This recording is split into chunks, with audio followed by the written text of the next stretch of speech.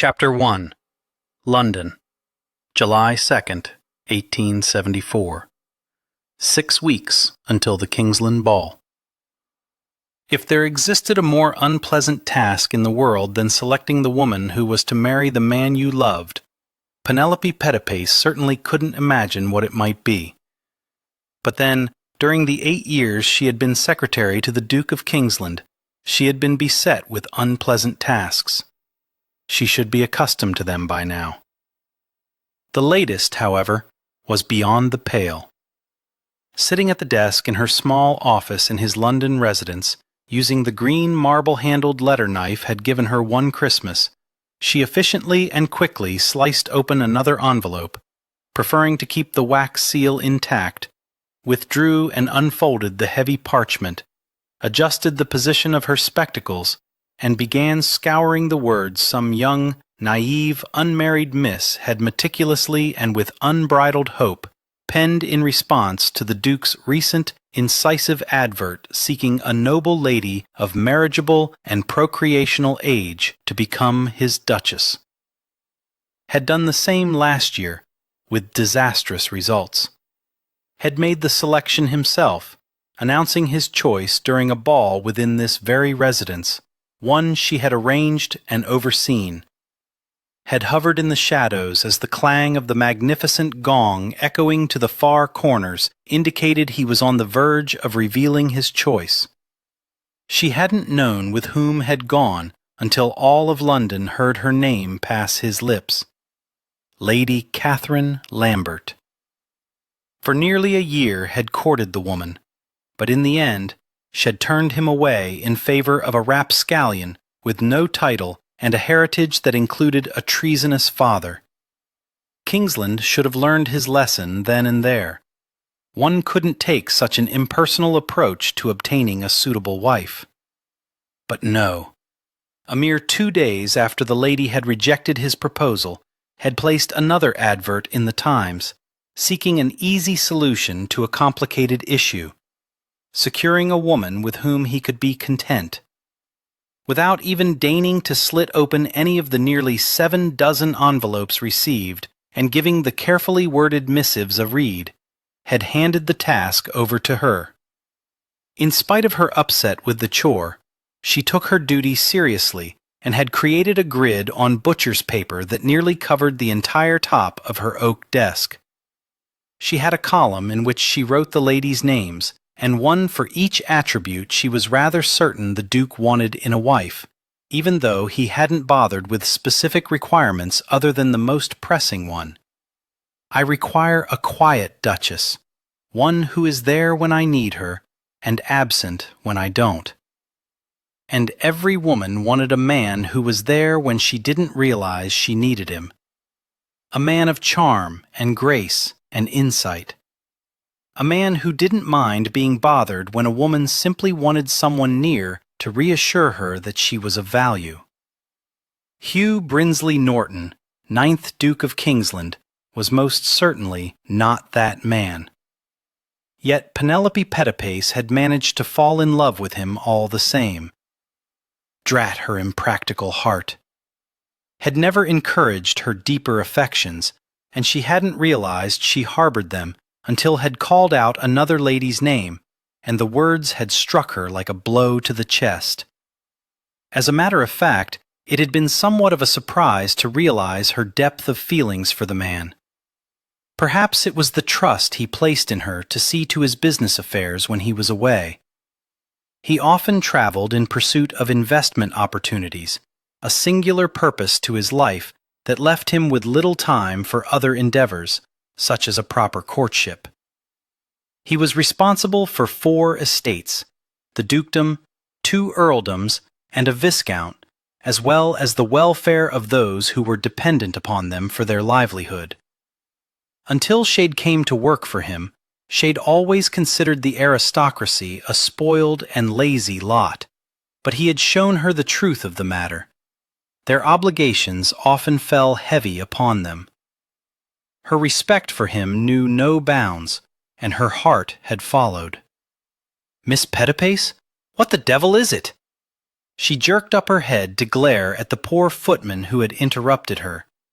Then she felt contrite for having done so, because his eyes had widened in astonishment and reflected a touch of horror, like someone who had come upon a large, hideous spider and realized too late that it had taken exception to being disturbed while weaving its web. "My apologies, Harry. How may I be of assistance?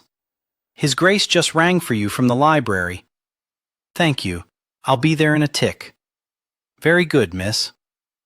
As he immediately and quietly took his leave, she set aside the letter that had listed a host of talents: playing the pianoforte, singing, croquet, and fencing. That was a skill no one else had claimed thus far, would require the addition of another column, and might result in injury to the Duke when the woman discovered he had no time to enjoy any of her proficiencies. Snatching up a paperweight of black marble upon which had been carved and embossed in gold, "The early bird catches the worm," a gift from the Duke after she'd been with him for years.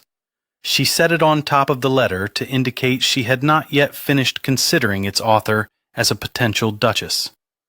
After shoving back her chair, she stood, patting her hair as she did so to ensure no wisps had escaped the no-nonsense bun. She made complete use of every minute of every day, doing a multitude of things concurrently whenever possible. Satisfied with her appearance, without even going to the trouble to look in a mirror, she began marching toward her destination, along the corridor that led to the kitchens, past the wall upon which hung the parallel line of bells, one for the regular staff, one for her, marking the rooms in which a bell pull had been tugged, past the staircase leading to her small bedchamber in the servants' quarters, then onward along another hallway to the weathered stairs used by footmen to serve a meal, the butler to answer the front door, the maid who saw to the needs of the Dowager Duchess when she was in residence, and the valet who tended to the Duke. Stairs she was allowed to traverse to the main portion of the residence because she also tended to the Duke, although not in a manner as personal as the valet. Still, she would argue her duties were much more important, as would the entire household staff, no doubt, because her presence kept things sailing on an even keel. Not once had the butler objected to her handling the Duke when his Grace was in a foul mood. She'd have preferred her study nearer to where he worked, but had never asked her preference. Unfortunately, he would probably never do the same of his wife either.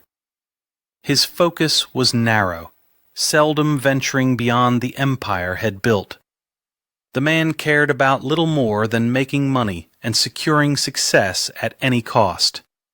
But the shrewdness, skill, and ruthlessness with which he managed his business affairs had often left her quite breathless. It was a sight to behold, and she had learned a great deal from him, enough that she had managed, like many women, to invest her income in private businesses and government securities with astounding success. Never again would she be forced to do the unthinkable in order to survive. As she neared the library, a liveried footman standing at the door gave her a quick nod of acknowledgment before opening it. With her shoulders pulled back, her spine straight, her emotions girded, she strode in without giving the barest hint of how much the mere sight of his Grace always weakened her knees. It wasn't his devilishly gorgeous features. She'd known handsome men aplenty. It was the confidence in his bearing, the directness in his steady gaze, the power and influence he wielded with ease. It was the manner in which he looked at her with no lasciviousness whatsoever. He viewed her as he might a man he respected, a man whose opinion he valued. And for her, who had never known any of that before him, it was an aphrodisiac.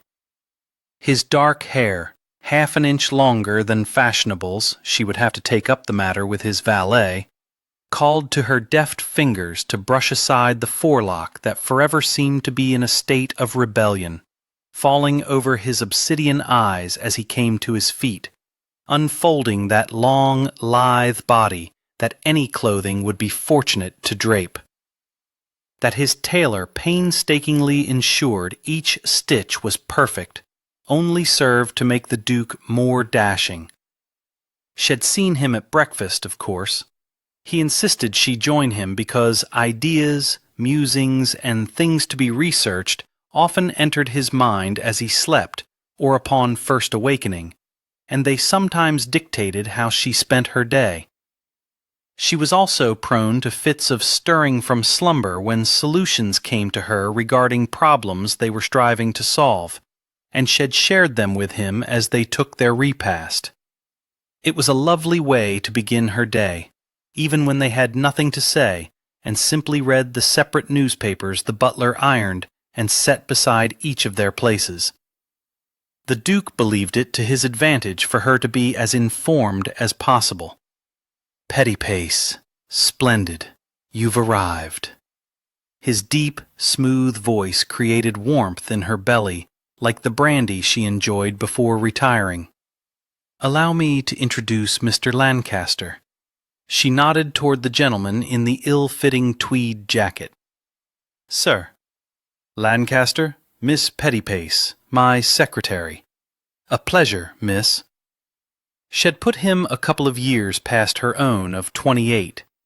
He had a hunger about him, an eagerness in his gray eyes, as though he knew he was on the cusp of making a fortune. But she also sensed a wariness, because he understood all hopes could be torn asunder with two small words from the Duke. "Not interested."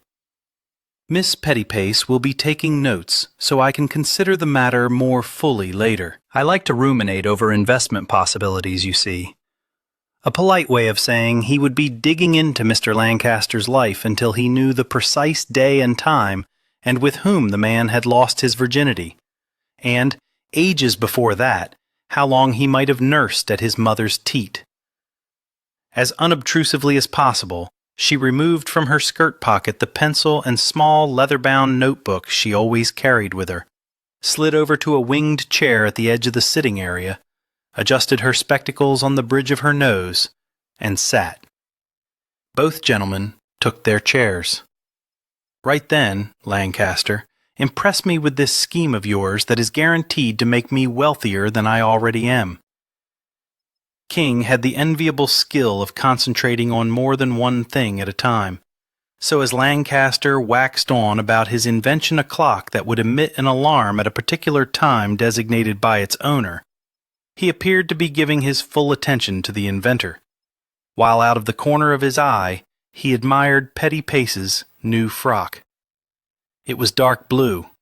Of course, it was dark blue. She only ever wore dark blue. However, because he also possessed a gift for memory, he knew, in spite of it, not daring to reveal so much as the dip of her collarbones, it had 2 fewer buttons than any of her other frocks. The sleeves running all the way to her wrists were a slightly closer fit, and the bustle smaller. He wondered when she'd had time to have it sewn, but then she was a paragon of efficiency. He'd once asked her why she always wore dark blue instead of a cheerier color, and she'd immediately taken offense. "Do you ask your solicitor why he doesn't strut about in brighter jackets like a peacock?" Of course he didn't. He didn't give a damn about Beckwith's attire, but she'd made her point. She took her position seriously, and wore nothing to give the impression she was flighty by nature. Still, he thought a hunter green would accomplish the same result, while also serving to bring out the green shade of her eyes. Sharp eyes.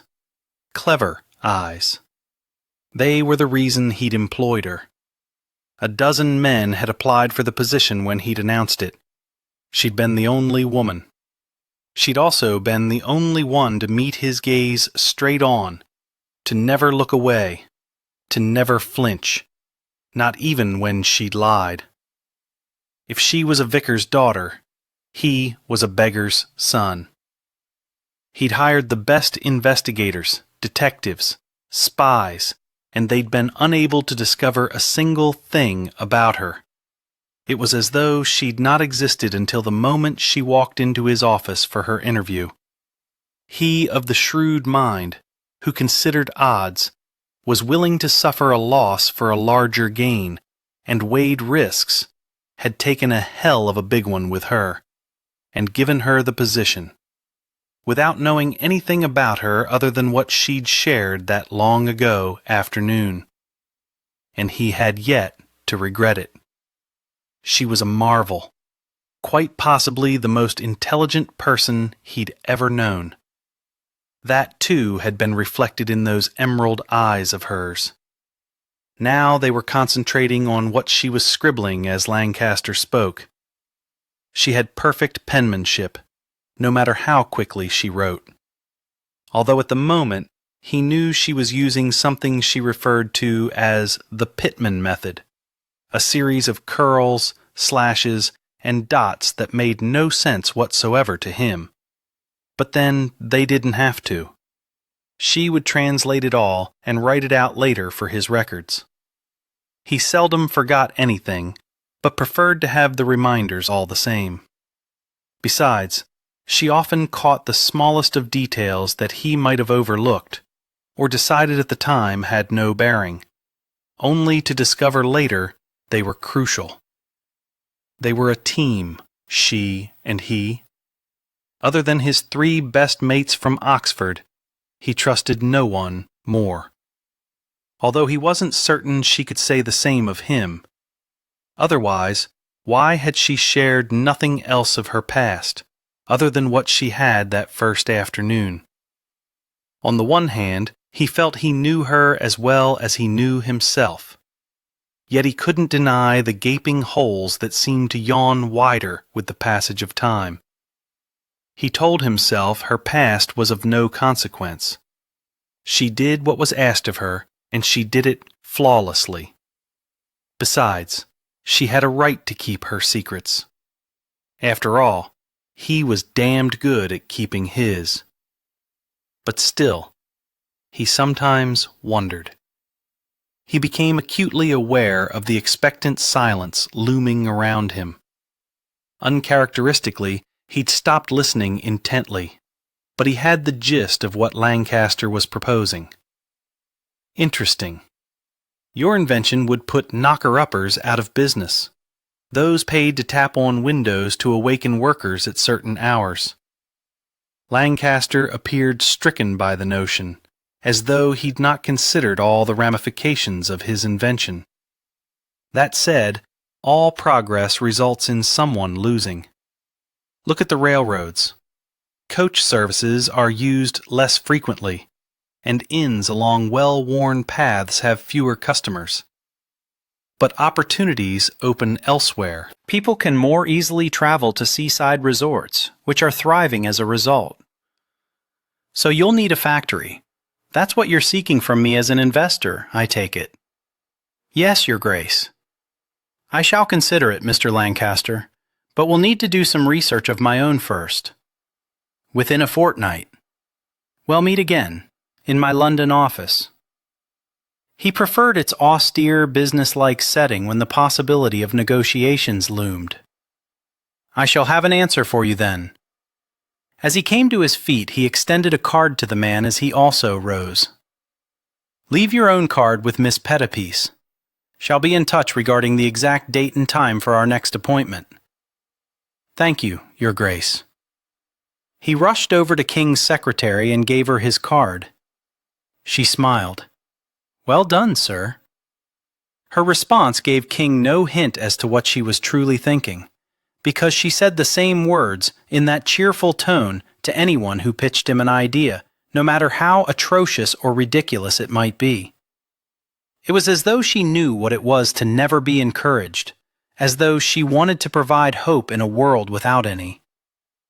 Once Lancaster was gone, King dropped back into his chair, met his secretary's gaze, and settled in to enjoy his favorite part of any investment opportunity. What are your thoughts on the matter, Pettipiece? As always, when she shared her initial impressions, she removed her spectacles to gently massage the bridge of her nose.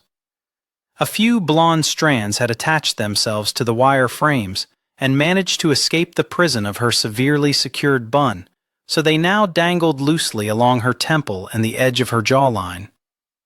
They caught his attention because it was seldom any aspect of her was unruly. It made her an excellent employee, but suddenly he found himself wondering if she was done up with such precision after she retired for the evening or on her day off. Was what he saw every day merely a facade, or was it her true self? No nonsense whatsoever. He approved, and yet it bothered him to realize he didn't know the sound of her laughter. You will need to find a way to make them cheaply. Those who would benefit from this contraption will have few coins to spare for what most will no doubt view as a luxury item. She settled her spectacles into place. I quite agree. Was thinking along those same lines. He placed his elbow on the arm of his chair and his chin in his palm. Slowly, he rubbed his finger along his bottom lip. I've seen something similar in France, but it can be set only to blare noisily at a particular hour, on the dot, whereas Mr. Lancaster's invention allows the alarm to go off at a precise moment of a particular hour, so someone who didn't need to awaken until 6:30 could sleep for half an hour more. When have you ever not arisen at the top of the hour, Pettipiece? When have you ever slept late? Her mouth curled up slightly. I always have a lie-in on Christmas morning, a gift to myself. His stomach knotted up so tightly as to be almost painful. He hadn't known that. Christ, was he so desperate for any hidden nugget of information concerning her that his body would react as though she'd stood up and stripped bare before him? Or was it because he'd immediately been hit with the image of her in bed, snuggled beneath the covers, waking, stretching, remembering it was a holiday, rolling onto her side, and drifting back off, a contented smile on her face? Or was it that her gift to herself was something so simple, something she could experience any day of the year, but denied herself because, like him, she was driven to accomplish great things no matter the personal sacrifice? That thought led him to wondering what the devil drove her. You're too stingy with yourself, Pettipiece. You should purchase something extravagant for Christmas. The best gifts usually cost nothing at all. Her smile was winsome, as though she was lost in memories, and he was tempted to ask her what the best gift she'd ever received was. Devil take him, but he wanted to know who had given it to her. Through his mind paraded all the gifts with which he'd graced her. Items one gave a secretary so she could better see to her duties, or at least enjoy them more. A gold-nibbed pen, a crystal inkwell, the small leather notebook she'd used earlier, and so much more. But nothing of a personal nature. He had no idea what she liked for herself, what would make her smile in the same warm manner she'd smiled at Lancaster. Suddenly, it seemed imperative to give her something that would be met with more than a "Thank you, Your Grace. I shall put it to good use." He wanted to present her with something that wasn't useful in the least. Her mouth abruptly returned to business as she stood. The manners drilled into him since he was placed in a cradle forced him to rise, even though he wouldn't have were she a man employed to assist him with his business. I'll write up the notes and present them to you this afternoon. Shall I send word to your usual sleuths and get them on the scent of Mr. Lancaster? She held up the man's card. Numerous reasons existed for his having Lancaster hand over his card. Some of the men he employed would be able to tell him exactly where the inventor had it printed. Most certainly. Did you want to move ahead and obtain quotes from factories to compare against the cost of building your own? You know me so well, Pettipace. She almost smiled at that. He saw her lips twitch. Is there anything else, Your Grace? Yes. We'll be dining tonight at the club with the chessmen. We, sir? I'll need you there. Bishop has some scheme or other to present, and I'll want you to take notes. But it is a club for men only. I've secured a private dining room with a private entrance. Have the coach brought round at 7:30. She gave a curt nod. Yes, sir. She turned to go. Petty pace? Before she stopped to face him, he'd already begun moving toward her. It took him only 6 strides to reach her. She didn't have the length in her legs that he did. She wasn't so much as a 1/4 of an inch over 5 feet. Gingerly, he gathered up the few silken blonde strands that had been caressing her cheek and tucked them behind her ear. We will all be dressed rather formally. If you have something less staid, feel free to wear it. She blinked, swallowed, nodded. But it is business. Of course, without question. She patted her hair, then smiled, warm and bright. I'm quite looking forward to seeing the inside of a gentleman's club. As she left, he was hit with the unexpected realization that he would willingly pay a fortune to keep that tantalizing smile on her face. Chapter 2. Good Lord! Dinner at the club with the chessmen. Known for their mastery of strategy and their ruthlessness when it came to tactical investment and business maneuvers, they had earned their moniker while at Oxford, and it had carried through to the present. Penelope could hardly believe her good fortune. She dined with them before, here at the residence as well as at the ducal country estate, but at the club, well, it was unprecedented. None were admitted into their inner circle, and while she wouldn't be in it, she would be at the edge of it, breathing the same air as they did. Even if she was going as a secretary, with the specific duty of taking notes, she still felt empowered. When it came to formal attire, her wardrobe was somewhat lacking. She usually ate her evening meal with the servants, but on the rare occasion the Duke invited her to join him and his guests, it had always been an informal affair. Even when the Dowager Duchess was in town and deigned to have Penelope at the table, it had been with the understanding that it was because of the older woman's generosity, and Penelope was expected to still look the part of staff, so she always wore one of her dark blue frocks.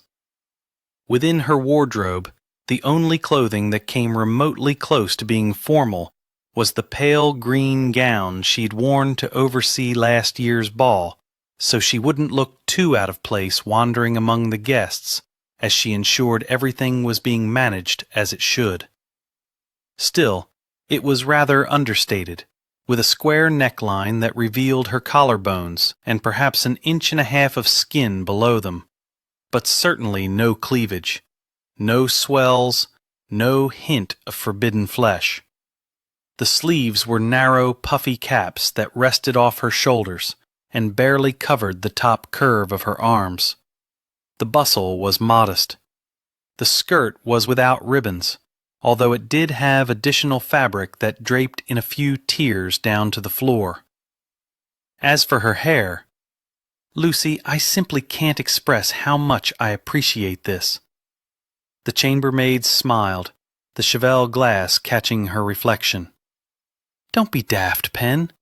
I enjoy doing your hair. It's incredibly manageable. I'd do it for you every morning if you asked. Only she wasn't going to ask. Lucy Smithers had enough to see to, looking after all the upstairs chambers. Even when only one was occupied, she had to ensure all the others were dusted, swept, and ready to go at a minute's notice.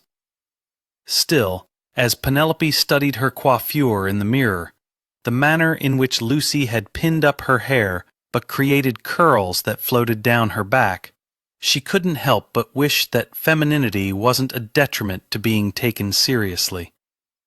The pearl comb hiding the pins, helping to keep everything in place, was a nice touch. Penelope had purchased it for last year's ball and extravagance, but it was something her mum had always longed to possess, and so she justified the expense as a tribute to her departed mother. "You look as fancy as any lady I've ever seen. I dare say the Duke won't half change his mind about using that advert when he catches sight of you." Her heart pounded so hard she was surprised she didn't see the bodice of her gown throb in the mirror. Turning away from her reflection, she walked to the bed, picked up a white silk glove from where she set it earlier, and began to tug it on. "Don't be ridiculous. He comes from too storied a family to settle for a commoner, especially one with beginnings such as hers. You never know. He wouldn't be the first Duke to do such a thing. If she could get to a betting book, she'd wager all her yearly earnings that he'd do no such thing." Unlike Lucy, who had a romantic bent, Penelope was moored in reality, as was Kingsland. The man hadn't a romantic bone in his body. She knew because whenever he'd had to be absent for any length of time while courting Lady Catherine Lambert, he'd instructed Penelope to send her flowers or something every few days so she knows I'm thinking of her. Which meant he hadn't thought about her at all. Out of sight, out of mind. She needed to find a wife for him who didn't cling, didn't need to have her hand held constantly, and was strong enough to see to herself. A woman with her own interests, her own goals, who had the ability to take hold of her role as wife to the Duke of Kingsland and make it her own. An independent sort, a woman much like herself, who knew her worth was not measured by the man in her life, but by her own accomplishments.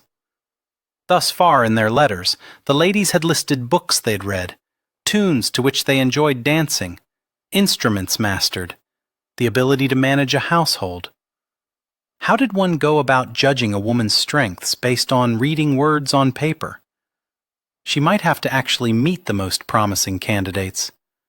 If the woman she selected eventually rejected his suit, the failure would rest on her shoulders, but society would place it on his, and that outcome she would not tolerate. While he hadn't seemed to mind the recent debacle, the Duke of Kingsland was accustomed to enjoying success. Another fiasco, one delivered by her hands, might see her losing her position. However, could she carry on, seeing him day in and day out, night in and night out, with another woman? He'd always been so discreet with his affairs that sometimes she wasn't even certain if he'd had any. But a man as virile as he couldn't go long without seeing to his sexual needs. She picked up her reticule. It contained her notebook and pencil, since the gown was flawed and possessed no pocket. In spite of her requesting the modiste include two, the woman had failed to do so, citing something about them ruining the lines. Lines were not more important than pockets, but she'd had no time to have another gown sewn before it was needed. So here she was, with a defective gown. But taking another quick glance in the mirror, she had to admit she looked quite well turned out in it. "Wake me when you get in," Lucy said as she followed her into the hallway. "I want to hear all about your evening, and the gaming hell whatever bit of it you can see. I can't imagine we'll be out so late that you'll be abed by the time we return." She headed down the stairs. When she reached the bottom of them, a couple of footmen stopped to grin stupidly at her, as though she wasn't the woman who often scolded them for being so loud she could hear them in her office and barely concentrate. "Off with you. Haven't you work to do?" "You look quite lovely, Miss Betty Pace," Harry said. She feared she was blushing. Couldn't remember the last time she had, although it was possible it might have happened that morning when the Duke tucked her wayward strands of hair behind her ear. He'd never performed such an intimate service for her before, and it had taken nearly an hour to get her lungs to behave properly again. "Thank you, Harry. Enjoy your evening." "I shall. Remember," Lucy said, "to come tell me everything." "All right, although I doubt there will be anything of significance to report. After all, it was merely dinner, and she was to take notes. Nothing out of the ordinary from her regular duties, except for the location. Then she grinned as stupidly as the footman had. She was going to a gentleman's club. As King descended the stairs, he wasn't at all surprised to see Pettypace standing in the foyer. The woman was never tardy. She was a breath of fresh air after spending a good bit of his adult life waiting on his mother whenever he accompanied her anywhere. The Duchess considered the time for departure to be a mere suggestion, not a goal to be achieved. But for Pettypace, everything was a marker to be steadfastly met and exceeded whenever possible. Fairly certain she'd already been waiting several minutes, he was enraptured by the excitement shimmering off her. An excitement he remembered experiencing himself when he was a young buck on the cusp of entering his first gentleman's club. As he neared, he realized he'd judged correctly how her wearing green would bring out the shade of her eyes. But it was more than that. The shade enhanced the glow of her skin, made her hair look as though it had been spun from moonbeams.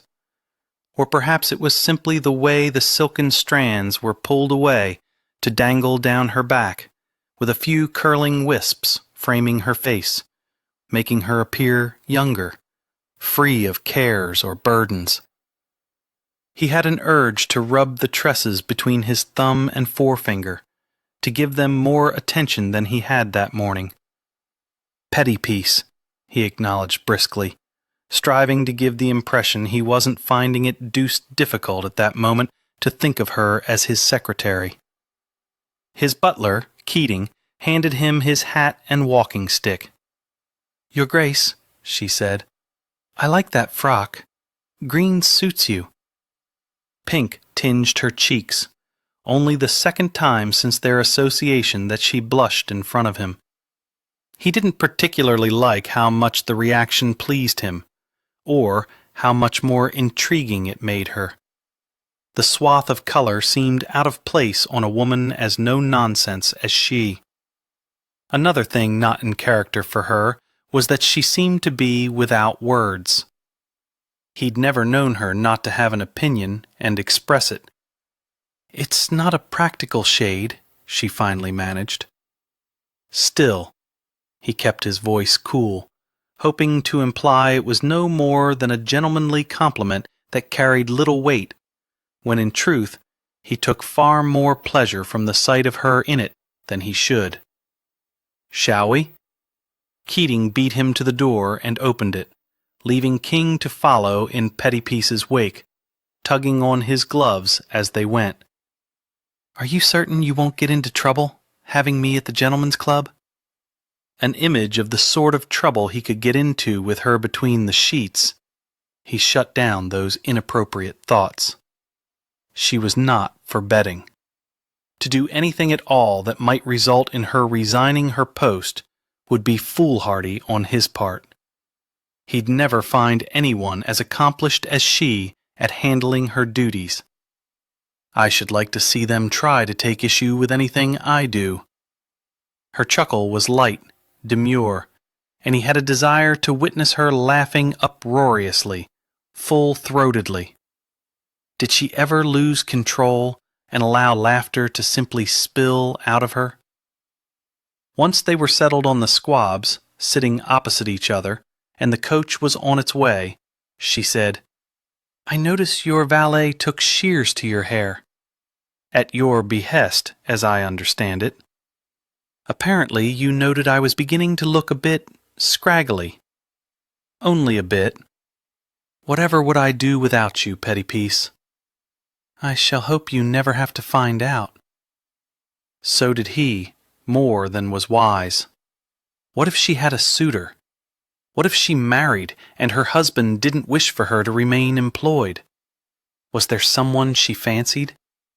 Had she worn that gown for another outing, one with another man?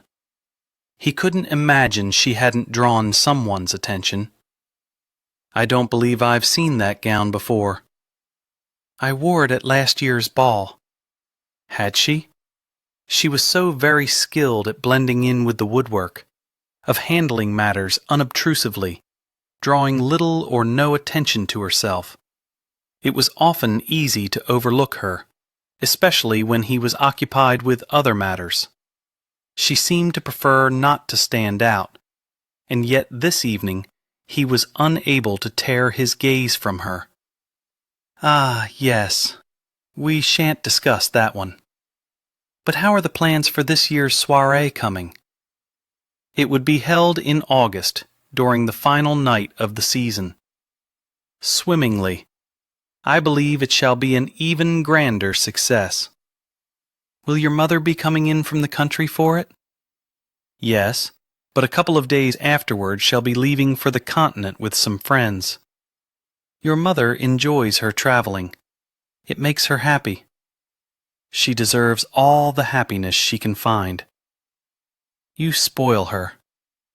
"He tried. My father didn't love her. I think he had no further use for her once she provided him with an heir and a spare. Will the same be said of your wife?" "Unfortunately, I inherited my father's heart, which is to say, I have no heart at all. But I shall seek to ensure she always feels appreciated." Something his father had never done for his wife. With flowers, trinkets, and baubles? With expensive trinkets, diamonds, and pearls. She glanced out the window, and he was left with the impression he'd said something wrong. He had a strange sort of honest relationship with his secretary. Had never hesitated to tell her anything. "You disapprove." Her attention shifted back to him. "I think she will be very fortunate to have you. But being fortunate does not always guarantee happiness." A sad pall seemed to fall over her. "Are you happy, Petty Piece?" "I have no reason not to be." "That is hardly an answer." "Certainly there are times when I long for more, but I do not believe I am destined to acquire those things."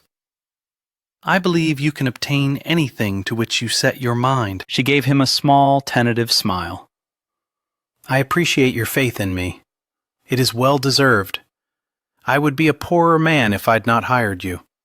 And damn if he wasn't referring to the coins in his coffers, but rather an aspect to his life that was impossible to measure, which included her. When he returned from a trip, she was always there to reassure him that matters were well in hand.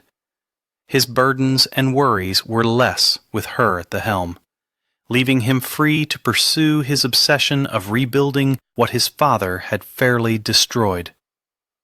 He'd long ago surpassed his goals, but had continued the pursuit because the achievement had not seemed enough. Then they were both glancing out the window as though they'd suddenly stepped on a path they'd not before, and neither was quite certain of where it might lead, or if it should even be traveled. Chapter 3. Penelope had always enjoyed being in the company of the chessmen. Kingsland sat to her left, at the head of the table. Across from her was Rook. Knight had taken up position at the foot of the table, and Bishop sat beside her.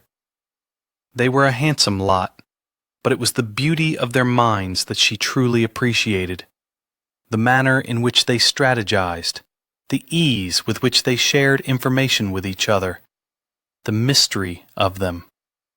Other than King, she had no idea where their monikers had come from, or their true names. In every encounter she had with them, they only referred to themselves as the particular chess piece they each represented. It didn't strike her as an odd thing. Rather, it seemed to suit them. They were indulging in their second bottle of Bordeaux and beginning a course of beef fillet smothered in a glazed sauce. She certainly found no fault with the chef who managed the kitchens of Dodger's drawing room. "I say, King, I suppose you've heard the news that your former fiancé is soon to marry Mr. Griffith Stanwyck," Knight said. She sensed a subtle drop in temperature at the table as Kingsland sliced his fillet while the other gents reached for their wine glasses. their attention homed in on him. To be clear, we were never betrothed. She was merely a woman I courted. I wish her naught but the best. Well, she's already lost out on that, hasn't she, old boy? Rook asked. After all, she turned you down. She'd have never been happy with me. Will any woman be? Knight asked. One whose heart remains in her keeping, I should think. Penelope made a mental note to ask after a lady's heart when she began holding her interviews, to discover if it belonged to someone else. Yet if Kingsland had no heart to give, as he claimed, was it fair to ask a woman to deny herself, even for a short while, the joy to be found in falling in love with another? But if she loved another, would she have written to him? However, a title, prestige, influence, and wealth were strong motivators for some, more important than love for a few. If parents were particularly overbearing, all choice was taken away. Few young ladies could afford to be rebellious. She knew that well enough, regretted the one time she had rebelled herself, because it had cost her family dearly. I hear Stanwix Club is doing quite well, Bishop said. Are you familiar with it, Petty Pace? She had always liked that the Duke's friends had quickly adopted his practice of dispensing with the Miss portion when addressing her, as though they recognized she was equal to them, at least when it came to the business aspect of their lives. I've heard some rumors regarding it. It was a scandalous place where the unmarried went to seek companionship for an evening. No chaperones were allowed. Women with no reputation to worry over or no hope of marriage frequented the place. Men in want of something other than a business arrangement that concluded with an impersonal betting spent an evening at the club. You're not a member? Certainly not. That wasn't to say she hadn't considered it. She wondered if these chaps were members. What is it called again? Rook asked. The Fair Ladies and Spare Gentlemen's Club, Kingsland answered as though irritated by the name. Firstborn sons who are to inherit a title are not allowed, although I'm given to understand that firstborn sons of commoners are welcomed. And there is an age restriction on women. They must be at least 25 to gain membership. Quite on the shelf, then, Bishop mused. I find it ridiculous that ladies are put out to pasture at such a tender age, when men are never considered on the shelf, she dared to say out loud. I agree, Kingsland said. Women tend to get interesting only after they've had some seasoning to them.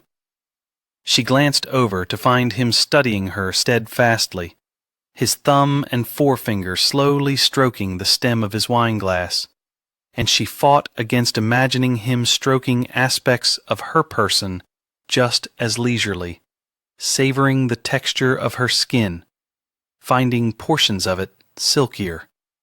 But interesting is not a criterion you specified you wanted in your Duchess. It's not.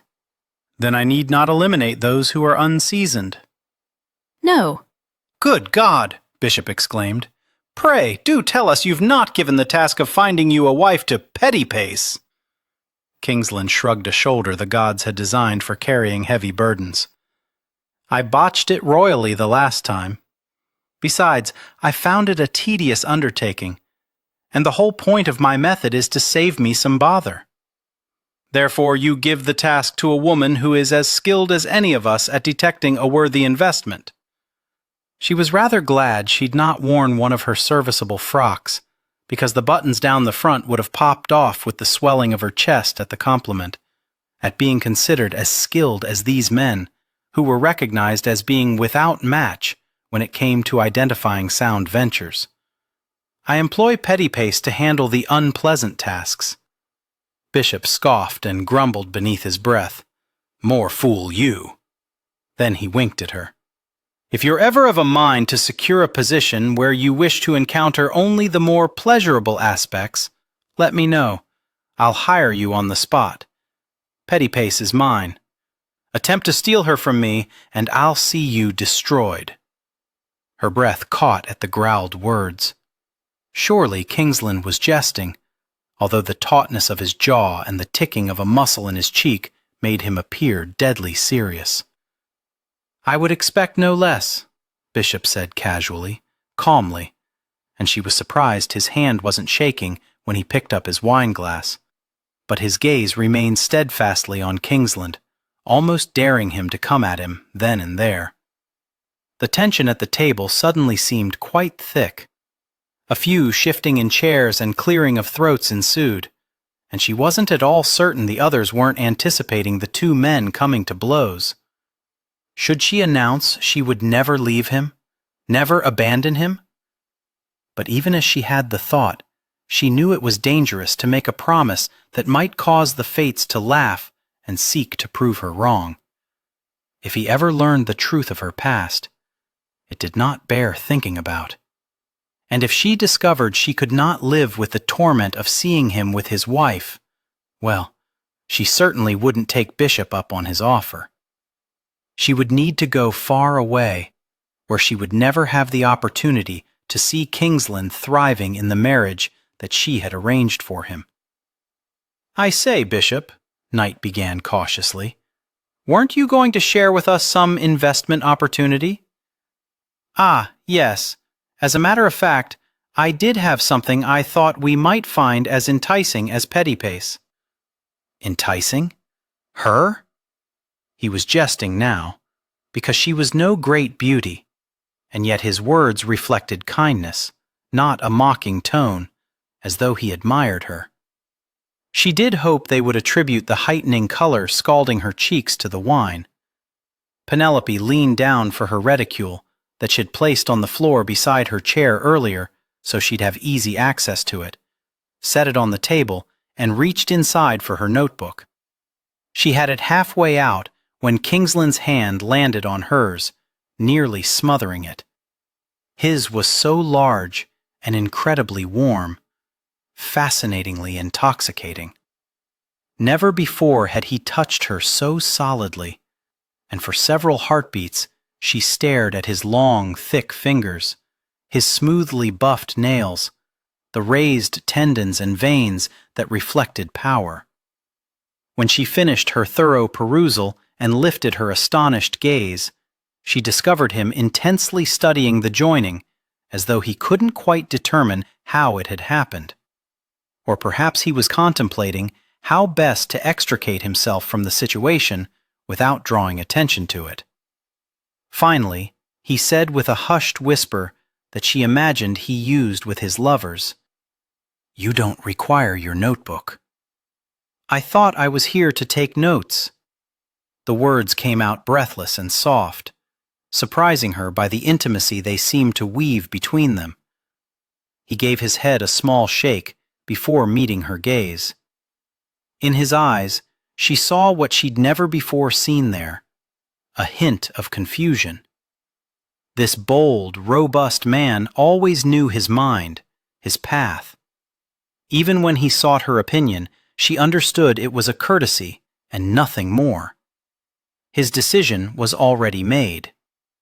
"It's not necessary. Enjoy the remainder of your dinner while concentrating on what he says. I'm certain you'll remember it all." Slowly, he moved his hand away, and she wondered why it made her feel bereft, as though she'd lost something grand, formidable, and precious that could never be regained. Her hand longed to reach across the short expanse and rejoin with his. Instead, she balled it tightly and nodded quickly. "Yes, all right then." As Bishop began to wax on about some mining operation somewhere, she doubted very much she was going to be able to recall a single word he spoke, because she seemed incapable of focusing on anything except how wonderful it had felt to have Kingsland's hand resting over hers. It was the longest, most interminable dinner in which he'd ever partaken. Usually, he greatly enjoyed spending time with his fellow investors and discussing business opportunities. For some reason, tonight he was anxious to be rid of them.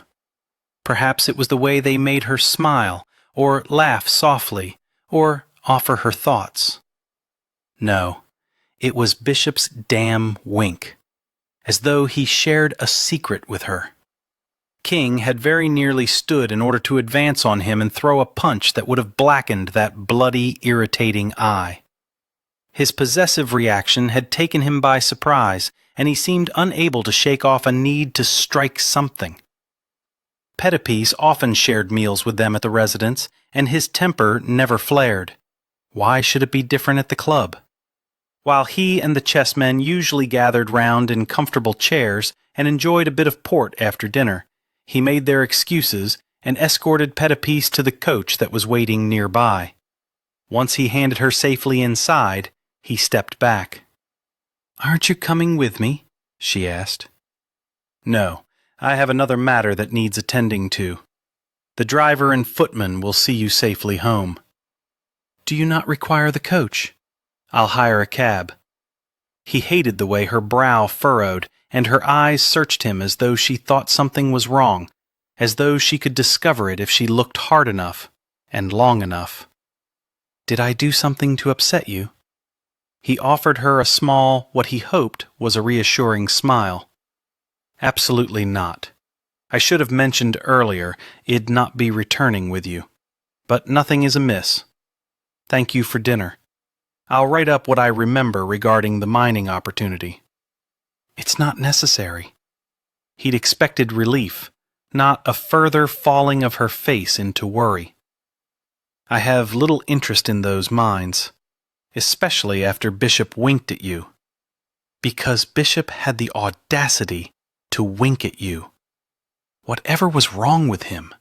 He never allowed petty matters to influence his decisions when it came to investments, and yet that bloody wink did not seem a petty matter. "I hardly blame you. Based on the information he shared with us, the mines seem rather played out to me." Strange how her siding with him over Bishop did wonders to improve his sour mood. "I'll see you at breakfast." With that, he shut the door, shouted up at his driver to be off, and watched as the coach rattled over the cobblestones and carried her away. Deciding against hiring a cab, he began striding up the street, easily working his way around those searching for entertainment, food, or something nefarious. His destination was not far, and he needed to work off the tension plaguing him, tension that had struck like a blow to the chest when he'd laid his hand over hers. Tugging off his glove, he made a fist as though he could recapture the feel of her silken skin against his palm. For a moment there, it had seemed she'd become part of him. He wondered if all of her was as soft, as smooth, as creamy, as tantalizing. With a groan, he shoved his hand back into his glove.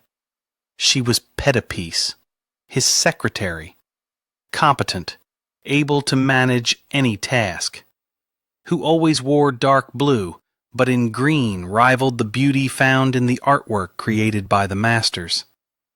Her bared shoulders called to a man's lips to travel over them.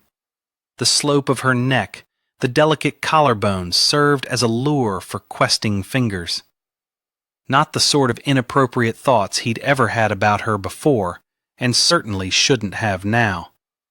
It was those tantalizing little wisps of rebellious strands of her hair that he'd tucked behind her ear that morning. They'd made her appear feminine and soft in a way she never had before, and made him aware of her as a woman.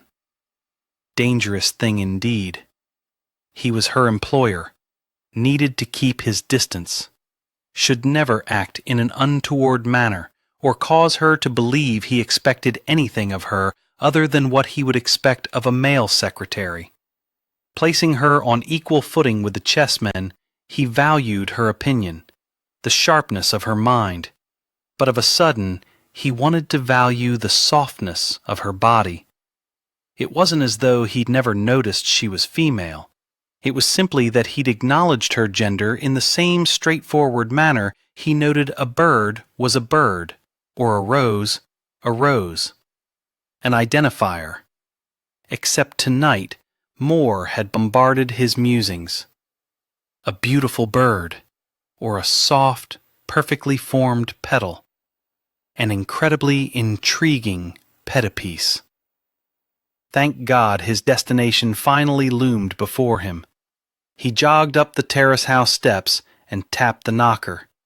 Waited, his body tightening with anticipation. The door swung open, and the dark-haired beauty stood before him. King, what a pleasant surprise! You haven't come to see me since you made that silly announcement at that ball of yours last season. It hadn't seemed appropriate to call upon her when he'd begun courting another.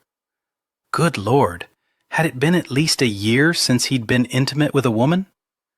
No wonder his muscles and nerves had reacted with intense anticipation when he'd touched Petty Pace's hand. It hadn't been her specifically that had caused sexual need to overwhelm him. It had been simple male lust and primal desire. "Hello, Margaret. Have you company this evening?" She gave him a seductive smile. "I have now. Do come in." He strode over the threshold into the familiar foyer that opened into a parlor on one side and a hallway at the far end that led to stairs he'd ascended to her bedchamber numerous times. After relieving him of his hat and walking stick, Margaret placed them on a nearby table. "I should be put out with you," she said. He removed his gloves. She set them beside his hat and turned to him. "But I'm not so petty as to do myself a disservice and turn away the glorious pleasure you'll bestow upon me." Like a wraith, she glided over to him, pressed herself against him, and wound her arms around his neck as he circled her waist, pulling her in close. She lifted her mouth, and he took it, falling into the familiar, into the... Her fragrance was all wrong. Had she changed her perfume? Whatever she put in her bathwater? She pulled slightly away. "Did you just sniff me?" "Pardon? No, don't be ridiculous." Drawing her back in, he was determined to make good on the promise his arrival at her door had signaled. The ardor and passion she expected, deserved. But the manner in which she fit in his arms was different, somewhat awkward, not as pleasing as it had once been. They no longer seemed to match in places where they had before. Once more she pulled back. "What's her name?" "I beg your pardon?" Her smile was laced with drollness, melancholy, and... was that pity? Not directed at herself, but at him. He was not accustomed to being pitied. It irked, pricked his considerable pride, made him wish he hadn't decided to pay her a visit. She skirted beyond his reach. "Usually you'd have had me against a wall by now." She disappeared into the parlor. Like a fool, he followed. "Margaret, I apologize. It's been a rather long day, but I do want you." "Don't insult me, darling." After pouring scotch into 2 glasses, she handed him one. "You're here because you can't have the woman you want, and I haven't the fortitude to turn you away." "There is no other woman I want." She cradled his jaw. "Oh, you poor man. I think you probably believe that. I imagine I can even tell you who she is." "There is no woman," he emphasized again. With a secretive smile, she gave him a little pat on his cheek before wandering to the sofa and dropping elegantly onto it, her skirts billowing around her. "Tell me about your rather long day." He'd not come here to talk about his day, but to whisper naughty words into her ear, to hear her sighs and moans, to groan in return. He fully intended to stalk across the room, pull her up and into his arms, and have his way with her. Allow her to have hers with him. And prove he did want her. As a result, he was a bit surprised to find himself walking over to the fireplace, where he leaned a shoulder negligently against the mantel. "Just business. And your evening?" Taking a sip of his scotch, he wondered why all the sexual tension and need radiating through him had dissipated the moment he'd taken her into his arms. She'd once been the mistress of the Duke of Birdwell, and as was often the practice with favorite mistresses, he'd set her up nicely upon his death, leaving her this residence and an annual income that had ensured she could choose her future lovers, if she desired any.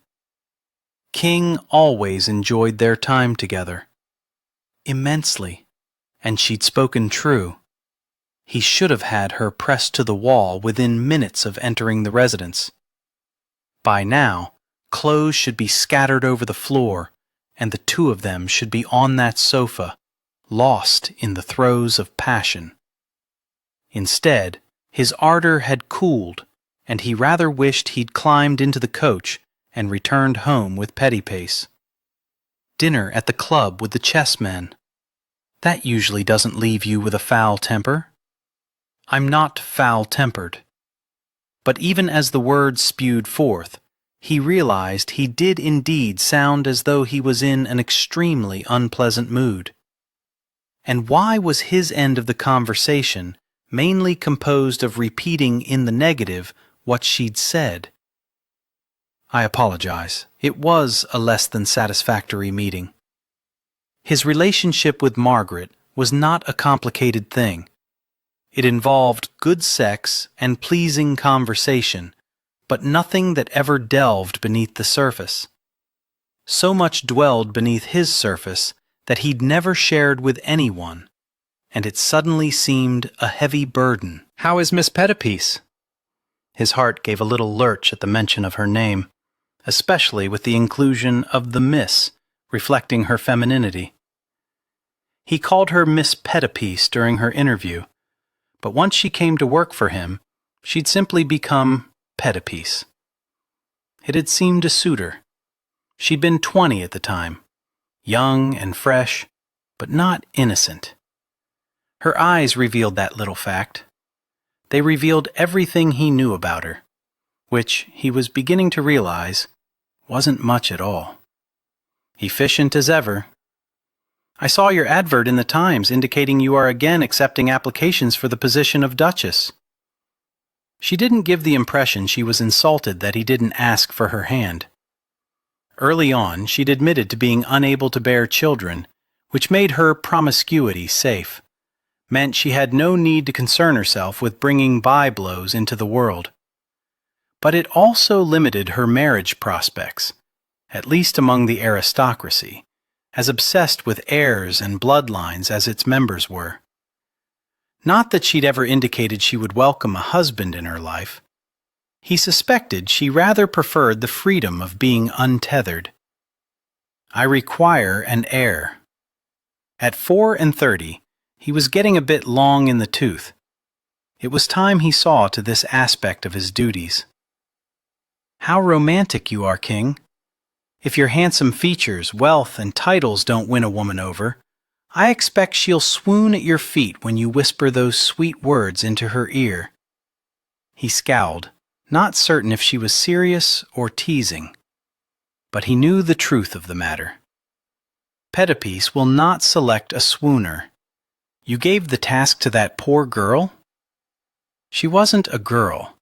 She was a woman, with curves the green gown had highlighted in a manner the dark blue didn't, with unblemished skin.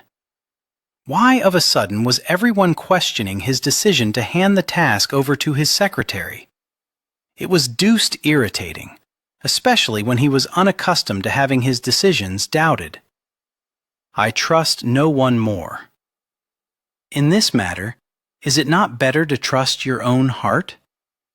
You trusted your heart, and look where it got you. Her eyes softened, and her smile turned wistful. Almost a dozen years of happiness. I couldn't have him always. A duke does not marry a woman such as myself, although I was really just a girl, barely 7 and 10, when Bertie took me in. But the hours he was able to give me, I wouldn't trade for all the riches in the world. His wife had her lover, and he had his. Not uncommon among the aristocracy. But still, King, is it not better to love the woman you are to wed than merely the woman you may occasionally bed? He heaved a heavy sigh. I seem to have taken us down a melancholy path. I came here with a much more entertaining purpose in mind. But you're correct. My thoughts reside elsewhere, and you are deserving of a man's full attention. I have missed your forthrightness, and I have been remiss in asking after you. How have you been, Margaret? Missing Bertie. It's been 5 years this month. You would think I would miss him less, but there is something extremely comfortable and comforting about being with someone who knows you so very well. Pleasure is certainly not to be taken for granted, but some of my favorite memories involve the quiet moments when we were together. I hope you have those with your Duchess. He was going to have an abundance of quiet moments with his Duchess. It was a requirement he demanded, and his secretary never failed to ensure his requirements were met. Chapter 4. You didn't see the exciting part of the club at all? Having changed out of her evening attire into her nightdress and wrapper, Penelope sat at the foot of Lucy's bed, with her fingers buried in her cat's black fur. Not so much as a peek. The door we entered led into a hallway that took us straight to the private dining room. We left the same way. Not exactly the same way, at least as far as moods were concerned. Something had been amiss with Kingsland. He'd seemed disgruntled, which was unusual after spending time with his friends. That is disappointing. Lucy took a sip of the brandy Penelope had brought her. I've always wondered what a gentleman's club looks like, and I don't know why. I suppose because women aren't allowed. Eventually we will be. Do you really think so? Absolutely. A woman's money spends the same as a man's. Mine never seems to. Always spends too quick. I wish you would let me help you invest some of it. She suspected people would be incredibly surprised to discover how much of the public works were funded by women investors. Investing is too much like gambling. It doesn't always pay off. My dad liked to gamble, but he never had any luck at it. I could be the same. Just giving my hard-earned coins away, really. They'd had the discussion a couple of times. Investing was one of the few avenues open to women that allowed them an opportunity to be financially independent. Lucy was skeptical even about the steadfast investments in which widows would place their inheritance to guarantee themselves a steady yearly income. Well, if you ever change your mind, I can help ensure you're not just giving it away. Did the Duke compliment your hair? Taking a sip of her own brandy, Penelope felt the heat suffuse her cheeks as they shifted the conversation to the topics Lucy preferred to discuss. He doesn't notice things like that, although it had surprised but pleased her that he'd commented on her gown. When she was younger, she'd drawn the attention of men, had experienced lascivious gazes and, on a couple of occasions, even wandering hands. She'd learned it was best not to dress provocatively or in any manner that might distract a man from focusing on her words or professionalism. That attitude had served her well as the Duke's secretary. Harry certainly liked the look of you, Lucy said, and Penelope thought she detected a measure of jealousy in her friend's voice. He was being polite. I wouldn't read too much into his comment. I think he's rather handsome. Got lovely calves. All footmen did.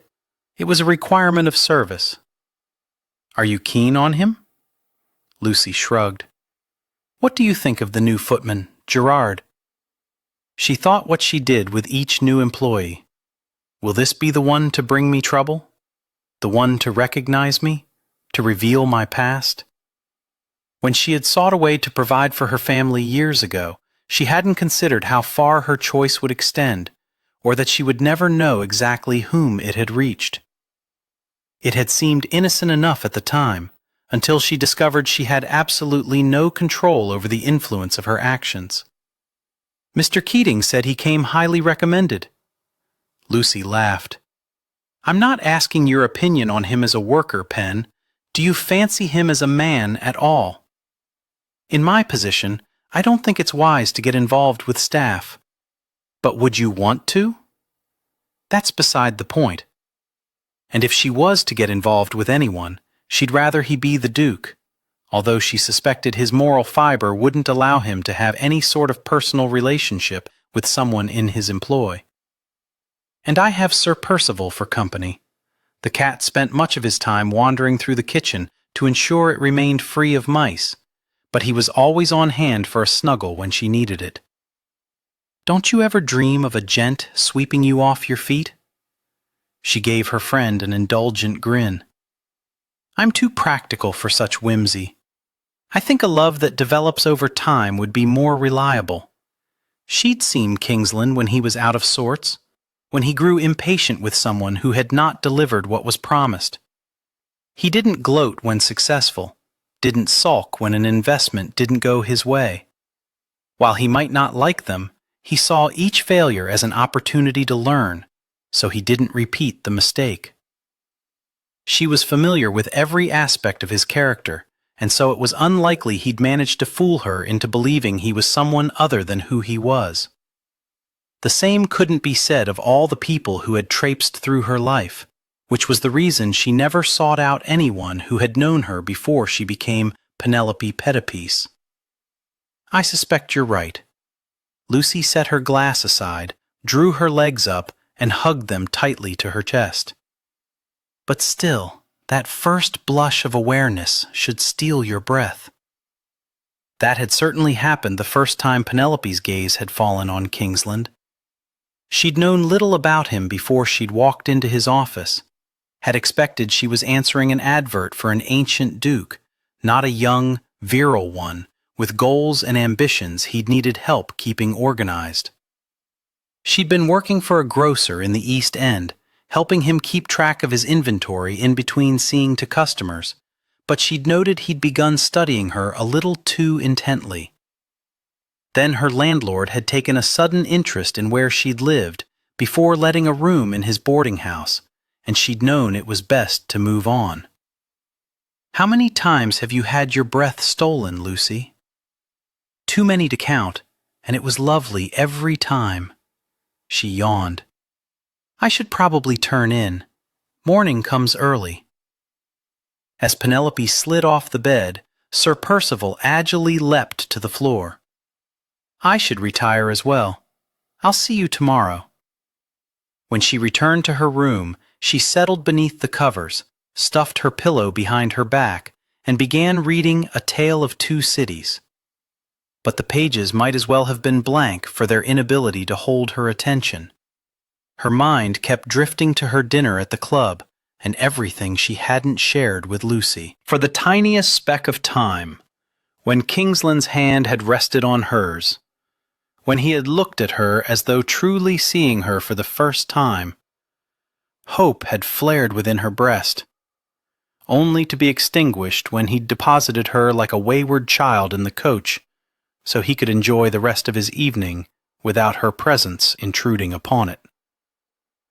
She didn't delude herself into thinking he was going anywhere other than into the arms of a disreputable woman.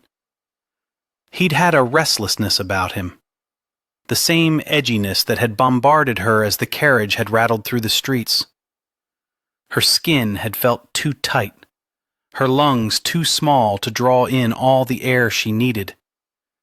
Her body had yearned to be stroked, touched, caressed. The secret spot between her legs had fairly screamed for attention. There, within the confines of that vehicle, after drawing the curtains at the windows, she'd seen to her needs. It hadn't been easy with the volume of silk the seamstress had used for her skirt, But Penelope had never been one to shy away from a challenge. Now it was impossible to concentrate because she kept seeing Kingsland pleasuring a woman. No, not a woman.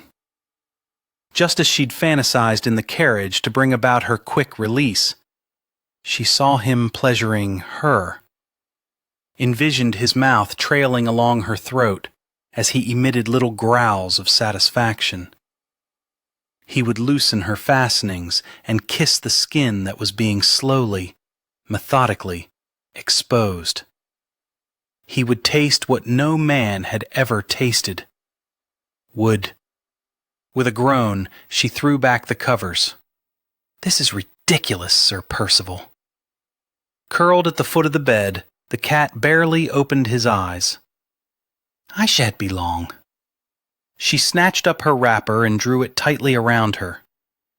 What she needed was Jane Austen. She'd gone too many nights without reading a romantic tale. Taking her lamp, she made her way through the various familiar corridors, not at all bothered by the hush of the house. She rather liked it, except she could sense the emptiness of the residence. He wasn't yet home. It was odd how different the place seemed with him in it. More alive, more vibrant, more substantial. Even when she wasn't in the same room as he was, she was aware of his presence. It had been like that the moment she began working for him, and had only strengthened over the years. Therefore, she knew she wouldn't be disturbing him or running into him in the library. Not that he objected to her taking books from his domain. Shortly after she'd begun working for him, he'd given her permission to read his entire collection of tomes. She'd never seen the like. All those books in a residence. In a family home. Her father would have been in heaven. As it was, he was likely in hell. Although she didn't want to think about that. But then, she never did. She walked into the library, set the lamp down on a table near the shelves that housed novels, and wandered along, trailing her fingers over the spines. So many books. She'd never have a chance to read them all, and wondered how many might be overlooked by future generations. How many might be added to the collection?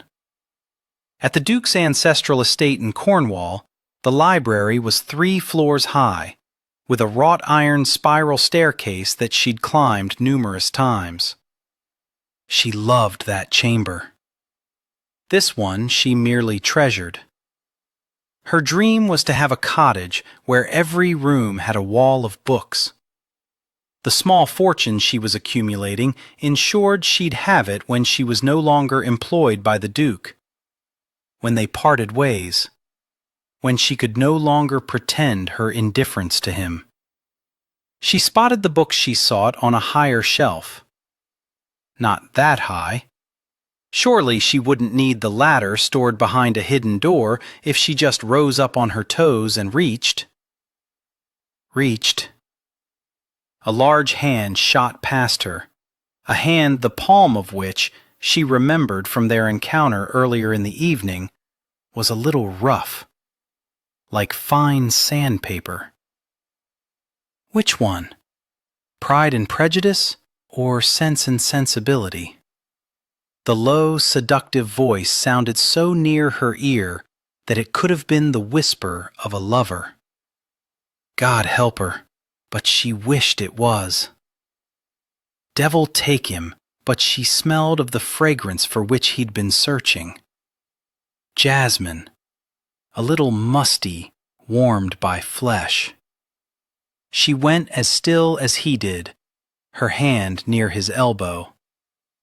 He wasn't touching her, but the distance between them didn't prevent him from luxuriating in the heat emanating from her. Pride and Prejudice.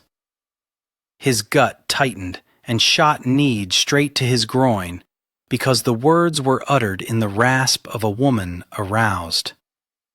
Or perhaps it was his own arousal influencing what he heard, and how it sounded to his ear. So sensual, so inviting. It took everything within him not to do something untoward, not to nibble on her lobe or nip at the soft skin beneath her jaw. Her hair hung in a long plait down the length of her spine, and he was tempted to unravel it, to comb his fingers through it, gather it in his hands. Fighting to give the impression he was completely unaffected by her nearness, he plucked the book off the shelf, took a step back, and held it out to her.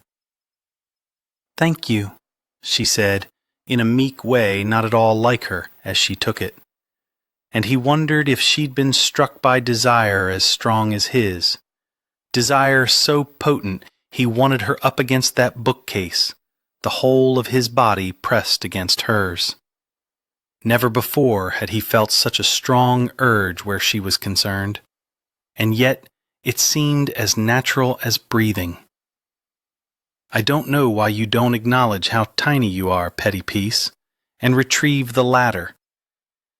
He was rather pleased with his neutral tone, his ability to not reveal how her closeness drove him to near madness with want. Her chin shot up, and her eyes blazed. "I could have reached it myself without a ladder." Ah, the petty piece he knew so well had returned in full force, which, unfortunately, made him want her all the more. "Shall I put the book back, then?" "No, that would be pointless." She clutched the tome to her chest as though it was a shield. "I wasn't expecting you back so early." His return a few minutes shy of 10 was a surprise to him as well, but he and Margaret had quickly run out of topics of conversation. "I finished with my business sooner than anticipated." He'd never seen her in her night clothes before. The white lace that ran down the front of her floral wrap surprised him, seemed too frilly and frivolous for her. Perhaps she was a different petty piece when alone in her bedchamber. He wondered what else about her might astonish him, might call to whatever he'd been searching for when he'd gone to visit Margaret. She lifted the book. "I shall say good night, then." She started to edge past him. "Join me in having a bit of scotch before bed." Her expression brought to mind the image of a hare that had just realized it had been spotted by a cobra. As he was trying to decide if an apology was in order, or if he should just laugh off his inappropriate request, a duke did not imbibe with staff, or mention doing any activity before retiring. The corners of her mouth eased up slightly. "I prefer brandy, actually." The relief that washed through him because he'd have a few more minutes in her company and had just uncovered another little tidbit of knowledge about her was disconcerting. "Brandy it is. Settle yourself somewhere comfortable while I see to our glasses." On his way to the sideboard where the decanters were lined up like little obedient soldiers, he decided he'd forego the scotch and join her in brandy. He'd stood in the doorway watching as she trailed her fingers over the spines, and found himself wishing she'd trail them over him, over his stubbled jaw, his chest, lower. Even without her in his arms, he'd experienced a powerful yearning that he'd not with Margaret. A hunger no woman had stirred within him in a good long while, if ever. The potency of it nearly dropped him to his knees, and he was a man who never went to his knees. Not for anyone. After putting a splash of brandy in each snifter, he turned, unsurprised to discover she'd drawn aside the draperies and settled in a thickly padded dark brown wingback chair near the window, giving her a view of the garden limned by moonlight. On more than one occasion, as he'd worked into the late hours, he'd looked up from his desk to see her strolling about outside. She never appeared to be a lonely figure, but rather someone who found solace in the path she walked. So much of what he knew about her was based solely on observations, leaving most of her a mystery to be discovered, and he was suddenly of a mood to go exploring. He strode over to the sitting area and offered her a snifter. She smiled up at him. It was unsettling how much it pleased him to be the recipient of her gladness. As he lowered himself into a chair opposite her, she cradled the snifter, rubbing the glass between her hands. "I like to warm it a bit." He was a cad to suddenly envision her warming aspects of his person in the same manner. In response, he took a rather large swallow of his brandy and realized he hadn't poured himself nearly enough for the length of time he wished to remain in her company. "How did you enjoy Dodgers?" "Disappointed I didn't get to see the more interesting parts. I understand there's a club for ladies." "The Elysium. It was owned by Aidan Truelove, a man with a rather ignominious beginning who had risen above it to become successful enough to marry a widowed duchess. They would no doubt be sent an invitation to the ball, where he'd announce his intended." She glanced out the window. "I'm not a lady." He hadn't used the term in reference to an aristocratic position, but she'd obviously taken it that way. It was my impression noble birth wasn't required for membership. Her gaze slid back to him, and he liked having it there, focused on him. "I don't think I'd really enjoy gambling. I work too hard for my money to risk losing even so much as a tuppence on the turn of a card." "It sounds as though you have a monster for an employer." Her light laughter floated toward him and swirled through his soul, creating havoc there. "He has his good qualities." "And his bad." He was well aware he wasn't the easiest of men to get along with, had very exacting standards he expected others to meet. She excelled in that regard. Still, he was amazed she stayed with him as long as she had. "How goes the hunt for my Duchess?" She gave a little scoff. "You make it sound as though she's to be your prey." "Hardly. Still, Duchess sounds so impersonal.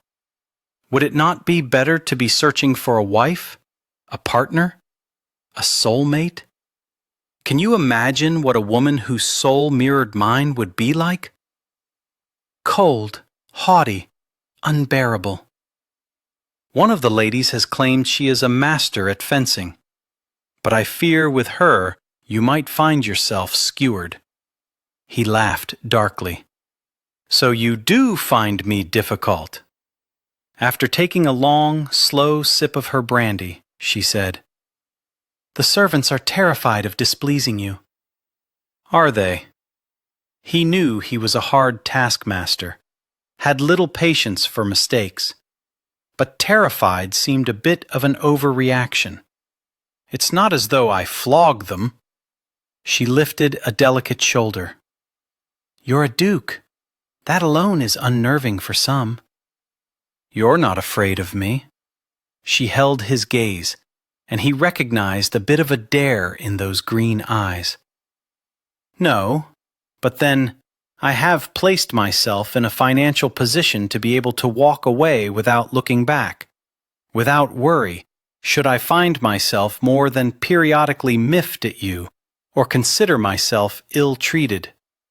Something in her tone, a forced lightness with an undercurrent of warning, caused a fissure of unease to score his gut.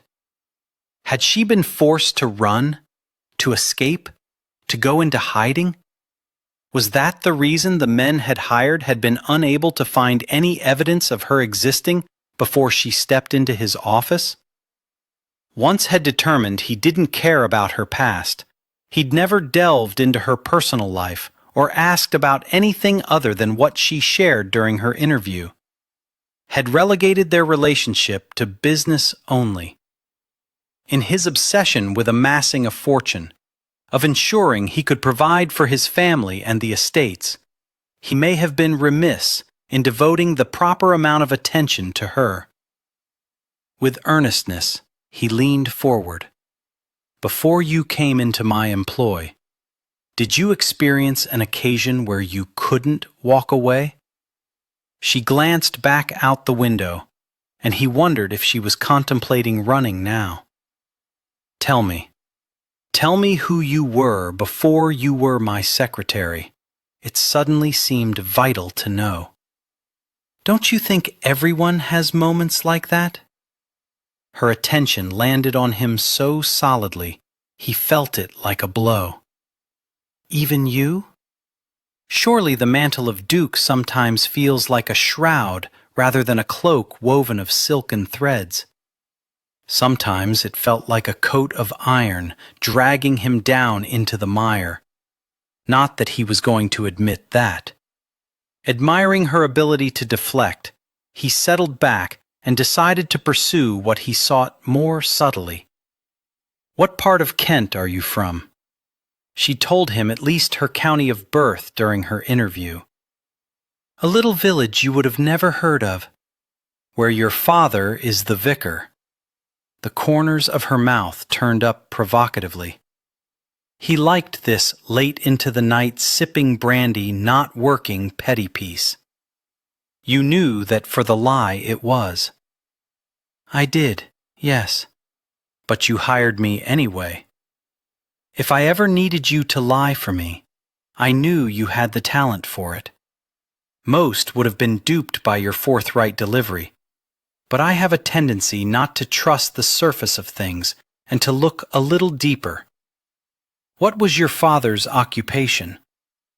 I was born in Kent, but we moved to London when I was quite small. Apparently, she didn't want to talk about her father. He rarely spoke of his, but suspected they avoided the topic for different reasons. You know, petty piece, you can trust me with your secrets. Once told, it's no longer a secret. He couldn't argue with that assessment. You do harbor one, then. Everyone has secrets. I imagine even you have one or two. You can trust me with yours. It wasn't a matter of trust, but rather of shame. He wondered if the same could be said of hers, but wasn't going to press. This reminds me of a game I played with the stable master's daughter when I was 4 and 10. Show me yours, and I'll show you mine. Even from this distance, with so little light in the room, he saw the pink hue darken her cheeks, signaling she caught his innuendo. Of course she had. Often he didn't have to finish a sentence before she knew where he was going. Quite frequently they were of the same mind. You are naughty, Your Grace. Do you require naughtiness in a wife? A bit of teasing edged her tone, but on this matter he needed to be honest. I require a woman who will not come to love me. She visibly stiffened. Earlier you claimed to have no heart. Do you not want her to love you because you will be unable to love her in return? Because loving me, eventually, will bring her naught but heartache. You're not a particularly jolly sort, but I think perhaps you judge yourself too harshly. Trust me, petty piece, I do not. I find it difficult to believe you would intentionally set out to wound her, to hurt her. It would not be intentional, but the unexpected echo of stomping feet drew his attention to the doorway. The servants tended to move about in unobtrusive silence. When King had returned to the residence, he dismissed his butler and any lingering footman for the night, and so he was surprised to find himself with the possibility of guests now, especially as he knew the manor was locked up tight. Appearing quite disheveled, his brother entered the room, 2 bruisers lumbering on either side of him. King didn't like the looks of the other fellows. They appeared to be trouble, and he did hope he wasn't going to regret giving his brother a key so he could come and go as he pleased. Setting his snifter aside, King calmly came to his feet even as every aspect of his being was on excessive alert. Pettypiece rose as well, and he couldn't stop himself from stepping in front of her, providing a barrier between her and the trio making their way across the room toward him and Pettypiece. "Go out through the doors that exit onto the terrace," he quietly ordered her. "I will not." It took everything within him not to growl at the stubborn wench. Besides, others could be waiting in the garden. They look the sort who travel in a pack. I feel considerably safer staying where I am. So he wasn't the only one who recognized miscreants when he saw them. And she had a point regarding the possibility of others lurking about. But he still didn't like her being here, loathed the idea of her coming to any harm. He'd die first. His unwelcome company came to a halt a short distance away, near enough for him to discern that his brother's lip was swollen and bleeding. He'd wager his sibling was also going to have a nasty-looking blackened eye in the morning. "Lawrence, I'm in a spot of bother," his brother said, which was his polite way of informing King he was in need of funds. "Allow me to introduce Mr. Thursday here." He tipped his head to the right, signifying the larger and beefier of the two, and Mr. Tuesday. Tuesday was uglier, resembling a rodent, his feral eyes narrowed, indicating he was the meaner one. "How might I be of service?" King asked. "Well, you see, me lord," Thursday, obviously the leader of the duo, began. "Your Grace," Lawrence muttered irritably. "What?" "My brother is a duke. You address him as Your Grace." "Well then, Your Grace, I'm here to collect the 2,000 quid your ne'er-do-well here owes me, boss." With a grimace, Lawrence stared at his boots. Their scratched appearance no doubt a result of the scuffle that had obviously taken place as a form of persuasion, signaling that it was indeed time to pay up. Why hadn't his brother come to him if he needed funds? How had he even found what King, judging by the roughness of these fellows, was certain was a disreputable moneylender? "I see. I'll have the amount owed delivered on the morrow." Thursday clucked his tongue. "Ain't good enough, I'm afraid. Gots to be tonight, or his lordship here might find himself meeting the pointed end of a knife." "Christ. The lady and I will be more than happy to retrieve the funds for you." He had a safe concealed by a painting on the wall behind his desk, but wasn't about to reveal it. Another safe was hidden away in her office, and he'd given her the key to the pick-proof Chubb lock. The lasciviousness in the blackguard's eyes as he swept his gaze over Pettypiece had King balling up his fists. "The lady stays. Gives me more leverage. Ensures you don't do something you ought not." He gave his head a jerk to the side, and the rodent stepped toward Pettypiece. "Touch her," King said, with deadly calm that stopped the man in his tracks, "and you will leave here without that hand." "I gots to hold her so she done run off." "I'm not going to run off," Pettypiece said, evenly, flatly, but with heat. The blighter cracked his knuckles and curled his upper lip into a sneer. "'Cause you be scared." "Of you? Don't be ridiculous.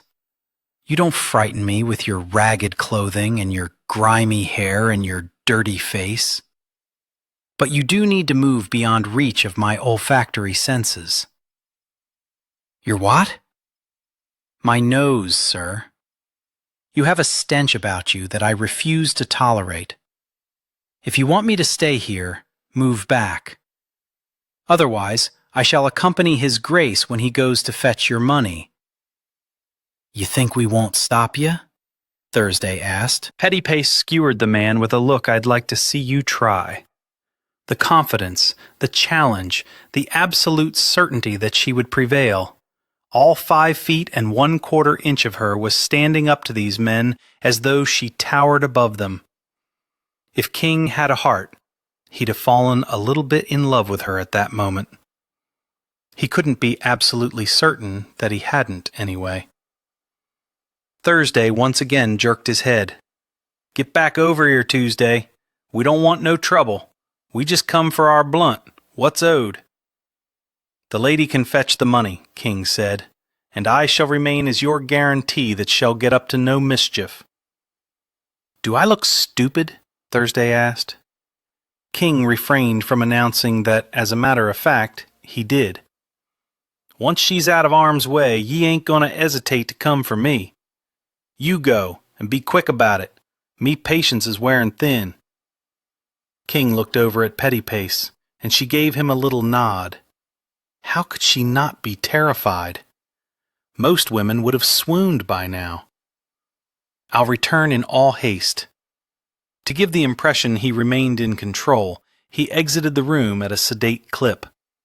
He considered detouring by the billiards room to retrieve a broadsword one of his ancestors had wielded in battle that now was displayed on a wall. Instead, when he was no longer in view of the ruffians, he made a mad dash for her office.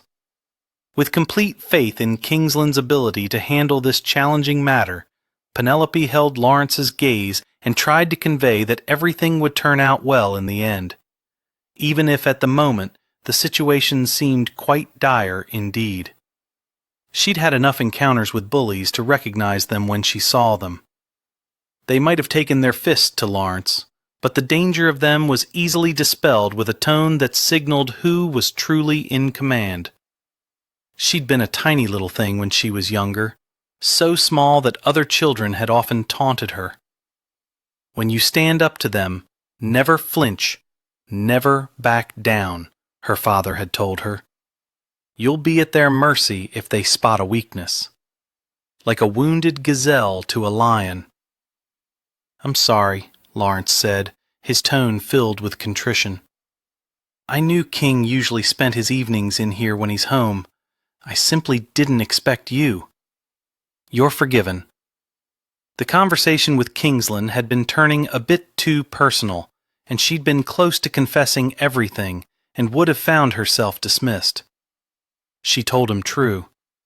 She did have the means to survive without employment, but her position here gave her life purpose, and she was loath to give it up. Lawrence sighed. "Don't suppose you chaps would mind if I poured myself a whiskey?" "Just stay where ye are," Thursday said, "till we got our blunt, and then you can drink yourself into the gutter. My brother is an honest fella. He said he's gone to get the money, and so he has. Is a toff. I don't trust no toffs. I need you close in case I gots to give 'em cause for regret." Out of the corner of her eye, she saw Tuesday reach for a ship nestled inside a bottle, resting on a wooden stand. "Don't touch that," she snapped. "What? Ain't gonna nick it. Just wanted to look at it good. I ain't no thief." The fellow who delivered blows for a living was insulted. She almost laughed. "I assume Tuesday is not your real name."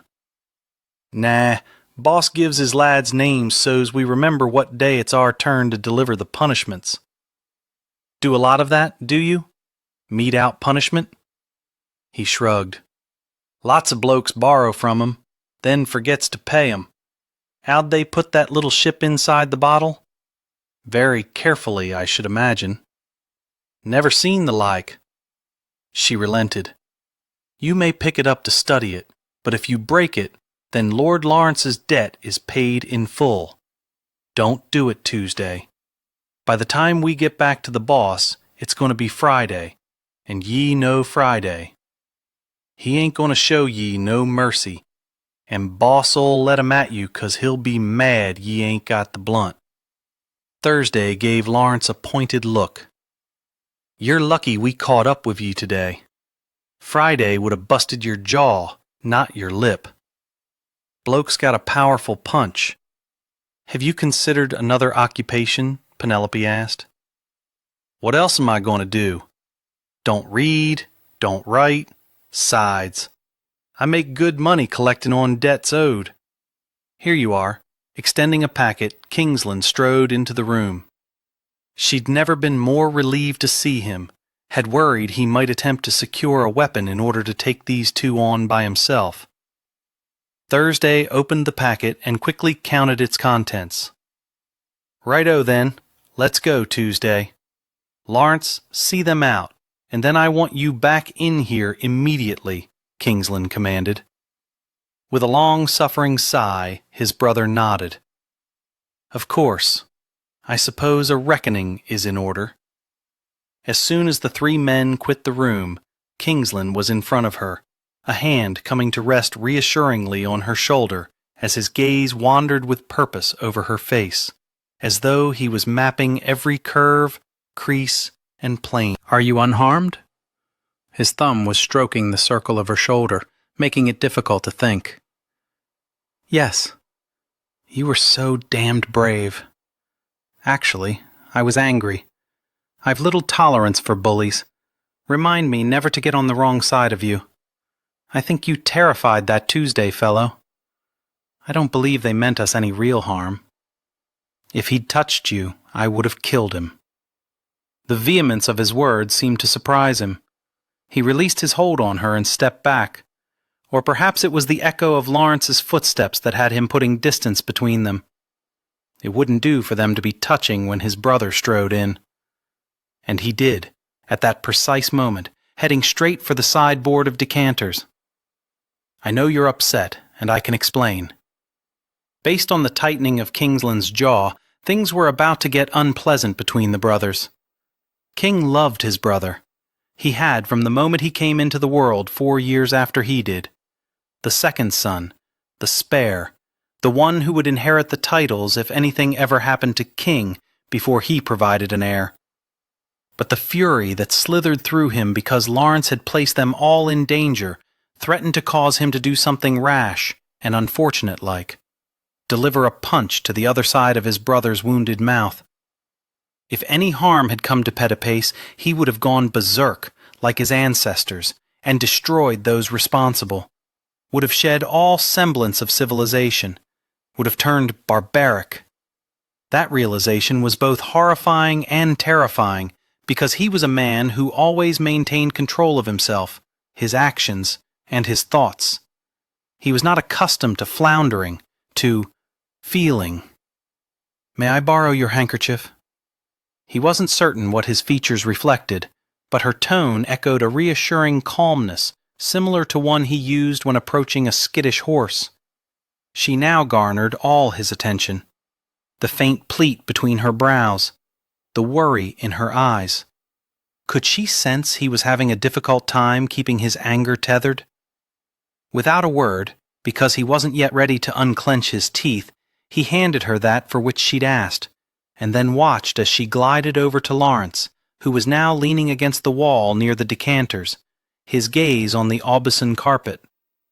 She dabbed some whiskey on King's pristine white linen before turning to Lawrence and gently patting it against the ruined lip that was going to no doubt scar.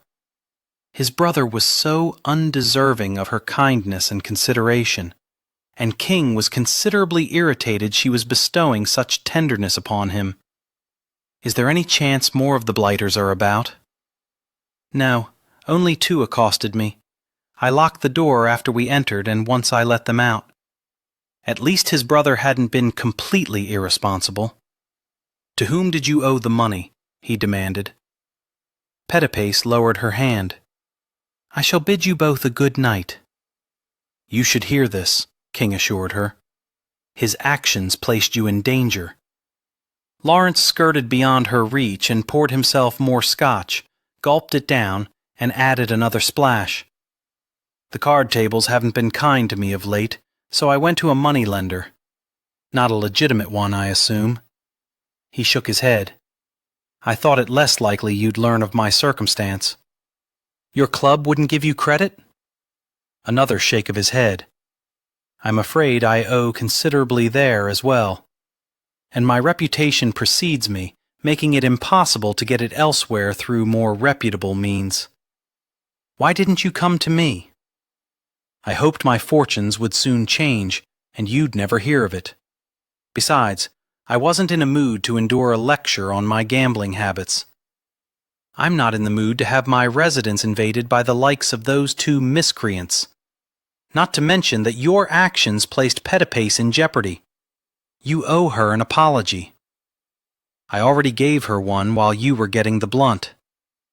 Still, he said, I truly am sorry, Miss Petipace. No harm done, but I can't fault your brother for being upset by your handling of this matter. What is a lecture when compared with what your face endured? With a sigh, he looked at King. They threatened to break my arm. Otherwise, I wouldn't have disturbed your evening. His brother's words were only adding to his frustration. It's not the disturbing of my evening, Lawrence, that troubles me, but that you would go this dangerous route. What if I'd not had the money? That wasn't even a consideration. Ever since Father's death, since we realized the dire straits he'd left us in, the cupboard bare, so to speak, you've been obsessed with filling the coffers. Because they'd been left with almost nothing, and he never again wanted to experience the fear of wondering how they were going to survive. Merchants never hesitated to allow the aristocracy to purchase on credit, often only asking for payment at the end of the year. But what he discovered they'd owed when he took over the reins of the dukedom could have bankrupted a small nation. He put aside what remained of his youth, and anything he considered frivolous, in order to ensure his family never went without. Give me your word that you will not go to moneylenders in the future. After nodding, Lawrence downed his scotch and poured another. May I stay here tonight? You are always welcome to a bedchamber here. He was leasing his brother a small terrace house so he could experience some independence, but King suspected his encounter with the ruffians had left him a bit more shaken than he would willingly admit. I shall make amends, Lawrence insisted. He had little doubt his brother would try. He was also rather certain the spare was on his way to getting soused as he filled his tumbler to the brim this time. He'll away to bed now, Petipace said. Good night, Lord Lawrence. He gave her a smile filled with contrition. Miss Petipace, have sweet dreams. He'll walk you out. A ridiculous thing to suggest, since they knew no reprobates were lurking in the hallways. But still, he wanted to reassure himself she wasn't going to have the opposite of what Lawrence had wished her. Terrifying dreams. Once they were in the hallway, he clamped his hands behind his back to stop himself from reaching for her as he strode beside her toward the corridor, leading to the stairs that would carry her to the servants' quarters. I think he's feeling rather embarrassed by the entire episode, she said. He told me he wouldn't have brought them here if he'd known I was going to be in the library. He shouldn't have placed himself in a position to be threatened. He knows better. I hope only that you will not have nightmares. Tonight's drama was not the stuff of nightmares for me. The words were casually spoken, and yet they echoed the absolute truth. He also heard the admission that something had been, something worse than what she'd faced or been threatened with by the two debt collectors. Doubting she would share the details, he refrained from asking. Besides, it wasn't the time to bring up memories that might make it difficult to sleep. But tonight he learned additional information about her. The more he unveiled, the more curious he became. He was desperate to know everything. She'd always been an important part of the business side of his life, but it seemed at some point today a shift had occurred in his world, and he could no longer relegate her to only a portion of it. I was afraid you were going to come in swinging the broadsword that hangs in the billiards room, she said lightly. He chuckled darkly. It was certainly a consideration. Your calm throughout the ordeal was quite impressive. I find myself wondering what shaped you into the person you are. They'd reached the door, After placing her hand on the latch, she gave him a desolate smile. "It's best not to know." Betty Pace. "Good night, Your Grace. Sleep well." Quickly she made her escape into the servants' realm before he could ask more of her. But he knew he was the one who would not sleep well this night, as he contemplated her cryptic words. By the time he returned to the library, Lawrence was gone, as was the decanter of scotch. King poured himself a brandy, wandered over to the window, and gazed out. His focus should have been on his brother, but his thoughts drifted to Petty Pace. He remembered the first time he'd seen her, when she'd walked into this very room.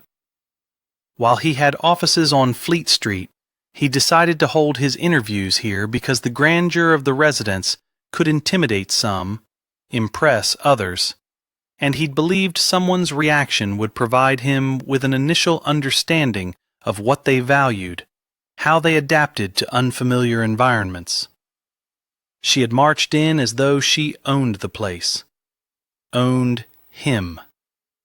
He'd been 26, with too many irons in the fire to keep track of them all.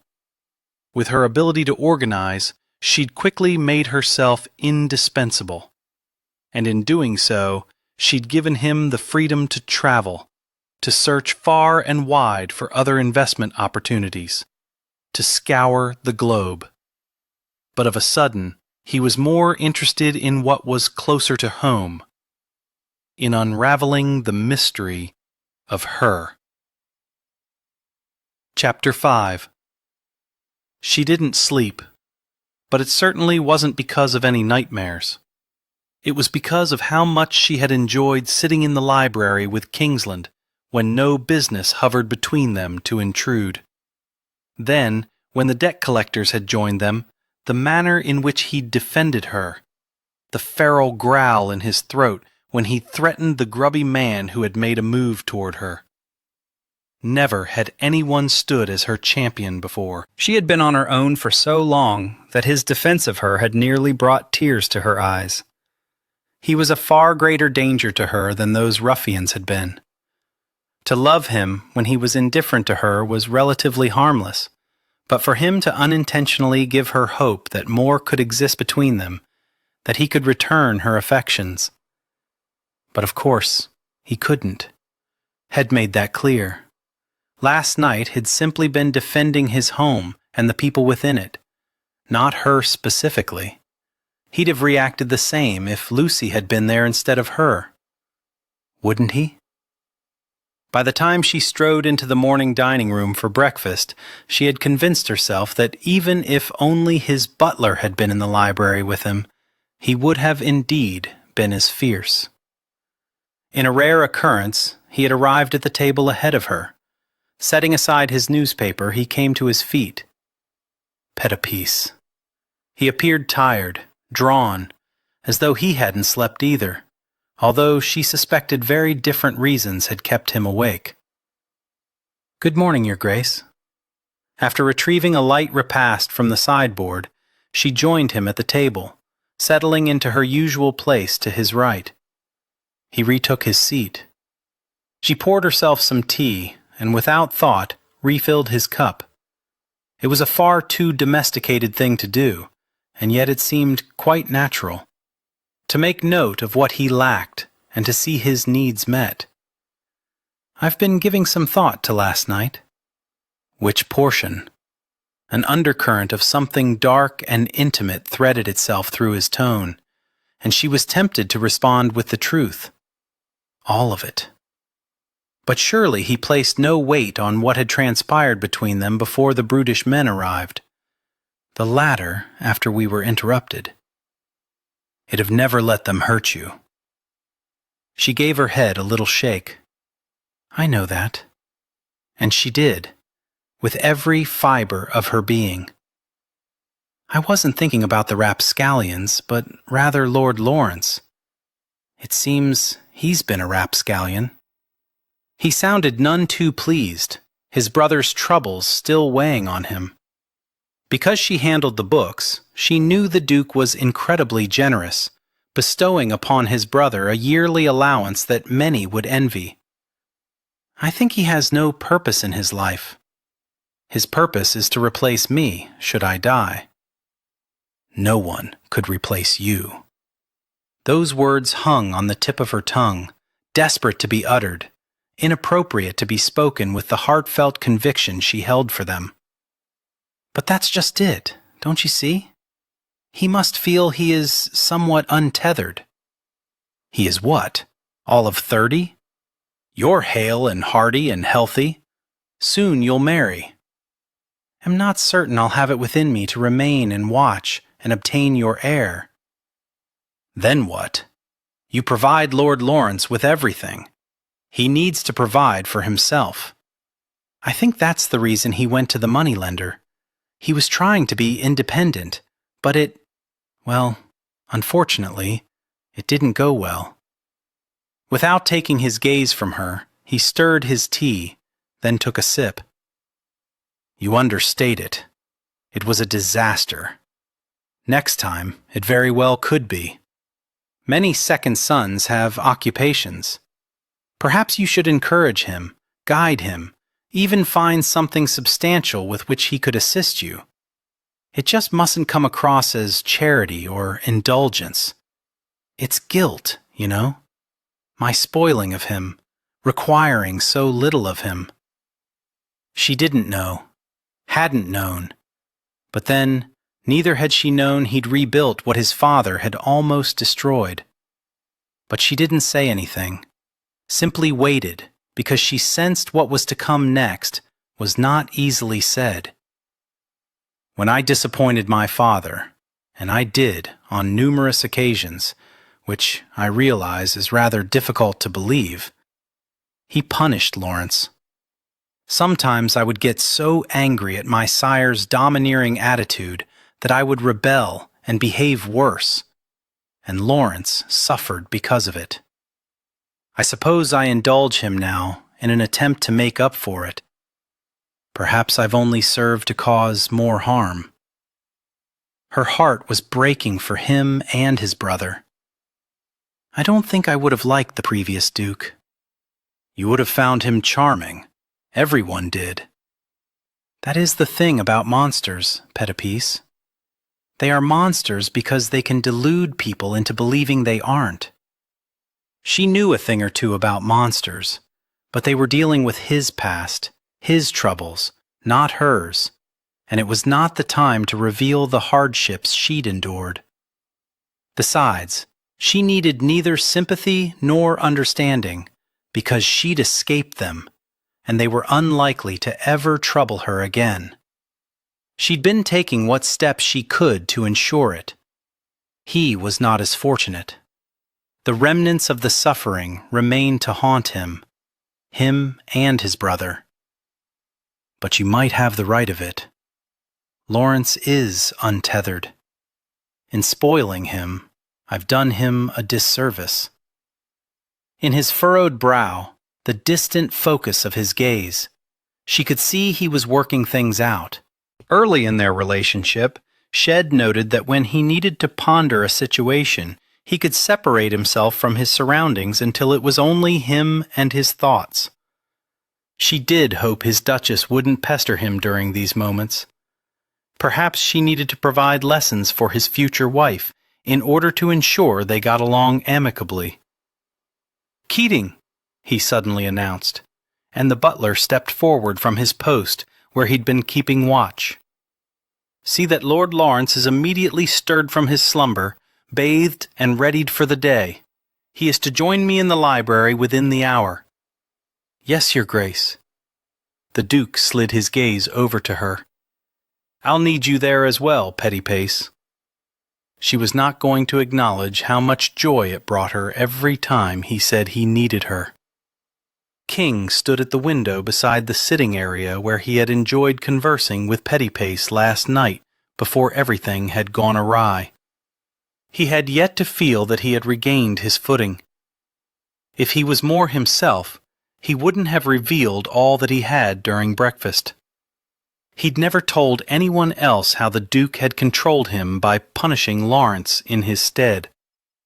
King had been defiant whenever his father took a hand or switched to him, and so the Duke had sought to break him. And he did it by inflicting the harsh discipline on his younger son to more effectively penalize the older and bring him to heel. It had always shamed him that he hadn't been able to protect his brother. Sometimes he had misjudged what his father would view as behavior in need of correction. Becoming friends with a lad whose father had slighted the Duke. Dancing with a girl his father thought not pretty enough. Reading a questionable book. Receiving imperfect marks in school. Losing during a tumble with another boy.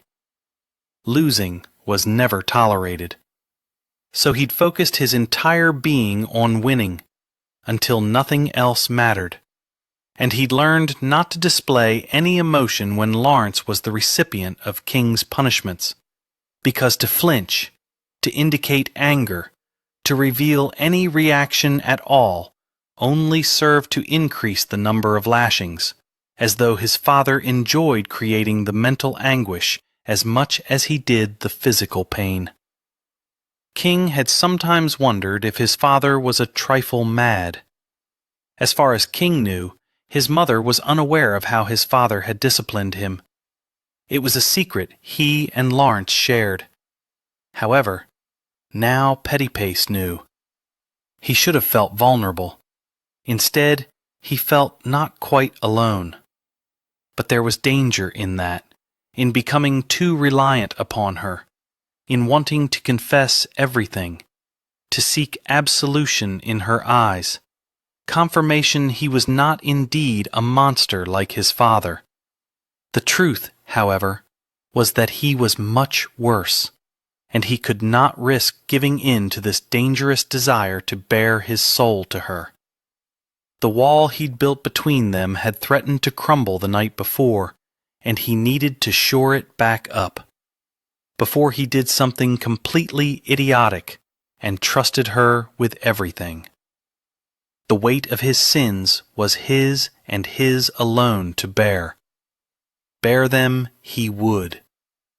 At the echo of footsteps, he turned. Pettypace was sitting in the chair near his desk that she usually occupied during meetings when she was taking notes. Her gaze was on him, and while he wanted to offer her a smile, he instead slid his attention to the doorway. Lawrence sauntered through, looking quite a bit tidier than he had the night before, and seemed not to display any ill effects from his imbibing. Perhaps he hadn't finished off the entire bottle. Although he also had a knack for quickly recovering from any overindulgence. King had been right about his eye. It sported a black bruise, his lip not appearing much better. He wouldn't be kissing anyone soon. "I suppose you've decided to purchase me a commission in the army," Lawrence grumbled as he headed straight for the decanters. "No, I haven't. As someone who enjoys sinning, I'm not fit for the clergy." He lifted a crystal decanter. "Don't." Lawrence glanced back. "I could do with some scotch if I'm to endure a lecture. It's too early in the day, and you're going to need your wits about you." His brother studied him for a heartbeat before finally lowering the decanter. "I'm surprised after I botched things so badly last night that you believe me to have any wits at all. I see no advantage to dwelling on last night. It's behind us. It's time to move forward." He strode to his desk, picked up a packet, and extended it toward Lawrence. "I require your help with a matter." Lawrence approached cautiously, as though King was presenting him with a black adder. "What is it?" "A man came to see me yesterday." Good Lord, was it that recently? About a wake-up clock he'd invented. A wake-up clock? Yes, you turn some knobs, and at a particular time, it makes an atrocious noise to wake you up. Why in God's name would anyone want that? Not everyone has the luxury of sleeping late. They have to get to their workplace, preferably by a certain hour. I need you to determine the viability of it as an investment. Why me? Isn't that something Pettypiece would research? Her time is better spent finding me a duchess. Hesitantly, Lawrence took the packet. Those are all the notes she took from our meeting with the chap. You'll want to study them, and then determine the cost, advantages, and disadvantages of engaging in such an enterprise. Pettypiece can help you there. He held up a key. You may use my office on Fleet Street as your headquarters. When you're ready, the three of us will discuss your findings. Then we'll meet with Mr. Lancaster to let him know our decision based upon your recommendation.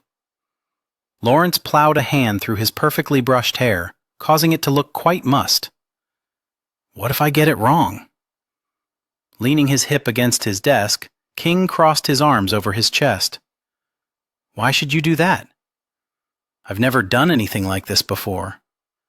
It's either that, the army, or the clergy. His brother released a harsh laugh.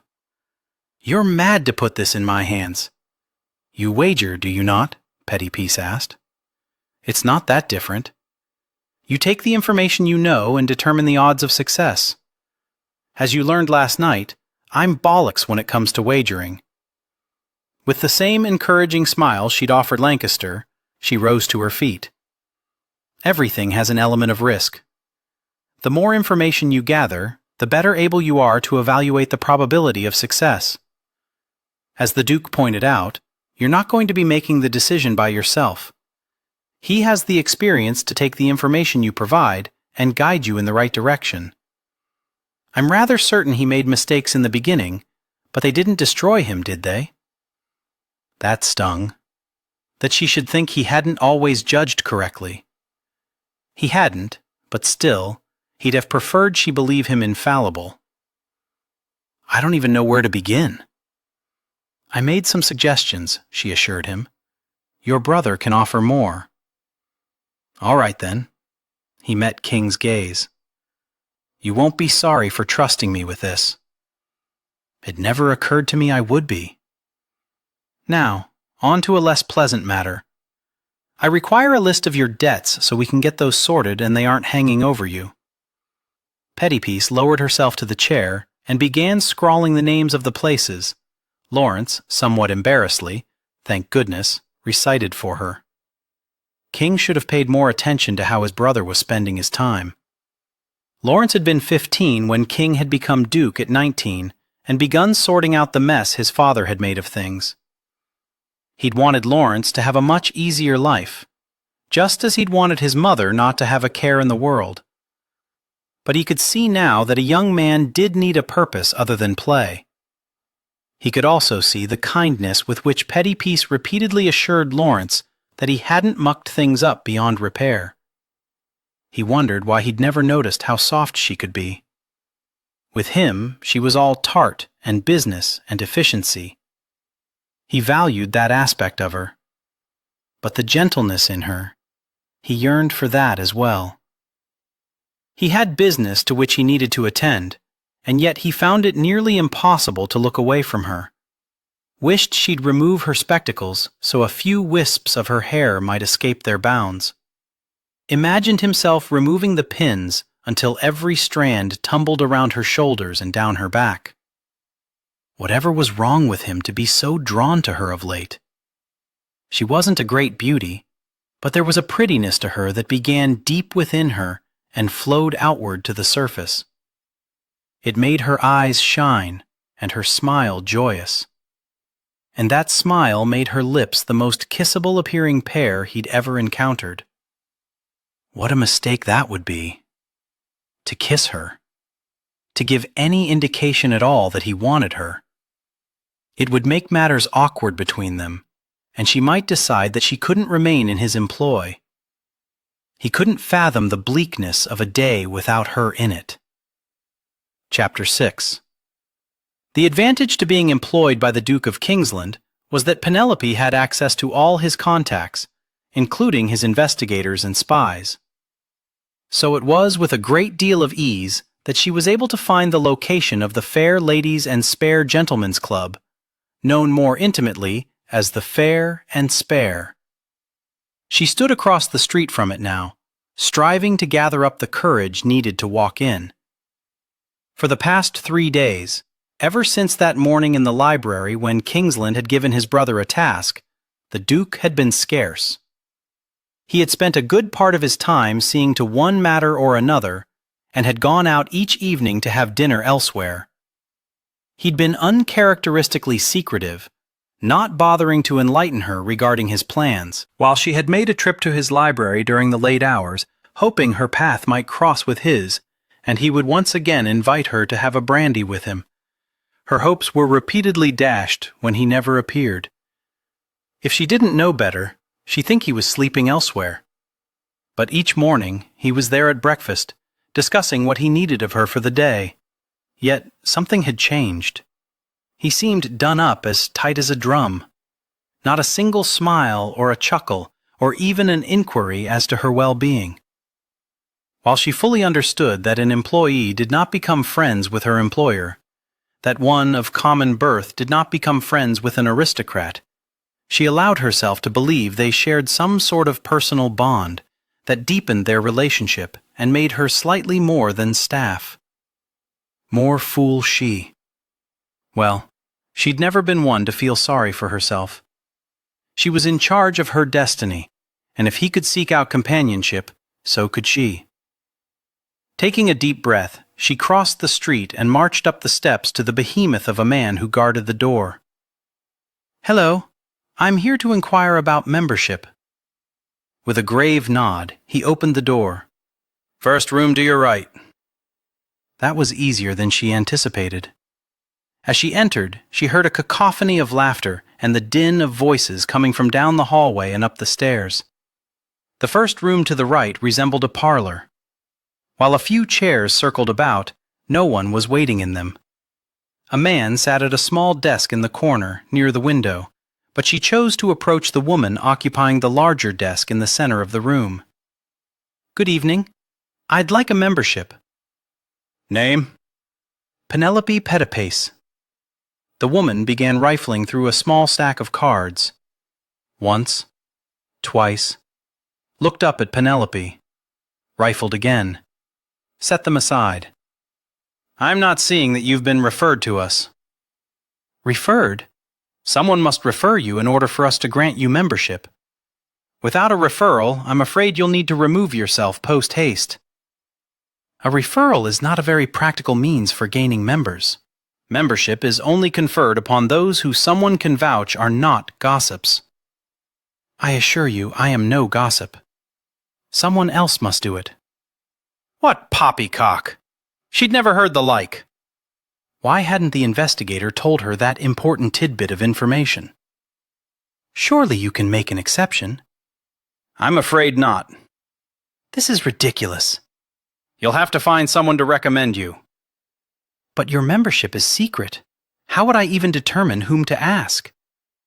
The irritating woman merely shrugged. "I'll recommend her. Gertie." Penelope swung around to find Lawrence grinning broadly.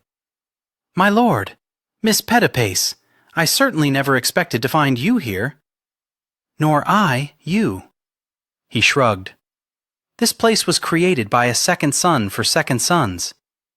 He took a step closer to the desk. "I'll vouch for her. She's no gossip, our Miss Pettipace."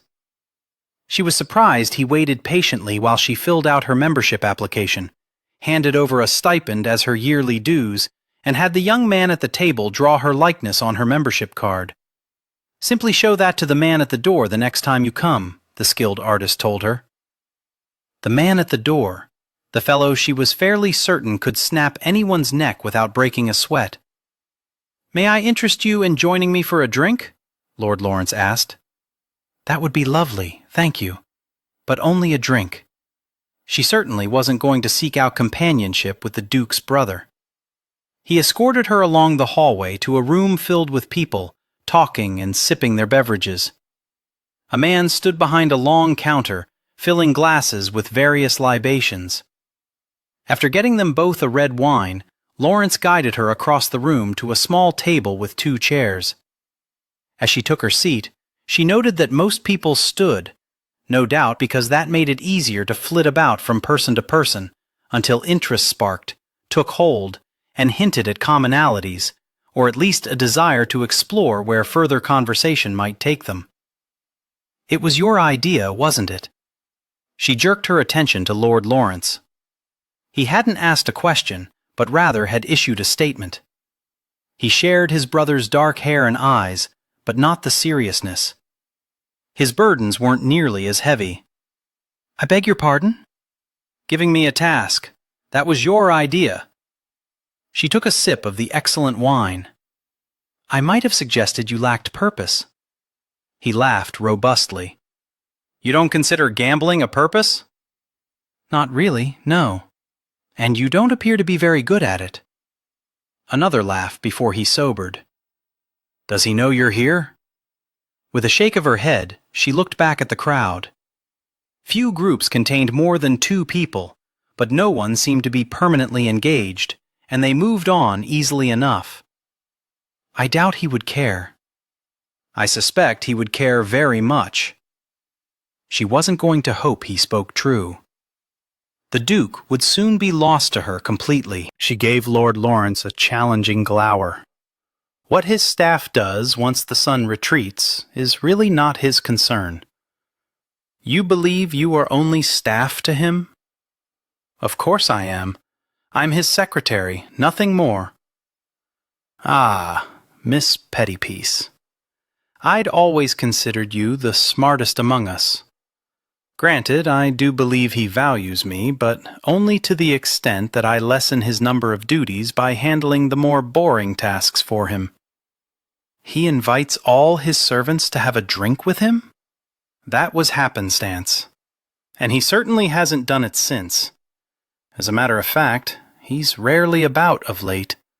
Something or someone is occupying his evenings." "Which left you free to seek companionship tonight." "I'm 28, my lord, with no family to speak of. Why should it be wrong for me to enjoy the company of a gentleman for a few hours, when it is perfectly acceptable for a man to spend time in the company of a woman whom he has no intention of ever marrying?" "I didn't say it was wrong, simply unexpected." "But you are correct." He glanced around, and not alone in your belief. "It is more of a challenge for women to arrange assignations with men, I think, which is one of the reasons the club is garnering such success." He finished off his wine and winked at her.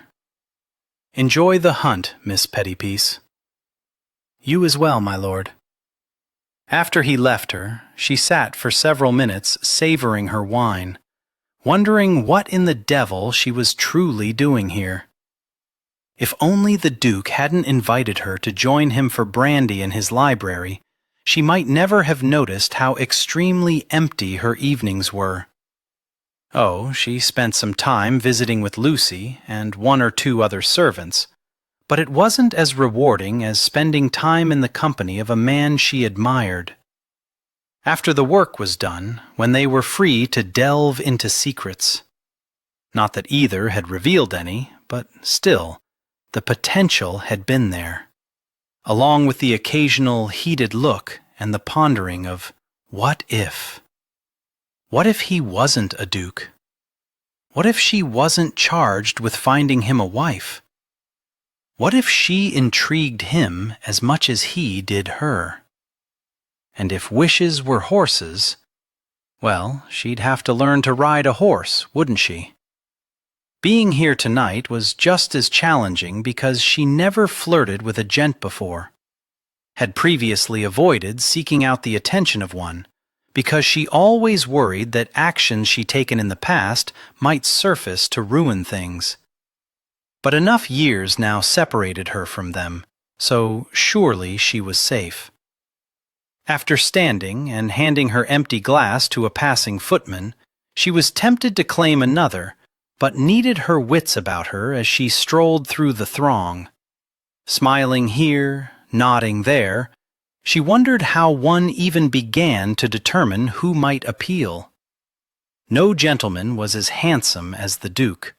But then, she'd never been swayed by comely features. It was intelligence, cunning, and inner strength that appealed to her. And kindness, even if it was sometimes masked by a gruffness to disguise the fact it existed at all. She was almost to the door when a man stepped in front of her. "I don't believe I've seen you here before." He was a pleasant enough-looking fellow, his blonde hair tidy, his blue eyes alert.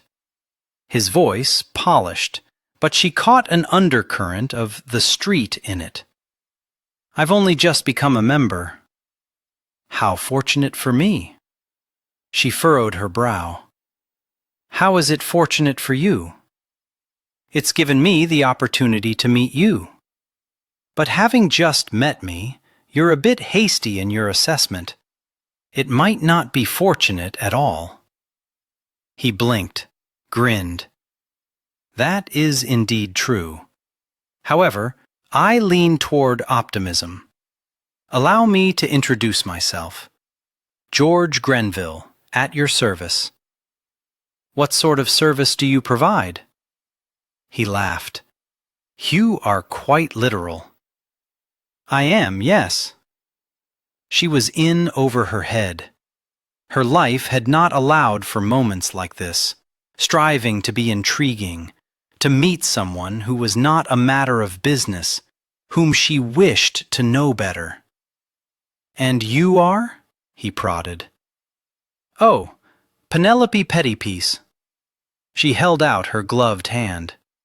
He took it and brought it to his lips. "A pleasure, Miss Pettypiece." She almost commented that he didn't yet know if it was a pleasure, but realized he was only being polite, issuing compliments that were nothing other than a means to fill in the silence. He squinted as though to see her better, and she wondered if he was in need of spectacles and too proud to wear them. "Although you look vaguely familiar. Have we met before?" Could he hear the thud of her stomach hitting the floor? No, he wouldn't recognize her, not after all these years. She had changed. Her mien was different. "I think I simply have one of those faces that makes me not very distinguishable from everyone else." "I doubt that's it. Perhaps we met at a ball or a recital." Her stomach returned to its rightful place. "By any chance did you attend the Duke of Kingsland's ball last season?" It was the only one he'd ever held, the only one she'd ever attended. She had no memory of addressing an invitation to a Mr. George Grenville, but having sent more than 200, she couldn't recall all the names. If one had gone to his family, then he might have simply accompanied them. I did, as a matter of fact. Spent a good bit of time drying tears after he made his announcement. "Were you one of the ladies who wept because she was not chosen?" "Heavens, no. I was never even on the list for consideration." "No, I'm the Duke's secretary and oversaw the affair. I was wandering about, ensuring all was as it should be. Perhaps you caught sight of me there." "Yes, that must be it. What are your impressions thus far? You seem pleasant enough." He laughed, a relaxed sound that echoed between them, and turned a few heads in their direction. "I was referring to your opinion of the club." "Oh, my apologies." She did feel rather like a cabbage head. She was out of her element here and didn't like floundering about. "I've not seen much of the club, but people seem to be enjoying themselves." "I would be honored to escort you through the various rooms and entertainments. I don't wish to monopolize your evening." "Nonsense. You're the most intriguing woman I've met here since acquiring my membership." She very much doubted that, suspected he was simply striving to flatter her in order to have his way with her. But she was not one easily seduced. At an early age, she learned to be wary of the motives of silver-tongued devils. Still, she accepted his proffered arm and allowed him to lead her up the stairs. He escorted her to a small ballroom, but she wasn't in the mood for a waltz. They spent a little bit of time playing darts in another room, until he grew weary of losing to her. She seemed to have a natural talent for sending a pointed projectile into the center of a circular board. When she missed, it was only by a hair or two. "Are you certain you've never played before?" he asked as they went back into the hallway. "Quite." In a different room, he taught her to smoke a cheroot. Afterward, her throat felt a bit scratchy, but the aroma surrounding her reminded her of her father smoking his pipe. He'd once allowed her to take a puff on it. "That's a rather secretive-looking smile," he said as they wandered out of the haze-filled room. "I was just struck with a pleasant memory of my father. I don't often have those." "Here I was hoping you were thinking of me." She released a small laugh. "I'm afraid I'm not very skilled at this flirtation game."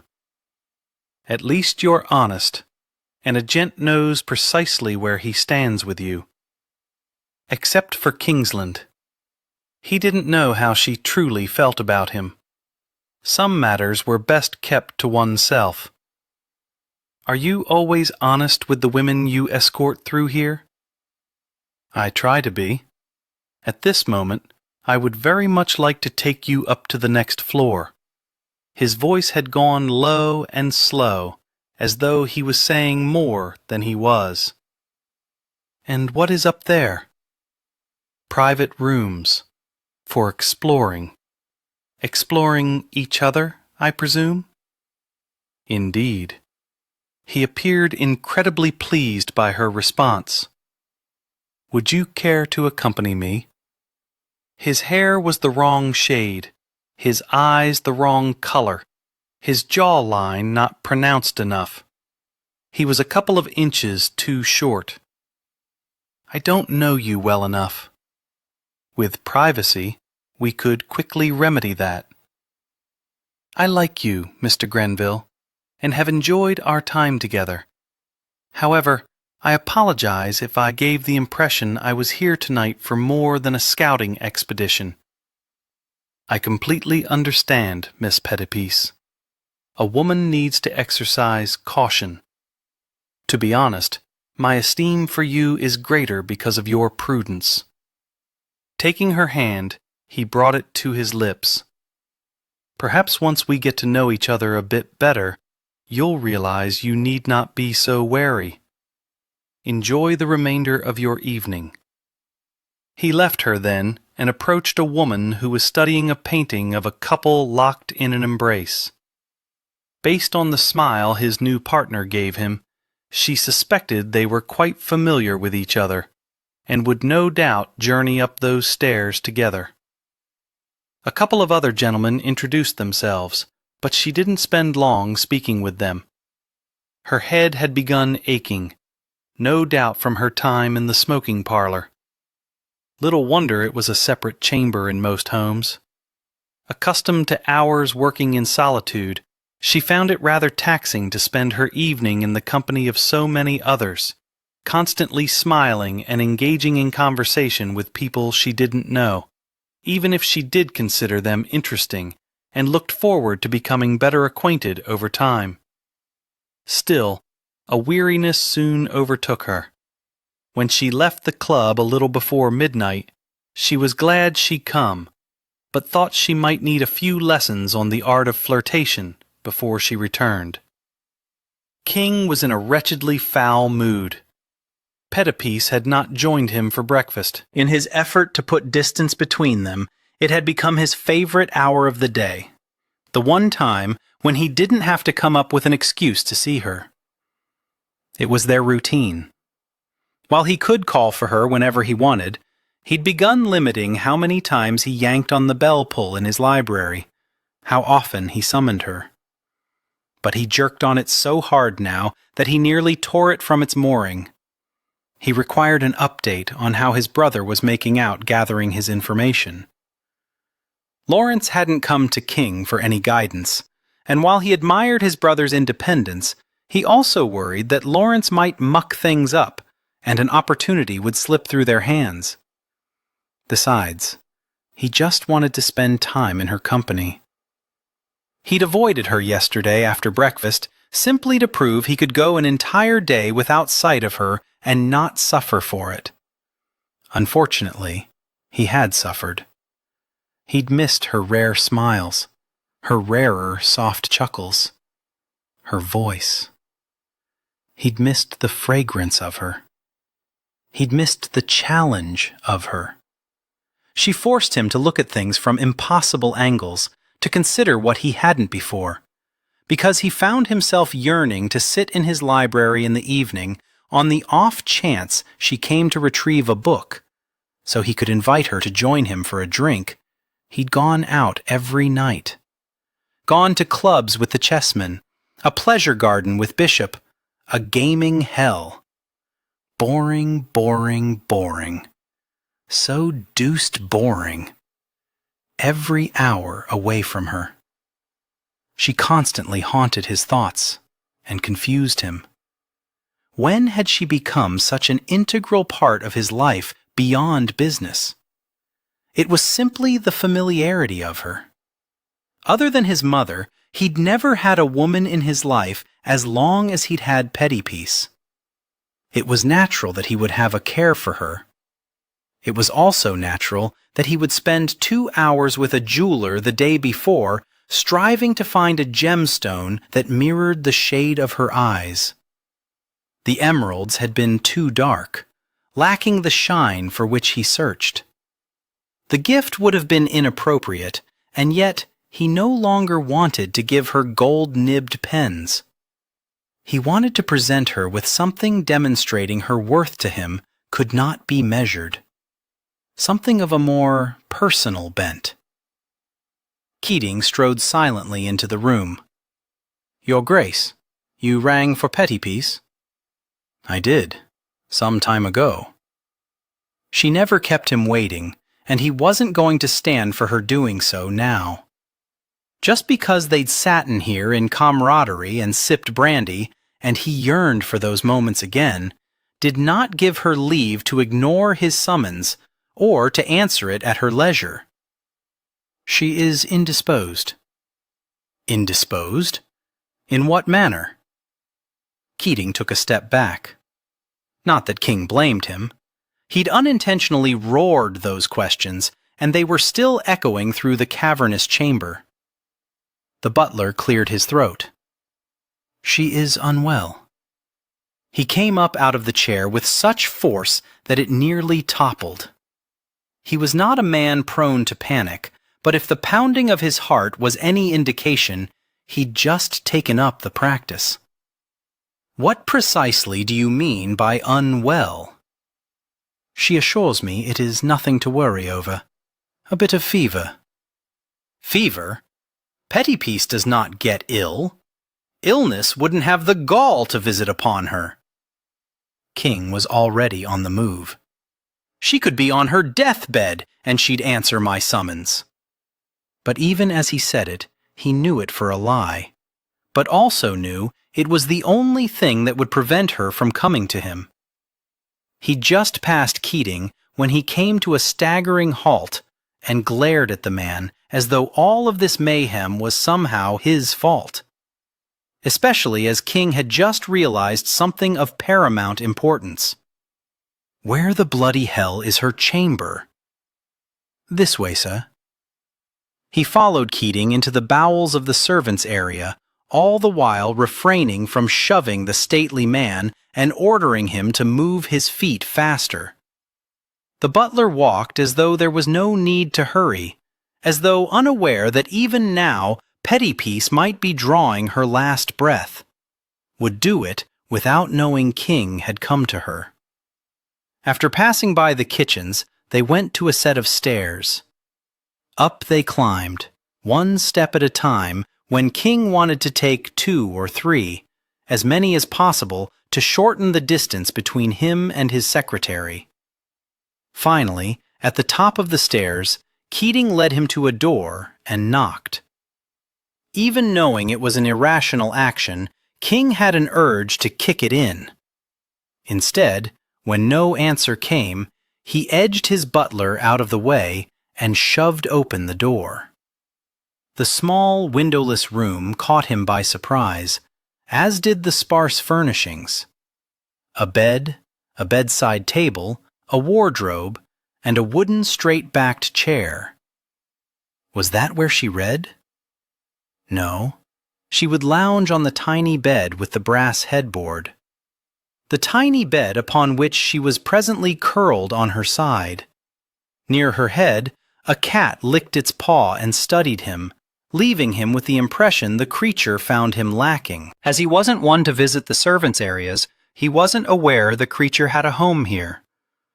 Careful not to interfere with its grooming, he crouched beside Pettypiece and cradled her cheek. Her eyes fluttered. "Your Grace, give me a moment to ready myself. You're fevered." "My throat hurts, but it's nothing to worry over. It's happened before. I'll be on the mend in a day or two." What if it was something more dire? Tossing aside the covers, he lifted her into his arms. "What are you doing?" she asked weakly, and it was her not fighting his inappropriate action that terrified him all the more. "Taking you someplace more comfortable. Keating, send for my physician." Ignoring the wide-eyed stares of servants and her feeble protests, he carried her through the residence until he reached the hallway that housed his bedchamber. He strode through the open door of the room opposite and settled her into the more comfortable bed. "I can't stay here," she said. "Of course you can. It's now your chamber. I'll have your things moved in." He tucked the covers around her. "Sleep until the physician arrives." With no further protests, she closed her eyes, not stirring when the cat leapt up and made itself at home on the pillow. "For God's sake, Pettypiece, why didn't you tell me I had you living in a hovel?" If she heard him, she didn't answer. She appeared so much smaller in that larger bed, smaller and more vulnerable. He should leave, but he couldn't. Not until he knew she would be all right. She drifted in and out, kicking off the covers, only to have Lucy put them back into place. During the day, her friend forced Penelope to drink warm tea laced with honey and gargle some horrible concoction the physician had given her. "It's your throat causing the fever," Lucy confirmed for her. "It's festering or something, but the physician says it should all clear up within a few days, and you'll be right as rain." When night fell and all grew quiet, Lucy would leave her to sleep, and then he would come. The first night, he looked as awful as she felt. He sat in a chair beside the bed and simply held her hand. Whenever she awoke, it was to find his gaze on her, to watch the corners of his mouth lift slightly. Her name would pass softly and quietly over his lips. Pettypiece. A benediction and a prayer, as though if he called to her often enough, she would eventually escape the fever. The second night he read to her. Even when she slept, his voice droned on in her dreams. She wasn't certain the words always came from the book, though, because sometimes, when she stirred from slumber, he was patting a damp cloth over her face or along her throat. Even as she knew it was inappropriate for him to be with her, she wanted no one else more. When her fever broke, a fire was built and a bath was readied, and Lucy returned to assist her. As Penelope luxuriated in the warm water, Lucy told her everything she missed. "He's had all your personal things moved into this room." She recalled him saying something about doing that, but the activity must have all taken place while she was sleeping. "He was appalled by your living accommodations. But it's common for staff to have plain rooms. Apparently, he doesn't consider his secretary staff, but something more." That can't be sitting well with the rest of the servants. Lucy shrugged before moving in to help her wash her hair. You have those who are talking ugly, saying the more is sexual favors, but I don't believe that. While I appreciate your support, Lucy, what the others believe could cause trouble. I can't stay in this room, no matter how large and beautiful it was, or how comfortable the bed. He has replaced all the wooden chairs in our rooms with plush wingback chairs. I fell asleep in mine last night. She smiled. Did you really? I did, yes. Lucy moved around until she could meet Penelope's gaze. I don't think you should give this room up. I wouldn't, but when he married, to know he and his wife were across the hall. She shook her head. It would be entirely inappropriate. He's moving your office as well. A jolt of surprise went through her. What do you mean he's moving my office? Well, not your office, but the things in it, to what was the Duchess's morning parlor, that small room near the library. She shouldn't be so pleased or feel so warm, as though the fever was once again upon her. It'll be closer to him. Quite.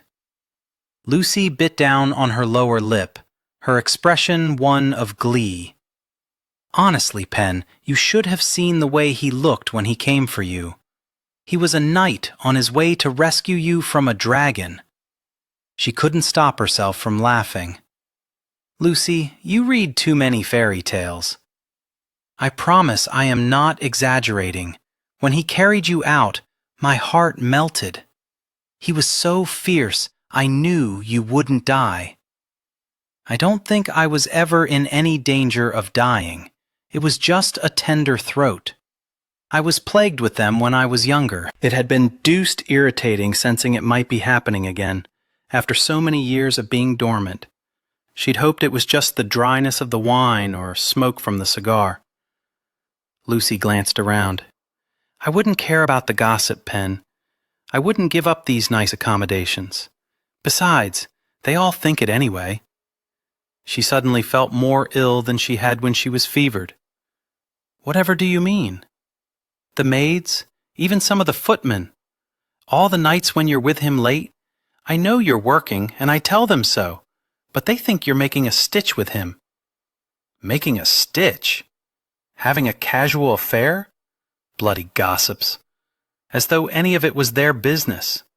Who were they to judge her life when she didn't judge theirs? She imagined if they learned about her visit to the fair and spare, they'd be gathering kindling to burn her at a stake in the garden. Why shouldn't a woman be able to live as freely as a man? Besides, he'd never made any untoward advances. That wasn't going to change simply because she was across the hallway from him. He didn't view her in that way, as someone he was drawn to. She wasn't even certain he was aware of her as a woman. I am going to keep this room, she suddenly announced in a firm tone, having convinced herself she deserved it and he wouldn't take advantage. Jolly good for you, Lucy said. You work harder for him than anyone. You should have nice things. Chapter 7. 5 weeks until the Kingsland Ball. A little nearer to the fireplace, King ordered the 2 footmen who had brought the elegant rosewood desk into the room. He wouldn't be surprised to learn it had been at least 1 generation, if not 2, since any furniture in this residence had been moved so much as half an inch. While Petipace had been ill, he'd had sofas, chairs, and small tables carted to other areas of the residence to make room for the large desk. The one at which she'd worked in a near dungeon had been too small, and an assortment of larger and more substantial chairs. This chamber had been his mother's domain for much of her marriage, but the furnishings had all been too dainty and frail. His secretary needed a place that more adequately reflected her all-business and no-nonsense. He would, of course, make it clear she was welcome to change anything she wanted, but he was rather certain she would be pleased with the furniture he'd chosen, and the manner in which he'd had it all arranged. "What the devil are you doing?" Lawrence asked from the doorway. King glanced over his shoulder at his brother. He'd not seen him since he'd given him the clock project. Establishing this room as a study for Petipace. Where is her office now? In a place more suited to trolls? When he'd gone to her office to access the safe, he'd failed to notice its inadequacies. It might have served sufficiently for someone else, but not for her. With a nod to the footman, he said, "Very good." With that, he dismissed them and began wandering through the room, striving to determine if anything else should be added. He would have the remainder of the items in her office moved in this afternoon, and then all would be set. Now when he had a need for her, it would be only a short walk down the hallway. However, he hadn't designated this room as her office for his convenience, but hers. She was deserving of the finest, and he'd been remiss in seeing to her comfort, her needs.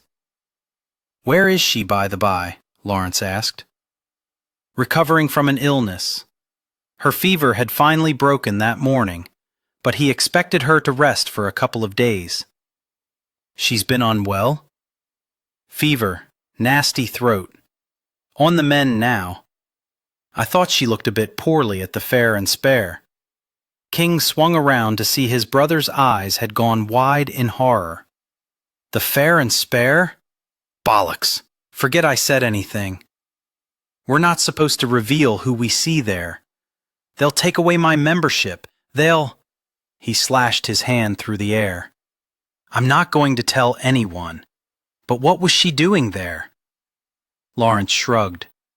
"What we're all doing there. Striving to ease the loneliness, seeking companionship. How often does she go?" "The other night was her first time. I had to—" He shook his head. "I shouldn't be telling you all this." He advanced on his brother. "You had to what?" The strength of Lawrence's sigh could have stirred the leaves in a tree. "Vouch for her so she could gain membership." "Vouch for her in what way?" "That she could hold secrets. Ironic, since I obviously can't."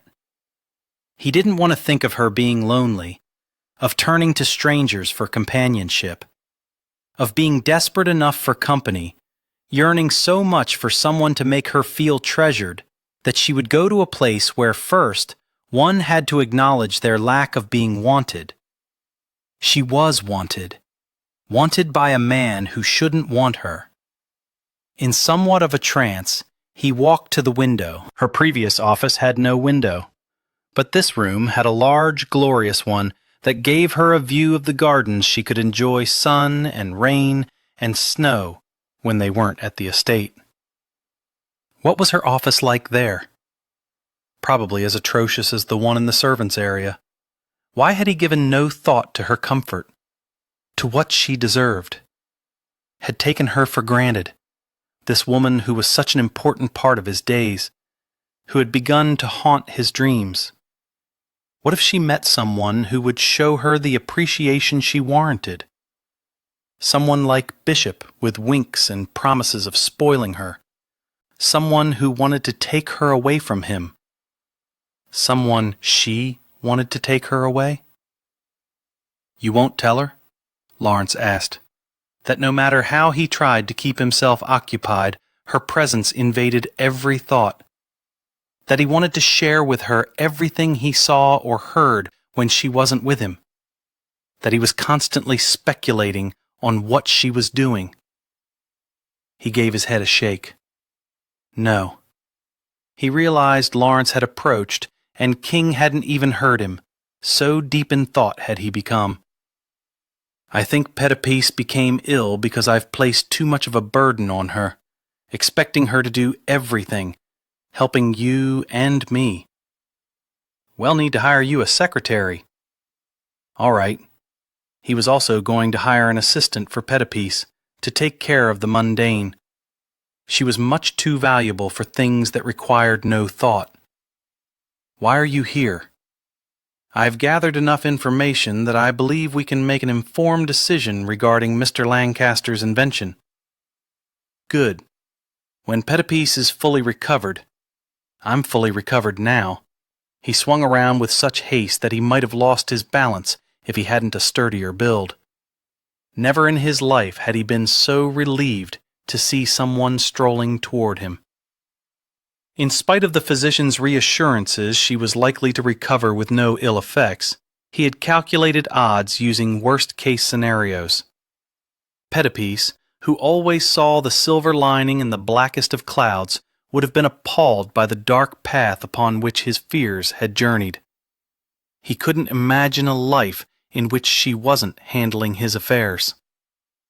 No, it was more than that. He simply couldn't imagine a world in which a day began without her in it. That she did appear no worse for the wear at the moment, outfitted in her usual dark blue, was of little solace. She'd looked pitifully weak for a time there. You should have a day of rest. I don't require it, and have found occupying myself with meaningful tasks usually shakes off any lingering effects. I promise not to overtax myself.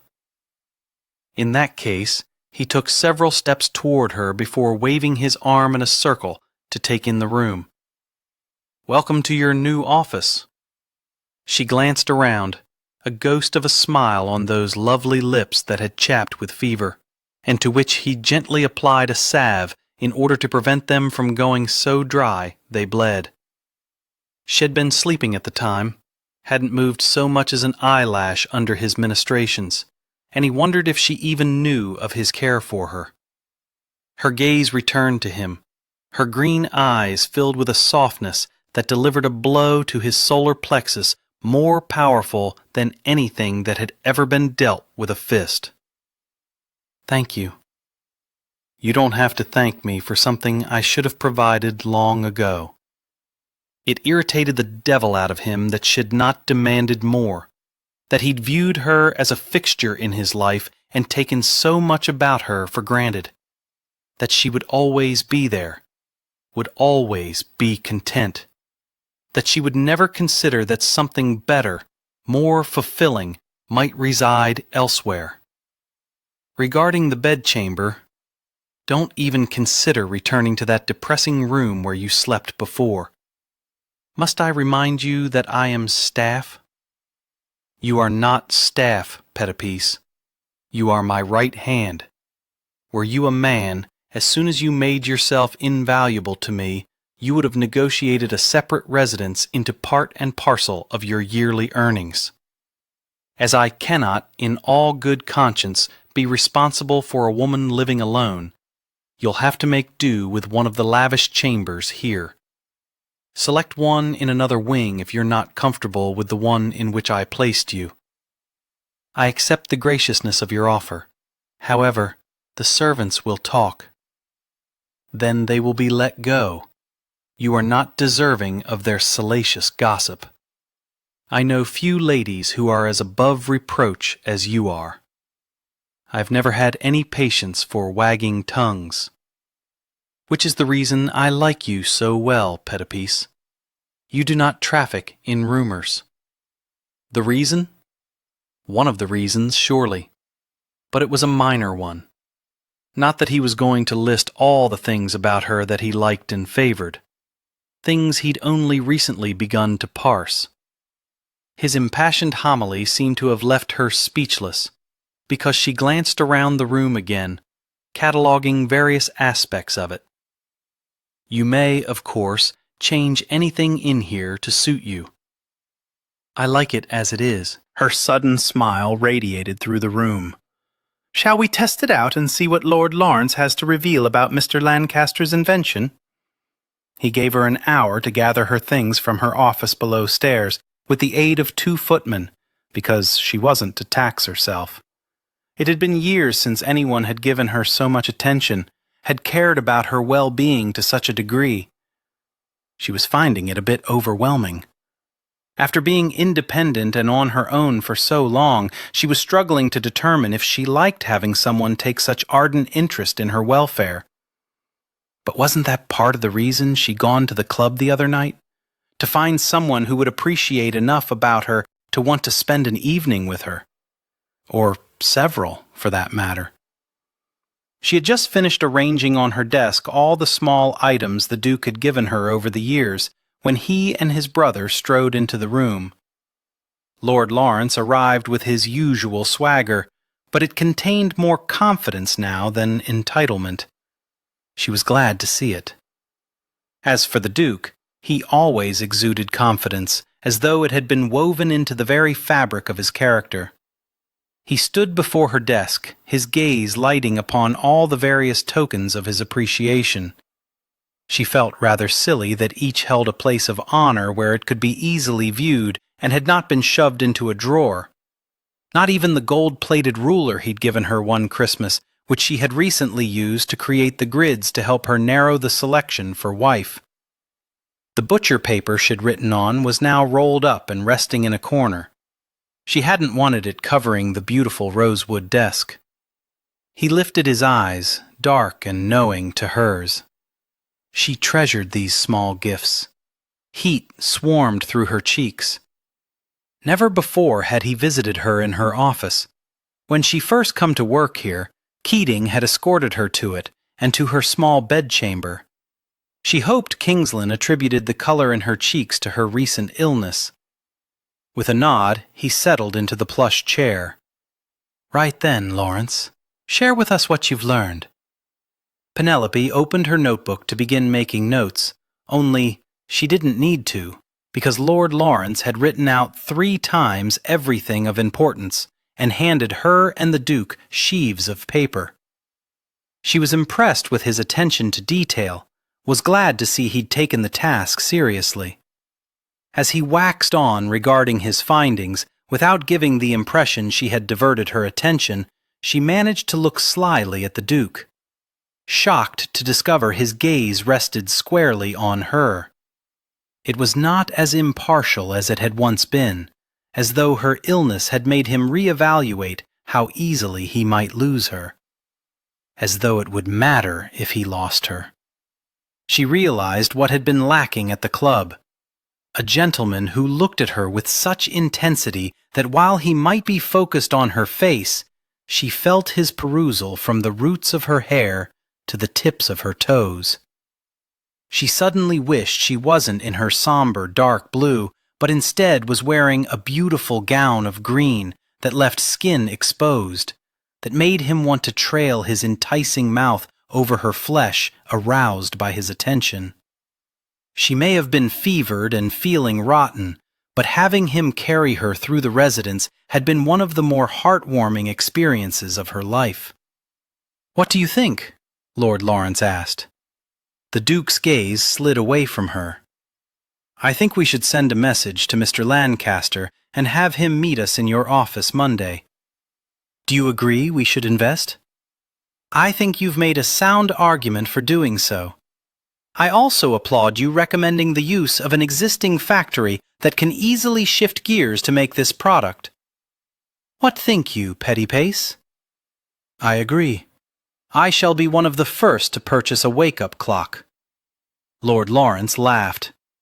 "You shall have the first one that comes off the assembly line." "God, this is exciting, King. Thank you for trusting me with it." "It's only the start, Lawrence. Now the real work will begin, but I believe you're up to the task. We should celebrate." He glanced around. "I have found a flaw with this office. No spirits whatsoever. How fetch us something, as well want to toast Miss Pettypace's new accommodations as well."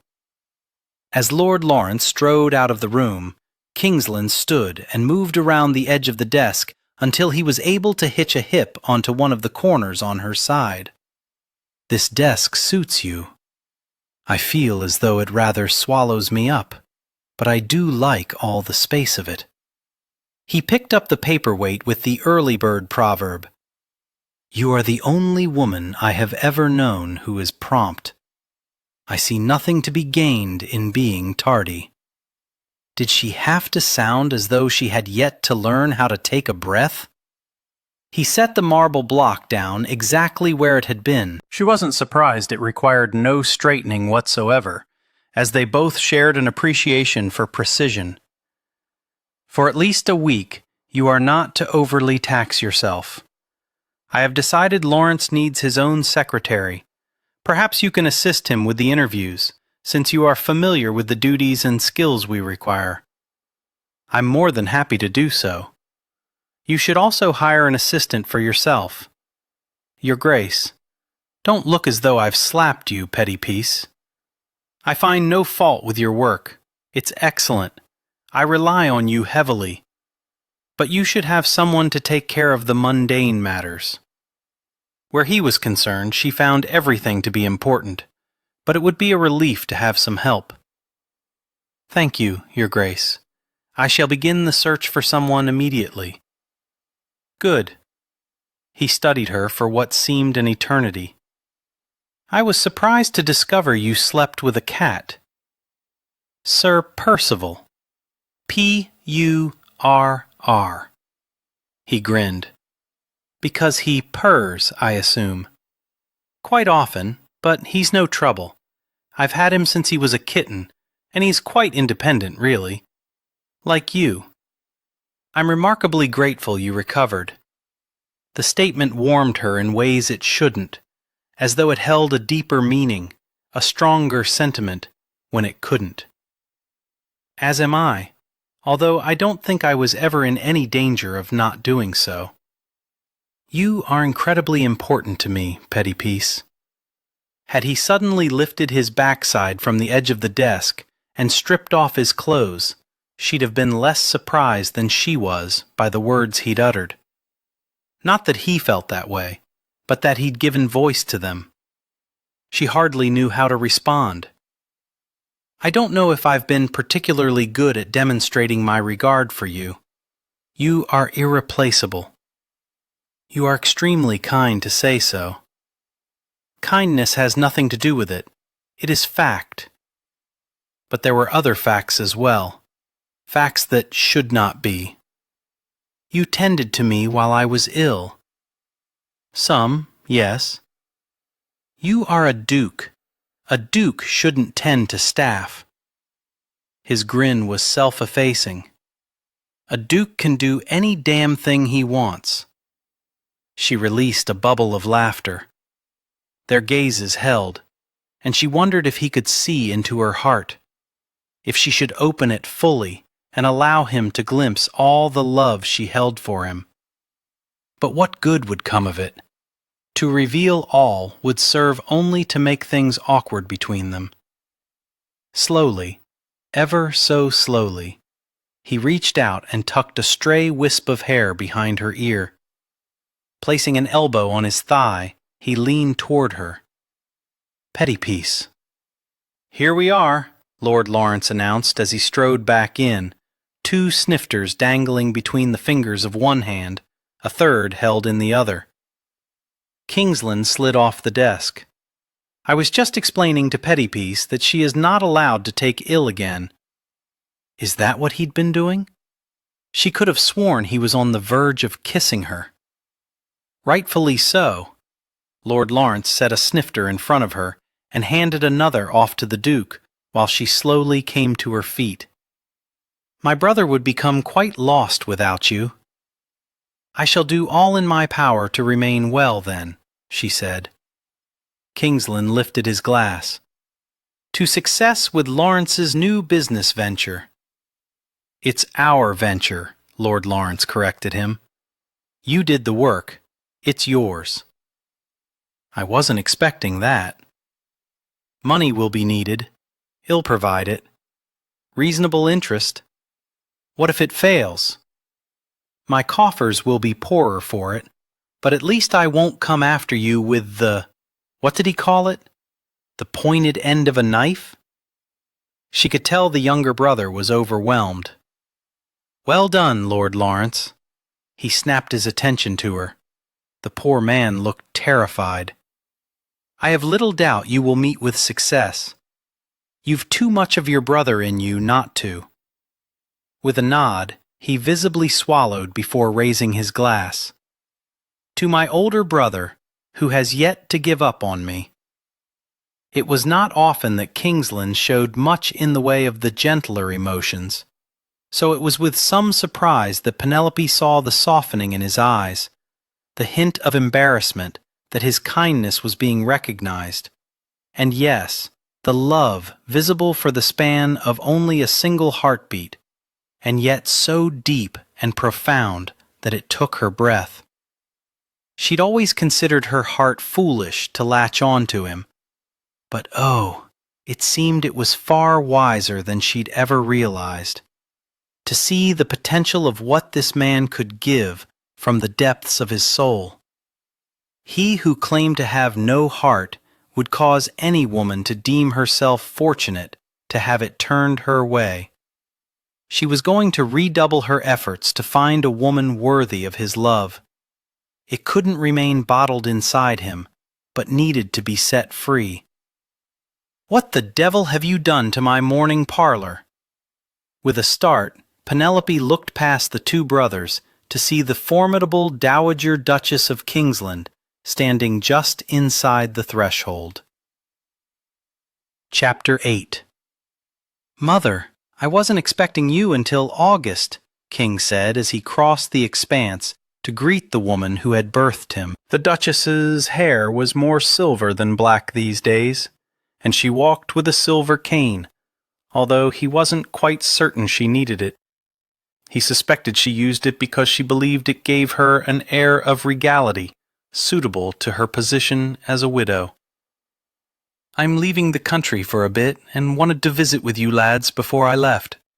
Lady Sybil invited me to spend some time with her at her villa in Italy. How could I refuse? Her friend, the spinster sister of a duke, was no doubt surprising her brother with her own arrival in London." King gave his mother a quick peck on her rosy cheek. "You absolutely could not." As he stepped back, Lawrence moved in and hugged their mother. His brother had always been better at demonstrating his affections. Or perhaps it was because they shared a common bond, having both suffered at the Duke's hands. Not that either, as far as he knew, was aware of what the other had endured. After patting Lawrence on the shoulder and giving him a wink, his mother looked past King. "Miss Pettipiece?" As she always did in the Duchess's presence, his secretary gave a graceful curtsy. "Your Grace?" Waving her hand around, his mother gave him a pointed look. "What is all this, then, that you've done here?" "I've converted the room into an office for Pettipiece. As you prefer to stay in the country or travel, I didn't think you'd miss the morning room." "Quite right, my dear. This is a much better use for the chamber. Puts Miss Pettipiece nearer to you. Now, as I will only be here until the morning, we shall all have dinner tonight, shall we?" It sounded like a question, an invitation, but King knew it was a command. As did Lawrence, who said, "Of course, Mother." "I'm including you, Miss Pettipiece." "I'm honored, Your Grace, and look forward to it." "Splendid." She wove her arm around Lawrence. "Take a walk through the garden with me. I want to hear about everything you've been up to of late." After they left, Pettipiece came 3 steps nearer to him, bringing her jasmine scent with her. "I should sleep in the servants' quarters tonight." Truly perplexed, he furrowed his brow. "Why?" "She's going to think I consider myself above my station to be sleeping in such a glamorous room so near to family." "You are above your station." Her lips parted slightly, and she blinked. "What I meant to say was that my mother thinks highly of you. We both value you as more than a servant." She wasn't at all upset that her favorite room has been converted into an office for you. I can't imagine she'd be the least bit bothered you have nicer accommodations upstairs. This was her favorite room, she murmured quietly, in the same tone one might use in pronouncing someone guilty. "She's hardly ever here, Pettypiece." Still, she glanced around. "Perhaps I should seek out a different room. This one suits you." She looked over at the window. "I do like it." Her words shouldn't have pleased him so much, and yet they did. Then enjoy it. Dinner took place in the smaller dining room, with Kingsland sitting at the head of the table, his mother at its foot, Penelope and Lord Lawrence positioned between the two and opposite each other. The first time Penelope had been included, her status among the staff had been elevated, although she also experienced a few glares and tipped-up noses. Being snubbed hadn't bothered her much. She couldn't deny the slight sting, but knew how hard she worked to make herself indispensable to the Duke. That his mother recognized her was a testament to her efforts. She wished her own mother, who in the end had been disappointed and ashamed of her, could see her now, could see how she managed to make something of herself. Conversation flowed easily. The Duchess shared the more memorable aspects of her recent trip to Wales. Lord Lawrence regaled his mother with his manufacturing plans.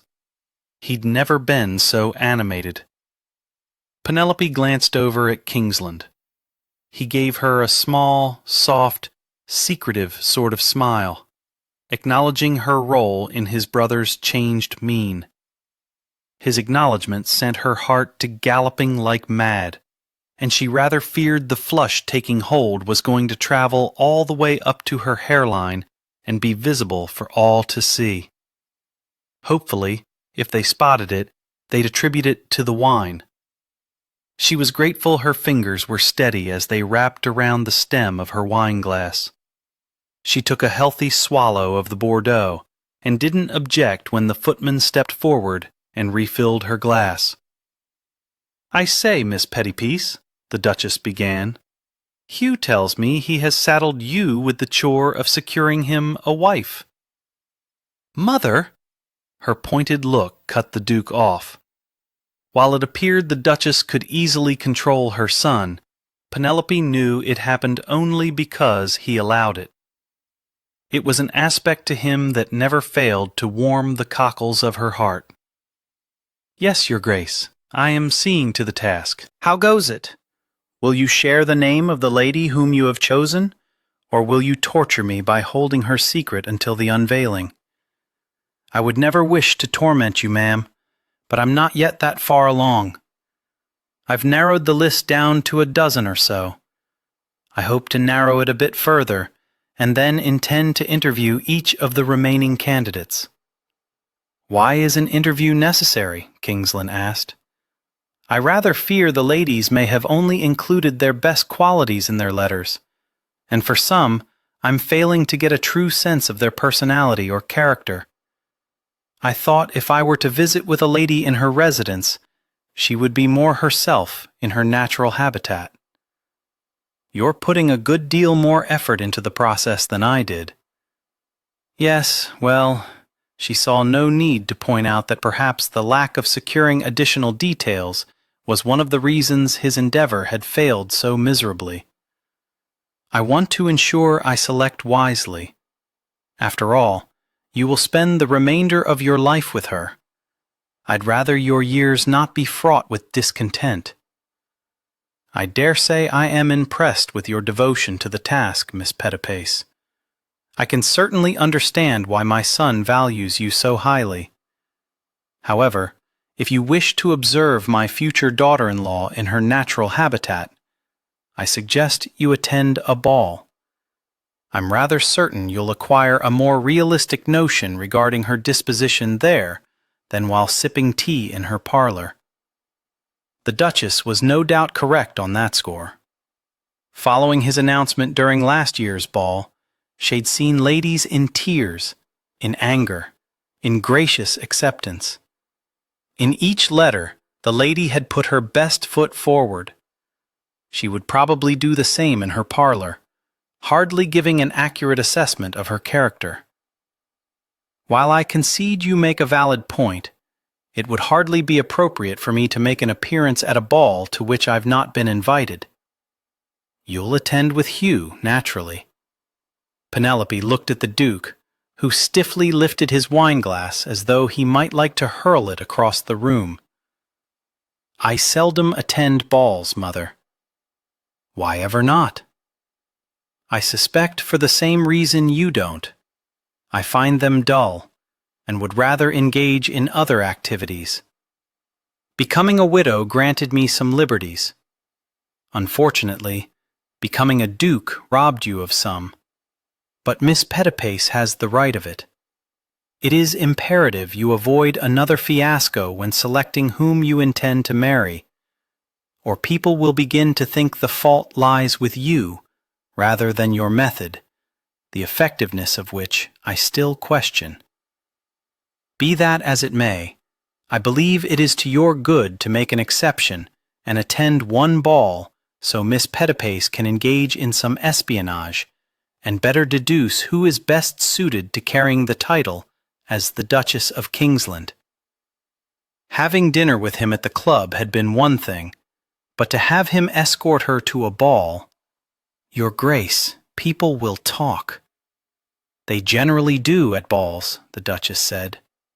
No, I mean they'll gossip, start rumors, assume something more than a working relationship exists between the Duke and I.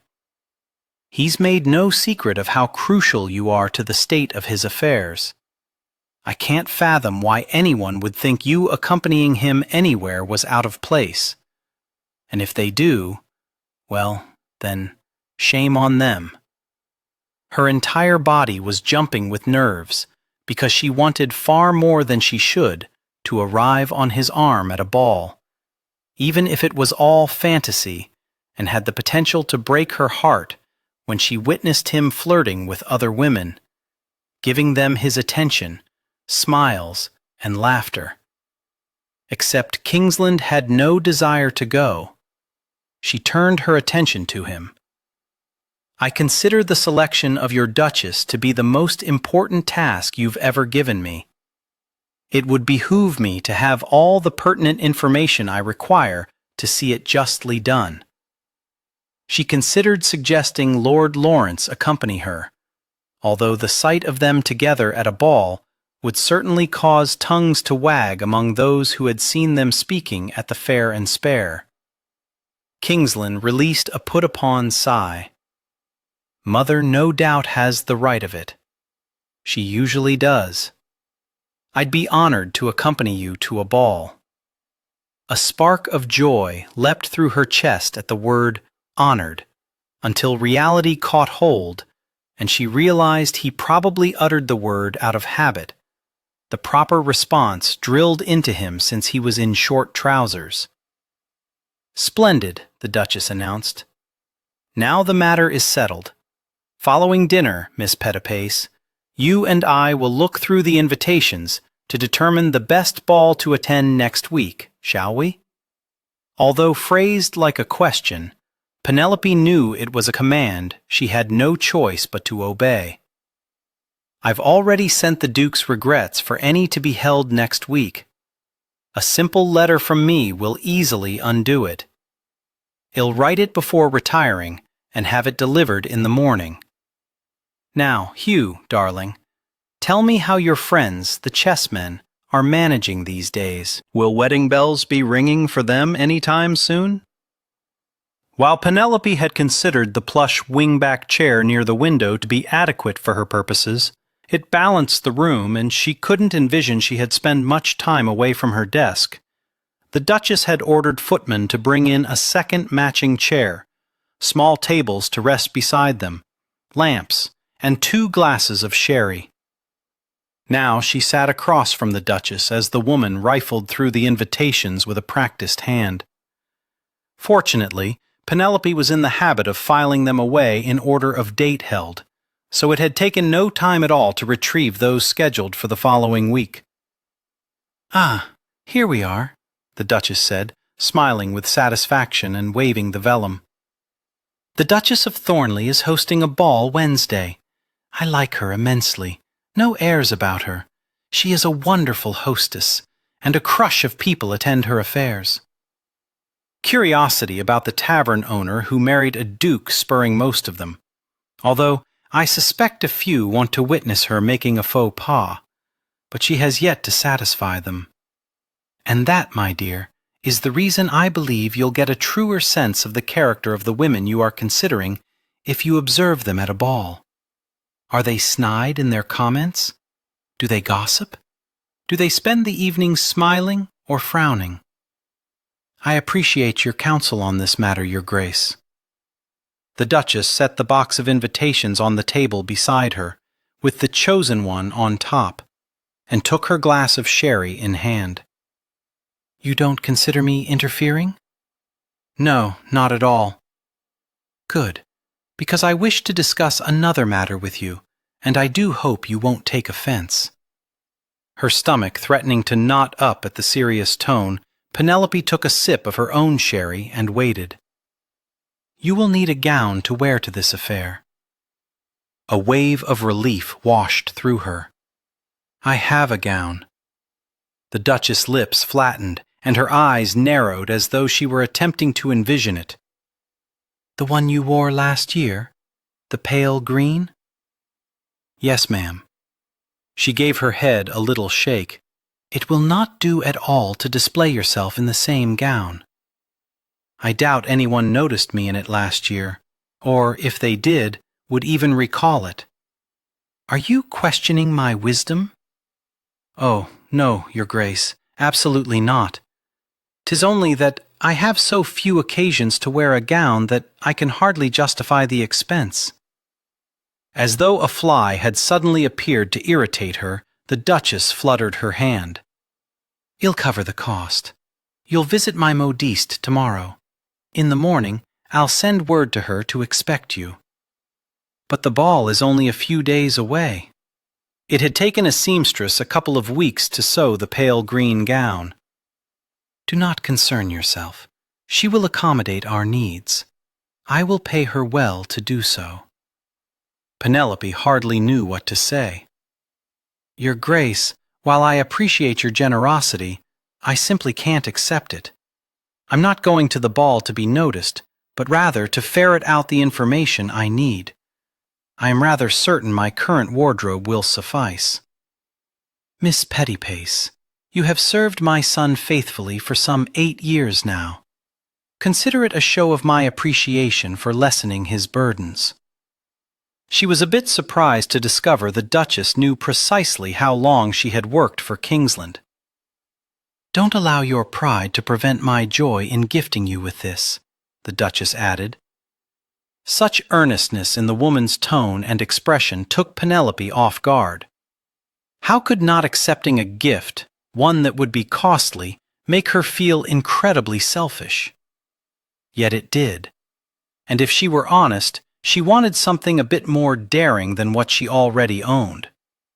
If the gown was pretty enough, drew Kingsland's eyes to her, might he deign to waltz with her once? What a gift that would be! She would hold it close in her memories until the day she drew her last breath. I would be most honored to visit your modiste, and I appreciate your desire to see me well turned out for this affair. Graciously done, Miss Pettypace.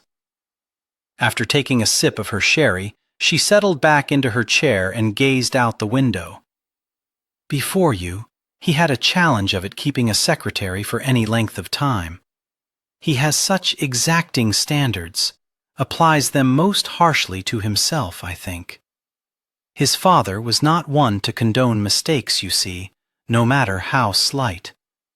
Hugh tends to hold himself responsible for matters that aren't really his responsibility. My happiness, for example. I hope the woman you select for him will have the ability to make him forget his cares. Laugh uproariously. Dance in the rain. For the life of her, Penelope couldn't envision Kingsland doing any of those things, and yet she couldn't help but wish the same for him. I want him to be happy, Your Grace. I know you do, my dear. Unfortunately, I don't know if he would recognize the potential for happiness if it stood right in front of him. I fear he focuses so much on the details of the trees that he fails to see the magnificence of the forest. Sipping his scotch, King stood on the terrace while Lawrence bid farewell to their mother, because he wouldn't get a chance to see her in the morning before she left. He had an appointment with the man whose factory he intended to use. King couldn't be more pleased with his brother's enthusiasm and devotion to the project. Hearing the door leading onto the terrace open and the quiet footsteps, he glanced over his shoulder. "What are you up to, Mother?" "To whatever are you referring?" she asked innocently as she came near to him. "A ball? Disagree with my logic, do you?" That was the hell of it. He couldn't. He avoided soirees because of the various games played, insincere flirtation, and patronizing compliments. It would be an excellent opportunity for Pettypace to get some insight into the ladies. Rather than answer, he merely took a sip of his scotch. "I thought not," his mother said gloatingly. With a huff of a laugh, he leaned down and pressed a kiss to her cheek. "Ah, to be as wise as you." They stood in amicable silence, simply absorbing the night. After a while, she said, "I don't know if I've ever seen Lawrence exhibit quite so much confidence before. Or excitement. He's quite humbled you trusted him with this endeavor." It was Pettypace's idea. She thought he needed something to anchor him. "It seems I'm not the only wise woman in your life. What will she do after you marry?" His mother had never taken a hand to him, but at that moment he felt as though she'd smacked him about his head. What an absurd question, and yet it seemed stunningly significant. Turning, leaning a hip against the low wall, he faced her more squarely. "I don't follow." "I can't imagine that your wife will be pleased to have another woman who has such a prominent role in your life living within the residence, especially with an office and a bedchamber so near to yours. Pettypace will select a woman who will not be bothered by it." He didn't particularly like the little mewling sound she emitted, as though he had the wrong of it. "If she is bothered, I shall explain she has no reason to be. That will certainly put matters to rights." Your sarcastic tone implies you think it will not. What are you hinting at? You must give some thought to ensuring your wife never feels she is the second most important woman in your life. Naturally, she'll be second. You hold the place of first. Laughing, she slapped lightly at his shoulder. "You flatterer."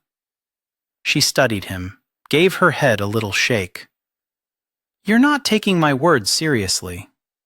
I think you worry for naught. Marriage brings changes, Hugh. You need to be prepared for them."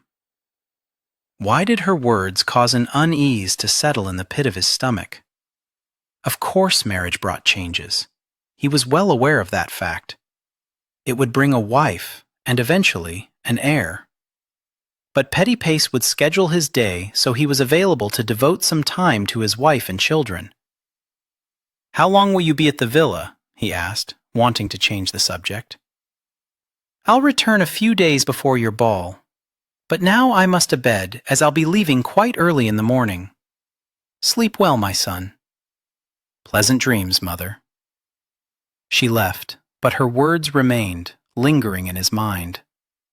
His gaze drifted over to the window, where faint light from Pettypace's new office spilled forth.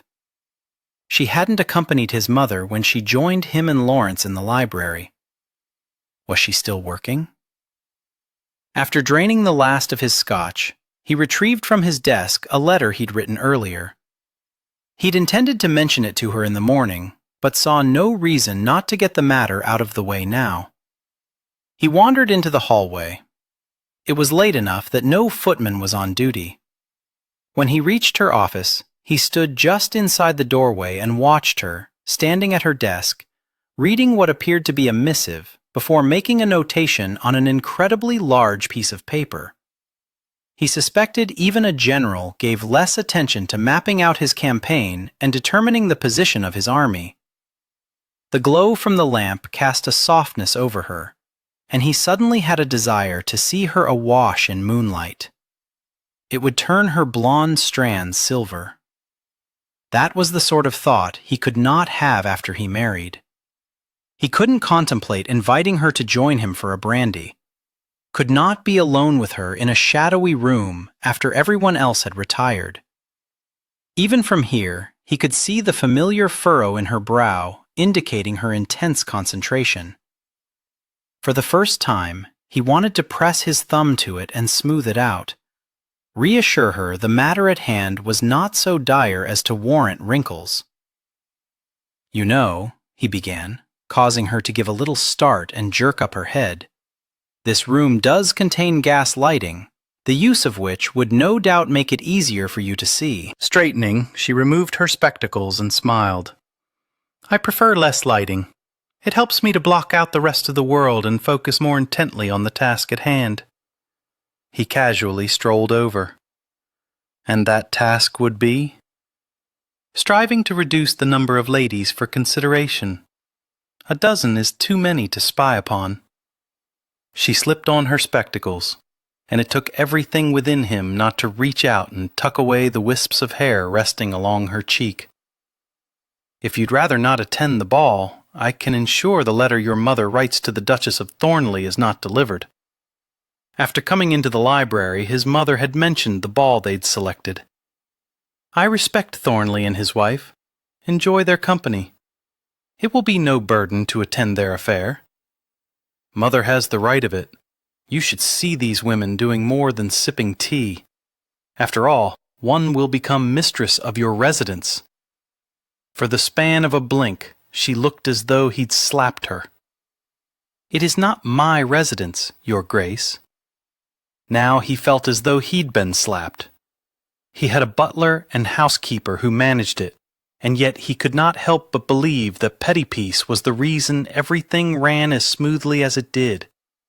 What if a wife interfered or resented his secretary's role in keeping his life in order? Would tensions ensue?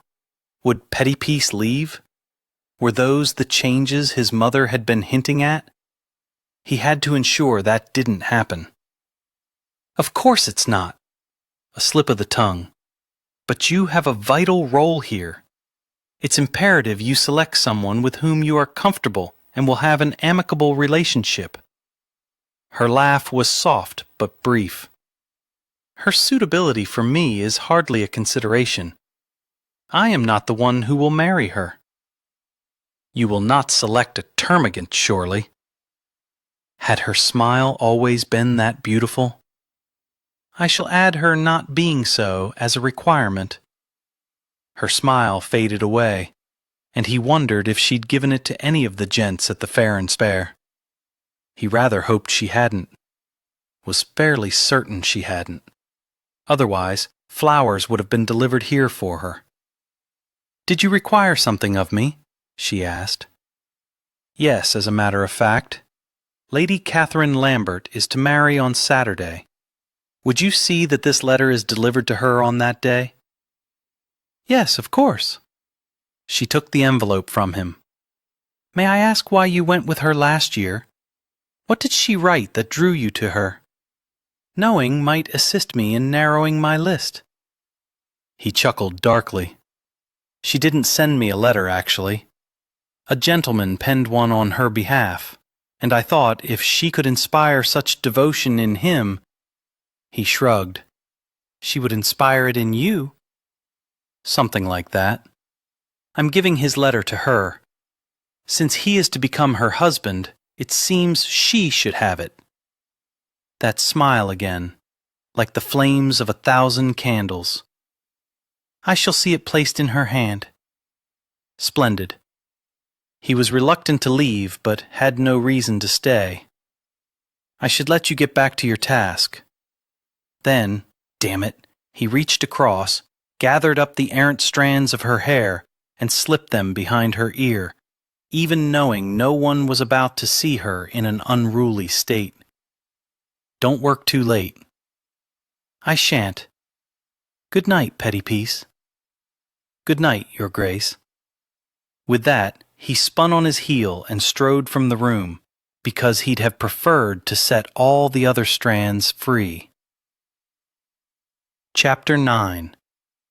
Saturday afternoon, Penelope watched the passing countryside as the coach traveled back to London after she had personally delivered the Duke's missive to Lady Catherine.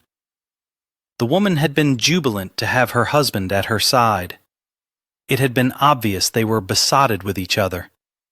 Penelope wanted that for the Duke, for the woman she chose to become his wife to openly adore and appreciate him. However, seeing the newly married couple had served to reinforce how difficult it would be to witness Kingsland showing the same adoration toward his bride. But she wanted that for him as well, to marry a woman who could stir to life all the love that for some reason he had buried within him. From years of observing him interacting with his mother and brother, she knew he loved deeply, in spite of his protests to the contrary. To watch him showering affection on another woman would be difficult at best, which meant she needed to begin giving serious consideration to what she would do with herself when the time came to give her notice. He intended to marry before the year was out. No long courtship this time, no possibility of being cast aside for another. She could do like the Duchess and travel, visit all parts of the world. She certainly had the funds for it, but her family had moved about so much that she was keen for permanence. Never before had she stayed in one place as long as she had since coming to work for the Duke. While her time was split between the London and country residences, she still experienced the sameness of routine, of knowing each place and being comfortable within them. Therefore, she intended to purchase a cottage, and she would begin by paying more attention to the advertising section of the Times.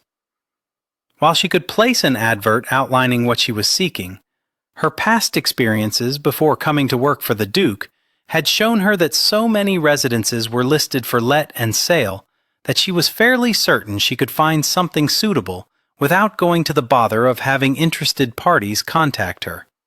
Better to be the one contacting. She also needed to begin giving some thought to how she would fill her days.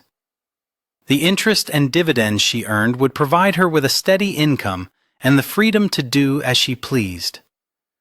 As much as she enjoyed serving as the Duke's secretary, she wanted to have her own business, to guide women toward making safe investments. The most recent law affecting married women's property allowed women to keep ownership of their shares. If handled properly, investing could give wives a measure of independence within the marriage. But it also provided an avenue of security for women before they married, or if they never wed.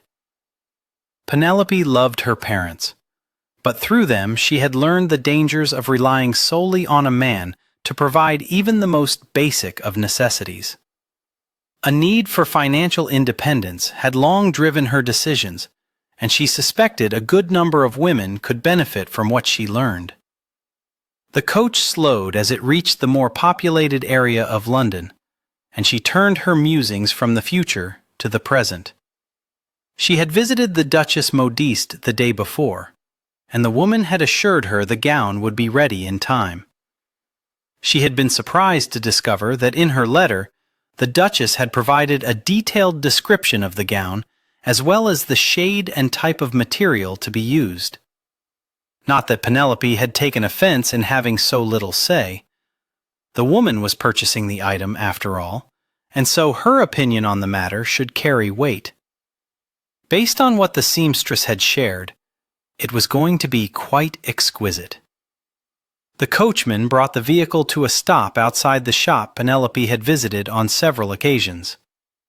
She snatched up her satchel just before the footman opened the door and handed her down. "I should need no more than half an hour." "Very good, Miss Pettipace." Marching forward, she smiled at the sign above the door. Taylor and Taylor. The sisters hired out to arrange and manage societal affairs. While Penelope had no plans to give up the reins for the Kingsland Ball, she had sought the advice of the ladies last year when she'd been charged with arranging her first social function. As this year's event had come about unexpectedly and needed to be assembled in a much shorter time period, she had decided to hire the ladies to assist with the more tedious aspects of the enterprise.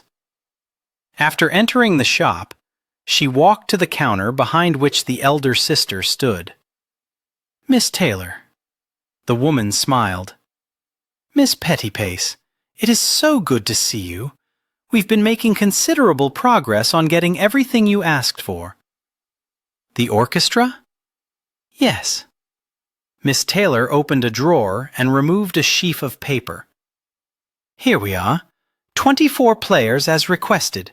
The terms for payment as well as a suggestion regarding the tunes to be played. If you are agreeable, you have but to sign it, and I shall see the matter taken care of." Penelope read the contract.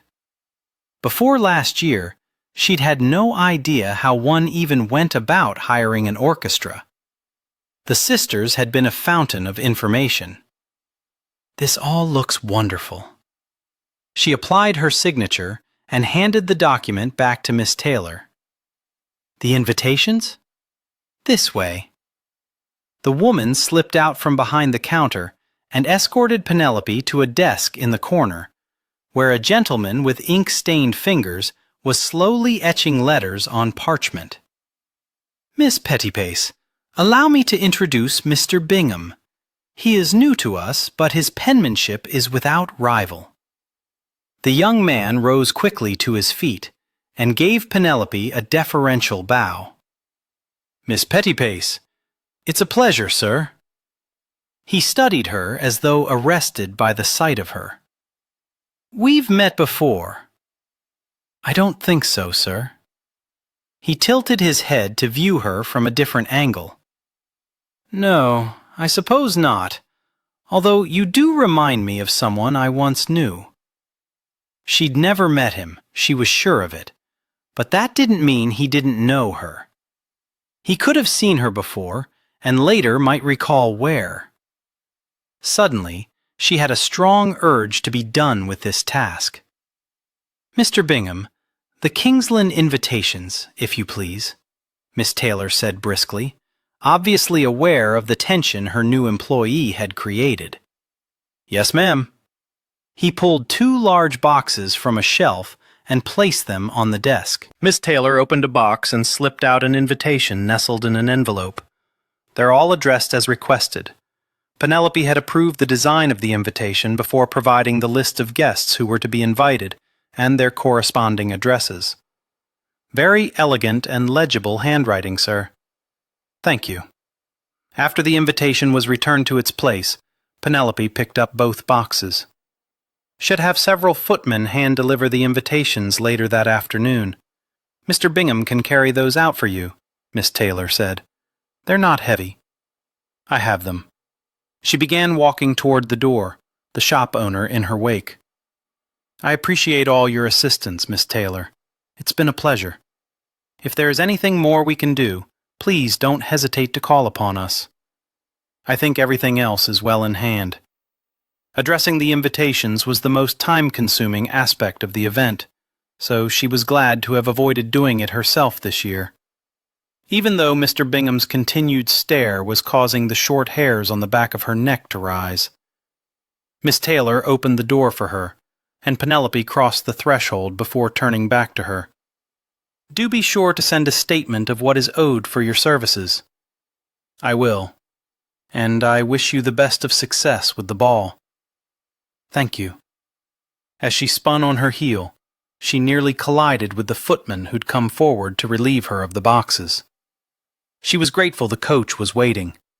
Once she was settled inside and they were on their way, she took a deep, cleansing breath and wondered if a time would ever come when she didn't fear the revealing of her past. King had never known the days to pass so slowly. They were always filled with reviewing his ventures, analyzing his investments, researching new opportunities, seeing to his duties in the House of Lords, discussing needed changes to the law, drafting bills to bring before Parliament, holding meetings with businessmen, and any number of other tasks.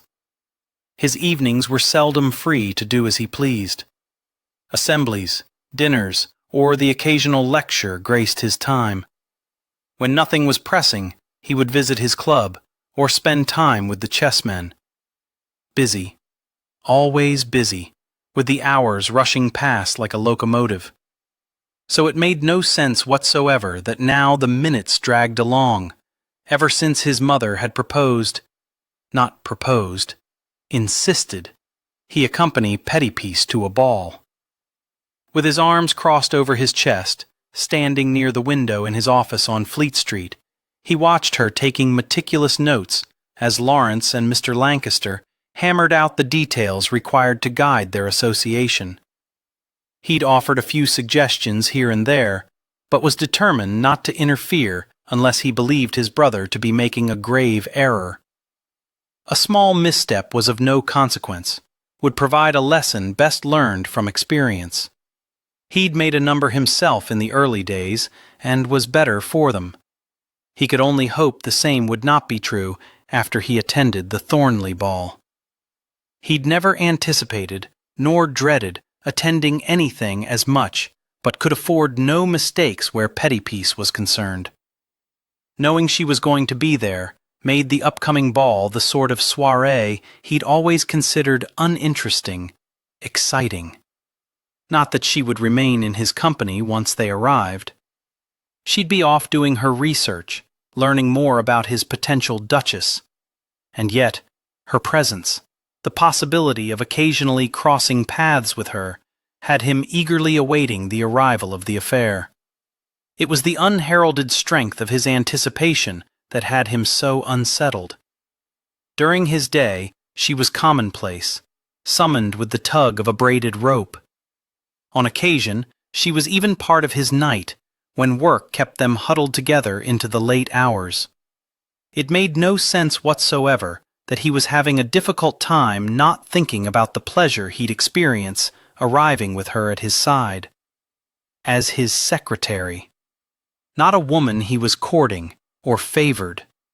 Certainly not a woman he'd begun wondering what it might be like to kiss. "Have we overlooked anything?" Lawrence asked, interrupting King's musings before he could further contemplate those lips that he could still feel his fingertips gliding over as he applied the salve during her illness. They had somehow branded him. Not that I noticed, but then it was very likely he wouldn't have noticed a volcano suddenly erupting into the room. When he looked at her, he lost his ability to focus on more than one thing at a time. She'd begun taking up the entirety of his attention. How had that happened? Why had it happened? "I'll deliver this information to the solicitor then," Pettypiece said with her usual succinctness. "We should have an agreement for you to sign within 2 days, Mr. Lancaster." "Very good." He stood, as did Lawrence and Pettypiece. King shoved himself away from the wall, shook the man's hand, and watched him take his leave. "Pray tell me that you find yourself quaking after an intense meeting such as that," Lawrence said. "The first time I negotiated a business deal, afterward I cast up my accounts," King admitted. "When the magnitude of what I'd done hit me, when I realized what was at stake if I'd guessed wrong. But eventually I came to understand that no mistake I made couldn't be corrected in one manner or another, with a different investment or another scheme. I learned from my mistakes, as will you. But in spite of negotiating becoming a rather regular part of my life now, I have yet to lose the excitement of venturing into something new." Against his will, his gaze drifted to Pettypiece. She'd once been new to him. After all this time, she should be boringly familiar, but, as always, she seemed full of possibilities. Perhaps that was the reason he was so looking forward to the ball. He'd not danced with her at the one she'd arranged for him last year. It had been the talk of London for weeks. He hadn't taken all her hard work for granted, but had rewarded her with a generous stipend for the success of it. Still, she hadn't been ensconced in the middle of the affair, hadn't truly been part of it. Her words from a lifetime ago echoed through his mind. The best gifts usually cost nothing at all. He should have waltzed with her. Well, she held up her leather-bound notebook. You'd best get to the solicitor so he can begin work. I'll see you delivered there. It's not necessary. She was an independent woman, his secretary, always ensuring she never put him to any bother. His caring for her while she was ill no doubt did not sit well with her. She wouldn't have even wanted the chambermaid looking after her. It's on my way. Actually, Your Grace, I have an appointment for a fitting with your mother's modiste that I must attend to first. Indeed. She insisted upon purchasing me a gown. I tried to convince her it was unnecessary. It is difficult to change my mother's mind once it is made. Still, I'll accompany you. I don't wish to delay you in attending to your other matters. Well, make it work, Petipace. We always do. He clapped his brother on the shoulder. The hard part is only just beginning. I think I'm up to the task. I know you are. Following a few more encouraging words to his brother, he and Petipace made their way to the mews, where his coach was waiting. After handing her up, he gave the address to the driver and joined her. You are very wise, Petipace. He needed a purpose. Not so wise. We all need a purpose. What is yours? Seeing that your needs are met.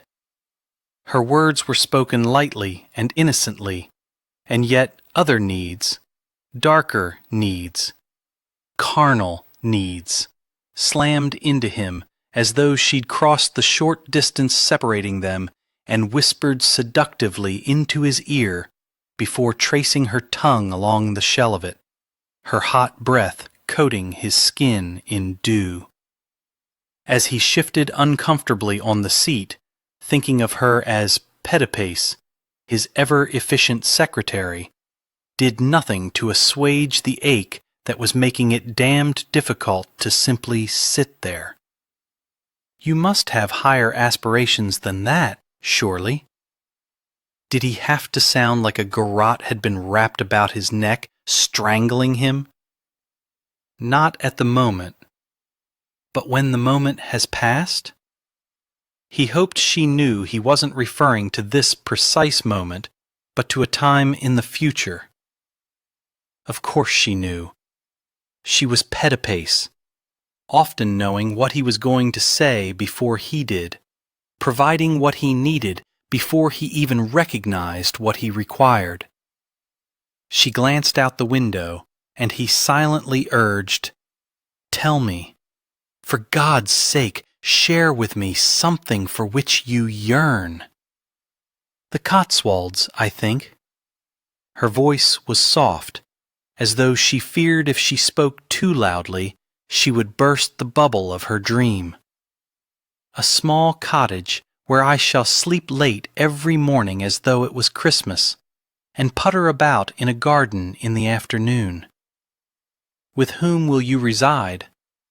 Her smile wistful, her gaze landed on him like a gentle caress that did nothing to diminish these urges suddenly bombarding him. Sir Percival. Her cat? It sounds remarkably lonely. I am perfectly content to be in my own company, Your Grace. Besides, I want to be responsible to no one else. To do as I please with no worries I've let anyone down. Had she disappointed someone in the past? She'd certainly never done so with him. You do work for a tyrant, don't you, Petipace? Her smile brightened. Perhaps I am the tyrant, making you feel you must keep me busy. He kept himself occupied so he could avoid thinking about matters his past, present, and future that he'd rather not. A risk he'd taken when he was 19 that still haunted him and often threatened his peace of mind. Perhaps you are at that. She almost told him about her idea for a business of helping ladies invest. Shed to have his opinion on the viability of it, but didn't want him to know she had begun thinking of severing their relationship, giving up her post. It would only serve to make things decidedly awkward. Or perhaps she feared learning he was prepared to easily carry on without her. The coach came to a stop. He held out his hand. Give me your notes. I'll see them delivered to Beckwith. I can do it when I'm finished here. I have nothing else on my schedule. While she'd know he had no other meetings on his calendar, she'd assumed he had some personal matters to see to. However, she appreciated his willingness to visit Beckwith. She was delaying her search for an assistant until after the ball. Simply too much on her plate at the moment, and nothing she was willing to hand off to anyone else. She reached into her pocket and removed her notebook. The ribbon marks where today's meeting began. Of course it does. Are you mocking me? His smile was almost tender. No, I would expect nothing less from my efficient petty piece. My efficient petty piece. He didn't really see her as his, not in the same manner he would his wife, his Duchess, his children. Thank you for seeing to the task. Shoving open the door, he stepped out and handed her down. I'll return for you when I'm finished with Beckwith. I can hire a cab. No need when we'll be passing back this way on our return to the residence. I shan't tarry. No harm comes from having a man wait for you, petty piece. He was wrong there.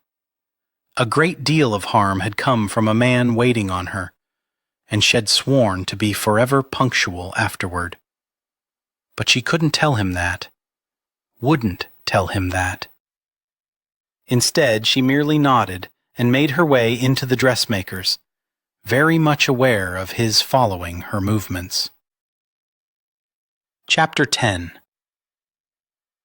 Wednesday evening, staring into the cheval glass, Penelope couldn't help but think that the dark rose gown with a neckline that dipped to reveal the barest hint of her bosom was the most elegant creation she'd ever owned. Her white gloves extended just above her wrists, leaving her arms bared. Lucy had pinned up her hair on the sides and left tight curls cascading at the back. "Caw, Pen, you don't half look like a proper lady." She rather felt like one, but there was danger in that. She couldn't forget her place. Slipping her hand inside the pocket she had insisted upon, cleverly hidden with an angled sash, she squeezed her familiar leather notebook.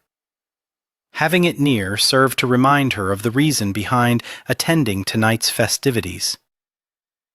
The ball is simply another job, Lucy. What if you catch the fancy of some lord? That is unlikely to happen, but if it should, I will lose his regard as soon as he realizes I am, in fact, no lady, but rather a secretary. Turning, she faced her friend. I believe we discussed all this, or something similar, on another occasion. A girl can dream. I just read a story about a cinder girl who married a prince. It can happen. With your love for fairy tales, I do hope you don't go about kissing frogs. I kissed Harry the footman. Taking delight in her friend's mischievous expression, she asked, When? Lucy smiled brightly. The other night, when you were sick. I finished caring for you and was on my way back to my room, and there he was, in the kitchen, making a spot of tea. Invited me to join him, but I started weeping, all worried about you like I was.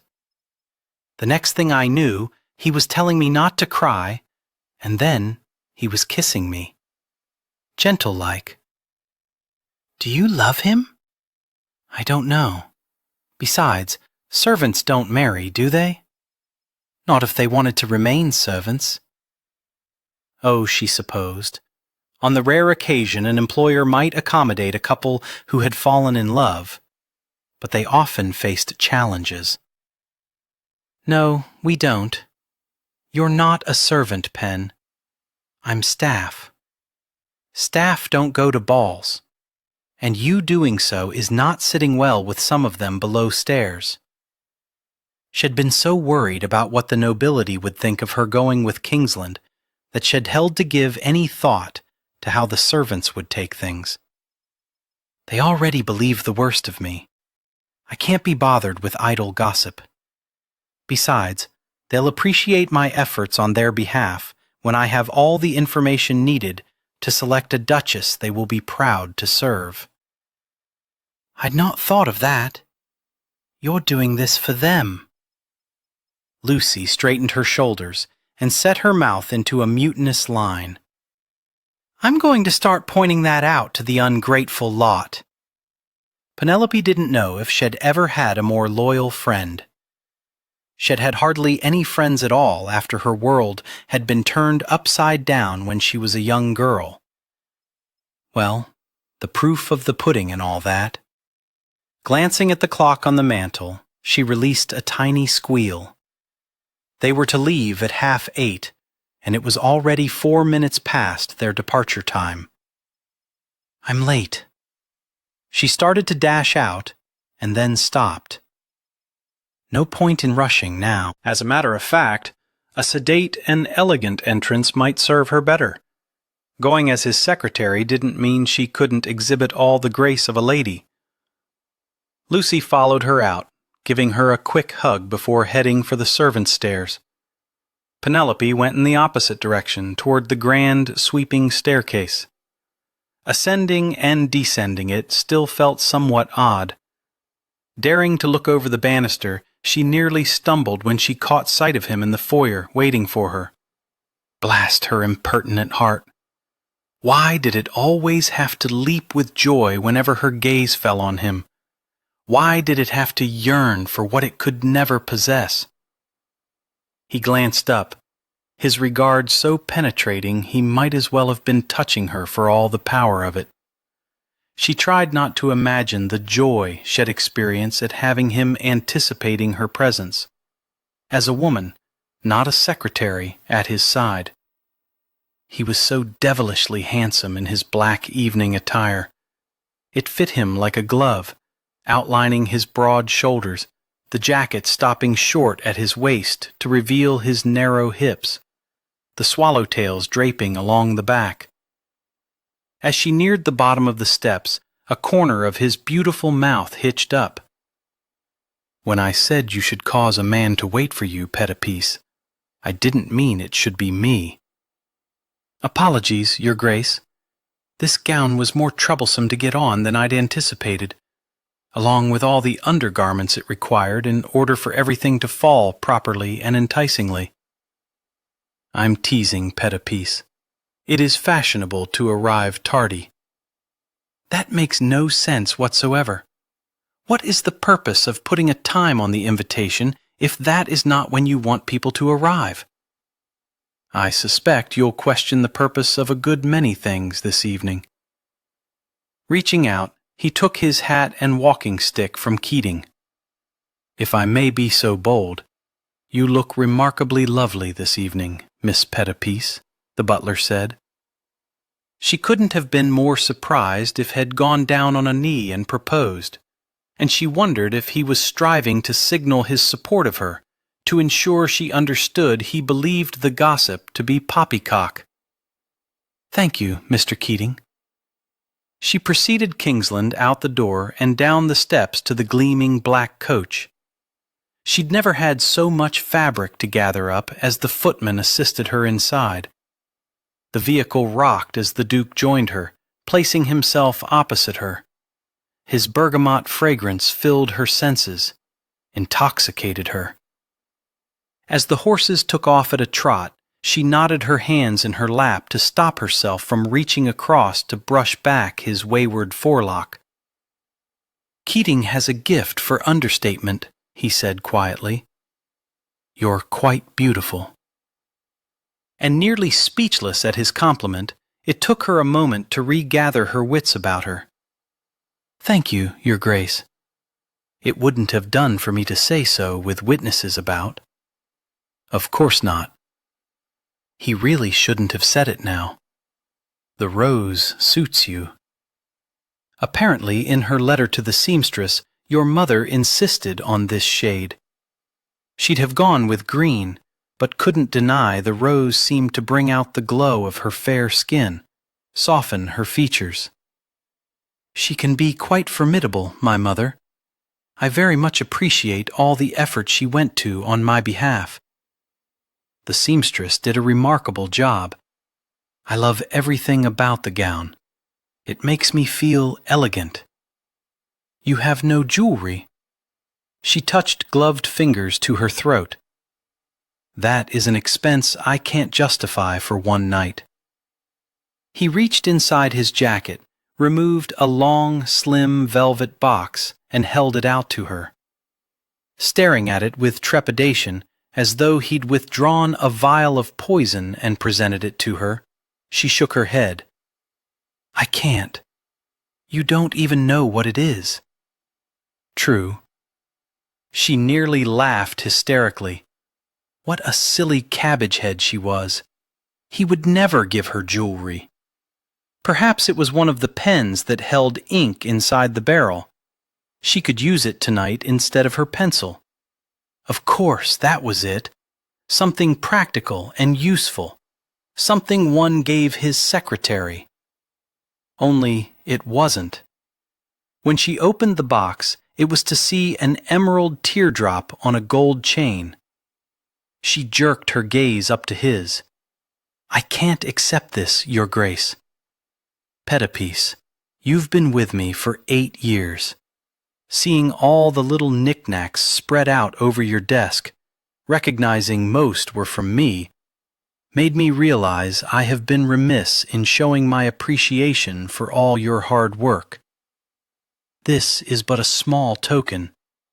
"It is not small." "Large token, then. Most secretaries would have resigned if asked to select a wife for their employer. But you have poured yourself into the endeavor, as you do every task that I ask of you. Please accept it." She wanted to. It was gorgeous in its simplicity, exactly what she would have chosen for herself if she ever indulged her rants. "It is so very pretty." "No one need know it came from me," he said quietly as he crossed over to perch on the edge of the seat beside her, managing to avoid crushing her skirts while lifting the necklace from the velvet on which it rested. She could barely breathe as his warm, bare finger shed removed his gloves in preparation of the task, and shed not noticed until that moment skimmed ever so lightly across her flesh as he draped the chain around her neck, the emerald teardrop dangling just below the dip in her collarbone. Then he was gone, back to his side, proficiently tugging on his gloves as though he hadn't managed to turn her insides into a quivering mass of fluttering butterflies. "Who are the ladies on your list?" he asked calmly, completely unaffected by the intimacy of the moment they'd shared. "List? What list?" She seemed to have lost her wits, her ability to reason. "Ah, the list of potential duchesses." They were returning to the business at hand, the reason she was now traveling in the coach with him, hoping her melted knees might regain their solidity before they reached their destination. "I've narrowed the number to 10. You should probably dance with each of them, since you might immediately find one unsuitable or perfectly suitable. I shall copy down their names for you." She reached into her pocket and withdrew her notebook, in which she had written her list. "You brought your notebook?" Glancing up at his amused expression, she felt her cheeks warm. "I wanted to make certain not to forget anyone, and thought it best to have the ability to record my impressions. Otherwise, they might all begin to blend together." "You are without equal, Petty Pace. I am attending the ball with a purpose, not to engage in frivolity." He grew somber, serious. "I should think it would be quite interesting to see you engaged in frivolity." She wasn't certain she even remembered how. "I shall reveal my frivolous streak when you do." "Is that a challenge?" While she was accustomed to speaking her mind with him, had never refrained from giving her honest opinion on matters, she couldn't help but reflect that she had never been quite so bold and might be traversing along shaky ground.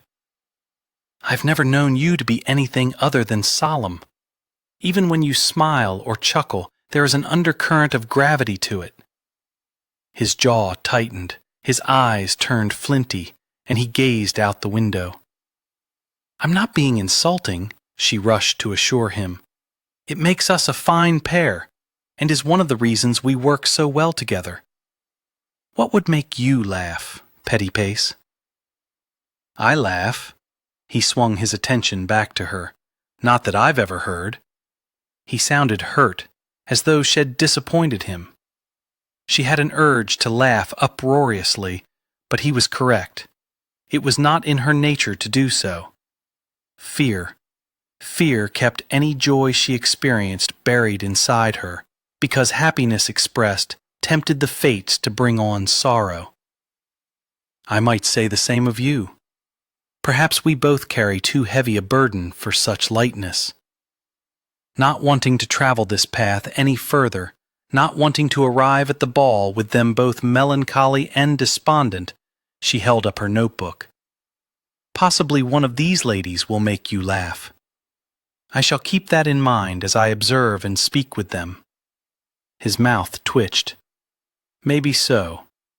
He sounded unconvinced, but then, so was she. It would take a very special woman not to be intimidated by his sternness, in awe of his position, wary of the potency and power he projected.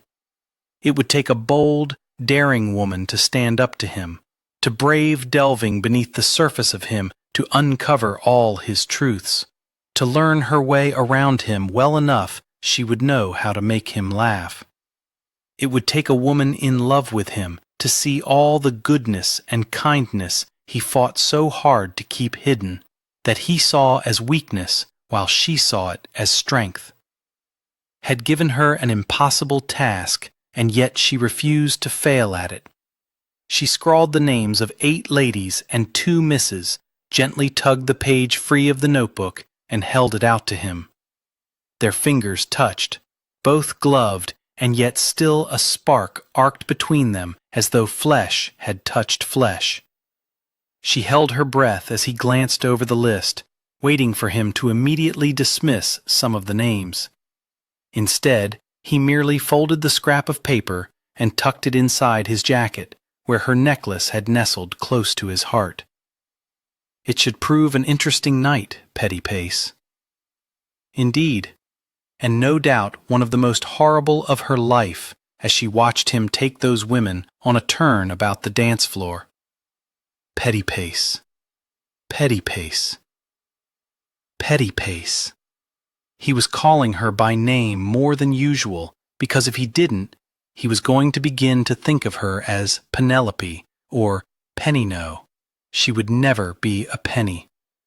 It was too innocent, and while he didn't know all the details of her, he was certain little innocence was to be found in her. When he'd placed the necklace on her, when his fingers had grazed the soft skin at her throat, it had taken everything within him not to trail his lips along the path his fingers had forged, not to taste her, not to want her. When she'd pulled out her notebook, he'd nearly barked out his laughter, but he'd held it in check, fearing he would hurt her feelings. Only Pettypiece would hold true to her purpose in coming to a ball to ferret out the desirability of each of the ladies she'd identified as the possible future Duchess of Kingsland. Any other woman would have decided to make the most of the evening's entertainments by enjoying herself. And damned if he didn't want her to do so. In his arms. After a slow journey along the circular drive filled with carriages, his coach finally came to a stop in front of the massive residence. A footman immediately leapt forward to open the door. King stepped out and reached back for Pettypiece, the teardrop at her throat catching his attention. It was an inappropriate gift, and yet he'd never experienced as much gratification in giving anything to anyone else. The manner in which her eyes had widened when she'd first seen it, the way her lips had parted as though inviting a kiss, the pleasure she'd fought not to reveal, had probably battled not to feel at all. He liked surprising her, imagined the satisfaction to be found in a lifetime of doing so.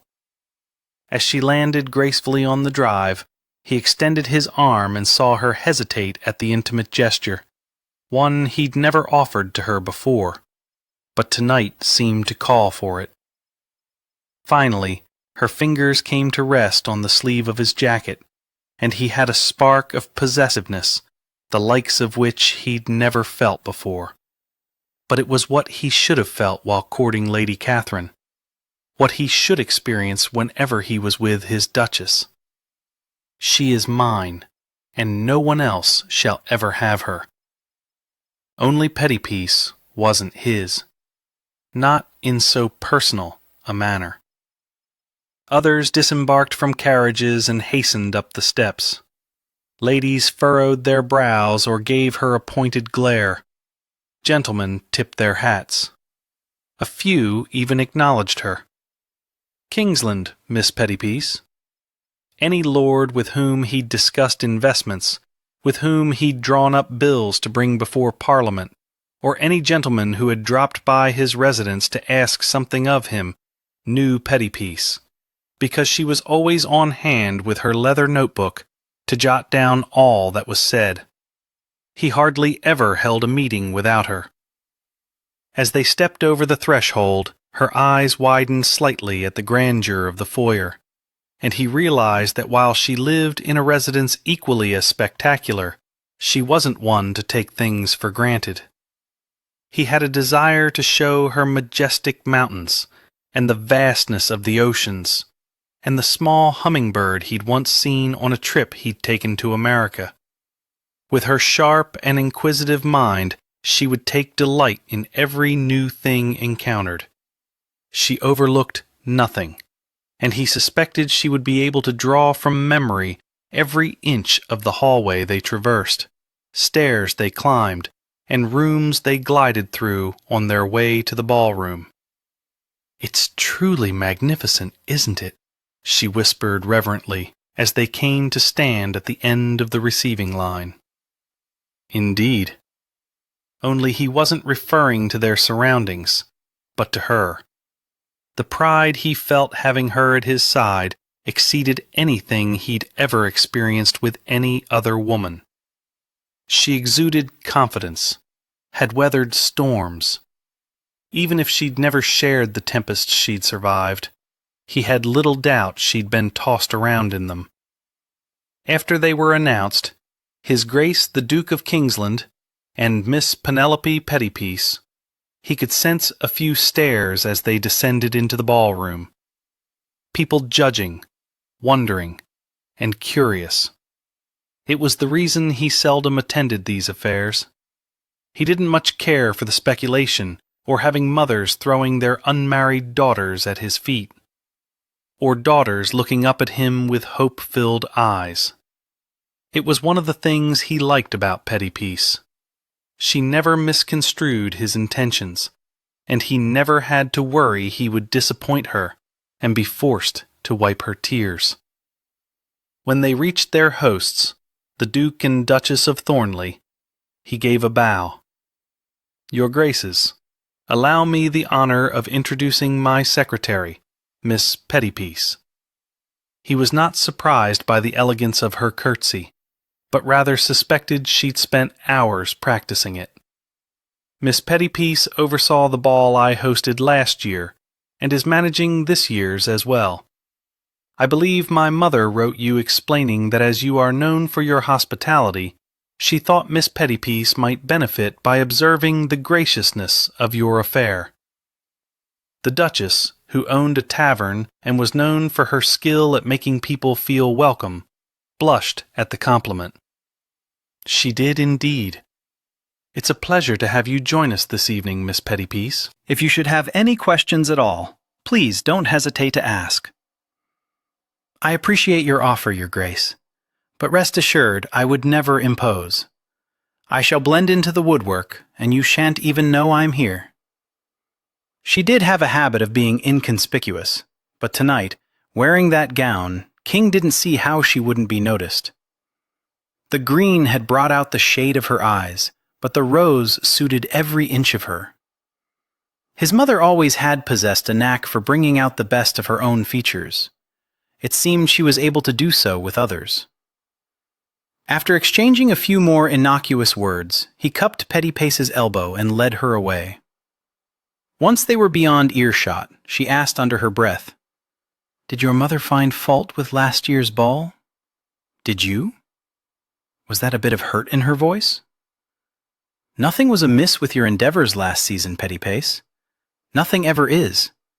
But Mother couldn't very well tell them your true reason for accompanying me, could she? Nor could I. What if the couple behind us overheard and said something to someone else, and the ladies you wish to observe soon knew and sought to impress you? I suppose there is some sense in that." She sounded slightly mollified. "I assure you, there is a great deal of sense in it. Now, we shall part here. I wish you success with the espionage." "Thank you, Your Grace." Her elbow slid away from his palm, and his empty hand felt hollow, less, as though a part of it had suddenly gone missing. He closed it into a fist, which only served to make him more aware of what it lacked. He didn't understand these strange reactions of late. It was almost as if Pettypace was becoming part of him. As he was snatching a flute of champagne from a passing footman, he caught sight of Knight and languidly began making his way over to the Earl, acknowledging those he knew and even going to the bother to scrawl his name across a couple of dance cards. By the time he reached Knight, a trio of young lords had cornered his friend. While waiting, King tossed back what was left of his champagne and helped himself to another before stepping into the circle, acknowledging the gents with a firm scowl that sent them scurrying away. "Do you have to be so curmudgeonly," Knight asked, "and chase everyone off? I was enjoying their company. As you are well aware, I have little patience for the young and inexperienced." He'd found they understood little about the ways of the world. Unfortunately, his Duchess would no doubt fall into that category. He would have to think of her as unmolded clay to be shaped into what he required. With an indulgent smile, Knight shook his head and took a sip of his champagne. "I see you brought Pettypace." Unlike with his hosts, he could be honest with Knight. Yes, apparently she doesn't trust that all the ladies were completely honest in their letters when describing the qualities that would make them an accomplished duchess. She wishes to observe them and interview them in a clandestine manner in order to get a better sense of them and their suitability. I don't understand why she doesn't simply toss all the letters into a hat and draw one out. Pettypace would never take so little care with any task I gave her.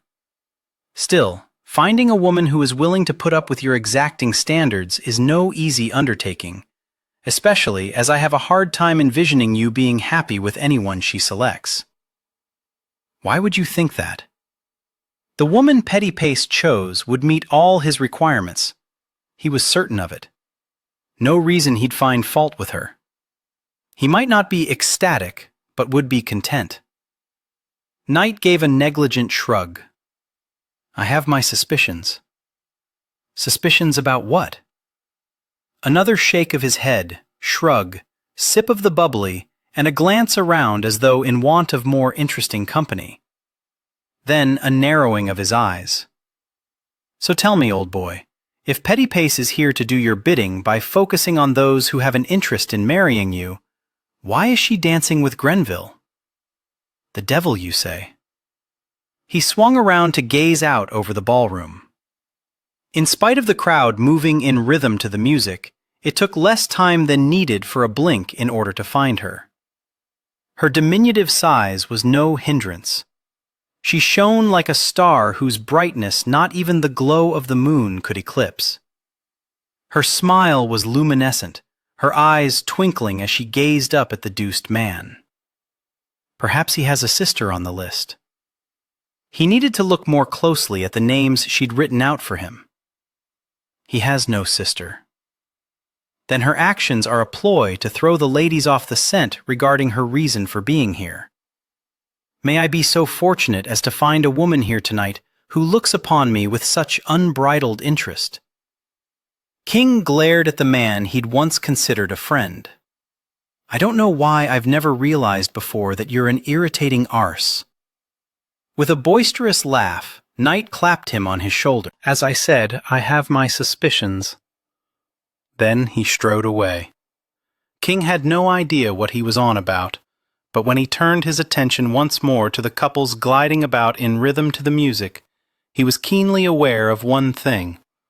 He didn't like Petty Pace dancing with another man.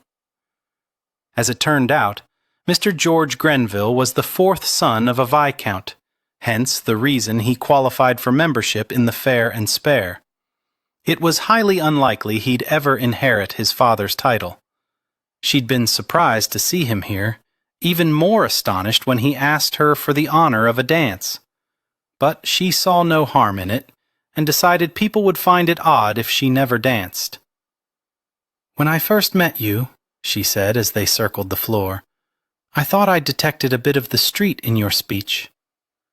I was in the army for a while. Knocked some of the polish off, I think. There's a bit of street in you as well, Miss Petty Pace. As is expected from one in my station. I'm not certain anything about you is expected. She released a light laugh. Do men prefer the unexpected in their ladies? Some do. Kingsland wouldn't. She was rather certain of that. It would irritate him to be surprised. He liked for things to be predictable.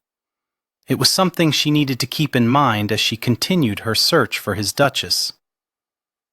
You've not returned to the Fair and Spare, Mr. Grenville said. She couldn't help but be a bit pleased that he'd noticed. Might have searched for her. I've been rather busy handling the Duke's affairs. How many mistresses has he? She laughed. Not those sorts of affairs. He was smiling brightly. You have a lovely laugh, Miss Petty Pace. She did hope he wasn't going to compliment the blush she was fairly certain was responsible for the warming of her cheeks. You're too kind. Hardly. I am rather surprised he brought you. It's raised a few eyebrows, I can tell you. His mother thought I could benefit from attending and seeing how it's properly done. So there's nothing between the two of you? You and the Duke? Absolutely not. I have to say I'm relieved. I've thought of you quite often since we met. After their dance ended, Mr. Grenville escorted her to a collection of chairs, lifted her gloved hand to his lips, and placed a brief kiss against her knuckles. I hope to cross paths with you again at the club. I shan't have much time for socializing until after the Duke's ball. I shall wait with bated breath until after the Kingsland ball, then. Watching him walk away, she had to admit she was flattered by his attentions and did rather like him, enjoyed his company. Where was the harm in a woman of her age taking on a lover, or a series of them? Especially when the one she longed for was beyond reach. As she had no plans to marry, she wouldn't have a husband who, on their wedding night, anticipated having a barrier to breach, whose pride required no man had gone before him. Sex could no doubt be handled in a transactional manner, an equal pleasuring and then a parting of the ways. She might have to consider it. It would be nice not to have to see to her own needs and urges for once. But all of that was for later contemplation. At the moment, she had work to do. Removing her notebook from her pocket, she studied the names. Lady Alice, youngest sister to the Earl of Camberley, was first on the list. She might as well begin there. Like the Duke, she preferred order in her universe.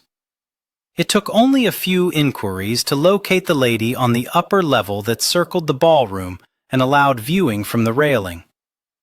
Lady Alice sat on a bench near an open doorway leading out onto a large balcony.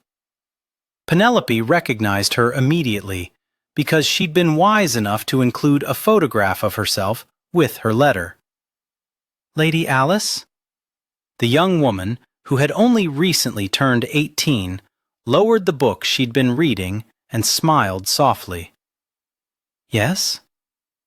"I'm Miss Penelope Pettipace. I wondered if I might have a word." "You may have as many as you wish." Liking her immediately, Penelope returned her smile and indicated the bench. "May I?" "Please." She scooted over and brought the skirts of her gown closer to her thigh, making adequate room for Penelope to join her. "What are you reading?" "A Pair of Blue Eyes" by Thomas Hardy. Have you read it? I've not, but it must be incredibly compelling to command your attention and force you to secrete yourself away to spend time with it rather than the fascinating gentleman below. She'd never imagined anyone would read at a ball. "May I be honest, Miss Pettipace?" Without question. She truly wanted to understand the girl's motivation. "I find all the happenings in a ballroom not much to my taste. My dearest friends are to be found in books." "But you said you needed a word. About what, precisely?" She rather wished she didn't favor this girl so much. Had been hoping to find everyone on her list unsuitable. Shed intended to be a bit more circumspect, a bit more clever when it came to obtaining what she needed. But deception, at least regarding this matter, didn't sit well with her. Therefore, she dispensed with the facade Shed not yet fully put into place, and told the truth. "I'm secretary to the Duke of Kingsland." "Ah. He has no doubt sent you to ferret me out, in order to determine if I would be suitable as his Duchess." "Yes, he has." "I wasn't expecting that. I assumed he'd find me frightfully boring based on my letter alone, and pass me over without a second thought." "Your letter was the most well-written and—" How could she describe it with any accuracy? The girl's honesty had fairly robbed her of breath. "And poetic, I suppose, is the best way to describe it. Your words flowed so beautifully, one into the other. He was quite taken with them. Or he would have been had he read them. But she had read them for him. I cannot tell you how touched I am.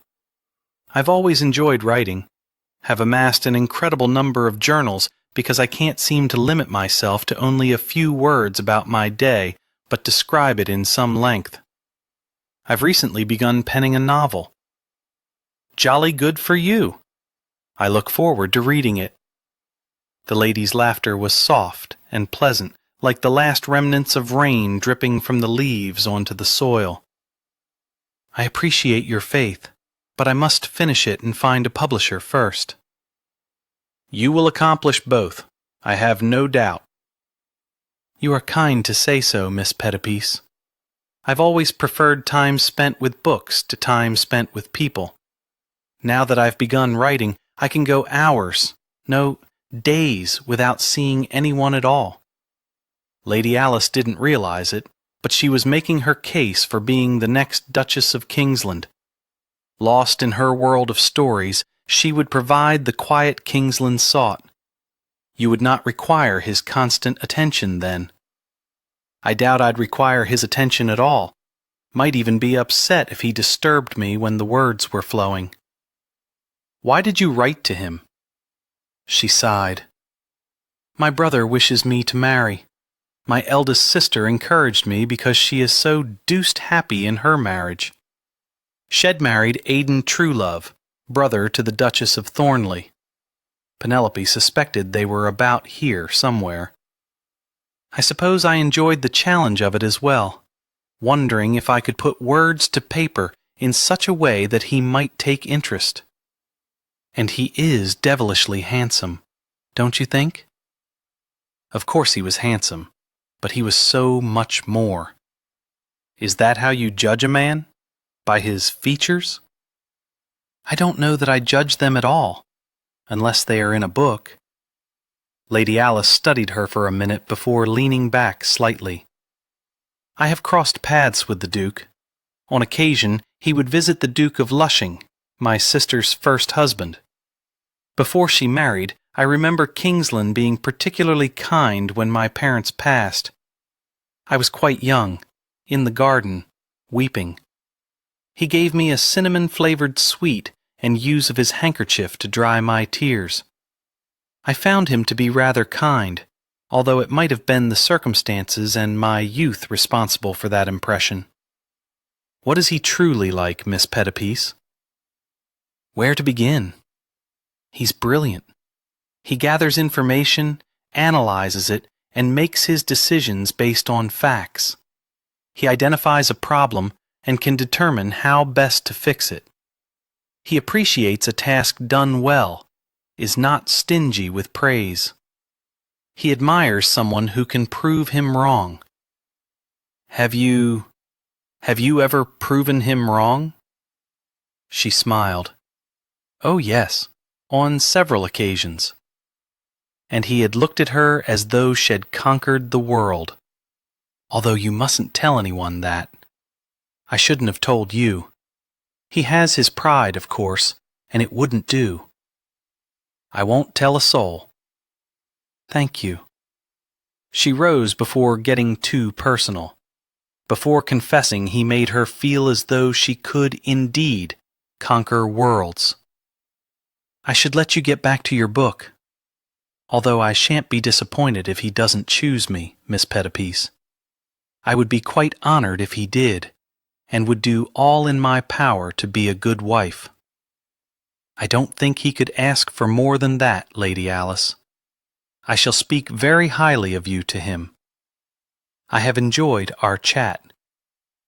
As she made her way down the stairs, she couldn't help but believe Lady Alice would be a nice addition to the Kingsland household, and was the sort of woman the Duke could come to love.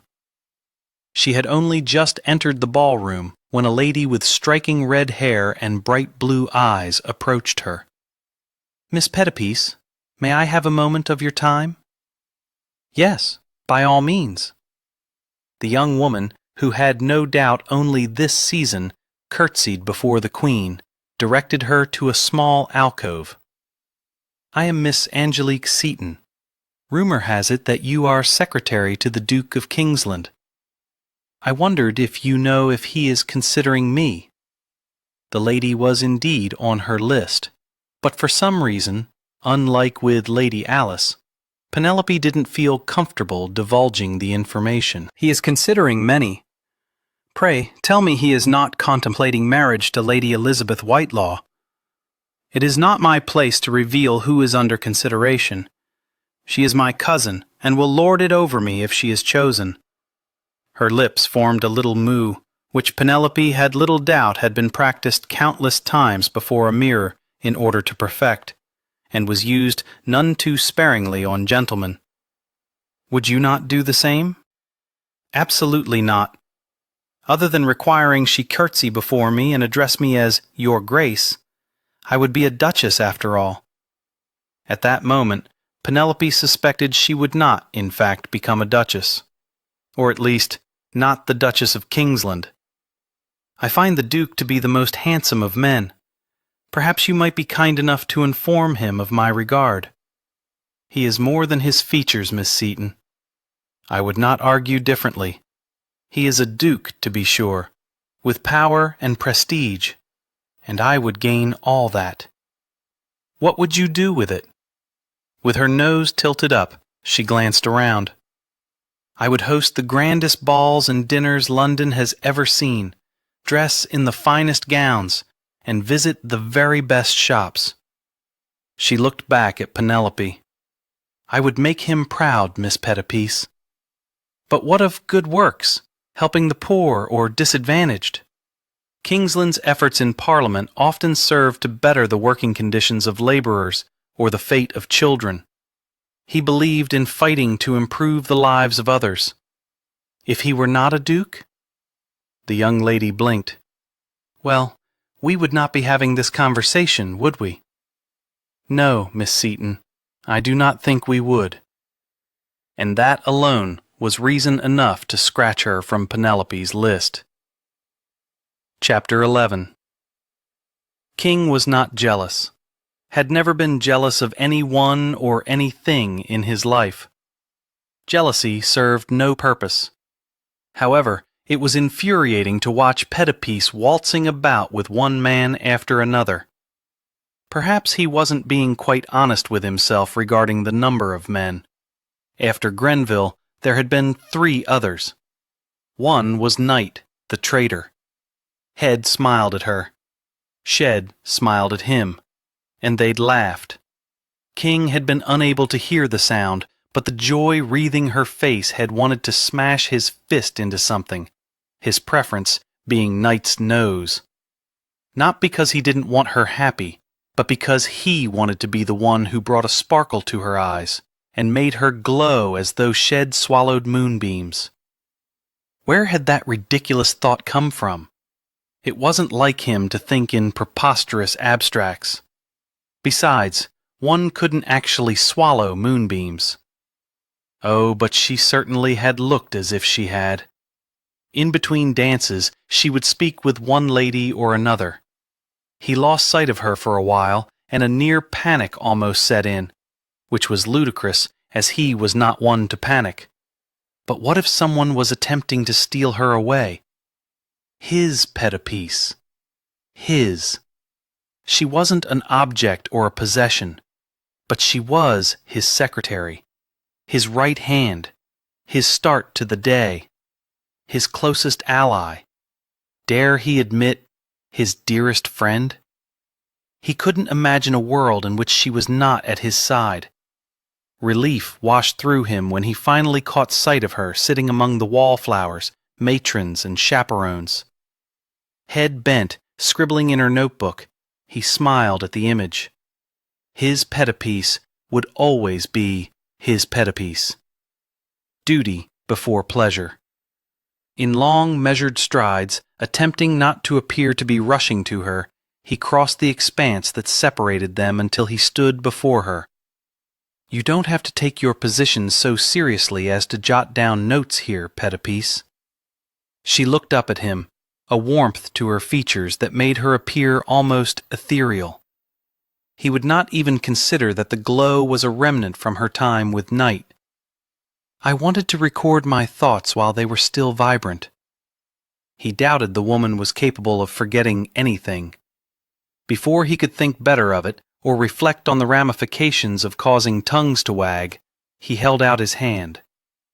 Dance with me. Penelope stared at that large, gloved hand as though it was something discovered on an archaeological dig that had yet to be properly identified. The words that had accompanied the extension of it were not a request or an invitation, but an order, a demand, almost a command. Dutiful soldier that she was, she wouldn't disobey, but it was more than duty that had her awkwardly stuffing the notebook back into her pocket, placing her palm against his, and relishing the feel of his fingers closing securely over hers as she rose to her feet. Shed dreamed of Kingsland doing exactly this, escorting her onto the dance floor.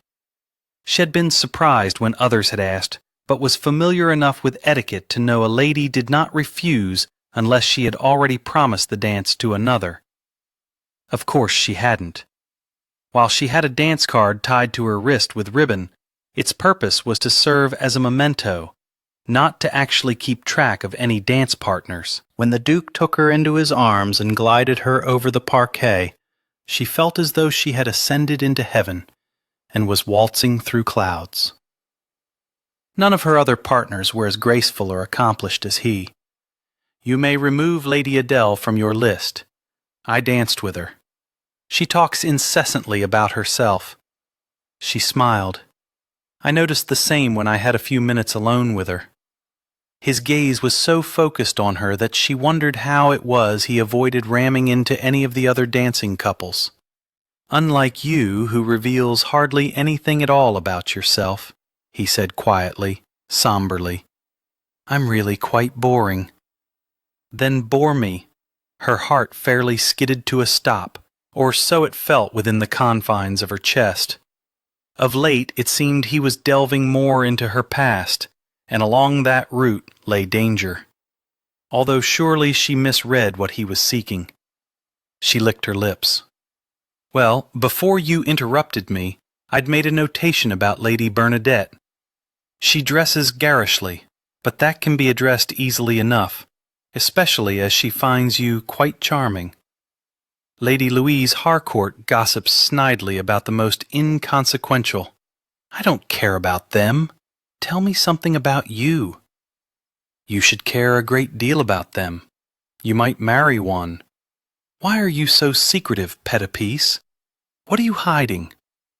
His eyes were fairly boring into her, mining deeply into her soul. Except he would soon hit bedrock that would allow him to go no further. But where was the harm in revealing a little of her past, the gale that had only hinted at the tempest that was to follow? You asked about my father recently.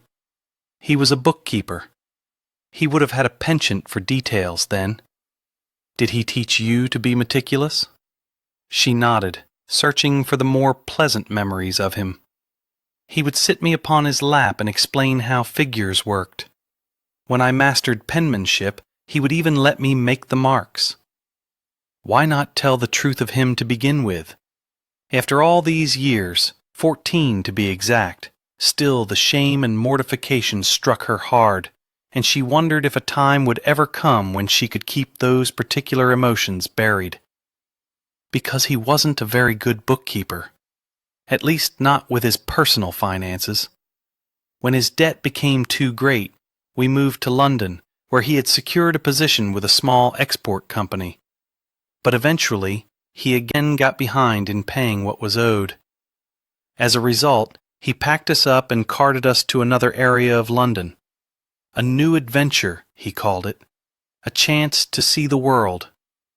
But ultimately, his less than frugal lifestyle caught up with him, and he was sent to debtor's prison. He'd made plans for them to run again, to another city, and begin anew. But she hadn't wanted to leave her friends.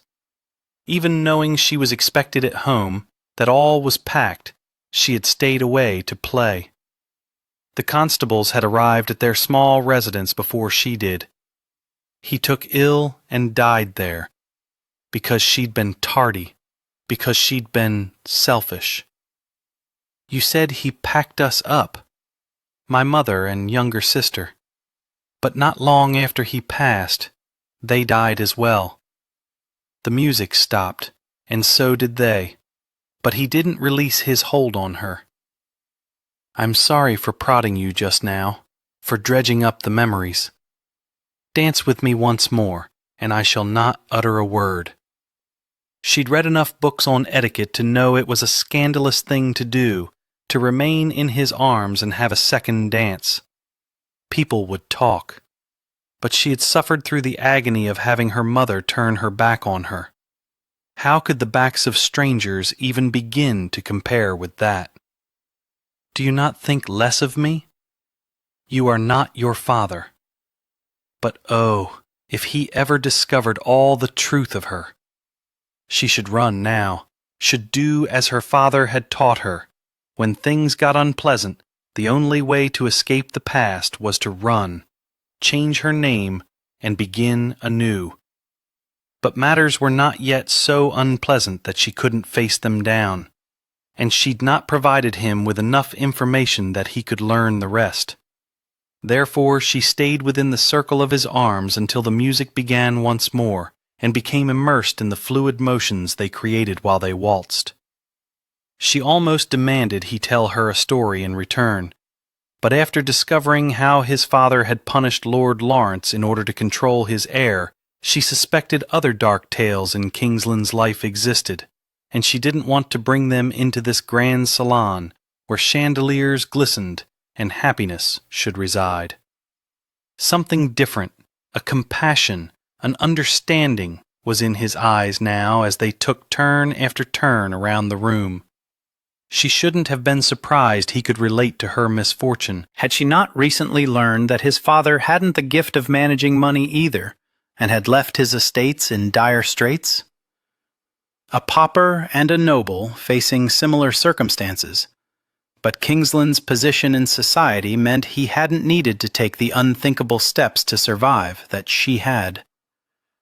She'd been too young to fully understand the scandal of it, or how it would haunt her from the shadows, threatening ruination. Even now, as year after year passed and she moved further away from the moments that brought her shame, she couldn't be fully confident she'd escaped them completely. "Where did you learn to waltz?" he asked. So much for his not saying a word, but they were back in safe territory. "Last year, during your ball," I observed. "No one danced with you?" No. She'd been too busy and had kept to the fringes. The same can't be said of tonight, can it? Not a question, but a statement. The light from the chandeliers glistened over his dark hair, was occasionally captured in his obsidian eyes. It seemed rude to tell them no. "I assure you the lapses of focus are not interfering with my duties. I find no fault with you taking some time to enjoy the evening. We should have anticipated that gentlemen would approach you. Most like nothing better than to have a lovely lady on their arm. Were you keen on any of them?" "No. The dances were merely a respite from my duties." "I would regret losing you, Pettypiece." "You won't lose me." "Not until you marry. But even then, after he'd exchanged vows with another, after she'd left to pursue a life that no longer included him, he would have her heart. His name might as well be carved into it. It belonged to him, and always would." "Were you keen on any of the ladies with whom you danced?" "Not until this moment." His gaze was intense, as though he was conveying something else entirely, something larger, more grand than the two of them. Had the sun suddenly burst forth into the room, she couldn't have grown any warmer. Surely he wasn't implying he fancied her, saw her as anything other than his secretary. "You are anything but boring, Pettypiece. You don't talk incessantly. You don't boast about yourself. You don't giggle after every sentence I speak. Which reminds me, you may also remove Miss Susan Longfield. She titters like a squirrel, fearful you're about to snatch away its acorns." She couldn't help herself. She laughed softly at his disgruntled expression. "You find it funny?" She snickered after every sentence I uttered. My poor pride was taking a ferocious beating. She laughed again, harder. "I cannot imagine you being undone by a woman's chortling." His disgruntlement was gone, and he was staring at her with wonder, as though he'd just unearthed a treasure that had been buried for centuries. "I've never heard you laugh before." "I apologize." "No, don't." His grip on her hand tightened, and his other palm pressed more firmly against her waist. "I like it. It's mesmerizing." She swallowed hard. I don't laugh very often. Not nearly enough. We need to do something about that, don't we? Drawing in breath became a challenge as she shook her head. It's not your responsibility. For the span of time during which a candle flame flickered, he appeared wounded. But then he was once again the Duke of Kingsland she knew, revealing nothing at all regarding what he felt. He was not a man to give his emotions free rein. Sometimes she longed for him to reveal everything about himself. But then he might ask the same of her, and if she did that, she'd lose him completely. He'd let her go in a heartbeat, from his employ, from his residence, from his life. Very shortly he'd be releasing her from this dance, and already she couldn't help but regret that for the remainder of the night she would be seeing to her duties, and he'd be seeing to the ladies.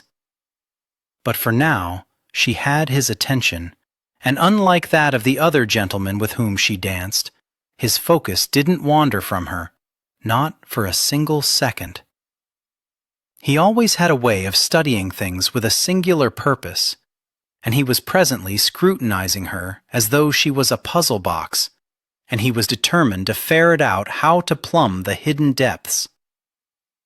"What else have you learned from observing and not had an opportunity to practice?" he asked quietly. As the image of some stray dogs rutting in the mews flashed through her mind, she almost laughed maniacally, but certainly he couldn't be referring to something of that nature. Not when he watched her with such seriousness, such interest. Her answer seemed important, and yet she was struggling to come up with anything remotely appropriate. Perhaps it was the way he held her, or the closeness of him, but she seemed capable only of conjuring up all the various intimate actions she would like to participate in with him before he married. "I once saw my parents kissing, rather enthusiastically." His eyes widened slightly. It wasn't often that she surprised him, but she rather liked doing so. "You've kissed a gent, surely." "When I was 8, a lad pressed his mouth to mine and bit my bottom lip. Does that count?" His eyes darkened as his gaze dropped to her mouth. "In no manner whatsoever does that count. Is that how you acquired that small scar at the edge of your lower lip?" She was taken aback that he'd noticed the thin 1/4 long line. "It's hardly visible." "I don't miss much, petty piece." She knew that, of course. The man observed and catalogued everything. At least, what can be seen. "I am beginning to question what I might have missed when it comes to you." "Nothing at all. As I've said, I'm quite dull." "Do you remember when we attended that scientific lecture on exotic species, and we saw a chameleon from Africa? We observed it camouflaging itself as it was moved from one enclosure to another, from sand to ferns. I'm beginning to realize that's you. You have the ability to blend in, whether it's dinner with the chessmen, facing some footpads, or attending a ball. Anyone here not familiar with you wouldn't realize you're not nobility. You adapt to your environment. Where did you learn such skill?" "As I told you, my family moved around a good deal when I was younger. I quickly deduced it was to my benefit not to appear to be the new, naive person unfamiliar with the ways of the area. People will take advantage. If anyone here takes advantage, you have but to let me know and I shall put him in his place. Do you not think everyone here is civilized?" "Unfortunately, no. On some matters, me least of all." Apparently, he wasn't at all civilized when it came to the matter of petty piece. He'd been both grateful when the music drifted into silence because things between them had been becoming too familiar, too intimate, and regretful the tune had ended because he'd had no choice except to escort her back to the sitting area. He'd barely taken 2 steps away before an earl approached her and asked for the honor of a waltz. As King had no more dances lined up for the evening, he'd come out onto the terrace and sought the darkest corner where he could. Well, it felt rather like he was sulking. He wanted her to enjoy the evening, liked seeing her smile, but he'd been caught unawares by her laugh. The beauty of it, the depth of it, the wonder of it, the way it had invited him to join in. He'd been so tempted, but if his laughter had mingled with hers, he might have taken her into his arms and carried her out of the ballroom to some place more private, where they could explore other sounds. She had told him he wasn't responsible for creating her laughter. But what if he wanted to be? God help him, he wanted to make her laugh and sigh and scream with pleasure. He'd always viewed her as petty piece, his secretary. But of late, especially tonight, he viewed her as so much more, as a woman. An incredibly intriguing, fascinating, mysterious woman. He should be dancing with the others on her list, taking one or two of the more compatible ones for a stroll through the garden, fetching refreshments, speaking with them if nothing else. And yet, they held no appeal. Couples, a man and a woman, two ladies chatting away because they had no suitors, wandered onto the terrace, down the steps, and into the gardens. He'd always found these affairs tedious, had avoided them for the most part. Yet tonight, he wanted another waltz with Pettypiece. He'd never been so enthralled with any woman he'd held in his arms, not even Margaret during the height of passion. While he suspected speculation and gossip were running rampant after he'd had her on the floor for 2 tunes, he'd not see her ruined. Not because it would make it more difficult for her to carry out her duties, but because he loathed the thought of anyone whispering anything unkind about her. She deserved only the highest of regard and admiration. He was staring at distant shadows in the gardens when he became aware of Pettypiece. Glancing over his shoulder, he saw her standing on the terrace at the steps, the way one might hover at the edge of a cliff, contemplating whether to throw oneself into the tempestuous waves below. Then she began descending them. She was not going to take a turn about the garden alone, surely. It simply wasn't done. Except neither could he envision her headed for an assignation. Although before tonight, never had he imagined her dancing with gentlemen, smiling at them, or laughing with them. Proof of a lack of imagination on his part. What did he think she'd done with swells at the Fair and Spare? She wasn't a debutante, fresh out of the classroom. She was 28, with experience behind her. She wasn't timid about offering her opinion or arguing her stance.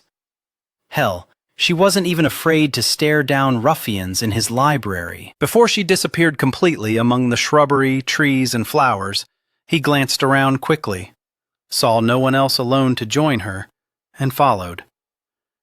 Gaslights lined the path, but she didn't stay on it. She detoured into the gloom. Perhaps she wanted a few minutes of solitude. He hesitated. It wasn't as though they were in the rookeries and she would be attacked, and yet he was reluctant to leave her with no protector, even if one wasn't needed. She was fully capable of taking care of herself, but was too precious to risk. Therefore, he ducked off the path and into the foliage, wending his way through it until he reached the trees that lined the brick wall enclosing the Thornley Manor. The glow from distant lamps and lights illuminated her gazing up where the sliver of the moon hung in the sky, and a few stars were visible. Making a wish, Pettypace? Her smile soft, she glanced over at him. Simply striving to reorient myself, reclaim my balance. Since you waltzed with me, I've danced with 3 other gents. I'm here to work and still have ladies to interview or observe. I thought to give myself a moment's respite and the gentlemen some time to forget about me. He doubted any of them would ever forget her. After approaching, getting near enough to see her more clearly, he leaned a shoulder against a tree and crossed his arms over his chest. Do you not like the attention? I put no stock in it. The gents are only asking because I'm a curiosity, an unknown. You might catch someone's fancy. Do you never think of marriage? Was it the reason she'd gone to the fair and spare? Because she had no other avenue for socializing, for finding a husband? I will never marry. The conviction in her tone surprised him. What woman didn't long for a husband? Never? Never. A woman loses too much freedom when she says, I do. Afterward, a husband is likely to say, you won't. My mother never wanted to move elsewhere, always wept as she packed up our belongings. When I got old enough to not want to move either, I asked her why we couldn't stay. Because your father says we must go, and so we must. No discussion, no compromise. What if the man I marry doesn't want me working? Do I obey him? I don't know that I have it within me to do so, to be like my mother when it's not what I want. The relief that coursed through him was unnerving. He wasn't going to lose her to some dandy who circled her about the floor. Has there never been a man in your life for whom you thought you would give up everything? She hesitated, studied him, then looked away as though the answer resided in the foliage that was barely visible. When she swung her attention back to him, he caught a glimpse of sadness before she shuddered all thought. Has there ever been a woman in yours? He'd never wanted a woman who would mean that much to him. It was part of the reason that he'd taken such an impersonal approach to finding a wife. Emotions weren't for him. They caused reactions that created havoc. He'd seen that often enough with his father. Yet he couldn't deny that of all the women he knew, Petty Pace was the most important, had the largest role in his life. The one who made waking up in the morning bearable, because she would be waiting for him at the breakfast table. Rather than answer her, he decided to take the discussion in a different direction. Was someone going to meet you out here? She jerked her head back as though slapped. Why would someone do that? In spite of her age, she possessed an innocence regarding men and women that he was only just beginning to recognize. At a club such as the Fair and Spare that made no secret of its purpose to provide companionship and intimate encounters with no commitments, she would be a lamb, easily led to slaughter. Sometimes at affairs such as these, trysts are arranged, especially for clandestine meetings in the gardens away from prying eyes. Is that the reason you followed me? Because you thought I was up to no good? I followed to ensure no one took advantage of you wandering about alone. I'm fully capable of taking care of myself. Her words brimmed over with confidence. How long had that been true? How old was she when no one else was about to watch over her? How do you spend your evenings? Working, usually. Finishing up matters I don't have time for during the day. No suitor to call upon you? It would be a waste of his time and mine. As I said, I have no wish to marry, and therefore have avoided any entanglements. Yet she'd gone to the Fair and Spare, so she was obviously open to receiving a gentleman's attentions. It appeared she simply didn't want anything permanent. While he knew it was none of his business, he couldn't help but be curious regarding her experience with men, especially as she'd cited earlier her parents kissing as something she'd only observed, but never done. Was she implying that as an adult she'd never been kissed, or at least not enthusiastically? He found it inconceivable she had so little experience at it. Has no gentleman ever kissed you? Glancing away, she shifted her stance slightly, and he was beginning to realize she did that when she was striving to determine exactly how much to reveal. So maybe there had once been a man for whom she'd considered giving up everything. When I was 16, she began before meeting his gaze, a lad kissed me. I recall it being quite awkward. We bumped noses, then chins. Eventually, his lips landed on mine and lingered for a bit. To be honest, I didn't understand what all the fuss was about. A boy and a young callow lad. Would you like to know what it is to be kissed by a man? Chapter 12. Had she fallen asleep in the too warm ballroom where she'd grown dizzy as one gent after another took her for a turn over the parquet? She'd come out here for a bit of solace, striving to determine a reason for all the sudden interest in her, and why she didn't enjoy the company of anyone else as much as she enjoyed his. She never felt she had to carry on a conversation with him. If she had something to say, she uttered it. He listened, he considered, he replied. And so they went, with no pressure to be witty or interesting or clever.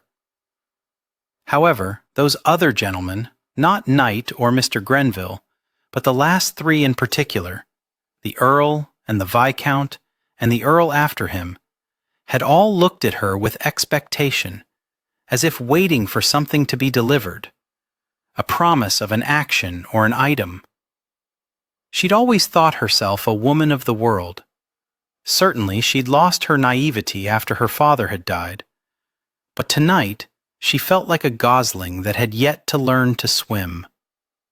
And so she'd escaped the residence because that was the lesson her father had taught her. When matters became too complicated or frightening, run. But she'd never in her life felt as scared as she did at that very minute, terrified that he was teasing or mocking her, more fearful he meant what he'd asked, and afraid to believe him, she'd give the wrong answer and miss the opportunity to experience what she dreamed of every time she closed her eyes and drifted into slumber. Kingsland, tall, broad, and so incredibly perfect, who studied her in the same manner he did his ledgers, with cool and controlled interest. A couple of times tonight, however, she'd seen the heat in his eyes when he looked at her, had felt it down to the tips of her toes, had nearly lowered all her defenses so the love she felt for him would shine through, knock him back on his heels with the depth and breadth of it. But that way lay heartache, because he could never be hers wholly and completely. His life didn't lend itself to running, and she never knew when the day would arrive that she would have to. Yet the opportunity to know his kiss was too great a temptation to let pass. Yes, I rather think I would. Are you offering?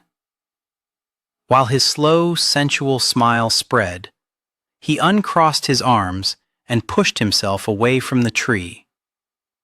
Have you had another offer? When he began tugging off his gloves, her voice deserted her, and she could only shake her head as he tucked the gray cloth accessories into the waistband of his trousers.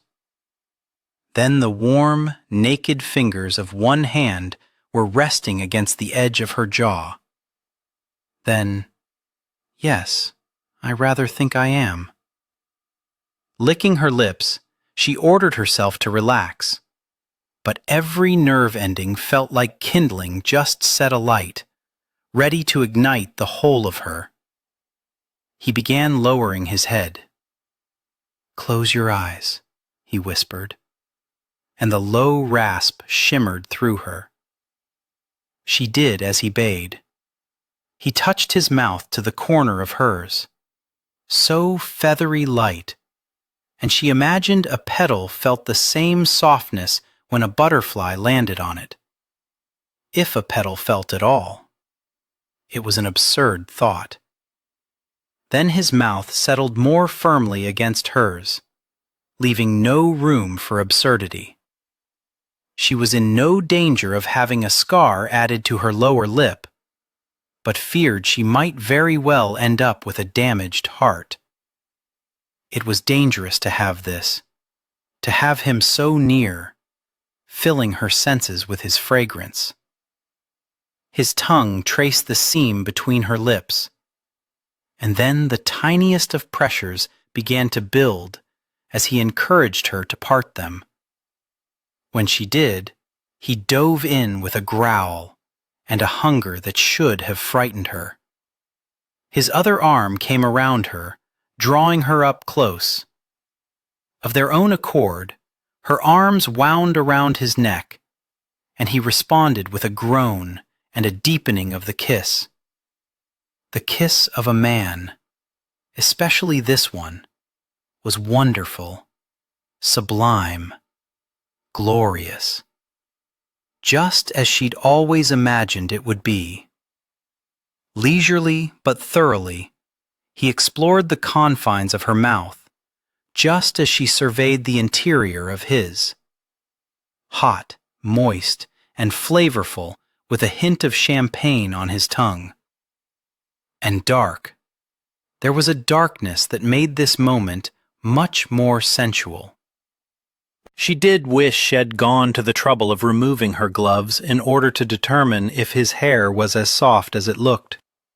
But even with the gloves, her fingers glided through it over and over, then down across his strong shoulders and back up to his scalp to hold him in place.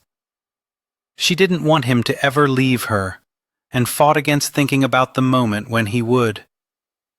While the fingers of one hand cradled her chin, his thumb continually stroked her cheek, adding to the sensations he was stirring with his mouth. It had been a mistake not to run when he'd made his offer, because how on God's green earth could she ever look at his lush, full lips and not remember what it was like to have hers cushioned against them? With his muscled arm providing support, he leaned her back slightly and began nibbling along her neck, over her collarbone, down to her breasts plumped up by her corset, breasts straining for his touch. Her nipples had hardened and become so sensitive to the linen brushing against them that she was close to screaming. His ministrations coated her skin in dampness, caused dew to gather in her secret, intimate place that ached for release, for his touch, for her own. His moan, low and tortured, vibrated against her flesh before his mouth returned to hers, and she greedily welcomed him with a mewling that resulted in him pressing her nearer as though he intended to absorb every aspect of her. She wanted it, him melded against her, buried inside her.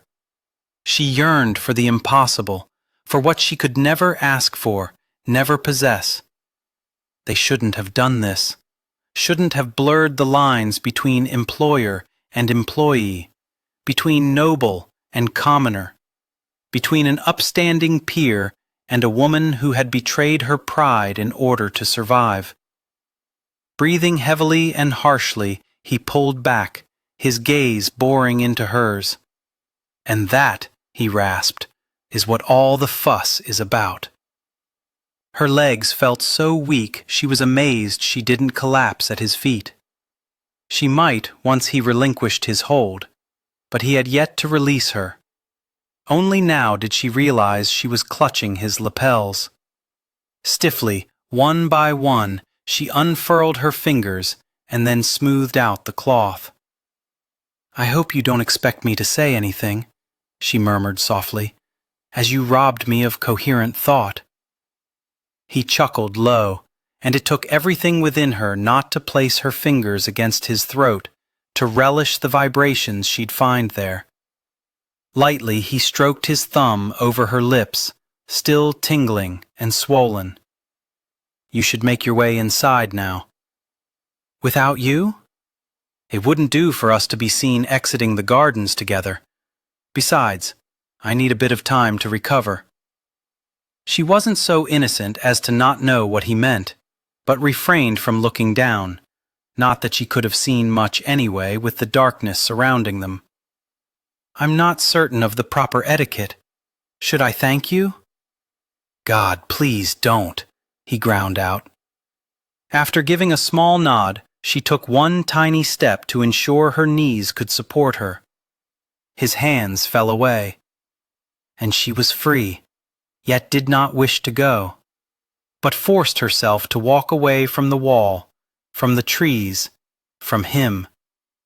When she was beyond his sight, she began running, knowing she could never outpace herself or her desires. Aching with need, he turned and pressed his forehead to the tree and pounded a balled fist against the bark. Never before, with such a fervent passion, had he wanted a woman as much as he did her. He'd come so close to pushing her up against that blasted wall and taking her there, like a barbarian, a savage, a man without honor or scruples. Madness. It was total madness how desperate he'd become to know her in every way that a man could know a woman.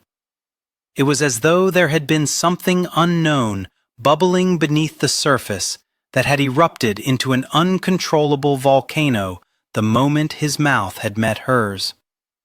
The innocence and tentativeness of her initial welcoming had blossomed into a heated sensuality that had rocked him down to his heels. Prim, proper, ever-efficient petty piece was a cauldron of molten desires. He'd wanted to make her burn with a fiery passion, watch her eyes smolder with want and yearning, hear his name echoing through her cries of pleasure. Thank God, years of practicing not to be like his father, never to lose control, had allowed him to retain a flicker of sanity, enough to remember she was his secretary, and he couldn't risk taking advantage of a moment of weakness in her or himself. Heaving several deep breaths, he stepped away from the tree. Fortunately, his cock had finally recognized it would go untended and was no longer plaguing him with need. He could return to the ballroom without embarrassment. As he began striding back toward the lit path, he chided himself. Whatever had he been thinking to even offer to provide a lesson in kissing? But after knowing she'd gone to that new scandalous club and then learning about her 2 experiences with the males of the human species, it just seemed wrong that she should have nothing notable or worthy to compare with any future encounters. Ah, hell, who was he striving to fool? That spark of jealousy that had first hit him when he'd seen her dancing had carried him through the gardens to her, had made him wonder what kissing her would be like, had taunted him to discover the reality of it. Ah, there you are, had neared the stairs to the terrace, and glancing up saw Knight standing a little off to the side, smoking a cheroot. After taking the steps 2 at a time, he joined his friend and shook his head when he offered him a cigar. "Out for a little tryst?" Knight asked. "Just a bit of fresh air." "Then you're not the reason Petty Peace dashed out of the gardens?"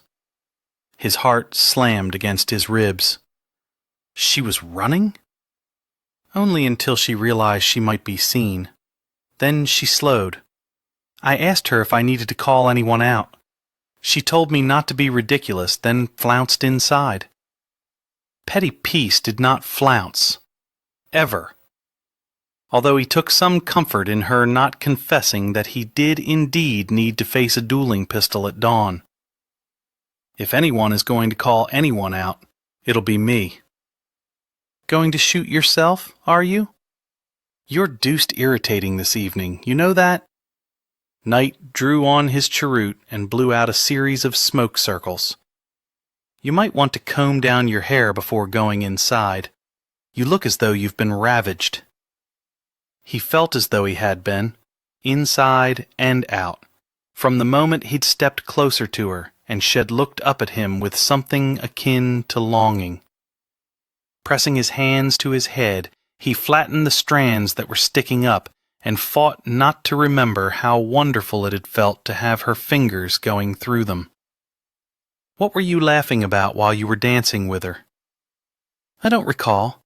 Something to do with you, probably." King wished there was a boxing ring nearby. Had liked nothing better than to knock Knight on his arse. "I didn't realize I was a source of humor." "You're not, usually." Knight had the audacity to smile at him. "There's nothing wrong in liking her."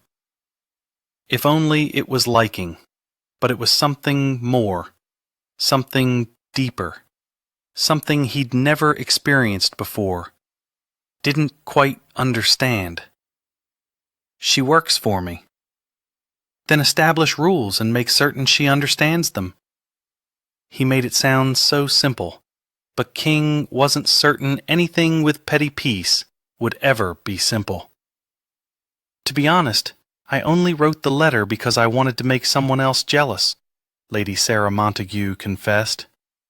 After returning to the ballroom, Penelope had made inquiries until she had been able to identify and locate Lady Sarah at the back corner of an arrangement of chairs, where she had been busily inputting cross-stitches through fabric to create a brown dog on her sampler.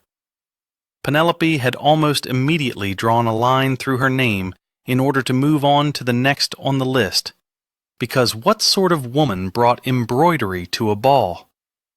But recalling how some of the servants judged her without knowing the truth of things, she decided to give the girl a chance to explain her odd behavior. She could have a perfectly logical reason for hauling her needlework around with her. Extremely tiny, her feet hovering an inch or so above the floor, the blonde, blue-eyed debutante had a delicate, elfin quality about her, and Penelope feared Kingsland might shatter the lady if he latched his mouth onto hers with as much enthusiasm as he'd exhibited in the garden. While giving him freedom to kiss her had been a mistake, it had made her realize he required a sturdy wife who could survive his breath-stealing, passionate nature. "I didn't truly believe he'd seriously consider me," Lady Sarah continued. Sitting beside her at an angle, Penelope was able to keep an eye on the doorway opening onto the terrace. Kingsland had yet to return, and she was beginning to worry he might be struggling to recover from their encounter, that perhaps it had weakened him as much as it had her. Her limbs still felt languid, as though she'd just emerged from a strikingly hot bath. "But you wrote so glowingly about yourself." "Well, I suppose I did hope he might mention to a gent or two how difficult it was to pass me over, and the one who has captured my heart might soon hear of it and become intrigued." She wrinkled her delicate brow. "I'm beginning to realize I didn't think my strategy through completely. Sitting near the fronds might not be the best way to catch anyone's attention." "Miss Pettipiece, have you ever longed for anyone with every fiber of your being, only to have him never notice you, to act as though you don't even exist, to never have even asked you to dance? As though he'd been summoned, the one for whom Penelope yearned chose that precise moment to walk into the ballroom and glance around. His gaze landed on her with an almost audible thud. He gave an abrupt nod of acknowledgement and moved on. Apparently, he'd recovered quite nicely. While she had yearned, she certainly couldn't claim he hadn't ever noticed her or asked her to dance, so she fudged the truth a bit to spare the girl's feelings. "No, I can't say as I have. It's the most awful thing in the entire world. He gives more attention to his hound than to me." She nodded down at the sampler. "Is that to represent his hound?" Lady Sarah smiled, a tiny dimple forming on either side of her mouth. I thought to slip it into the pocket of his jacket or into his hat at some affair where he left one or both in a cloakroom. To be secretive about it, to make him wonder who his admirer might be. Perhaps then you shouldn't risk him seeing you working on it at a ball. Drat, she said, the one word filled with a universe of disappointment. I'm not very good at this subterfuge thing, am I? Have you ever considered asking him to dance? The blue eyes widened. That's simply not done. Sometimes doing what is simply not done is the only way to gain what you want. When the Duke placed his advert for a secretary, he specifically stated he was in need of a gentleman with certain skills, which he then listed. A gentleman, Lady Sarah. And yet, in I walked. That was dashed bold of you, Miss Pettipiece. I must confess, I thought he would toss me out on my ear, and my knees trembled during the entire interview. But I got the position. Nothing ventured, nothing gained, Lady Sarah. I will certainly give it some thought and try to find my courage. Shall I remove you from consideration for the position of Duchess of Kingsland? I think it would be best. The Duke actually terrifies me. So large and bold, and he has this determination about him that is overwhelming and unnerving. It was one of the things Penelope admired most about him. Funny how people could perceive attributes differently. What one person favored, another rejected. Those thoughts continued to rumble around in her mind after she bade Lady Sarah goodbye, and while she made notes regarding her impressions of the ladies with whom she'd spoken or observed. She was still applying pencil to paper when Kingsland approached and told her it was time to take their leave. He didn't offer his arm as he guided her out of the ballroom and followed her up the stairs. He didn't touch her at all until they reached his carriage and he handed her up. It was a shame he was again wearing his gloves, although they did little to stop the heat from his skin seeping into hers.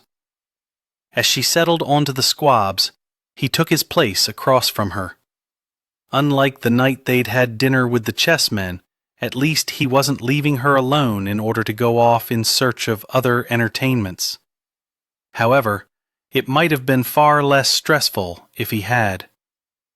She didn't know whether to make a comment regarding the kiss or to pretend it had never happened. Although it made it difficult to read his expression, she was grateful he'd not brought a lantern inside. Traveling in darkness brought some comfort with it. "Did you accomplish everything you'd hoped?" he asked, his low voice shattering whatever calm she'd almost achieved. "Regarding your list, I mean. Did he believe clarification was needed? Did he think she'd gone there with the intention of kissing him? Of learning the joy to be found in having his lips pressed to hers? Two of the ladies didn't appear to be in attendance. I'll see about calling upon them. I don't want them to be at a disadvantage." He issued a grunt before looking out the window. Perhaps she should say something about the kiss. It doesn't change anything between us, when in fact, it had changed everything. Pettipiece, I've been giving some thought to our situation. Even as his words took her by surprise, his voice was a deep, slow caress in the darkness. She'd mucked things up royally. He was going to let her go. A secretary who engaged in such scandalous behavior was not to be tolerated. It shan't happen again. The kiss. It was wonderful. Incredible. I wasn't myself, wasn't thinking clearly, still aren't, seem unable to form any sort of coherent explanation. You need not dismiss me. I shall most certainly behave in the future. There. She was claiming the fault as hers, taking full responsibility for what had transpired in the garden. Dismiss you? Is that not what you're considering regarding our situation? Not really, no. Did you not enjoy it? The kiss? She would surrender her small fortune for another. That is beside the point, is it not? It could very well be the point. Was it to your liking? He was studying her, his gaze homed in on her as though he could detect every facet and reaction from her, in spite of the darkness. It was very much to my liking. To mine as well. Men have needs, petty piece. As do women, although most men would deny that the gentler sex does indeed harbor needs. Her heart began hammering. She didn't think he was referring to the need for food, housing, or clothing. Needs? She was pleased her voice didn't squeak like a frightened dormouse. For a touch, a caress, camaraderie, companionship, or even carnal urges that must be met. Do you not ever yearn for what a man can provide? Do you never seek it? Such confidence in his tone. Oh God, he already knew the answer, somehow knew she'd gone to the fair and spare. Lord Lawrence told you. He seemed taken aback for a minute, and then his grin flashed in the darkness. That you went to the fair and spare? Yes. It slipped out, unintentionally. He didn't mean to betray a confidence. Did you meet anyone there whom you fancied? Even though she couldn't see him clearly, she looked out the window because it seemed a safer place. No, but I only went to once. It wasn't tawdry, but I'm not quite certain it suited me. My flirtation skills are abysmal. However, it was just before I got ill, so perhaps I wasn't at my best. She heard the rustle of his clothing, and when she turned back it was to see the shadow of him leaning toward her. Do you plan to return? Clutching her hands in her lap, she squeezed her eyes shut, then opened them because this was Kingsland, a man she'd known for 8 years. Probably not before the ball. So much remains to be done. We are both incredibly busy people. We work long hours, attend investment meetings, explore options, read journals and newspapers, and strive to stay ahead of an ever-changing world. Why should we not take some time for ourselves, you and I, at the end of the day, when we are within easy reach of each other, to see that those urges are satisfied? You have no desire to marry, and I presently have no wife.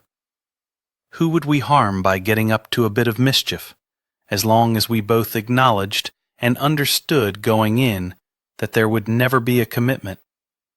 We would enjoy a temporary liaison, as long as we owed no allegiance to another. Although here is the rub as I see it. I am your employer. It would not do for me to seek you out. But if you should ever have a need that I could fulfill, you are welcome to come to me. He settled back against the squabs as though the matter was settled, as though at that very second she didn't yearn to cross over to him and have him press a hand, a thigh, or a cock against the pulsing spot between her thighs. I would not wish to get with, babe. But even as she said it, she knew it for a lie. She would very much like to have his child. I know how to ensure that you don't. Of course he did. She was the virgin, not he. I would remain your secretary? Absolutely. Nothing between us would change in that regard. It is only the nights that would differ, become more interesting, more satisfying. She nodded, although uncertain as to whether he could see the motion. His proposal was certainly worth considering. She'd gone to the fair and spare because she wanted a male companion, but it required time to become comfortable enough with a man to even consider engaging in the sort of intimacy she craved. Yet here was a man to whom she'd already given her heart. Sharing her body with him seemed reasonable, especially when she'd already experienced the power of his kiss. To enjoy more involved encounters with him, even for a short time, was preferable to never having anything else of him. Chapter 13. The arguments Penelope had made to herself as they'd continued their journey back to the residence in silence had all seemed rational and clear. But now, sitting on the edge of her bed in her nightdress, she recognized they were dangerous and rife with pitfalls. She could fall more deeply in love with him. In spite of his reasoning that only their nights would change, she suspected it was a rare occurrence indeed when an encounter between the sheets did not affect those that took place beyond them. Yet her yearning for him was so great, she was willing to risk that a tryst might shorten their time together, that she might have to turn in her notice before he married. But at least she would have this night with which to console herself. If she could only find the courage to put her feet on the floor. She understood why the decision had to be hers. She had the most to lose, but also the most to gain. Although he didn't know the last part. For him, it would be only lust and a physical release. For her, it would be a clandestine delivering of her heart. But it was already his. To take this step would simply be acknowledging it as such. Lifting her legs, she wrapped her arms around them and squeezed them to her chest. Lowering them, she slid off the bed until her bare feet rested against the floor and glanced over at her cat curled on the pillow. "I shan't be too long, Sir Percival. Don't get into any mischief while I'm gone." Quietly crossing the room, she didn't bother with slippers. After they'd arrived at the residence, she immediately retired to her room, while he'd headed down the hallway, no doubt going to the library for a bit of scotch. It had been only 20 minutes or so since she heard the door to his chamber close. He might already be asleep. Although if the ensuing silence was any indication, he'd not yet rung for his valet. But then, he was a grown man, fully capable of undressing himself. Opening her door, she glanced up and down the corridor. No one was about, not even his valet. Inhaling deeply, before her courage could desert her, she padded over the thick carpeting to his chamber and rapped softly on his door. She was taken aback by how quickly he opened it, as though he'd been hovering on the other side, simply waiting for her arrival. The buttons on his shirt had all been given their freedom, the material parted to reveal an enticing V of naked chest with a light sprinkling of dark hair. His feet were bare, large and perfect, and the sight of them seemed far more scandalous than his chest. After swallowing hard, she confessed, "I've never done this before." His features shifted to reveal a wealth of tenderness that chased away any of her lingering doubts. He held out a large, powerful hand. "I'll be gentle." She slid her palm over his, relishing the strength in his long, thick fingers as they closed around hers and he drew her into his bedchamber. He closed the door, locked it, and led her farther into the room twice the size of the one in which she slept. "Would you like some brandy?" he asked. She shook her head. "I've already had 2 glasses. You might want to get to it before my courage deserts me." Affectionately, he cradled her face. "If at any time you want me to stop, or you change your mind, you have only to tell me." "I appreciate that, Your Grace." He touched his thumb to her mouth. "It is only the 2 of us in this room. 2 people with needs. No duke, no secretary, no peer, no commoner. Call me Hugh, Penelope." He'd never addressed her by her given name before.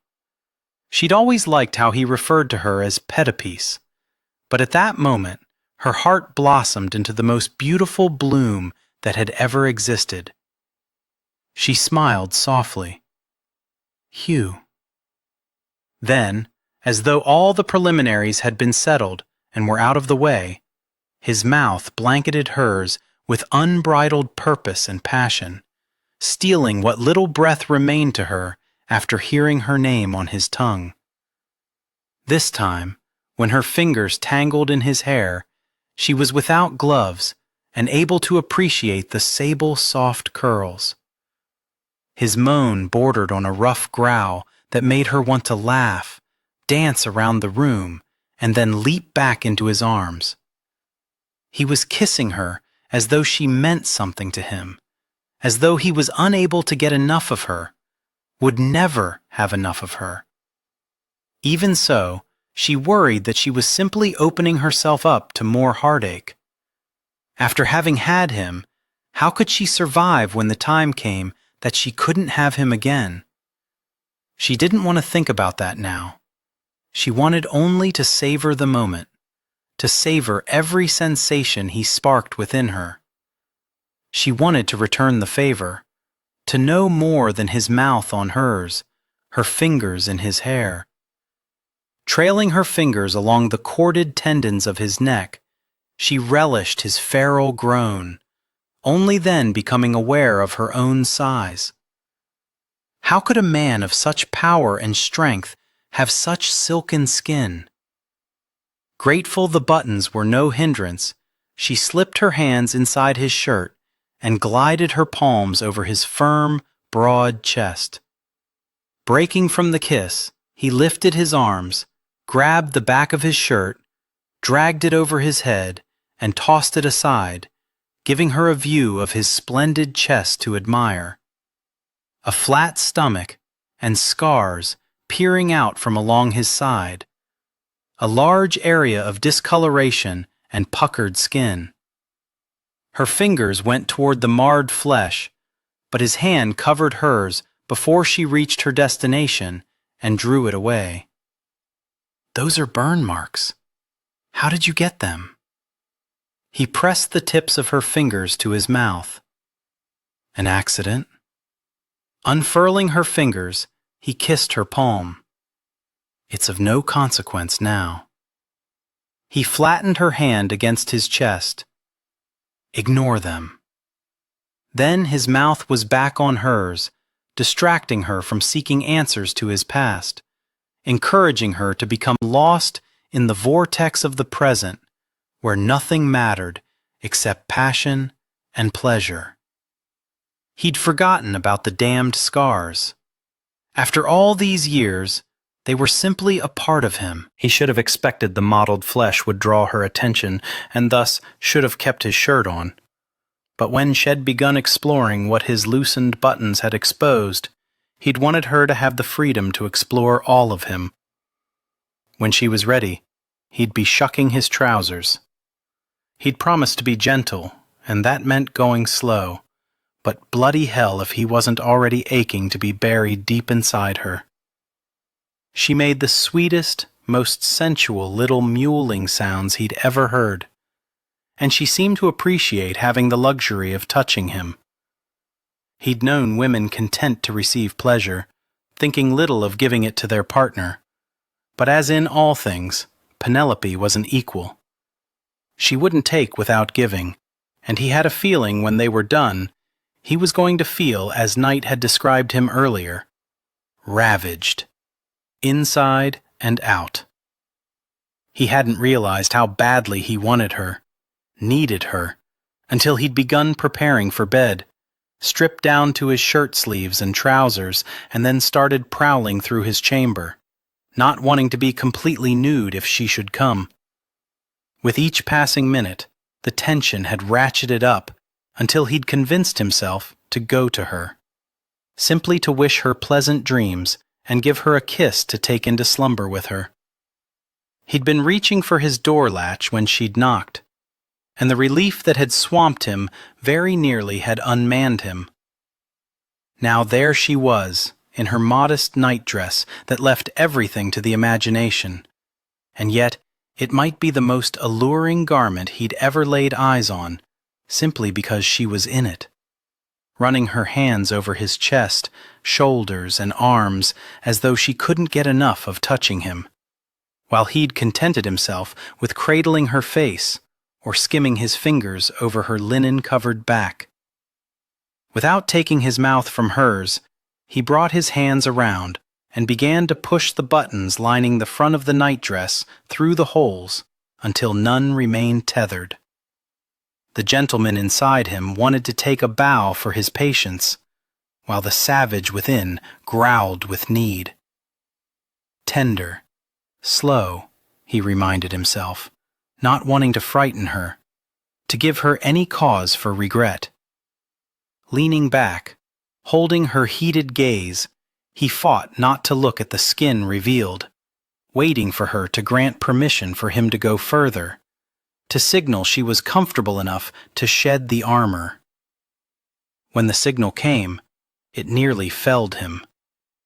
Provocatively, she rolled her shoulders, causing the nightdress to slither and slide down the length of her, revealing her perfect petite form with its enticing dips and curves. He intended to take a journey over each one, but first he latched his mouth back onto hers, lifted her into his arms, and strode to the bed. The appreciation in his dark gaze created a dizzying array of sensations traversing along her nerve endings. She knew the look of lust, but that wasn't what he was displaying. Certainly, want, need, and desire were there, but they were tempered by a hunger that ran deeper than mere lust, an ache that she recognized in herself, a craving to know every aspect of him, to savor and relish. She was remarkably glad she'd taken the initiative to slip out of her nightdress, signaling she wasn't timid or missish about what was to come. At an early age, she'd dispensed with modesty, as it served no useful purpose. He kept his word to be gentle.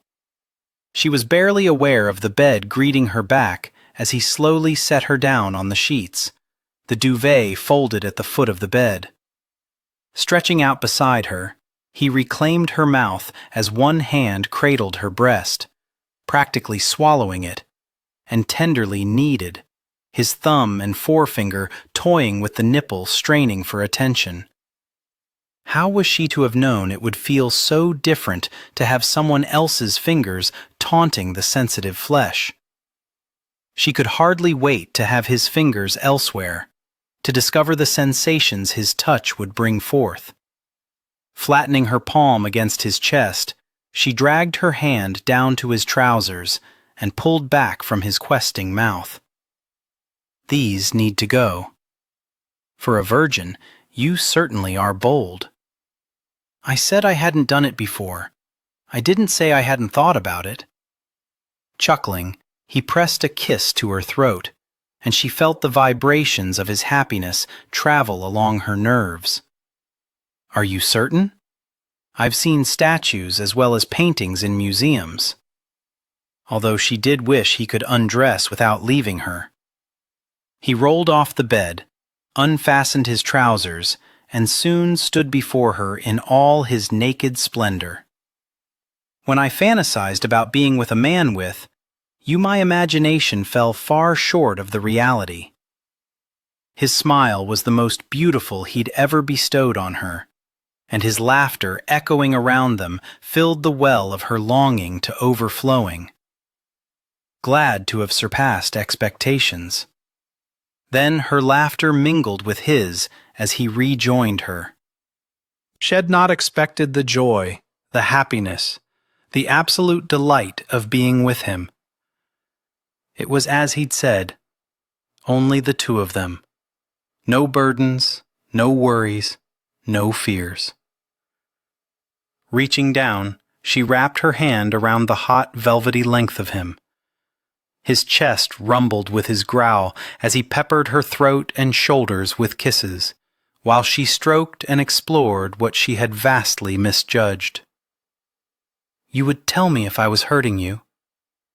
Rising up, he held her gaze. A touch has never felt better. I like touching you. Good, because I like touching you too. He glided his hand along her side, over her hip. But I also want to taste you. He cupped her mound and waited, seeking permission for what he wanted, what she yearned to experience at his hands. You can do anything you want, she whispered. Ah, Christ. Burying his face in the curve of her neck, he suckled at the tender skin. Then he began licking and kissing, moving down her torso until she finally had to release her hold on his shaft. But she touched whatever she could reach. His back, his shoulders, his neck, his hair. So many varying textures. She hoarded every sensation, what it felt like to caress him, to have him caressing her. He was skilled at combining his mouth, his hands, his fingers, his growls and groans to make her ache and throb in spots she hadn't known she could. These memories of his hunger for her would sustain her through the years. He dipped his tongue into her navel before dragging his jaw across her sensitive skin to the hollow of her hip, and she realized she felt no whiskers. To be that smooth, he had to have taken a razor to his face after they returned from the ball. Why would he do that, unless he was hoping, anticipating, she'd come to him? She thought her love for him had reached its peak, but she was wrong. It swelled within her with his thoughtfulness. After kissing the inside of her thigh, he slid his hands beneath her hips and tipped her up slightly. Using his thumbs, he parted her, exposing to his gaze the small, throbbing button that ached for him. So perfect, so pink. Do you ever touch yourself here? Yes. His gaze, heated and dark, came up to slam into hers. You're not modest. No. Doing the things she'd done to survive had chased any sort of potential embarrassment regarding her body out of her. It was all only a shell. The inside was what counted. Although at the moment she was incredibly grateful for everything he was doing to that shell. I didn't think you would be. You're too confident. As you said earlier, women have urges as well. It's silly to deny them. But you've never been with a man. Pushing herself up, resting on her elbows, she shook her head. Not like this. He grinned, a devilish, boyish grin, and she envisioned him as a much younger man, before he was Duke and had responsibilities. How fortunate for me to be the first, the only. She couldn't imagine anyone would come after him. He lowered his head, and his velvet tongue traveled over her, circled, licked. Her entire body turned into molten candle wax. Oh, well, that's certainly something I've never been able to do for myself.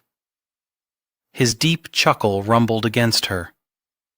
And I've only just begun.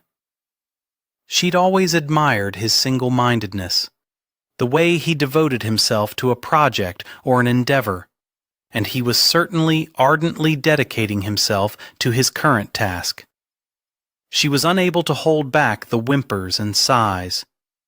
Soon they evolved into moans and cries as sensations coursed through her. With smoldering eyes, he watched her the entire time, peering over her mound, daring her to look at him as he feasted. His fervent stare was enough to cause pleasure to ripple through her, but combined with the attention to detail provided by his talented mouth and clever fingers, she was beginning to doubt her ability to survive the onslaught of sensations that began gathering, promising more, more, until she could no longer contain them. Her body curled forward, flung back, as the deluge of pleasure ripped through her, tore his name from her lips in a joyous sob, a grateful benediction. She wrapped her legs tightly around his shoulders, held him close while the spasms undulated through her. He slid through the shackles she'd created until he was able to claim her mouth, and she tasted herself mingled with him. Oh, the pure intimacy of it! It had been a mistake to come to him, to know this, and to know she couldn't have it forever. He rubbed his cock against her. You're so hot, so wet. You're still throbbing. My release has never been that strong or powerful. Normally I would wear a sheath, but this time, only this time, I want to feel you, Penelope. I'll leave before I spill my seed. I want you inside me with nothing separating us. He bracketed his hands on either side of her head. Just so you know, sweetheart, this will be a first for me. Not using a sheath.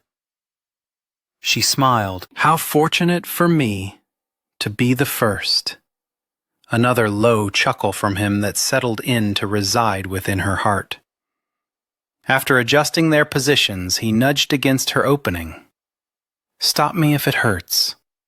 She nodded, but the movement was a lie. She wasn't going to stop him. Wanted too much to be joined with him. Had prepared her well.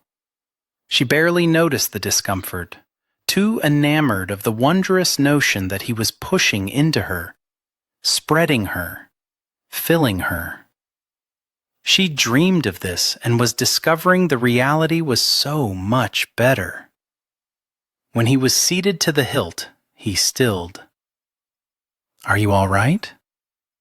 More than all right. I like the way it feels. And we haven't even gotten to the good part yet.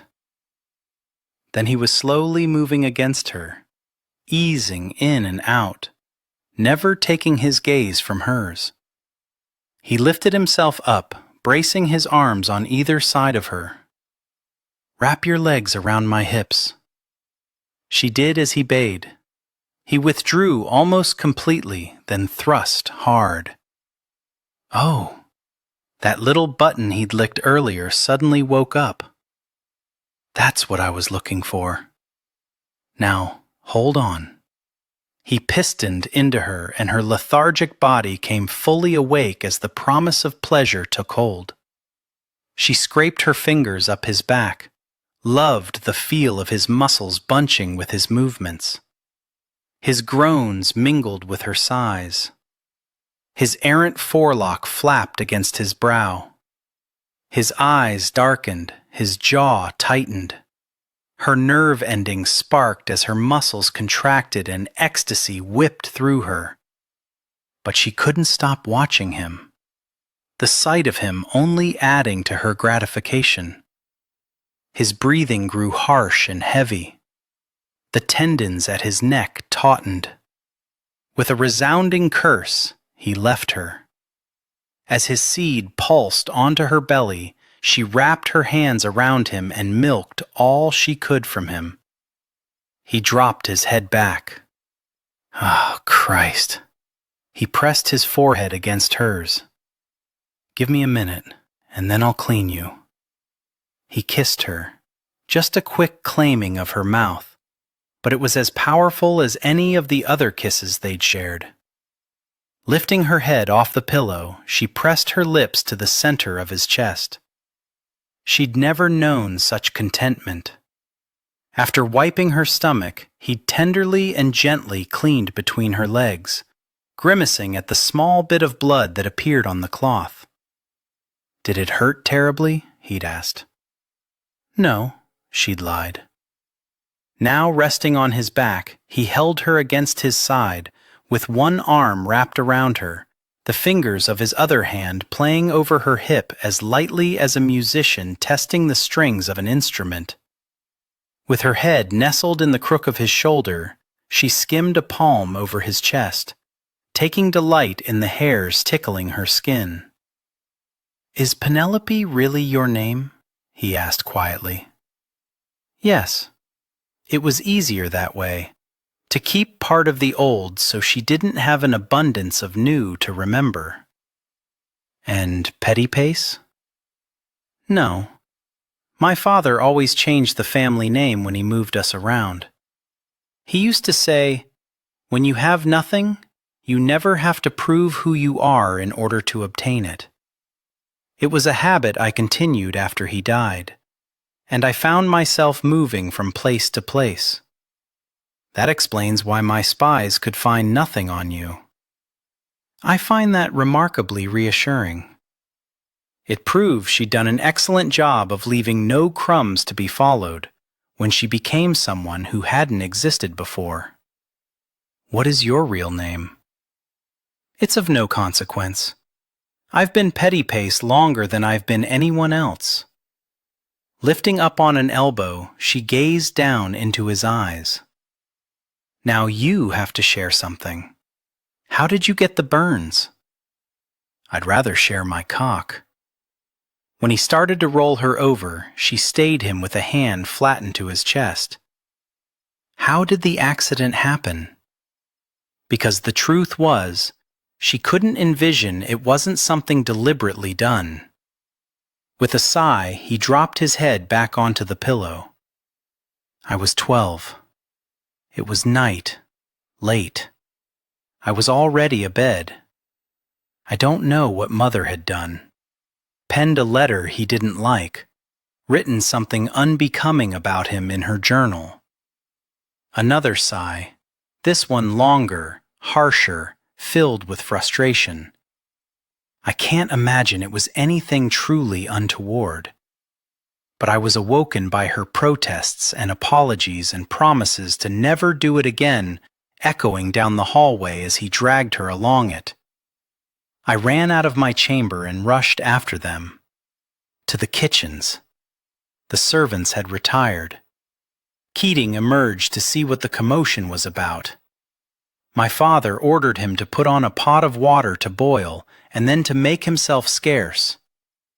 My mother went to her knees, begging for forgiveness, for understanding.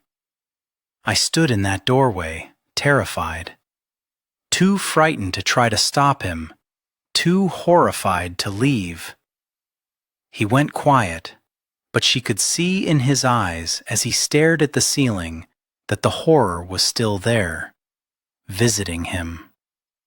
She wished she hadn't asked, but knew it would do neither of them well to leave it there, to have the memories lingering in his mind without conclusion. "What happened?" He flattened his mouth, shook his head, and released a shuddering breath. He jerked her to her feet and commanded she put her hand in the pot. The water was boiling by that time. I could hear the bubbles rumbling, see the steam rising. When she refused, he tried to force her hand inside, but she fought. My God, how she fought! He released his hold, picked up the pot to toss the water on her, and I shoved her out of the way. Covering her mouth, she fought not to retch, to be ill. Gently, with his thumbs, he gathered the tears rolling down her face, pooling at the corners of her mouth. "Don't cry. It was a long time ago." My nightshirt provided little protection, and my screams seemed to bring him out of that dark place into which he'd gone. He had a physician sent for, but the damage had been done. He was a cruel man, your father. More often than not, especially when his temper was pricked.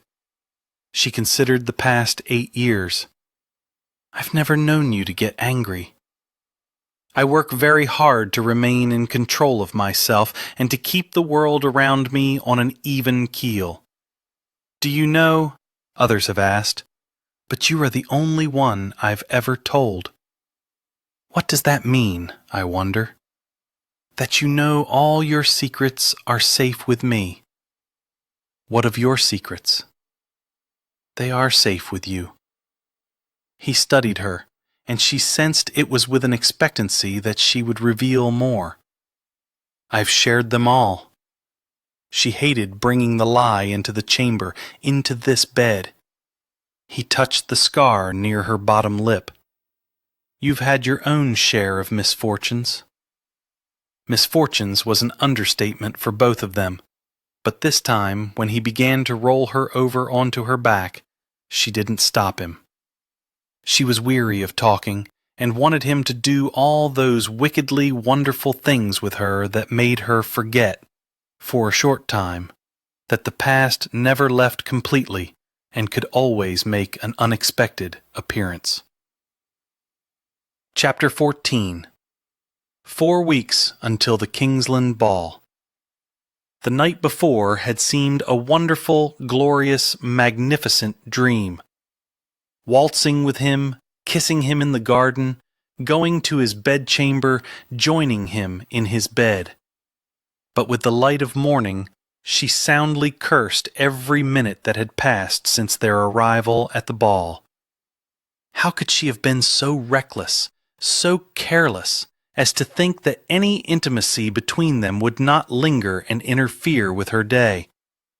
As she drew on her no-nonsense dark blue frock, she wished for the rose ball gown that would leave some of her skin bare, so he could deliver a light touch or a press of his lips.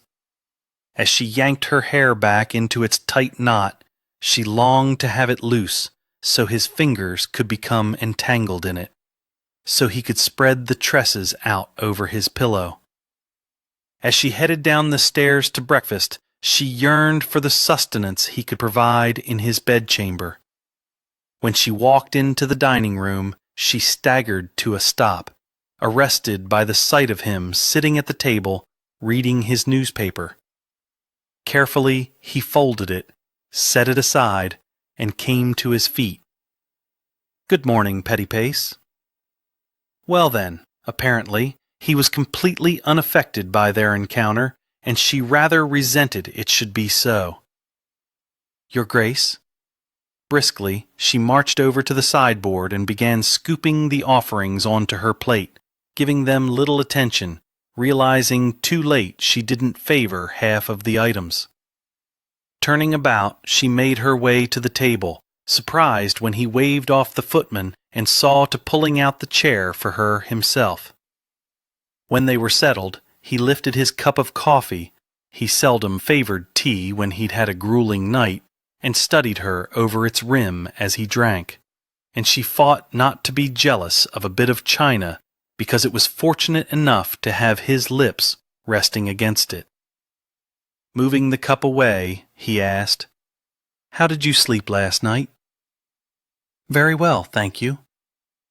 Nestled up against his side until just before the servants began stirring, then she scurried back to her bedchamber for another couple of hours. "You?" "I didn't sleep. The light spilling in through the window across my bed made it appear particularly lovely, and I didn't want to miss the opportunity to savor the splendor of it." It had also been spilling across her. She rather hoped the butler and 2 footmen standing at attention in the dining room didn't notice she was blushing up to the roots of her hair. Down to her toes as well, she imagined. "You must be tired then." "Strangely, I'm not. I'm quite revitalized, actually." Another sip. A small, secretive smile which she dared to return with her eyes, if not her mouth.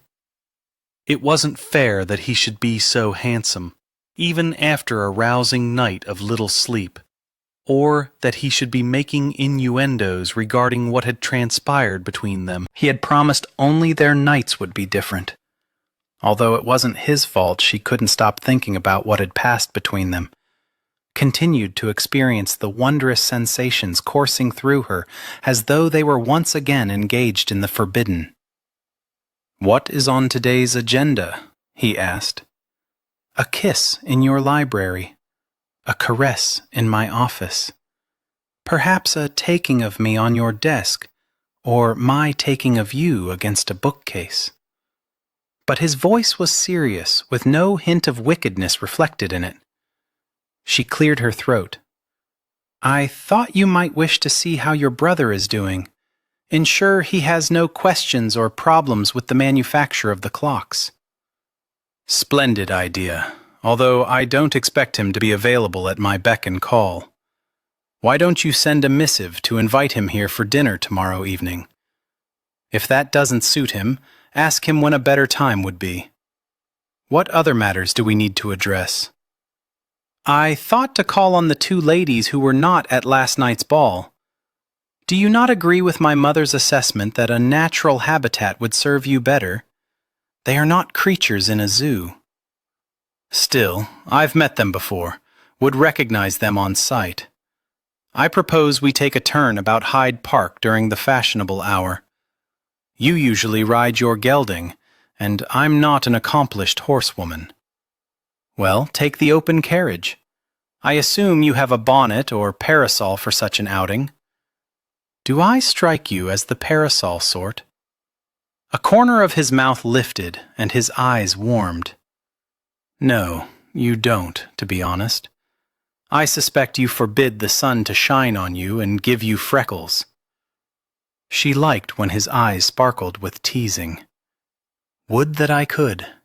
I do have a bonnet. Splendid. See that the carriage is readied for us at the appropriate time. Yes, Your Grace.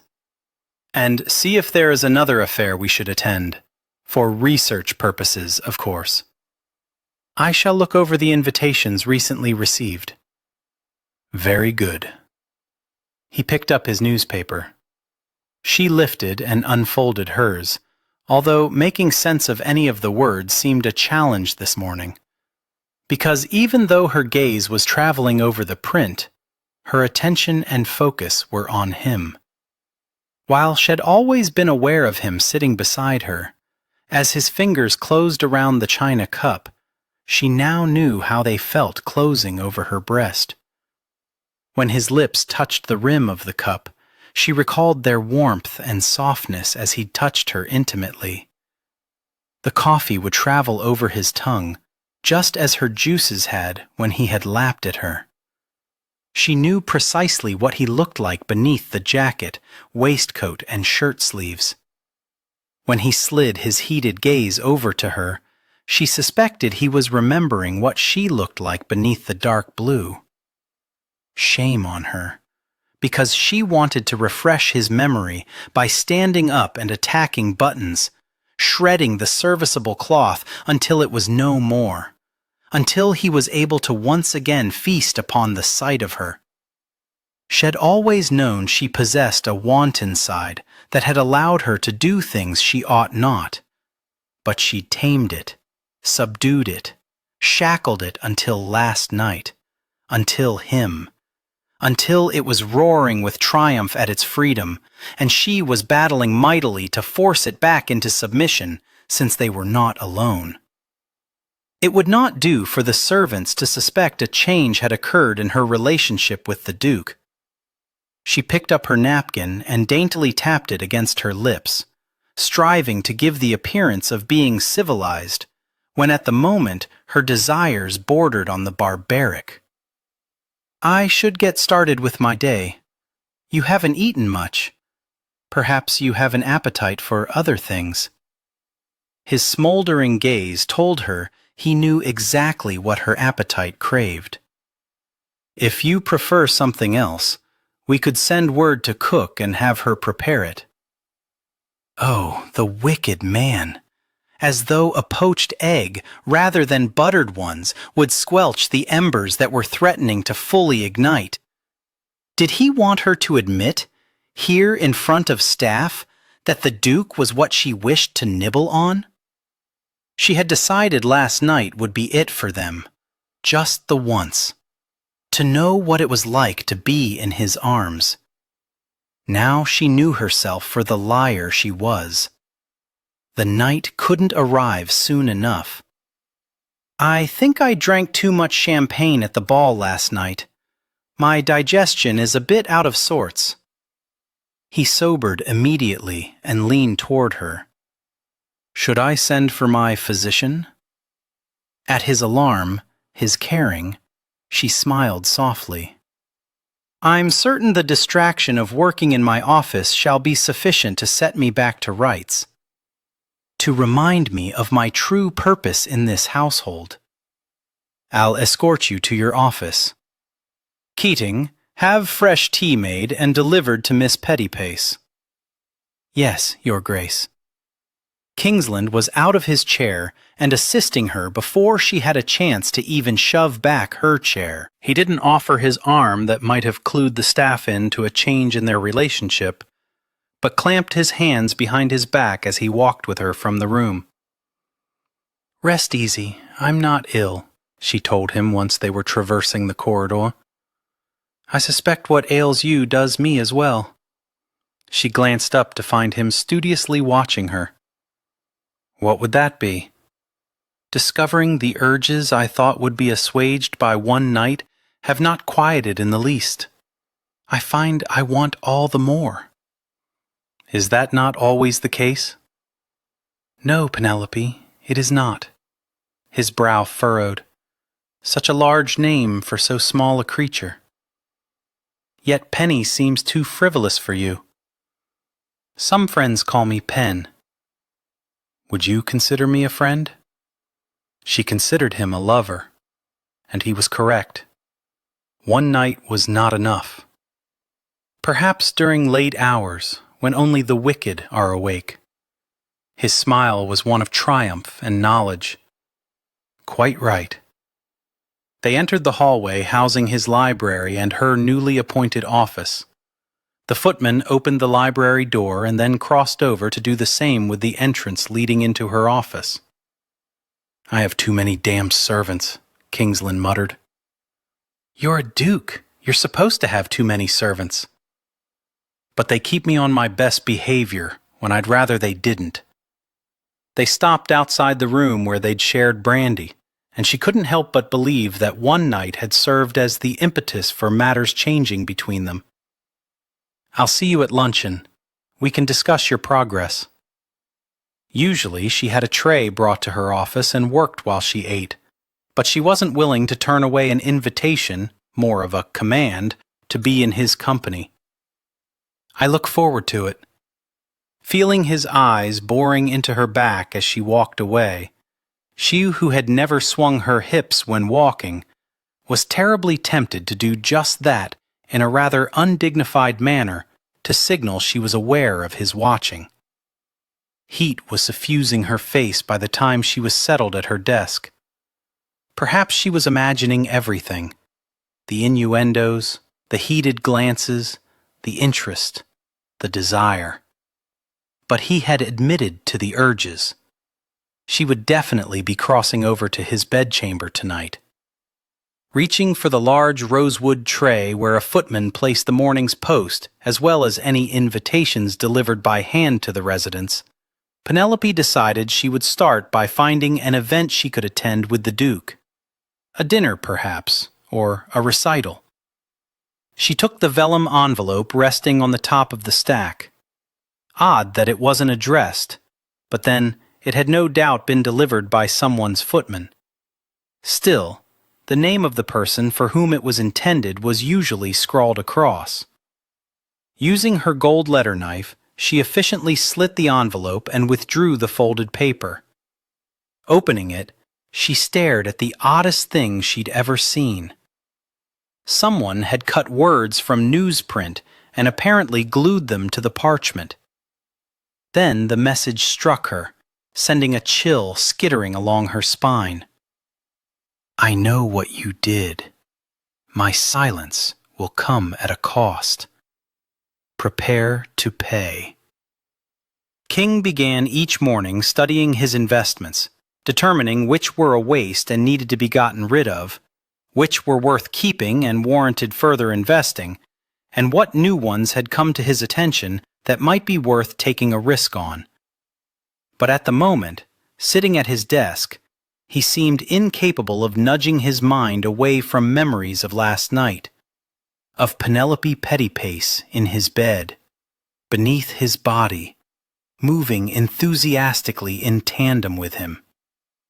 It wasn't that memories of encounters with other women didn't often linger, but with her, it was more of a savoring, like the tasting of a fine wine that required some time to cherish before indulging in another sip. He definitely wanted another sip of Penelope Pettypace. And based on the manner in which he'd caught her looking at him with yearning during breakfast, she wanted to be sipped. Leisurely, methodically, enticingly. Oh, his ever-efficient secretary had certainly been there, striving to appear unaffected by what had transpired between them, but she'd never blushed at the breakfast table. However, this morning, she'd been all blushes. More than once he'd cursed the dark blue that hid her shoulders and chest, along with the upper swells of her breasts from him. He'd have liked to see the pink traveling over that skin. What a fool he'd been to think she wouldn't pour all of herself into lovemaking, just as she did every task he gave her. All these women she was considering as his duchess, he doubted a one would be more suited to him than she was. It wasn't unheard of for a duke to marry a commoner. Thornley had married a tavern owner with no pedigree whatsoever. But King cared too much for Pettypace to inflict upon her what was to come. A cold husband who could not risk his passions taking hold, or jealousy rearing its ugly head. That was the reason he'd placed an advert, the reason he'd taken such an impersonal approach to securing a duchess. He needed a woman who would be content with the title, if not the man. Someone who would never come to love him, because he'd never give her any reason to. Marry a woman and gain his heir and his spare, then grant her freedom from him. No emotional attachments, no fear of having his temper unleashed, no worries of her ever discovering the unconscionable actions he'd taken. The door to the library opened and closed. Pettypace was marching toward him, concern mirrored in her features. How was it that he knew her so well? Knew the meaning of every nuanced expression? He came to his feet. "What's the trouble?" She staggered to a stop before his desk. "I was in the process of going through the post and invitations when I ran across this. It is the strangest missive and has me worried." He took the paper she extended and read the words that had been clipped and arranged in an ominous message. His neck tightened as though a noose had been placed around it. It took everything within him not to ball it up, build a fire in the hearth, and burn it to ashes. The envelope? She pulled it from her pocket. Completely blank. It had to have been delivered. A servant must have placed it in my correspondence box. He gave a nod. "I'll see to the matter." Although he didn't know where to begin, with so few clues. He couldn't risk hiring his usual sleuths and having them discover what he'd done. It would make him too vulnerable by placing those he'd trusted in the position of having to betray him, or they might be lured into following the path of this blighter and extorting him. What does it mean? It's not important. It's so unimportant as to cause all the blood to drain from your face. This person believes you have a secret worthy of blackmail. Hugh, what have you done? He did wish she hadn't used his name, because it indicated she was viewing him as more of a man than a title. It was much easier to deal with the entire matter, with the consequences, from the perspective of his title rather than himself. Let it go. He did ball up the offending parchment then, tossed it into the rubbish bin, and strode over to the window.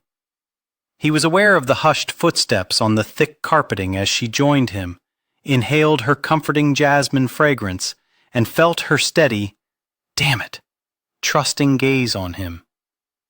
"You're being threatened, and based on your reaction, this threat carries some merit," she said softly. He clenched his back teeth until they ached. He'd said all he intended on the matter. If he held his silence, she would leave. "Let me help you.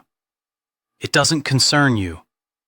He felt a tiny shimmy in the air, as though the words had struck her like a physical blow.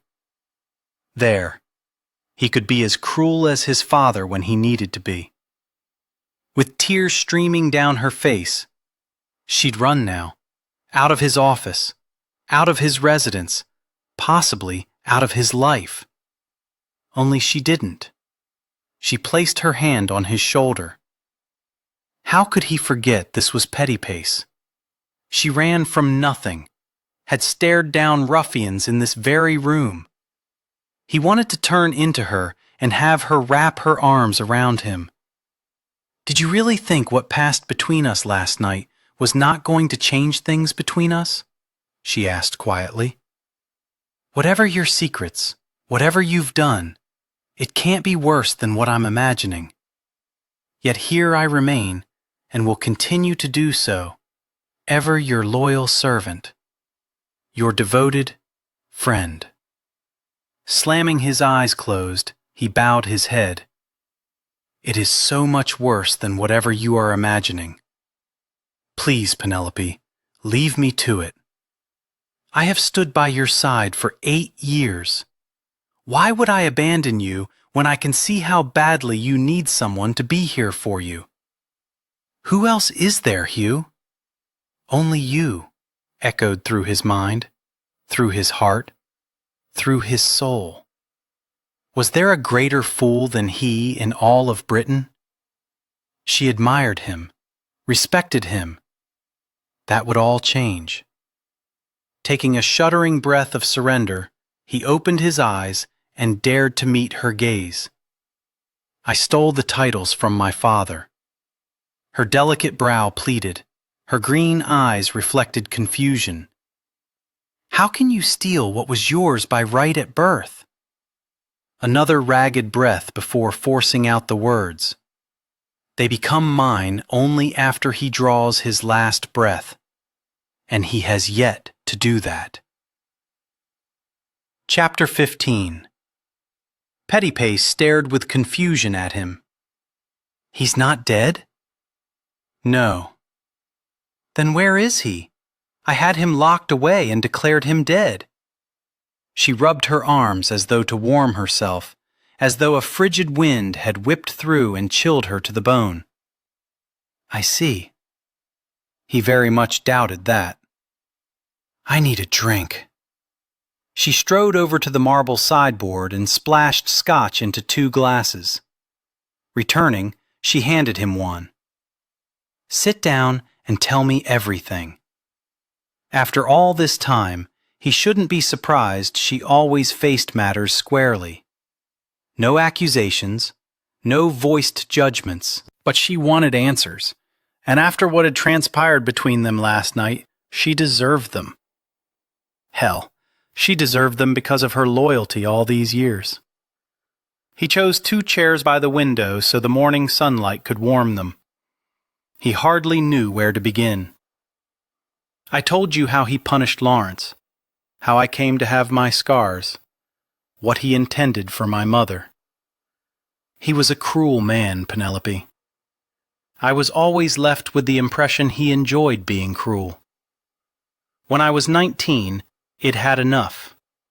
I convinced him I wanted to go on a hunting trip to Scotland with him, just the 2 of us. It planned to kill him there, claim it as a shooting accident. But in the end, I didn't have it in me." With gentle fingers, she brushed off his brow the wayward locks had never been able to tame. "Of course you didn't." Her faith in him made him feel that something inside his chest was shattering. Perhaps it was the ice surrounding his heart. It hurt, and yet at the same time, it was as refreshing as spring arriving, filled with promise. Instead, I dragged him to a small and extremely private asylum. That doesn't sound like something you could have done in a very clandestine manner. There must have been witnesses aplenty. You'd be surprised what a desperate man can accomplish when he sets his mind to it. Although I must confess, I was terrified the entire time that I would be caught. He took a sip of the scotch. We have a small hunting lodge in Scotland. Minimal staff. We went there. He liked to do his stalking in the early hours, just as daylight crept over the hills. He'd sighted the stag he wanted, and was so focused on lining up his shot that he didn't hear me approach. I jabbed the barrel of my rifle against his skull and felled him. I was afraid it hit him so hard that I had managed to kill him. I decided then and there to confess and go to the gallows without a fuss, knowing Mother and Lawrence would be forever safe. Threading her fingers through his, she squeezed. "And you claim to have no heart." He gave her a wry grin. Perhaps when I was younger I did. But, as fate would have it, it only served to knock him out cold. "How did you get him to the asylum?" "You know me, Penelope. I do nothing without planning. Aware I might have second thoughts about killing him, it researched an asylum located a little over an hour away from our lodge. It brought a sleeping tonic with me and poured it down his throat, bound him up with rope it packed in a satchel I carried with me when hunting, and covered him with brush. Then I hiked to the nearby village to let a wagon and horses. People knew me, of course, but no one questions why the son of a duke does what he does. I returned to where my father was, hauled him into the wagon, and drove him to the asylum." "So perhaps after all this time someone there decided to take advantage of you." He shook his head. "They don't know who he is. I gave him and myself false names, told those in charge that he believed himself to be the Duke of Kingsland, assured them he was not. I go there every year and pay them, in currency, not a bank draft." "Does your mother or Lord Lawrence know?" Gazing into her eyes was a balm to his guilty conscience that had ravaged him for years. "No. I claimed the hunting accident it originally intended as an explanation for his demise. On the way back from the asylum, I passed a village I'd never before visited, and purchased a casket. I filled it with brambles and branches and rocks I found along the way to give it weight. Nailed it shut. I told them he'd tripped, which had caused the rifle to fire accidentally, and the angle of the shot had decimated his face, head. The casket was never opened. I thought the family physician or some official might require a look in order to claim him dead, but no one doubted my word. Until a few minutes ago, no one knew except me. Strange how the burden of it somehow seemed lighter. For 15 years I thought I'd completely gotten away with it. I need to speak with the staff, determine who brought the envelope. I should do it. Otherwise they'll view the whole affair as being more important than they should. I don't want to bring you into this, Petty Pace." Too late. I became involved as soon as the letter arrived on my desk. She spoke with her usual aplomb. Nothing ever unsettled her. He thought of the young ladies on her list. How many would swoon? How many would weep? How many would be horrified? This afternoon, I may need to leave for Scotland, rather than going to Hyde Park. He wanted to ensure his father was where he'd been left, that it wasn't the 8th Duke intent on creating havoc who was responsible for the letter. It was inconceivable that it would be him, but neither could King envision it being anyone else. He'd been damned careful over the years. Completely understandable. "Come with me." The words were out before he'd given them much thought. Any journey into Scotland always took him to a dark place, But if she was with him, he'd be carrying sunlight into the black corners of his soul. Her face softened, and he wondered if she understood the magnitude of what he was asking. "I would be honored to accompany you on this journey." The relief swamping him should have served as a warning that where she was concerned, he was in trouble.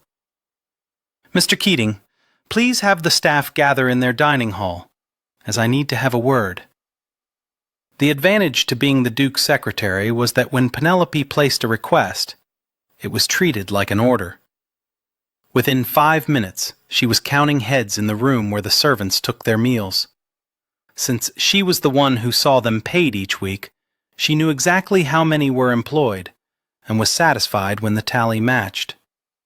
She did have to stand on a fruit crate that Harry always provided when she needed to address the crowd, but she became quite skilled at throwing out her voice with authority, so her diminutive size didn't undermine her. "Thank you all for gathering promptly. This morning, as I was going through the Duke's correspondence, I ran across a letter that was not addressed, nor did it have any markings to indicate where it might have been posted, leaving me to believe it was delivered by hand." She held up the envelope. Although it was plain, nothing special about it, she hoped someone recalled it.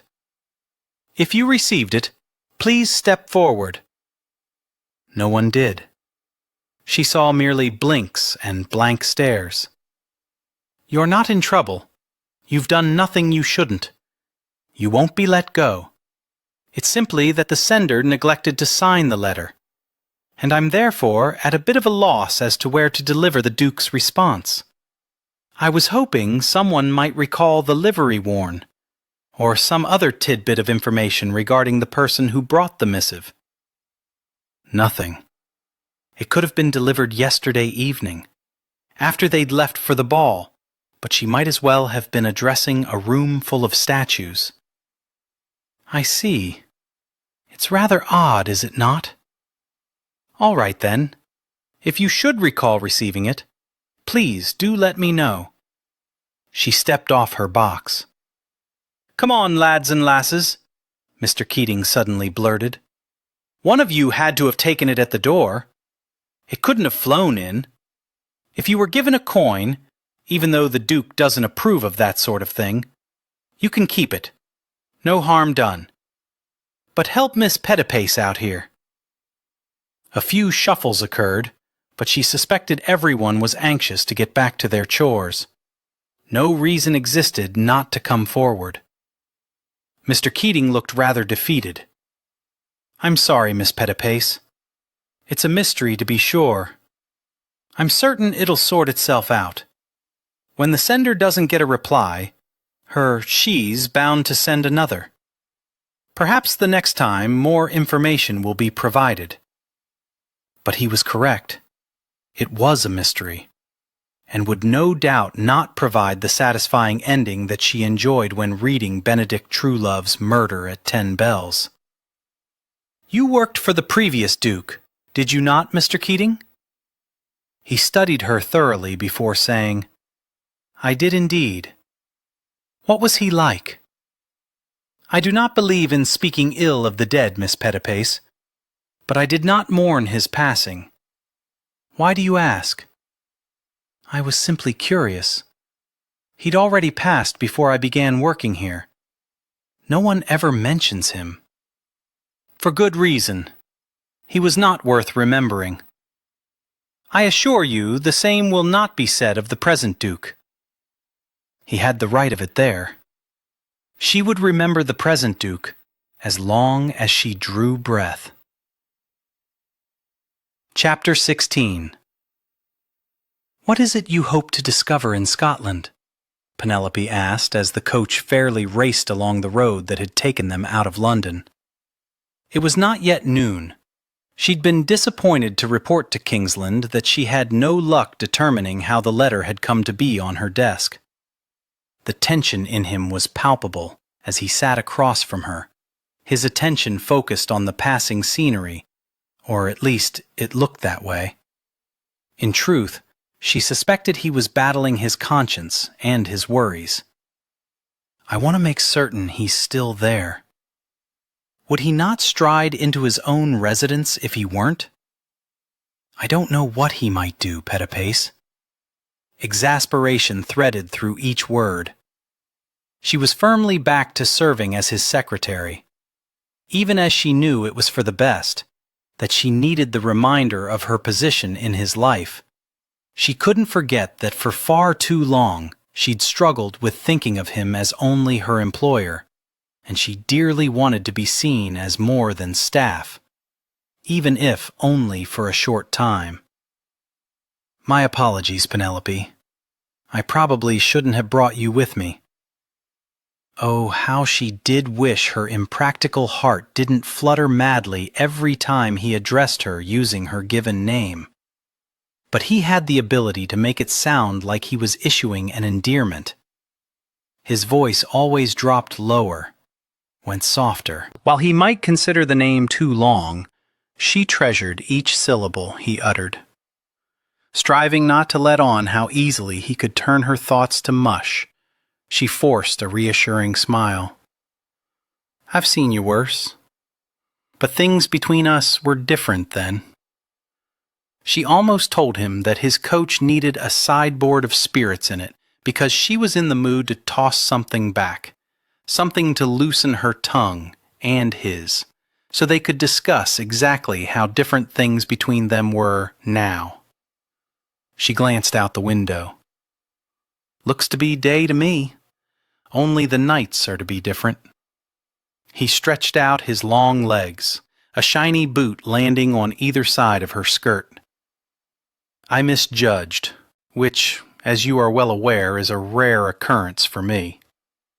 The man could come across as humble and arrogant at the same time. What exactly did you misjudge?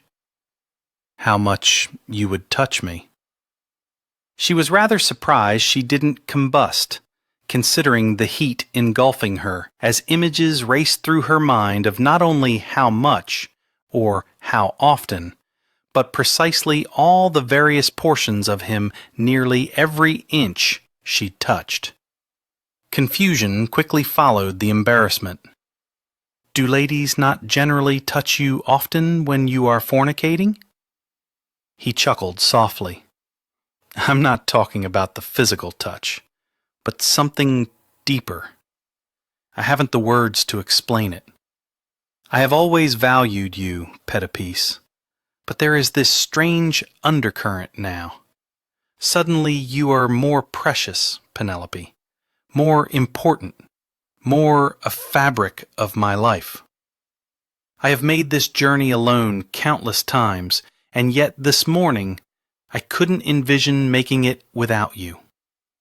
He balled his gloved hands on his thighs and looked back out the window. Reaching across, she cupped her hand over his, felt the tension radiating from that fist to every end point, making him brittle, easily shattered if struck with the proper force or the wrong words. I couldn't envision you going without me. Turning his hand over, he wrapped his fingers around her wrist so their palms touched. We may have mucked things up between us, he said. Well, if we were going to do it, I can't think of a more pleasant way to have gone about it. He wanted to give a slight tug on that hand that fit so perfectly inside his, pull her onto his lap, and take possession of the mouth that so easily uttered words capable of destroying a man. But having tasted all of her last night, if he took so much as a nibble, he was going to want to feast, and the glorious sounds she made would be heard by the coachman and footman. He didn't have it in him to cover her mouth in order to strangle the noise. He enjoyed too much her moans and cries of pleasure. In spite of his promise, his belief, nothing would change between them. Everything had. Profoundly and irrevocably, and he was in danger of losing the very best secretary in all of Britain, probably all of the world, because he'd been unable to resist her allure. but they needed to keep matters between them unemotional and detached. He wasn't capable of giving more than the physical. While she'd gone into this arrangement knowing the limitations, he had little doubt eventually she would want more. All women did. He couldn't give her hope of having it. So he slid his hand out from beneath hers, watched with a sense of loss as she settled back against the squabs. Do you think one of the servants might be responsible for the message? No hint of hurt marred her voice, for which he was grateful. Ever practical, she was bound to understand the necessity of restricting any sort of closeness to the moonlit hours. I don't see how. Perhaps the driver or footman who accompanies you to Scotland thought to take advantage.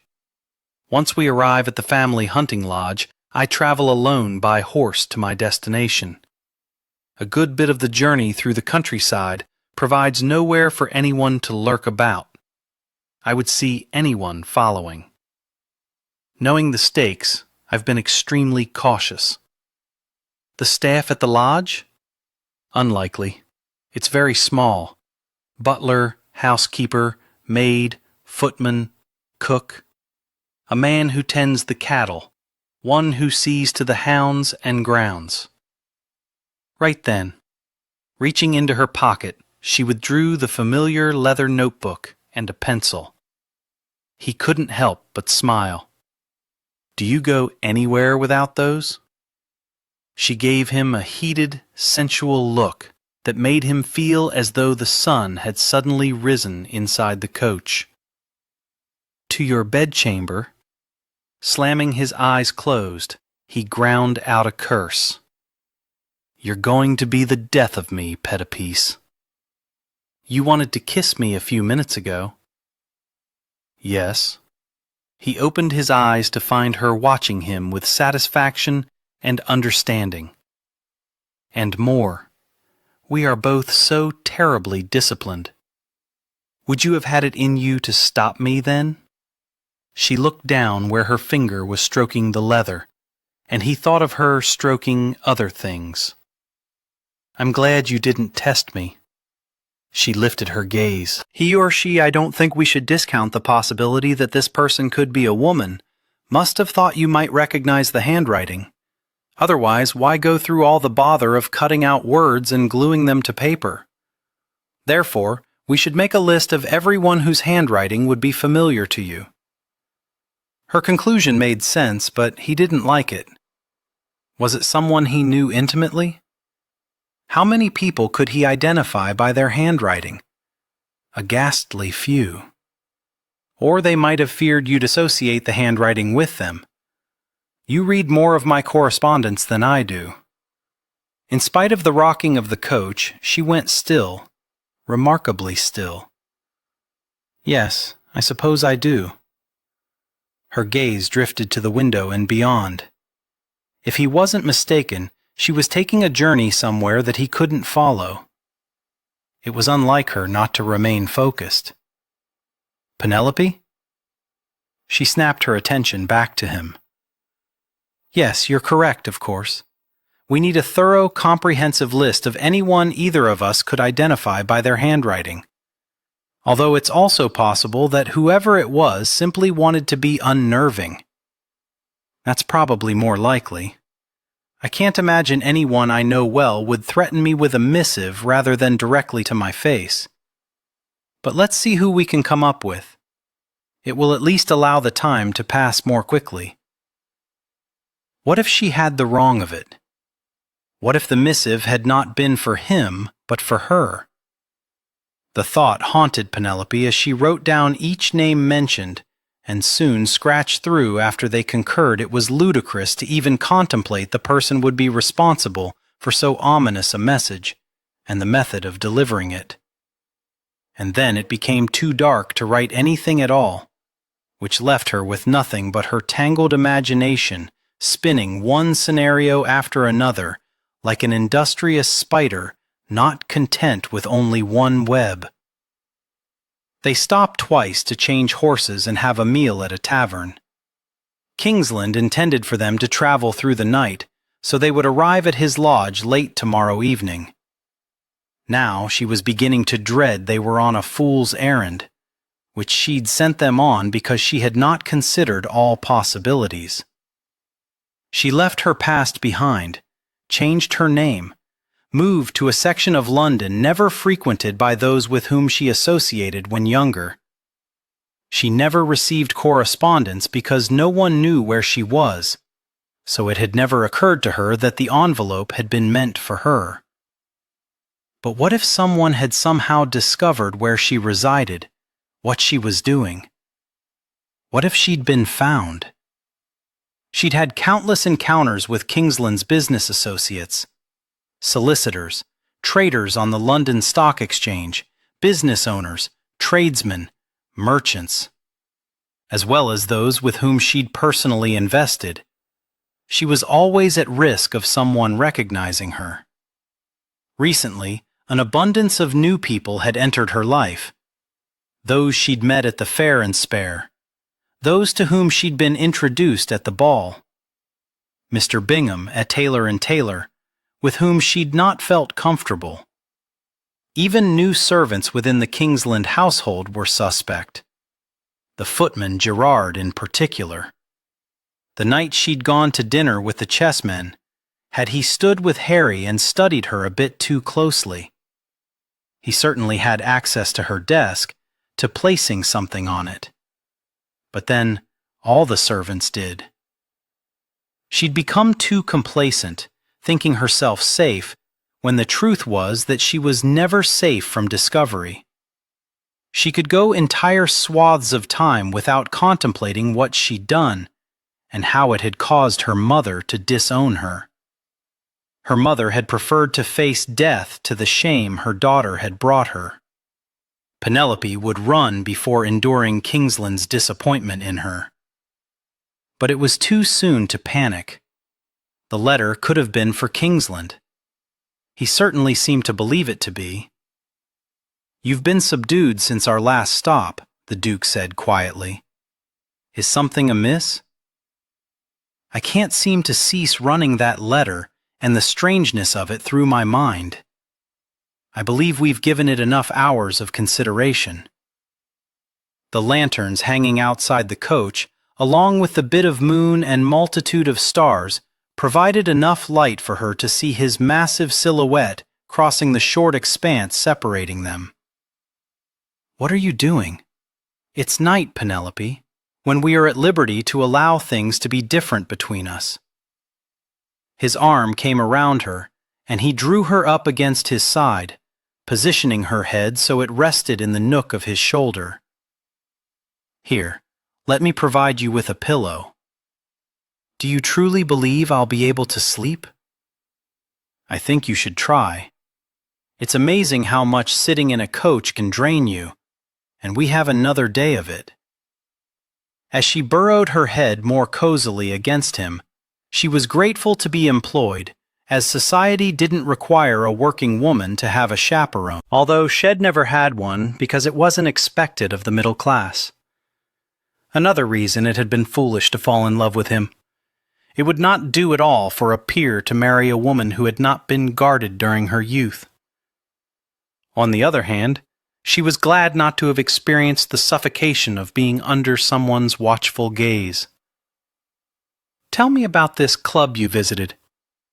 She couldn't stop herself from smiling. "People aren't supposed to talk about it. People aren't supposed to speak about the people who frequent it. That's not the same as not talking about what transpires within those walls. You seem to know an awful lot about it." "I should.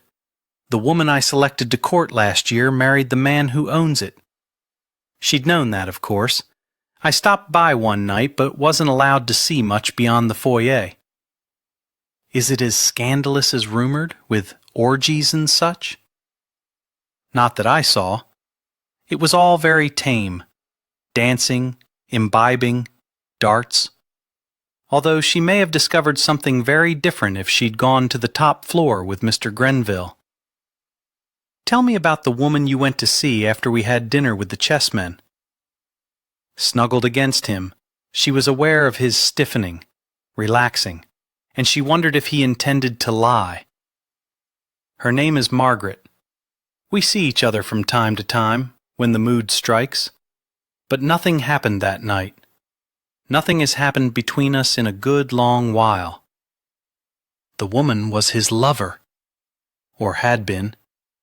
She wished she hadn't asked, that she didn't know the truth of where he'd gone. She is not as convenient as I, nor does she hold my interest as you do. He eased away from her slightly until she could feel his gaze on her, and his warm hand was cradling her face. Urges, Penelope. When I had them, she satisfied them. When she had them, I did the same for her. That night, I didn't realize they had a specificity to them. I didn't want any woman. I wanted you. His kiss was perhaps the gentlest touch, caress, encounter she'd ever known. He was encouraging her to long for the nights, to long for those moments when she wasn't petty piece, when she wasn't his secretary, but something more, something he craved. No, not something, someone. I didn't want any woman. I wanted you. Now she had another task set before her, another condition the woman she selected for him would have to meet. She would have to make him no longer want Penelope. With each passing day, passing hour, the chore of selecting his wife became more unbearable. But that was for consideration at another time, after this journey reached its end and they were back in London. For now, all she wanted was to get lost in his kiss, lost in him. She breathed him in, a long, deep inhale, as their tongues engaged in an ancient ritual. For surely even the Druids had discovered the magic of two mouths fused in passion.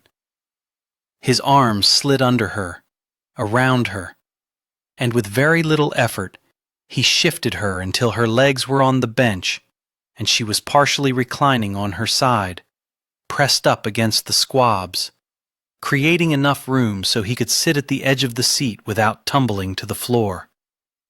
Facing him, resting up on an elbow, she welcomed the deepening of the kiss. His groan of satisfaction was probably heard by the coachman, and she did not care. Not one whit, one iota. He trailed his mouth along her cheek to her ear and nipped at her lobe. I thought the darkness would never come. His voice rasped with his need, with his hunger, and her body responded in kind with a sluicing of heat that threatened to turn her clothing into ash. She thought of the months to come when the darkness would arrive earlier in the evening, fade away later in the morning, when she'd have more hours with him, more minutes, more seconds. He slipped his hand beneath her skirt and closed his fingers around her calf. His gloves were gone, and she relished the intimacy of his touch. The things I want to do to you. She hoped he could see her smile. The things I want you to do to me. Most ladies I know would be scandalized at the thought of my taking liberties in a moving conveyance. Firstly, I'm not a lady. Secondly, I find the notion of you taking liberties anywhere rather tantalizing. You couldn't scream. I can hold in the cries. I've done it before when traveling through London. His fingers flexed against her calf, while the rest of him went completely still. Jesus, Penelope, have you seen to your urges in a carriage? In this very one. She could hear his breath sawing in and out of his chest, could feel his eyes boring into her. Are you shocked? When? Demanding, insistent. The night you abandoned me in order to call on Margaret. Because of Bishop? Because of that damned wink he gave you? Was that a fissure of jealousy in his tone? No, you daft man. Because of you. Because of the way it felt to have you touch my hand. The manner in which you looked at me, like you wondered if you'd find a taste of me as satisfying as that of your wine. Although it was low, drowned out by the horse's hooves pounding the road, his howl was that of a beast calling to its mate. His mouth came down on hers, hard and with purpose, as his hand glided up her leg until it reached the apex between her thighs. His fingers made short work of slipping through the slit in her drawers to nestle within her curls. She wanted his coat gone, and his waistcoat and his shirt, but there was hardly room for disrobing. And how would he explain his absence of clothing if a wheel suddenly broke or a horse went lame? So she settled for cupping his jaw, for circling her palms over his prickly, thick stubble, realizing she was correct about the night before. He had taken a razor to his face before she knocked on his door. His fingers parted her curls, parted another set of lips, and began stroking her, drawing forth the sensations that hovered on the surface, all the while keeping his mouth plastered to hers. When she proved herself wrong, when her release came and she couldn't hold back her scream, he held fast, absorbing her cry as her body bucked and shuddered. Drawing back, he studied her, and she wished for a lantern in order to see him more clearly. "You're so quick to respond." Because she'd lived on fantasies for a couple of years, and now was discovering the reality was far better than she'd foreseen. "I'm a wanton." His grin flashed in the darkness. "I wasn't complaining. Nor was I finding fault with you for knowing what you want, what you deserve. You deserve as well. We should see to your pleasure." He drew her up into the nook of his body and held her close. "I found incredible pleasure in your reaction. It's all I require at the moment." She burrowed against him. "You're quite the comfortable bed." "Sleep well, Penelope." How could she not when she was nestled in the arms of the man she loved? Chapter 17. "We should attend the theater together," Kingsland said. "You're bound to see some of the ladies you're considering there. It'll provide you with a chance to observe them in a different atmosphere, give you a clearer picture of their suitability." Penelope nearly pointed out that he should be the one doing the considering, every aspect of it. But the task had the benefit of being with him in differing atmospheres, and she wasn't silly enough to give that up. Shortly after she'd awoken that morning, gathered up in his arms, they'd stopped at an inn for an hour. He'd secured them rooms so they could wash off the dust of travel and tidy themselves. But they'd somehow ended up in the same room, then the same bath, then the same bed. When they'd entered the dining room to break their fast, she'd feared that everyone could tell she'd been well and truly ravished. When the sun was out, barely above the horizon but still visible, she fought not to read too much into the encounter. She suspected it had been a temporary escape from all the worry that weighed on him. When they returned to the coach with its fresh set of horses, he'd taken his position on the squabs opposite her, effectively declaring she was again petty piece. It was the most comfortable form of herself. She understood her duties, was adept at navigating her way through her responsibilities and their business arrangement. She kept her heart caged. but at night it was like an imprisoned canary, testing its wings and wanting to bend the bars enough to slip through so it could take flight. It might prove helpful if you told me more of what you wanted in a wife. Other than being quiet. Narrowing his eyes against the sunlight, he looked out on the passing greenery. I'd rather she not be in love with another. But you don't want her to love you. With a sigh, he shifted over the leather. Have you ever been in love, Petty Piece? I have, yes. His jaw tightened.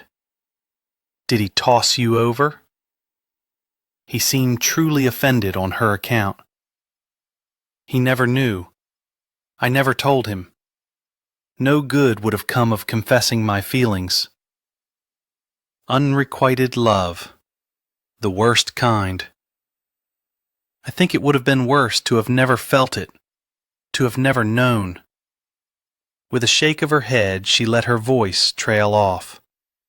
How could she tell him that it was so much better to have loved him than not, especially when he was unaware of how deeply her feelings for him ran? He crossed his arms over his chest. What did you experience? How did you know you loved him? Have you never loved? I've told you before that I have no heart. I do believe having one is a requirement. What made you love him? His handsomeness? His physique? The color of his eyes? He could have been an ogre and that wouldn't have mattered. I liked the way he treated me, valued my opinion, and viewed me as an equal, even when society did. I loved him because he didn't measure my worth based on my features, my curves, or the shade of my eyes. She might have said all that with a bit more vehemence than was expected. Nay, aloud, when a secretary spoke to a duke. He didn't respond except to study her as though she'd suddenly become a puzzle he couldn't decipher. A flexing of his gloved hand followed, then a tugging on the leather. You didn't marry him? No, he married another. Or would before long. He would marry the woman she chose for him. Someone you fancied before you came into my employ. Statement, not question. I don't know why we're discussing this. I've kept you too busy for any sort of social life, so it would have had to have been. So you were, what, 16, 17, 18, when you thought you were in love? I didn't think it. I knew it. Let him believe she'd been a child instead of a woman. She certainly didn't want him to guess he was the love of her life, didn't want to see regret in his eyes because he couldn't love her back. Besides, those girls on my list, how many years do you think they have? Some are barely out of the classroom. Don't select one of them. I want a wife with some worldliness to her. The man was so deuced irritating. Do you think you might give me a complete list of your requirements instead of doling them out like a miser his pennies? He grinned. He actually grinned. I like the fire you exhibit when you're cross. I'm not cross. Although grinding out the words probably disproved her claim. I'm merely frustrated. I'm striving to find the perfect woman. There is no perfect woman, Petty Piece. I want you to be happy with her. I don't want her to make a fool of you like the last one. I want her to be what you need. And yes, I want you to come to love her. A life without love is, even if it doesn't last, even if it's only for a short while, to find joy in the giving of yourself, to look forward to the day because that person will be part of it, to share your thoughts and not have them judged, to be able to disagree and know the person will listen to your argument and not think less of you for making it, to feel you're better than you were before that person came into your life, and to weep when they no longer are. Did you weep over your lost love? She would indeed. She smiled sadly. Buckets. It sounds devastating, and yet you wish it upon me. I haven't the words to explain it adequately. While I had him, while he was in my life, what I felt was like sustenance to my soul. The sun, the moon, and the stars were all inside me. She sighed and rolled her eyes with embarrassment. And now I sound like a blithering idiot. It's so very complicated and impossible to describe. Poets try, but they can only capture portions of it. It's too big, too grand to be reduced to what we mere mortals can clarify. She removed her notebook from her pocket. Let's start from the beginning, shall we? You want a worldly woman who does not speak. What else do you require? Love? Until that moment, he'd thought he'd be content without it, but to hear her wax on so passionately about it made him yearn to experience that depth of caring. He felt rather sorry for the chap she loved, because the poor bugger had never known. What an incredible thing it would be to have her regard. But how did one know if he was in love? That's what he'd been asking her, the answer he'd been seeking. Ever since he'd tucked those stray strands behind her ear that long-ago morning when they met with Lancaster, his feelings toward her had become perplexing. In spite of the society matron's raised eyebrows, it had seemed right to waltz with her. Having her in his bedchamber had felt as though she was where she belonged. Making love to her. When had he ever made love to a woman? He had sex, good, rousing sex, and yet he couldn't deny that with her it had been more than fornicating. Then, to make matters even more bewildering, he hadn't wanted to take this journey without her. What else do you require? You hovered on the tip of his tongue, but he couldn't give voice to it when he didn't understand what had prompted it. Odd that he'd given more thought to what he required in a secretary than what he did in a wife. He tried to envision his future Duchess sitting across from him now, as he'd once imagined she might be. Prim, proper, hands folded on her lap, gaze turned toward the passing countryside, and quiet. Not uttering a word. Not disturbing his concentration as he pondered business dealings. Certainly not giving him a pointed and challenging glower, her green eyes practically shooting daggers at him, demanding he provide what she asked. He knew men who mumbled in his presence, shuffled their feet about, all the while refusing to meet his gaze.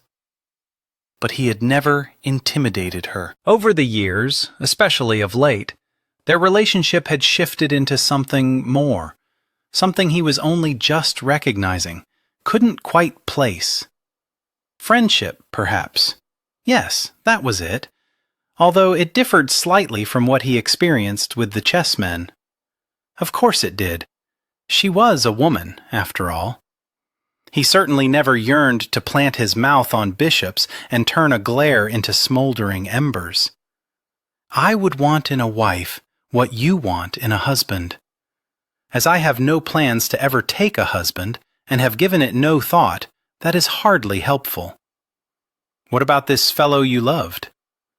We were never going to marry. I knew that from the beginning, so I didn't bother to consider him in the role. Besides, as I've already explained, I don't want a husband, and I don't want a wife. Then why the hunt? Why now? I need an heir, and I'm not getting any younger. I'm certain you're a better judge of women than I, Pettypiece. Trust your instincts. She tapped her pencil against the notebook. We have miles to travel yet. Ruminate on what you want. I stand ready to write down your requirements." Perhaps he didn't require a quiet wife, but rather one who would speak her mind, would challenge him.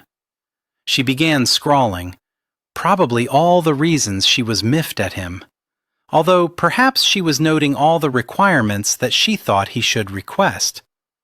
No, she would have done that before she ever began opening the missives the ladies of London had sent. She would, of course, select someone she could accept as mistress of his household, someone amiable, someone who wouldn't mind that his secretary didn't sleep in the servants' quarters. Except any duchess would mind. Once he married, Penelope certainly couldn't traipse across the hallway to his chamber. Their intimate association would come to a halt. Although they hadn't addressed the issue specifically, he knew she was not the sort to dally with a married man. Nor was he one to be unfaithful to his wife. He would have his duchess, and Penelope would have someone else. That she didn't already was a testament to her devotion to her work. But she possessed too much passion and fire, was too intelligent, too competent, too bold for some man not to pursue. He was surprised a gentleman hadn't already claimed her.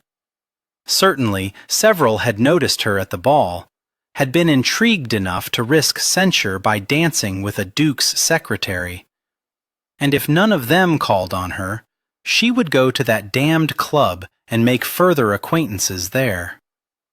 The strength of the jealousy that tore through him took him aback.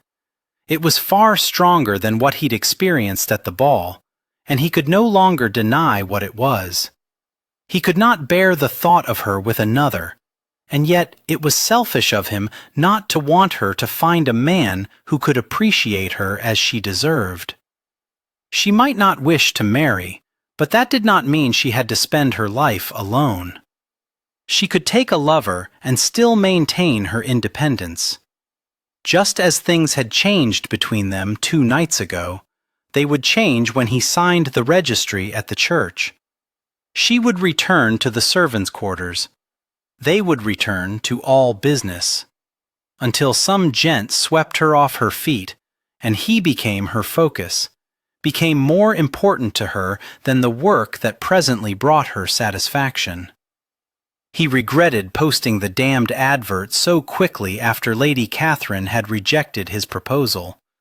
But he hadn't wanted to be viewed as the to-be-pitied, cast-aside Duke. He cursed his bloody pride. He wanted another year without courtship, without a wife. Another year with Penelope. But he knew, with a conviction that shattered his peace, more than the strange letter had, that the night of his ball would be the last he had with her. Afterward, she would be only his secretary and no longer his lover. He intended to make the most of their time together. Chapter 18. It was late into the night, full dark, by the time they reached the hunting lodge. Shed visited his other estates, properties, and residences, but not this one, and a chill swept through her as she stood in the foyer while the doddering butler, awoken from slumber, began lighting candles and lamps. Although Kingsland had told her that he didn't suspect these servants of being responsible for the missive, she had remained doubtful. But based on the slight trembling in the older man's fingers, she didn't see how he could cut out words in the newspaper and glue them into place without making a mess of the task. "My apologies for the disarray, Your Grace, but we weren't expecting you until November. I'll wake Mrs. Badmore and have her prepare you a meal." "Not necessary, Spittles. We dined before arriving." A bath would be welcome, however. "I'll set Johnny to it straight away." A faint light appeared at the top of the stairs, and she assumed the maid had made her way there using the back staircase and was readying the rooms. The footman, Harry, who traveled with them and had been standing just inside the doorway holding their bags, started up. When she thought of a lodge, she imagined something considerably smaller than a 4-story stone dwelling that, if she had to guess, housed just fewer than 50 rooms. Holding an oil lamp, Kingsland approached and placed a hand on the small of her back. "Shall we go up?" She wanted to explore, but was also incredibly weary from the worry and the travel, so she simply nodded, taking comfort in his steady hand guiding her up the stairs. The shadows wavered and dispersed in front of them, revealing paintings of hunts, men standing with shotguns aimed at birds in flight, men astride horses galloping while foxes scurried. "Are those images of hunts held here?" she asked. "No, just something found or commissioned to put on the wall." "No family portraits?" "Maybe 1 or 2, but we seldom stayed for long. It's not particularly cozy, as you'll find." They reached the landing, and a long hallway stretched before them. A dozen doors, only 2 open. He directed her through one and into a bedchamber that seemed chillier than it should. Perhaps it was the whistling of the wind, or the fur on the bed, or its matching counterpart on the floor. A fire was crackling on the hearth, but it failed to generate much heat. Moving away from him, nearer to the large stone fireplace, she rubbed her arms.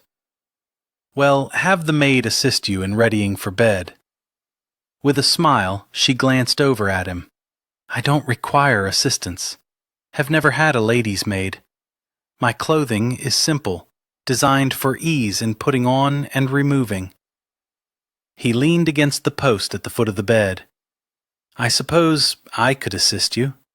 That might lead to a bit of naughtiness. Would you mind?" "No, absolutely not. Never." But instead of voicing the words, she simply shook her head. He took a step toward her. The London footman appeared in the doorway. He didn't make a sound, but Kingsland must have felt his presence because he immediately stopped and glanced over his shoulder. "We have the tub for Miss Pettipiece," Harry said. He gave her a small nod. "I'll leave you to enjoy your bath." He strode past Harry and another footman, possibly Johnny, as they lugged in the copper tub. After they set it before the fire, they left to begin hauling up the water. Penelope walked to the mullioned window and gazed out. She wondered if they might have some time to see the area. Probably not. They were here for a purpose, and when that purpose was done, they needed to return to London. The following morning, King was already seated at the circular table in the small dining room when Pettipiece strolled in, wearing her dark blue frock and looking far more at ease than she had last night when she knocked on his door.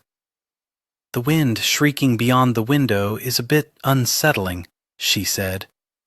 "My father always told me it was the ghosts of our ancestors seeking attention, even though he was the one who purchased the residence. So I've no idea how the spirits of our ancestors found their way here." Then he'd pulled her into his chamber and done all in his power to ensure her cries of pleasure drowned out the screeching that had put his brave Penelope on edge. But then, something about this place had always seemed more fitting to the dead rather than the living. Now he rose to his feet. "Good morning, Penelope." Staggering to a stop, she looked past him to the windows, and he supposed she was confused by his brazenly not calling her Pettipiece, signaling her role as secretary as he normally would when they were in London. "Is the sun not out?" "It is, but how to explain that it wasn't his secretary he needed at the moment, but a friend? Someone who was more than a friend." As he was searching for the words, she wandered to the chair beside him and smiled softly. "I know. Who we are in London doesn't seem to fit here. At least, Not at this precise minute. I couldn't have said it better myself. He pulled out the chair for her. After they were seated, she poured herself some tea and added a splash to his cup to re-warm it. The footman left to retrieve her plate. "Things are run rather simply here," King said, "except for the few times when we had guests during stalking season. Do you enjoy hunting?" "Not really, no. It's part of the reason I have so few staff to see after the place. Probably should sell it. Will, eventually." When he had no reason to return to this part of Scotland with its morbid memories, although now he had memories of her here, and the others seemed to carry less weight. The footman returned and placed a plate with buttered eggs, tomato, toast, and ham in front of her. She reached for her fork. "What time will we be going out today?" She said it so quietly, so calmly, that it took him a minute to realize she was referring to the journey to the madhouse. "I'll be leaving as soon as I've finished eating. I'll be ready. I was planning to go alone." "Then what is my purpose in being here?" "To be here." It was that simple, that complex, and that ludicrous. When had he ever needed to have someone with him for anything? But he had no plans to take her to the asylum, which would no doubt haunt her and give her nightmares. He always came away feeling as though he'd left a bit of his soul within those walls. "I would think it would be helpful to have someone about to take notes," she continued. "I intend to accompany you." "Then we'll take the curricle." Her smile of triumph stole his breath. He needed to tell her to add to his list of requirements a woman whose smile made him feel as though he'd conquered the world. "I'll ask the cook to prepare a small basket in case we decide to stop and picnic somewhere along the way," she said. He wasn't surprised she was already comfortable enough to begin making requests of the servants. Would his wife appreciate her taking charge of things? Pettipiece was a natural at it. Had been so from the beginning. She was right not to want to marry. Most men desired a demure mate, not a strong, independent one. An idiot might strive to tame her, to put her under his thumb. Splendid notion. It would also give the servants something to speculate over, to believe they were simply going for a ride and a picnic. Not that any of them would dare ask where they were going or the reason for their leaving. But doing something so natural as heading out in the curricle with a picnic basket in hand would make it appear that they weren't hiding anything other than possibly a personal relationship. In any case, the gossip wouldn't make it back to London, so no harm would come of the natter. An hour later, reins in hand, he was urging a pair of matching greys to travel at a fast clip along the narrow road. "It's so beautiful here, with the heather in bloom," Penelope said. "More of it would coat the land in another month. Not that he'd ever paid any attention to it. Not that he'd taken the time to appreciate the lakes and rolling hills dotted with sheep in the distance. He'd hated coming here, because with his arrival came the memories of how he'd placed his father in the grave before he was dead. At 19, he'd been terrified that what he'd done had been written on his face, that family, friends, and strangers would take one look at him and claim him a thief. In response, he'd separated himself as much as possible from society, had buried himself in shoring up the estates so the next in line would have no need for worry if King found himself stripped of his titles and standing on a scaffold. But looking about him now, perhaps he had judged the area too harshly because of the memories. Pettipiece had always managed to make him view things differently. It was one of the reasons he valued her opinion. She brought a different perspective to matters. And she was correct that leaving her at the lodge would have served no purpose, whereas having her with him might reap rewards. She might notice things he hadn't. a dodgy-appearing staff member, or someone with guilt written all over them. On some matters, she was much more observant and perceptive than he. He focused on the large items, while she concentrated on the small. He turned down a narrow lane. At the end of it was a wrought iron fence, the gate left open, destroying the notion that the enclosure served any real purpose. "They're not trying to keep them in, are they?" she mused. "They lock it at night when they aren't watching the residences closely." Looming ahead was the dark brick monstrosity with spires poking the sky. "It's rather ominous looking, is it not?" she asked. "I wouldn't want to live here. How did you ever find it?" "I overheard my father threatening to have my mother committed to Graythorn Manor. Afterward, I made a few inquiries. Ironic as well as justifiable that he should be here. I thought so at the time." She settled her hand comfortingly on his arm, and he wondered if an occasion would come when he wouldn't crave her touch. "You did what needed to be done to ensure life was more pleasant for others. I tell myself that every time I come here, but it always rings hollow. Yet there was no way to undo it without grave consequences once it was done." He drew the horses to a halt, leapt from the chaise and secured them, before coming around to assist her in disembarking. "You'd think they'd have someone seeing to arrivals, but I suppose they aren't expecting visitors." "I have never seen anyone other than staff and patients." The isolation of the place had appealed to him. Nothing and no one about for miles. It had seemed secure, or at least he'd thought so 15 years ago when emotions had driven him to be reckless. It was only later that he'd realized he had limited not only his father's chances for escape, but his as well. He'd set his course without thinking everything through.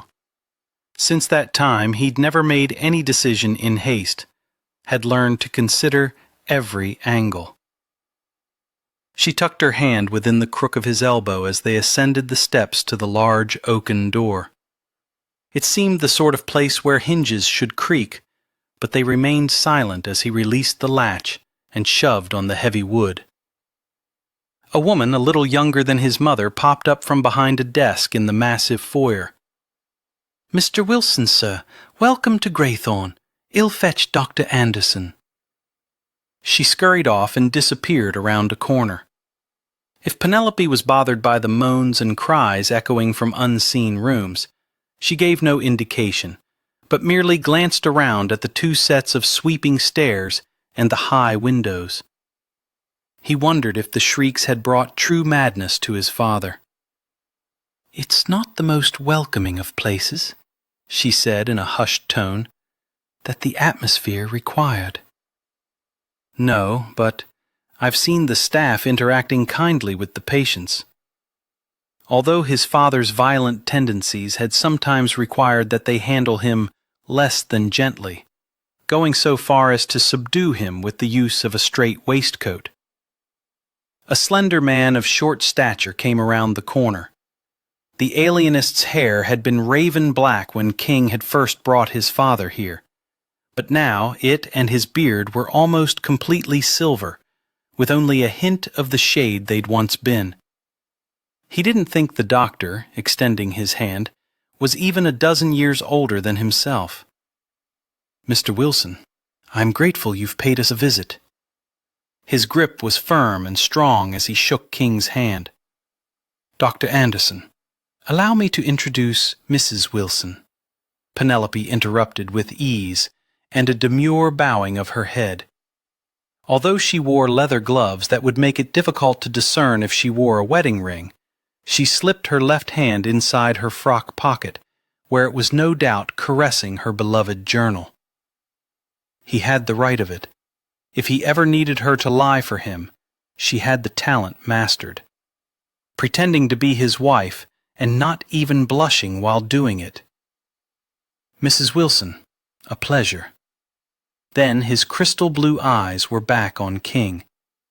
It seems we didn't gather adequate information from you. I had no idea where to write to let you know your father is no longer with us." King felt as though he'd been dunked in a vat of icy water. "He escaped?" No. My apologies for not being clearer.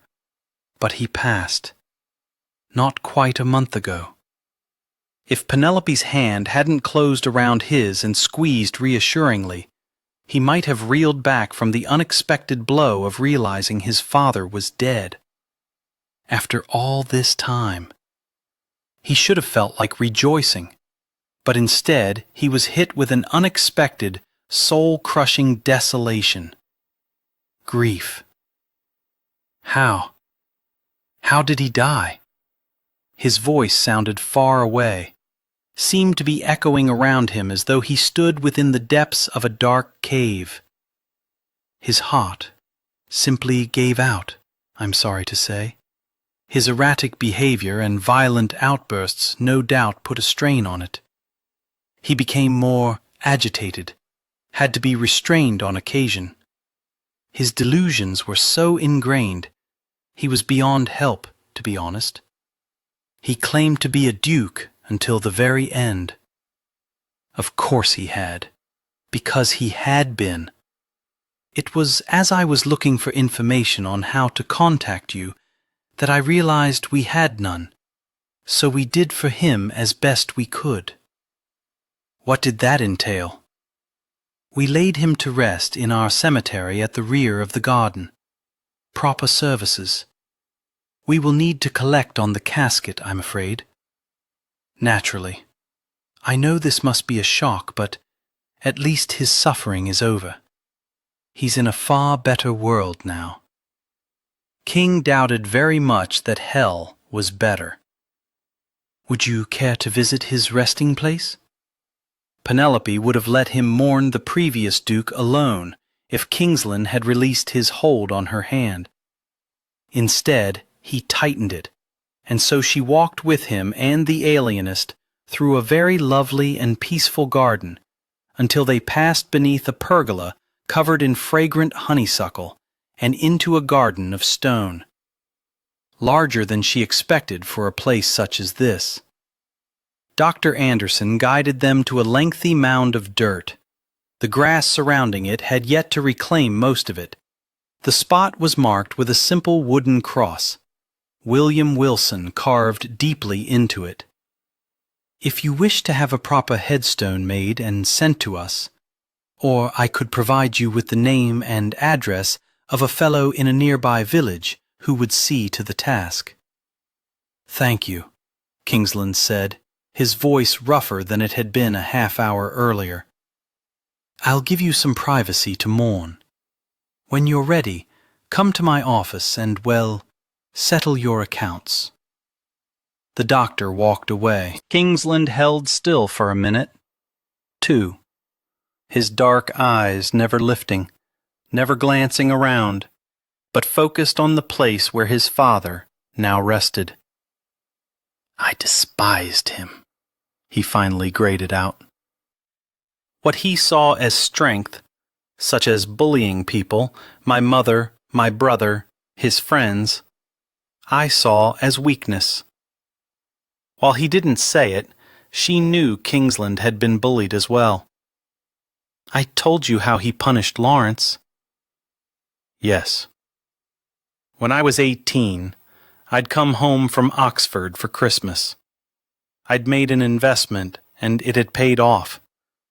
I was so cocky and full of myself, he commanded me to do something. I can't even remember what it was, something trivial. And I told him I was at last a man and couldn't be ordered about. He was adamant that he ruled, and I would kneel before him and pledge fealty as a demonstration that I understood his power over me. Like he was some medieval king. I refused, believing if I stood my ground, he would respect me as a man and stop with his childishness. He never looked at her, never blinked, never stopped staring at the mound of dirt as though he could see through it and into the earth. But he called for Lawrence. I could see in my brother's eyes that he knew why he'd been summoned. He looked at me, and then he stepped right in front of our father, who struck his spear with such force that he fairly flew backward. And I dropped to my knees. One blow, and I crumbled. She fought to hold the tears at bay, not wanting him to see how much his confession ravaged her heart.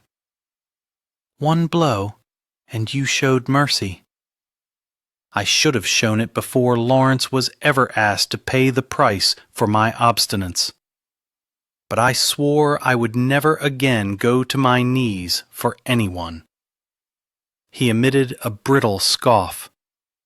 Do you know, when I asked Lady Catherine to marry me, I did not kneel before her.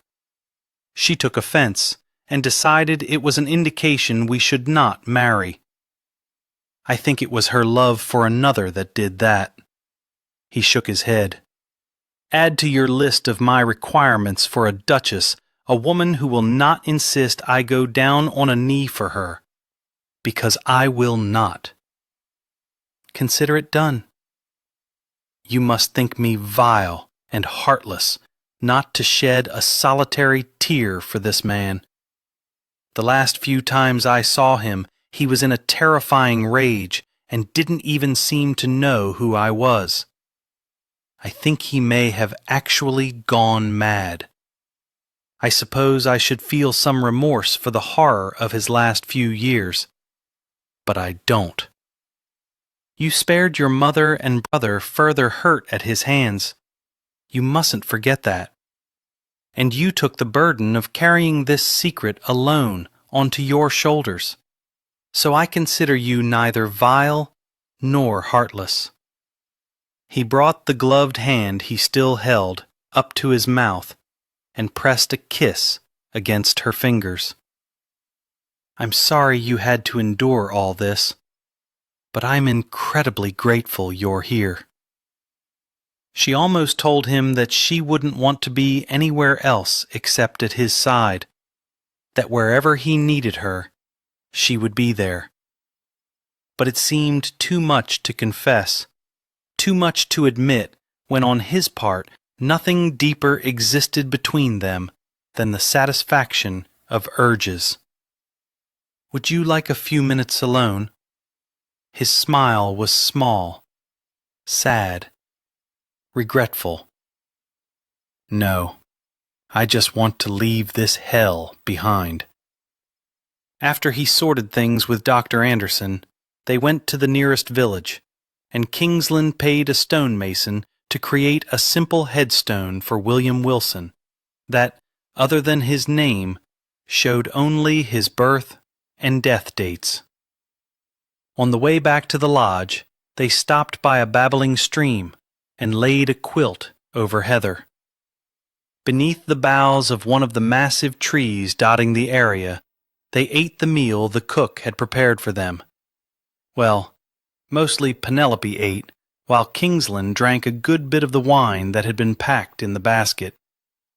You know, I've never driven a curricle, she said lightly, raised up on an elbow, his body stretched the length of the quilt.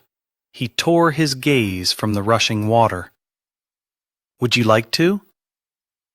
No, but I'm thinking if you get too deep in your cups, I won't have a choice. It'll take a good deal more than a bottle of wine to get me drunk. Reaching out, he poured some wine into the glass resting near her knee. Although you can save me from myself by drinking your share. She took a sip. If not for the melancholy brought on by their morning visit to Greythorn, it would be a lovely day, even if a few dark clouds threatened rain. This area was so pastoral and peaceful. Not a single person had passed them. No one was about. It became more clear that no soul had ever followed him while he made this journey. I know today was a bit of a shock. In a way, but also expected. I feel a great sense of relief that I am now, legally, the Duke of Kingsland. Sitting with her legs beneath her, she turned so she could face him more squarely. I've been thinking about that, about the letter. My silence will come at a cost. Prepare to pay. I assumed the person wanted to collect money. However, with your father gone, I don't see how he or she can prove anything. It would be his or her word against yours. And unless they're royalty, I find it difficult to believe anyone would take their word over yours, a duke. Assuming, of course, that it was this matter to which they were referring. I can't imagine how it could be anything else. Although I don't know how he or she would have proven the claim. Either help my father escape and parade him through London, or bring someone up here who knew him well enough to identify him. Your mother, perhaps? It's unlikely she would have traipsed off with a stranger without alerting me, and then I would have put a stop to it. However, if she made the journey, leaving me unaware of it, she would have been stunned by the sight of him, but would have quickly deduced a lie was in order. I think she would have claimed him a madman. I was taken aback when you introduced yourself as Mrs. Wilson. I thought it would lead to fewer complications if he assumed I was your wife. Clever girl.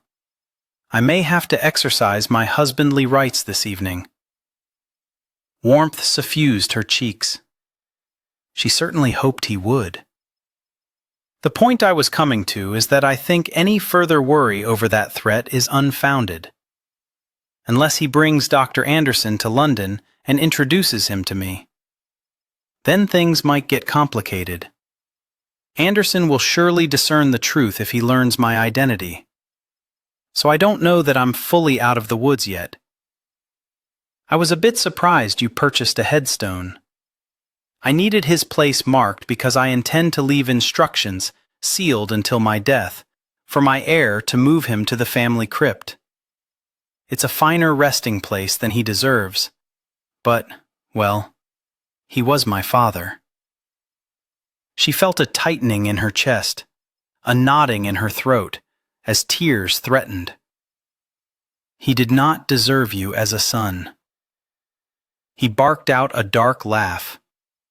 I suspect he spent the past 15 years thinking the same thing. She lobbed a piece of bread at him. I'm serious. You're a good man.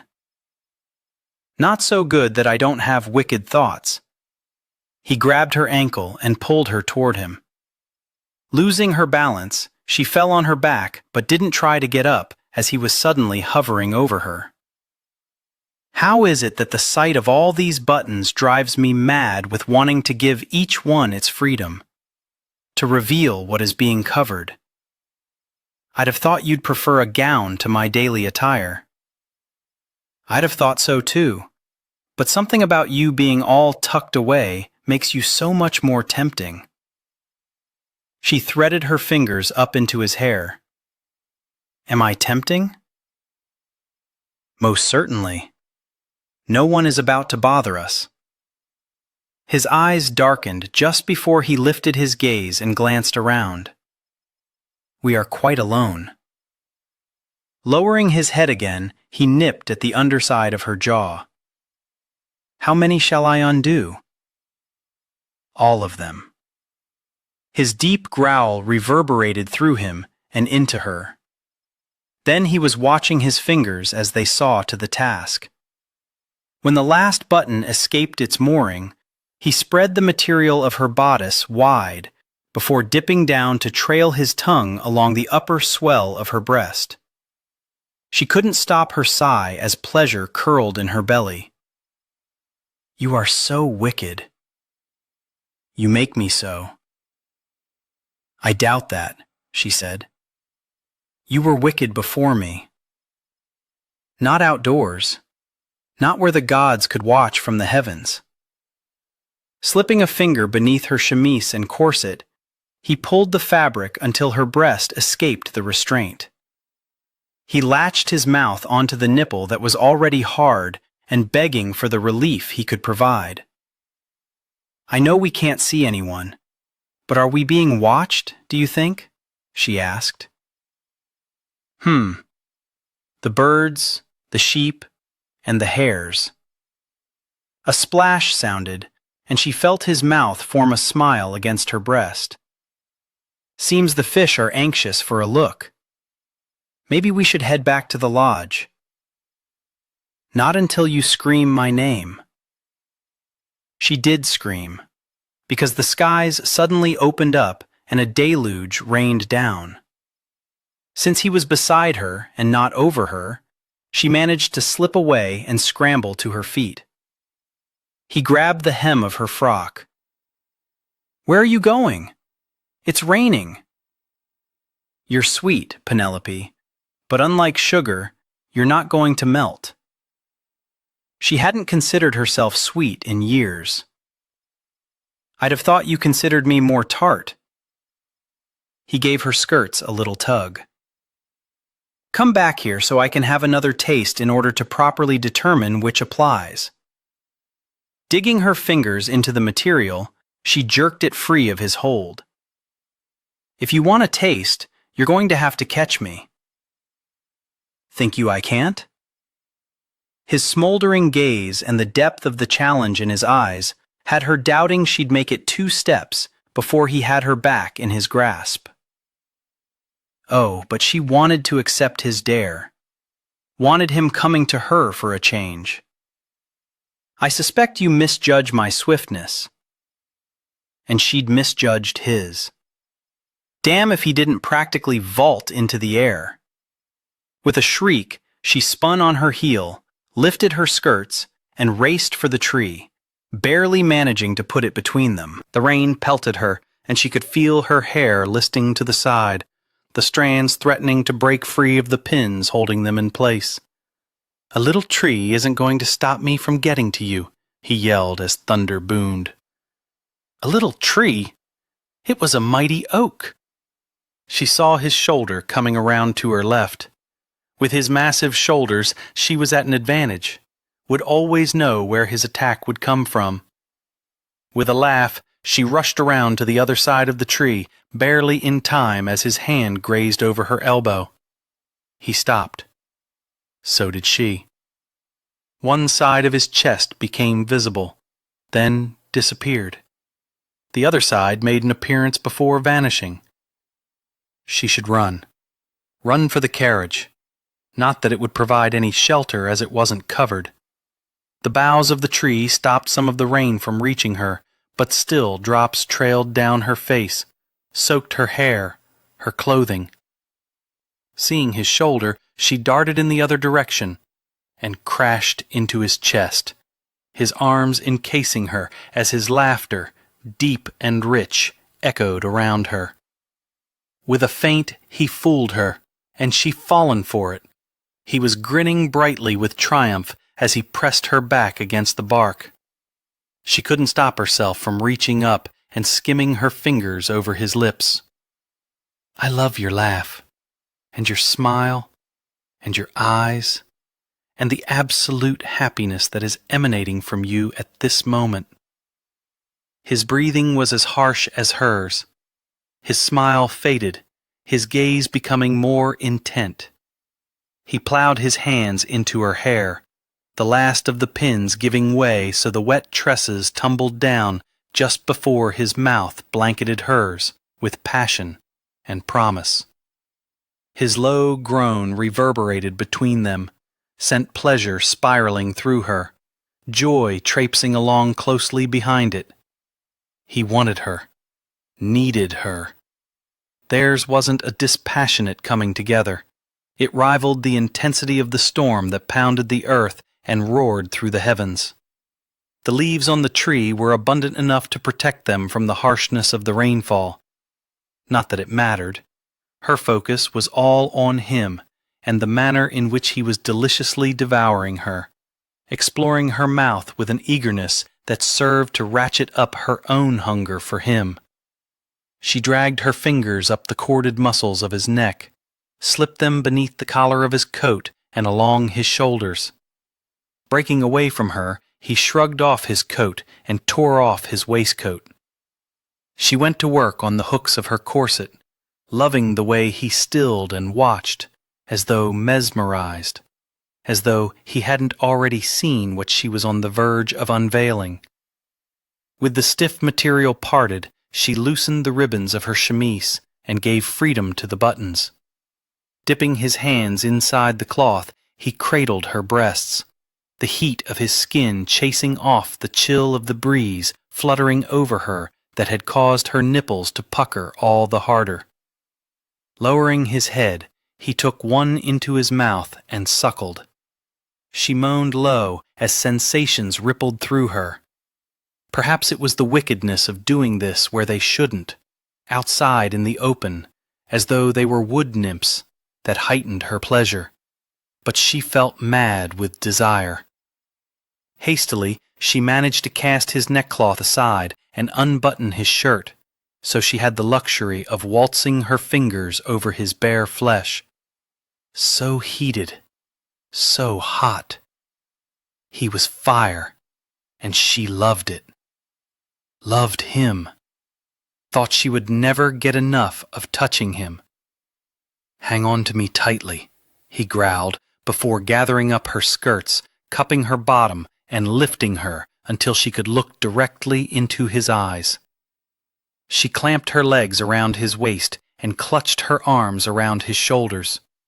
She became aware of movement, and then his cock was sliding into her, inch by glorious inch, stretching her, filling her. His eyes burned just before he latched his mouth onto hers, kissing her deeply, thoroughly, hungrily. He rode her. She rode him. He pumping, she welcoming and meeting his thrusts, while the insistent rain found its way through the leaves and branches to fall over them. She had no fear of tumbling, of losing her purchase. He held her securely, increasing the tempo. Breaking free of the kiss, she watched his features shift, grow with furiousness, nearly feral as the pleasure built.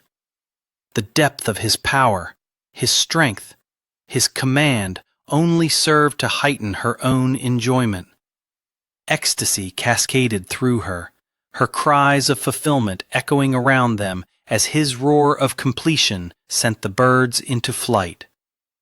She'd never seen anything as beautiful as him at that moment, had never known such satisfaction.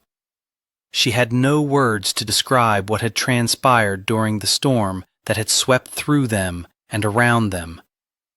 They clung to each other as their bodies cooled, their breaths slowed, and their tremors diminished. The rain had stopped. Now only an occasional drop landed on an eyelash, a nose, a cheek. She brushed his forelock back from his brow. "I've decided I like Scotland very much." Laughing, he buried his face in the curve of her neck and pressed a kiss against her damp skin. "I must confess to just now developing a fondness for it myself." She held him a little tighter. They might not have danced in the rain, but she considered what they had done to have been much more enjoyable. With his forearm pressed to the mantel, King stared at the flames dancing on the hearth. The rain had returned, necessitating fires be lit to ward off the chill of the dampness. It had also prevented an immediate return to London. Not that he'd minded having another night here with Penelope. For so long he'd carried the burden of what he'd done with his father, had always felt the impostor. Now he was truly the Duke of Kingsland, and he felt free. Light, as though he was worthy of experiencing joy. This afternoon, chasing Penelope, having her in the outdoors. "I love your laugh." He couldn't remember the last time he'd done so with such abandon. Wasn't certain he ever had. Even in his youth, the specter of his father hung over him, and he'd been keenly aware he could easily ignite his father's temper if he was anything other than serious at all times. He did recall the first time he heard his mother laugh. It was 6 months after he'd had his father committed. She and Lady Sybil were having tea in the garden, and his mother's laughter had floated into his office through the open terraced doors. Sitting there mesmerized, he had known a depth of hatred for his father that had shaken him to his core, that the man had created an environment that kept such glorious sounds of merriment imprisoned. King had done what he had as a means to protect his mother and Lawrence. But at that moment he'd seen the larger picture, had seen the greater potential for good that his actions had wrought. They were free. And now, at last, so was he. Hearing the light rap on the door jamb, he glanced back over his shoulder and smiled at Penelope hovering in the doorway. "Your door was open. I was waiting for you." "Come in and shut the door." He picked up the bottle on the table beside his chair, filled the snifter, and set it on the table beside the chair into which she settled, her toes peering out beneath the hem of her nightdress. He dropped into the wing-back chair opposite her. "You look lighter," she said. "I noticed it during dinner." It had been simple fare, shared by the two of them in the dining room. "Only adjusting to finally being whom I've pretended to be for so long." "You weren't pretending. You embraced the role and made it your own. Still, I couldn't quite forget it wasn't yet mine. Now it is. I'm torn between waiting for another missive or hiring someone to discover who sent the first." Looking to the fire, she took a sip of her brandy. "I think you should wait. Perhaps the person won't have the courage to send another. Or perhaps it was a jest all along." "Hell of a jest. I don't fancy being threatened." He'd hire a trusted sleuth to get to the bottom of it as soon as they were back in London. He stretched out his legs until his bare feet touched hers. "I always thought I would sell the lodge when the time came, when I no longer had need of it. But now I have memories of you here, and they are so much stronger than what went before." Her toes skimmed over his. The woman had such tiny feet. "My father taught me that when you're running from the past, you have to sever all ties to it. I think if you keep the lodge, you run the risk of history haunting you or catching up with you." "You left everything behind?" "I thought so, but there is always something we can't control. Who is to say that Dr. Anderson won't someday discover the Duke of Kingsland has a hunting lodge within an hour's ride of his asylum? Perhaps curiosity will get the better of him, and hell pay a visit. In this matter, the greater the risk would not mean the greater the return." "You're quite right." Rising, he held his hand out to her. "We'll be leaving in the morning. Let's make another memory before we go, shall we?" As her fingers threaded through his, he wondered if a time would come when he wouldn't crave making one more memory with her. Chapter 19. 3 weeks until the Kingsland Ball. After their return to London, each morning Penelope approached her desk as though a black adder poised to strike was hidden among the various bits of correspondence stacked and waiting for her attention. On the third morning, it struck. The blank envelope balanced on top of the heap drew her eye before she reached her chair, before she pulled the pile forward to sort through it. Instinctively, she knew nothing would be written on the other side either, that it had not gone through the post, but had been personally delivered, or had originated within these walls, created by a staff member who possessed no loyalty. She didn't bother to sit. Some things were better done standing. While it felt like her heart was quivering with fear inside her suddenly too tight chest, Her hands were steady as she picked up the envelope and letter knife. The ripping of paper had never sounded so ominous or loud, grating on her nerves. She pulled out the parchment, unfolded it, and stared at the letters cut from newsprint forming the words, Cremorne Gardens, tonight, when wickedness reigns. She could no longer imagine that the first letter had indeed been meant for Kingsland. What he had done could not be considered wicked. Deceitful, but not wicked. Whereas not a single soul in all of Great Britain wouldn't condemn her for what she done. There were laws against it, but more than that, it was immoral. She would burn in hell for it. If the truth were discovered, she would not be allowed in polite society. Would not be allowed in any society at all. She was the target, the one to pay. Thank goodness for all the money she'd hoarded. Surely it would be enough to pay for her sins. Still, the note seemed rather short on information. No indication regarding where precisely they should meet at the gardens. No hint as to what he might be wearing.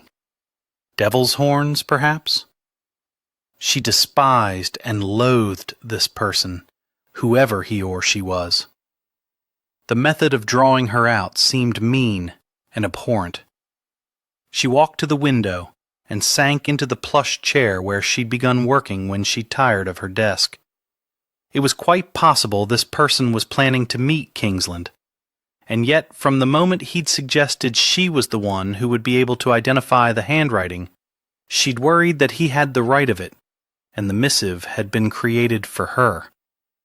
While he'd been so careful in covering his sins, she'd been equally so. And yet there were aspects to hers over which she had no control. Anyone of her acquaintance, even casual or just in passing, who favored wickedness and had a keen eye, could uncover her secret. The fear had plagued her for years, but as time passed with no discovery, she'd begun to think herself safe. But the truth was, for her, everlasting safety was but an illusion, a dream. She'd been found out when she worked as a shop girl. That time it had been a customer who had threatened to tell her employer if she didn't bear herself to him. She'd promised to meet him at his residence that evening. Instead, she'd snuck away and disappeared in Whitechapel.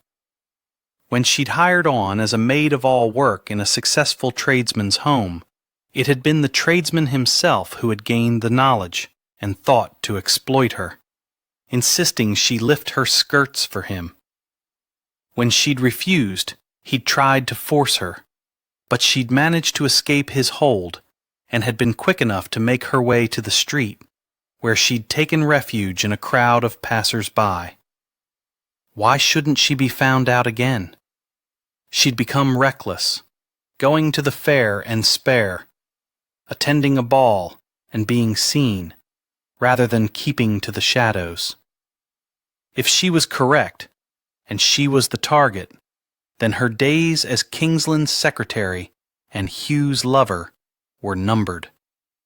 He'd become too important to her, and she'd not have her shame visited upon him. Something was amiss. King sensed it as they strolled through Hyde Park, finally carrying through on the suggestion he'd made before they'd left for Scotland. But Pettipiece was distracted, as though mentally scrawling notes in her mind, if not in her notebook. "That's Lady Rowena over there, surrounded by a bevy of gents," he said. She looked up at him, confusion etched in her features, when he'd never known her to be confused. "I beg your pardon?" "Lady Rowena. She is on your list, is she not?" "Oh, yes. Which one is she?" "The one with the flaming red hair. 4 gents vying for her attention." She glanced past him and studied the woman twirling her bright pink parasol. "She's rather comely. I can hear her laughter all the way over here." "She won't do then, will she?" He was beginning to think no one would do, not when it meant giving up his nights with her. Would he look the fool if he declined to reveal his choice of Duchess at the ball, or cancelled the affair altogether? He could announce in the Times that too many qualified candidates were in the running, and he required more time to make such an important decision. Would anyone care? Probably the ladies who had written the blasted letters. No, she won't. I suppose I should still speak with her, although it would be rude to interrupt when she is holding court. Was that a bit of waspishness on your part? I don't understand why she sent a letter when she has so many admirers.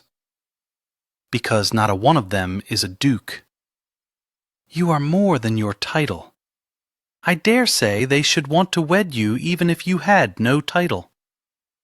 He didn't know why it soothed him to have her defending him so. Should you not be making notations? He'll remember. That leaves only Lady Emma Weston. Do you see her about? I do not. However, he did see trouble. Wearing a red riding habit, she rode up on a bay mare. Good afternoon, King. Margaret, how are you on this fine day? Very well, thank you. Are you going to make introductions? Had rather have a tooth pulled, but didn't want either lady to feel he was ashamed of his association with her. Petty piece. Allow me to introduce Miss Barrett. My pleasure, Miss Barrett. He noted her tone was flatter than usual when greeting someone, her smile completely absent. She no doubt had correctly discerned which Margaret this Margaret was. Miss Pettypiece, it truly is a delight to meet you. You are often a topic of conversation whenever King spends time with me enjoying tea. He has naught but praise for your capabilities. I dare say none could ever compete with you when it comes to keeping him happy. Margaret, he fairly growled in warning. What, darling? Is it not true? He touched Penelope on the small of her back. I believe that is Lady Emma near the Serpentine. Why don't you go on and I'll catch up with you in a bit. All right, yes. She bade her farewell to Margaret and began wandering toward the lake. He stepped up to the rider and horse. What are you doing, Margaret? I've never spoken to you about Pettypiece. Dropping her head back, she released a throaty laugh.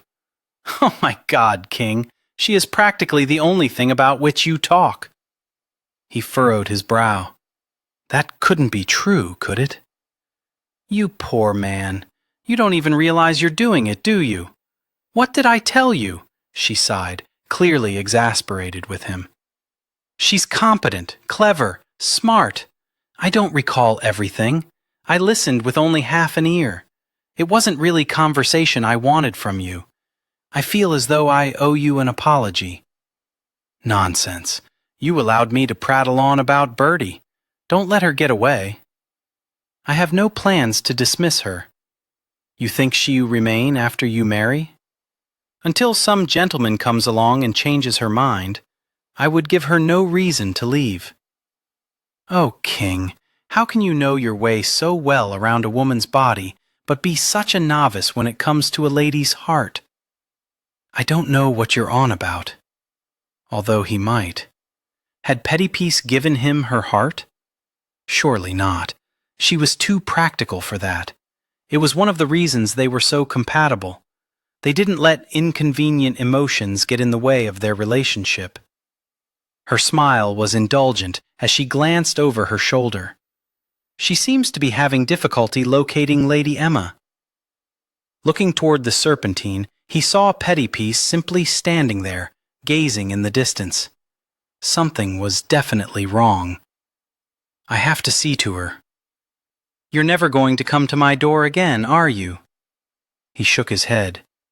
No, but then I think you knew that the last time I left. What one knows doesn't always coincide with what one hopes. Do be happy, King. You as well, Margaret. As she urged her horse on, he strode with purpose toward his secretary, who was now more than a secretary, and the feelings stirring within him were confusing, difficult to reconcile. He'd had such an easy, uncomplicated relationship with Margaret. When urges struck, they were satisfied by a visit to her bed. He'd expected the same when it came to petty peace. When urges clamored for attention, she, in his bed, would calm them. But it wasn't that simple with petty peace. The moments when she was his secretary or his lover were beginning to blur. He was losing sight of when she was petty peace and when she was Penelope. It was Penelope, appearing so forlorn, that was a blow to his chest, a knife to his heart. "You need to tell me what's wrong," he said without preamble as soon as he reached her, "because it's obvious something is." His strong Penelope looked as though she were on the verge of weeping as she shook her head. "It's embarrassing to admit. I promise not to blush. My monthly curse is upon me." Christ, was she referring to her menses? He never spoke of that particular aspect of womanhood with anyone. He feared he did actually blush. "It has me out of sorts," she continued. "You should have said something. We could have delayed our trip to the park." "It is not to be spoken of. But I do hope you'll understand why I won't come to your bedchamber tonight." "Without question, you never have to come, sweetheart. Nor should you ever feel obligated to provide a reason for your absence." She looked as though he'd struck her, and he wondered if it was his use of an endearment. It had slipped out with no thought, and yet using it had seemed as natural as breathing. "Things between us are becoming confusing, Hugh." "Yes, I know. We probably should have drawn up rules and parameters to keep us in line. Signed a document with them all spelled out. I don't know if that would have helped."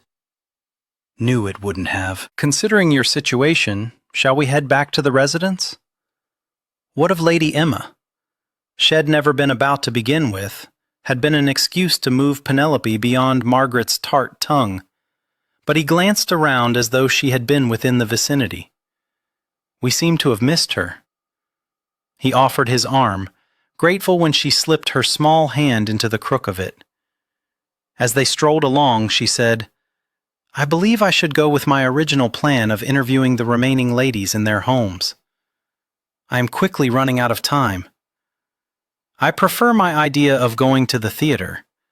I should think one would need to be quiet so as not to disturb others' enjoyment, or to interfere with hearing the performers." "Precisely. Perfect place to judge a lady's ability to remain silent." Was Miss Barrett silent? "Not often enough." He peered down on her. "Not jealous, are you?" "Why should I be? I have no claim to you."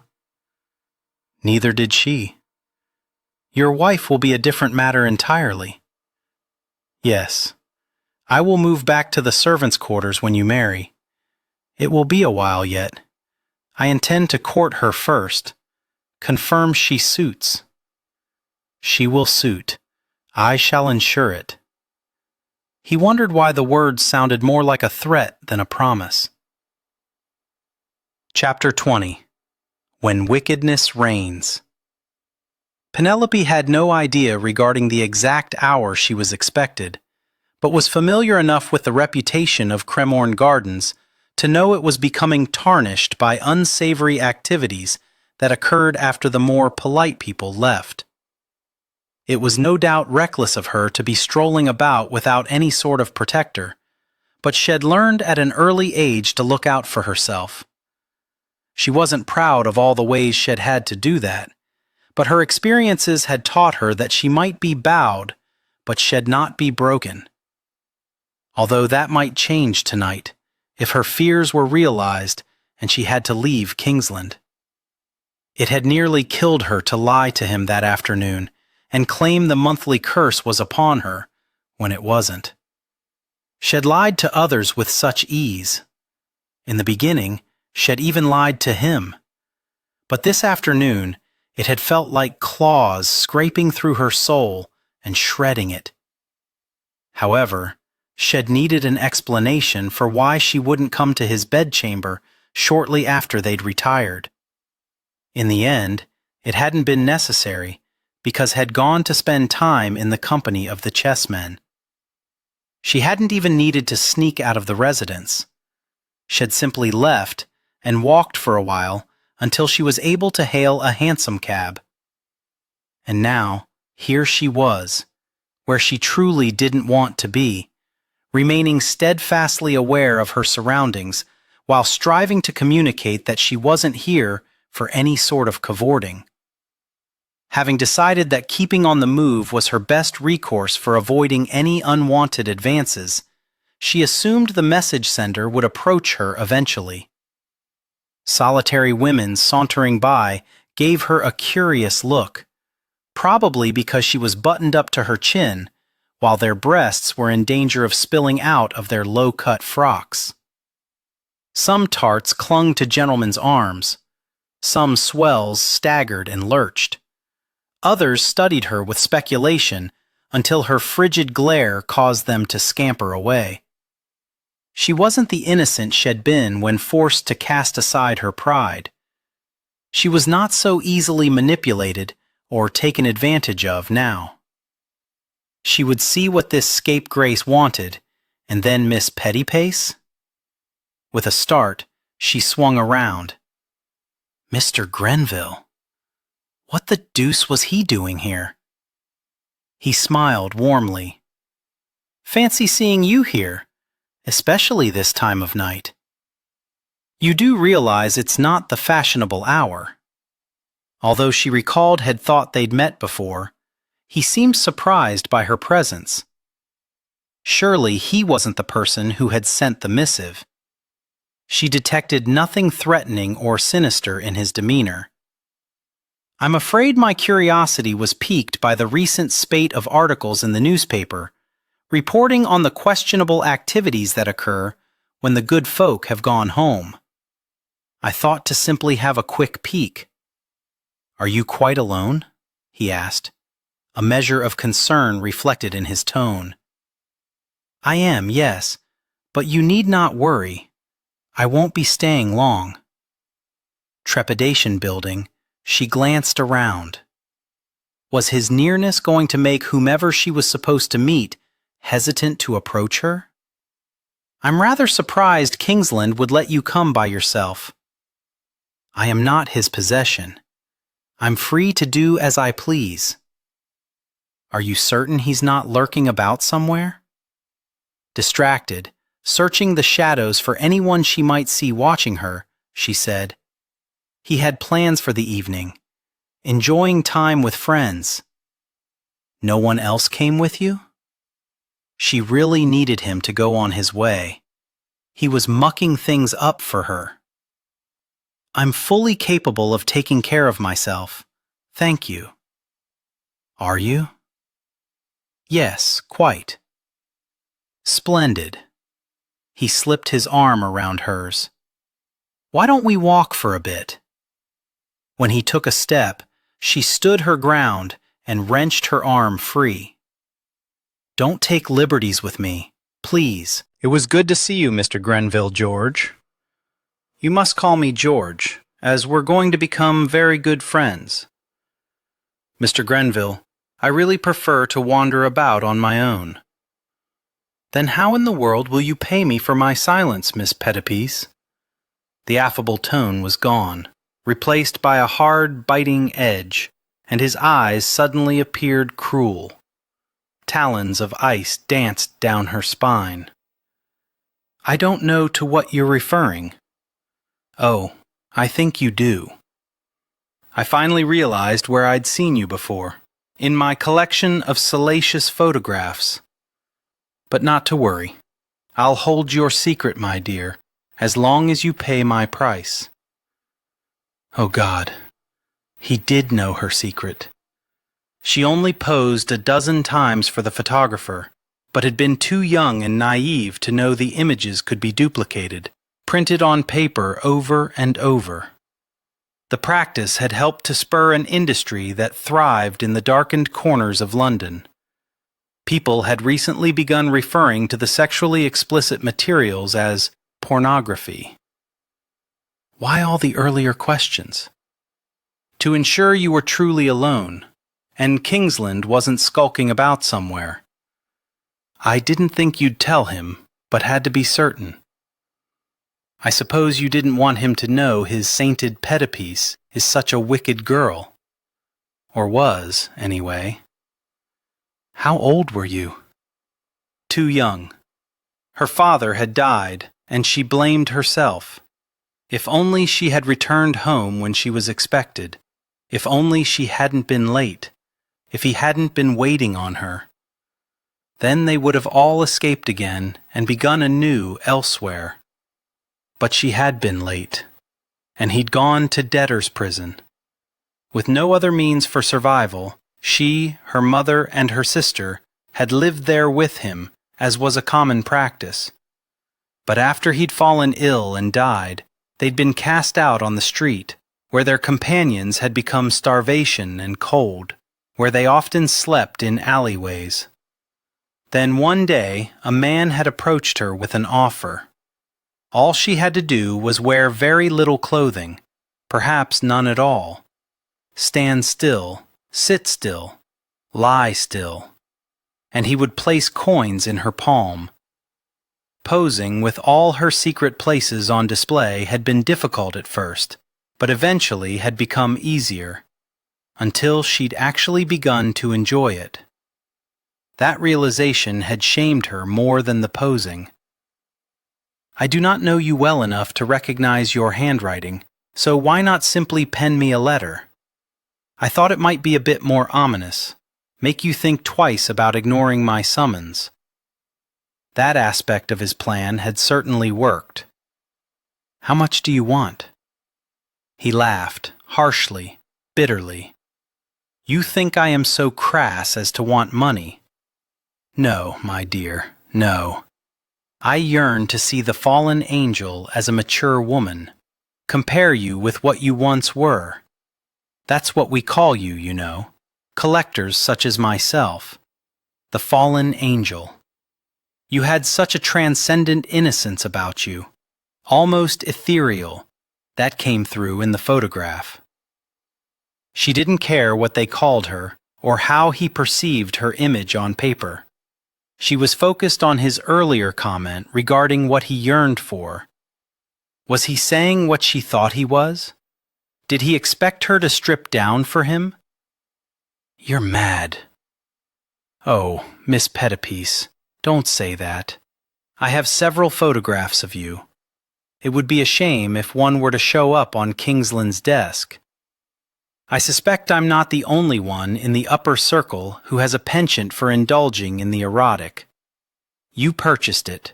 You look at it. She didn't want to consider what else he might do with it. Yet you fault me for posing for it? If you didn't position yourself in such carnal ways, I would not have access to the sin of looking. That makes no sense whatsoever. You're a hypocrite. That may well be, but you are familiar enough with society to know I would be given a slap on the wrist and you would be stoned. And unemployed. Do you honestly believe Kingsland would keep you on when he learned the truth of you? He wouldn't. He'd have no choice but to let her go.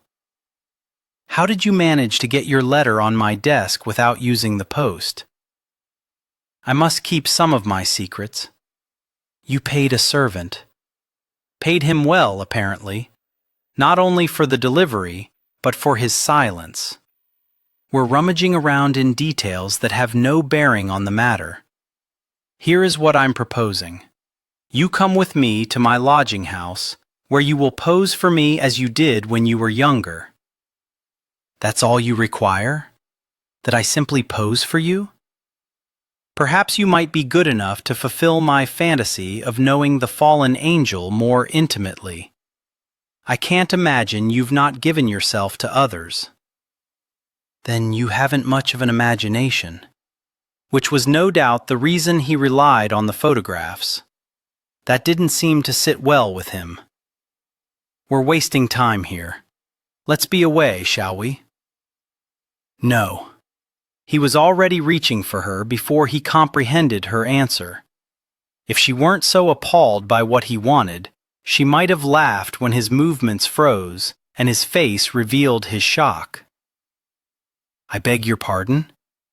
I'm not going with you. I have no intention of fulfilling your fantasies. I will see you ruined. Not only you, but your precious Duke. Her heart sped up and her chest tightened at the mention of Kingsland. How do you think he will be perceived when people learn that within his residence lives a woman who exposed her cunny to the world? I have that photograph, Miss Pettipiece, and I will show it far and wide, until not only you can't show your face, but neither can he. Actually, I don't think you will. The deep voice rumbled out of the darkness, a split second before a fist slammed into Mr. Grenville's jaw and sent him flying backward to land with a bone-crunching thud on the ground. Then a tall, broad spectre was standing over him. We're going to your residence now, to retrieve those photographs. And if you ever threaten Miss Pettipiece again, I shall see you destroyed. Reaching down, he grabbed Mr. Grenville by his lapels and heaved him to his feet. With a firm grip on the man's collar, Kingsland towered over him in size and bearing. He dragged the scapegrace toward her. There was not enough light to see the Duke's features clearly, to look into his eyes, to discern what he was thinking, or, more importantly, what he was feeling. My carriage awaits. Based on the heat slithering through his voice, he was not at all happy. Not that she blamed him. To learn about his secretary, his lover's scandalous past in such a manner. Then another thought occurred. What the devil was he doing here? Coincidence? Had he come with the chessmen? Glancing around, she didn't see them anywhere. Pettipiece, we're leaving. She jerked her attention to where he stood a few feet away, his grip on Grenville holding firm, even as the man fought to break free of his grasp. She hurried to catch up, taking a position on the side opposite where Grenville struggled. Kingsland gave him a hard shake. Still yourself, or my fist will do it for you. Do you know what she is? Do you know what she did? Quiet. Your voice carries, you insolent sod. Behave yourself, or your father will hear about your questionable pastime. What? You've never looked at any erotic images? Never read any sensual books? It's all wildly popular at present, you know, in spite of laws against the selling of what was considered obscene. Penelope wondered if that was part of the appeal, although it certainly hadn't seemed obscene at the time. The photographer had told her it was a new form of art, and she would be a pioneer, leading the way. Now that you've taken her to a ball and such, how long before others recognize her as well? I doubt I'm the only acquaintance of yours with photographs of her. Kingsland swung around and wrapped his hand around his throat, tilting Grenville's head back. We are not acquaintances. But trust me on this. I do have acquaintances you do not want to meet. So hold your tongue and forget you know anything at all about Miss Pettipiece.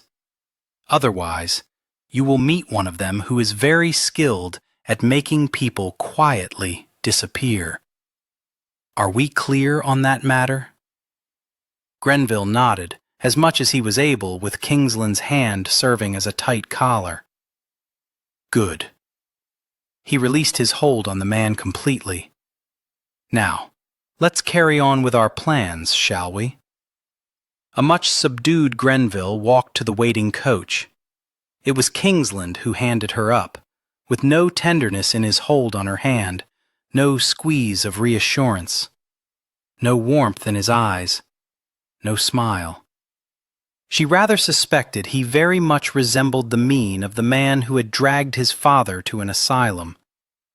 He would be dismissing her tonight, and she doubted he would give her a reference. She heard voices, couldn't make out the words, but assumed directions were being given to the driver. Grenville appeared in the doorway and stumbled forward as Kingsland shoved him into the conveyance. He scrambled up and onto the bench while the Duke settled himself, with all the poise and grace of a seasoned warrior, beside the cad. Reaching up, he rapped on the ceiling, and they were off. She had so much to say to him, to explain, to make right, but didn't want to speak in front of Grenville. Perhaps Kingsland felt the same, because he sat there silent and stoic, unmoving. But oh, she could sense his gaze boring into her. "The tart lied to me, told me you weren't about," Grenville whined. "If you wish to arrive at your residence with all your teeth, you'll keep your lips pressed together for the remainder of the journey," Kingsland said, the threat evident in the hard edge of his tone. Crossing his arms over his chest, Grenville tucked himself into the corner to sulk. Sulking when she was the one who was on the verge of losing everything, while he would lose only a few photographs. The tension was palpable. She could hardly stand it. Angry men, hurt men, wounded men. But she cared about only one, knowing he was no doubt feeling betrayed. He understood the ugliness of her past now. She'd done what any decent, respectable girl wouldn't. She should have found another way to earn a few coins, but at the time, all she'd wanted was to eat, and to get some food for her mother and sister. The coach slowed and came to a stop. "Wait here," Kingsland ordered her, just before shoving open the door and disembarking. He reached back, grabbed Grenville, and hauled him out. She contemplated leaving, clambering from the carriage and wandering away. Away from the life she'd built. Away from London. Away from Hugh. It would be the easiest and the hardest thing to do. But the same could be said if she stayed. He knew the truth of her now. She could barely stand the thought of the disgust she'd see in his eyes. But if she left, she wouldn't get her hands on those photographs, for surely he would give them to her, and she'd be unable to see them destroyed. It was imperative that she set them alight, watch them burn. She knew a couple of shops on Holywell Street where salacious books and photographs were sold. Over the years, wearing widow's weeds and a hat with a thick black veil to disguise herself as much as possible, she'd visited, searched through the inventory, and found a few of the prints that now brought her shame. She'd purchased them, then burned them. She'd always been uncomfortable standing in a room in the back of the shop and glancing through the offerings, searching for images of her younger self. Now she knew she only had to ask if they had any photographs of the fallen angel on hand. The fallen angel. How appropriate. She wanted to weep for the young girl she'd been. The door was yanked open with such force she was surprised it didn't come off its hinges as the carriage rocked. Kingsland slammed the door shut, sat opposite her, and banged on the ceiling. The vehicle lurched forward as though he'd startled the horses. "Here," he said quietly. The street lamps they passed allowed her to see the small packet he held toward her. Her fingers were stiff and cold as she took it from him and pressed it against her stomach, covering it with both hands, not to shield it, but to hide it. "Did you look at them?" "No, but based upon what you overheard, you've deduced what they are." He held silent, but the tension building within the confines was suffocating. "Hugh, You took off your clothes in front of a man and let him take photographs of you. It sounded as though he spoke through clenched teeth. She couldn't help but believe he was livid. Technically, yes. Technically? You make it sound lurid, and it didn't seem so at the time. He scoffed. You were so uninhibited when you came to me the first time, and I thought, Christ, you were accustomed to removing your clothes in front of men. No, it wasn't like that. There was only one, the photographer. No one else was about. Well, maybe another girl or so, but no other men. Did he touch you? Sometimes, but only to show me how to place my arm or tilt my head. He never did anything untoward. He was taking photographs of your naked body. How in God's name is that not untoward? If you shout a little louder, perhaps the coachman and footman will be able to explain to the rest of the staff what was going on tonight. She heard him inhale deeply, exhale. When next he spoke, his voice was lower, quieter, more in control. I can hardly stand the thought of what you did. It would have hurt less if he'd shot an arrow straight into her heart. But it also caused the anger simmering within her to flare at the unfairness of it all. Do you know, I have gone to museums, art galleries, and exhibitions to study portraits of nude women and men. The Sleeping Venus by Giorgione comes to mind. What defines it as art? I posed similarly, and yet it is defined as obscene, to be sold in dark alleys and in secret rooms in bookshops. And it had made her mother look at her as though she'd developed leprosy. I don't know the answer to that, he said, so quietly she almost didn't hear him. But there was also a note of resignation in his voice that made her want to weep. Perhaps in the deepest recesses of her heart, she had hoped he cared for her enough that her past wouldn't have made a difference in how he felt toward her. But it did. It always would. So these photographs are available throughout London?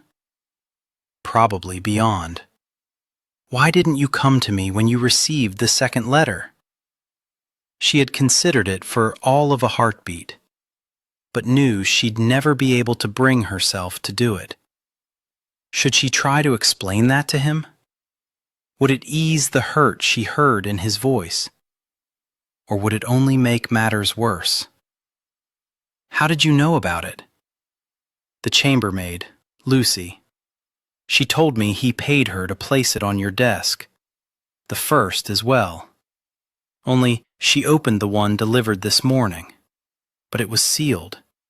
Apparently she has a skill for removing wax and putting it back into place without it looking disturbed. She told me what the letter asked of you, therefore I knew where you would be, although Cremorne is so large that finding you was a challenge.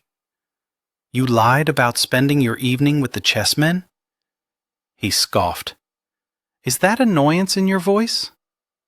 As irrational as it seemed, it rather was. Why didn't you tell me that you knew, intended to be at Cremorne ferreting out this fellow? He looked toward the window, where beyond carriages rattled, horses trotted, and a few people strolled. I suppose I wanted you to come to me. I shared my secret when it might have seen me hanged. His attention came back to her. But you didn't trust me with yours. Did he not understand her shame and mortification? Why would she willingly confess to doing what laws forbade? It wasn't a matter of trust. Then what was it? She heard the anger, the disappointment, the hurt. Perhaps he was justified in his feelings. In a way, she betrayed him. All these years they'd shared breakfast and ideas and opinions. Only lately had they shared a dance, a kiss, a bed. With the last, Matters between them had changed, but maybe not enough. Perhaps she clutched her secret close because working for him had helped her gain respect for herself, and she feared losing his respect for her, which would have meant losing him. But then, he'd never been hers. She was the scribbler of notes, the one who kept him organized, the satisfier of urges. But he didn't love her. He hadn't come for Penelope tonight. He'd come for Pettapiece. He'd come for his secretary, not his lover. Suddenly she felt weary, melancholy, and tired beyond measure of being Pettapiece. She wanted to be Penelope. Pettapiece hadn't existed before that afternoon when she stepped over the threshold into his office. Pettapiece was who he knew. She was terrified of introducing him to Penelope. Her fingers spasmed, shook.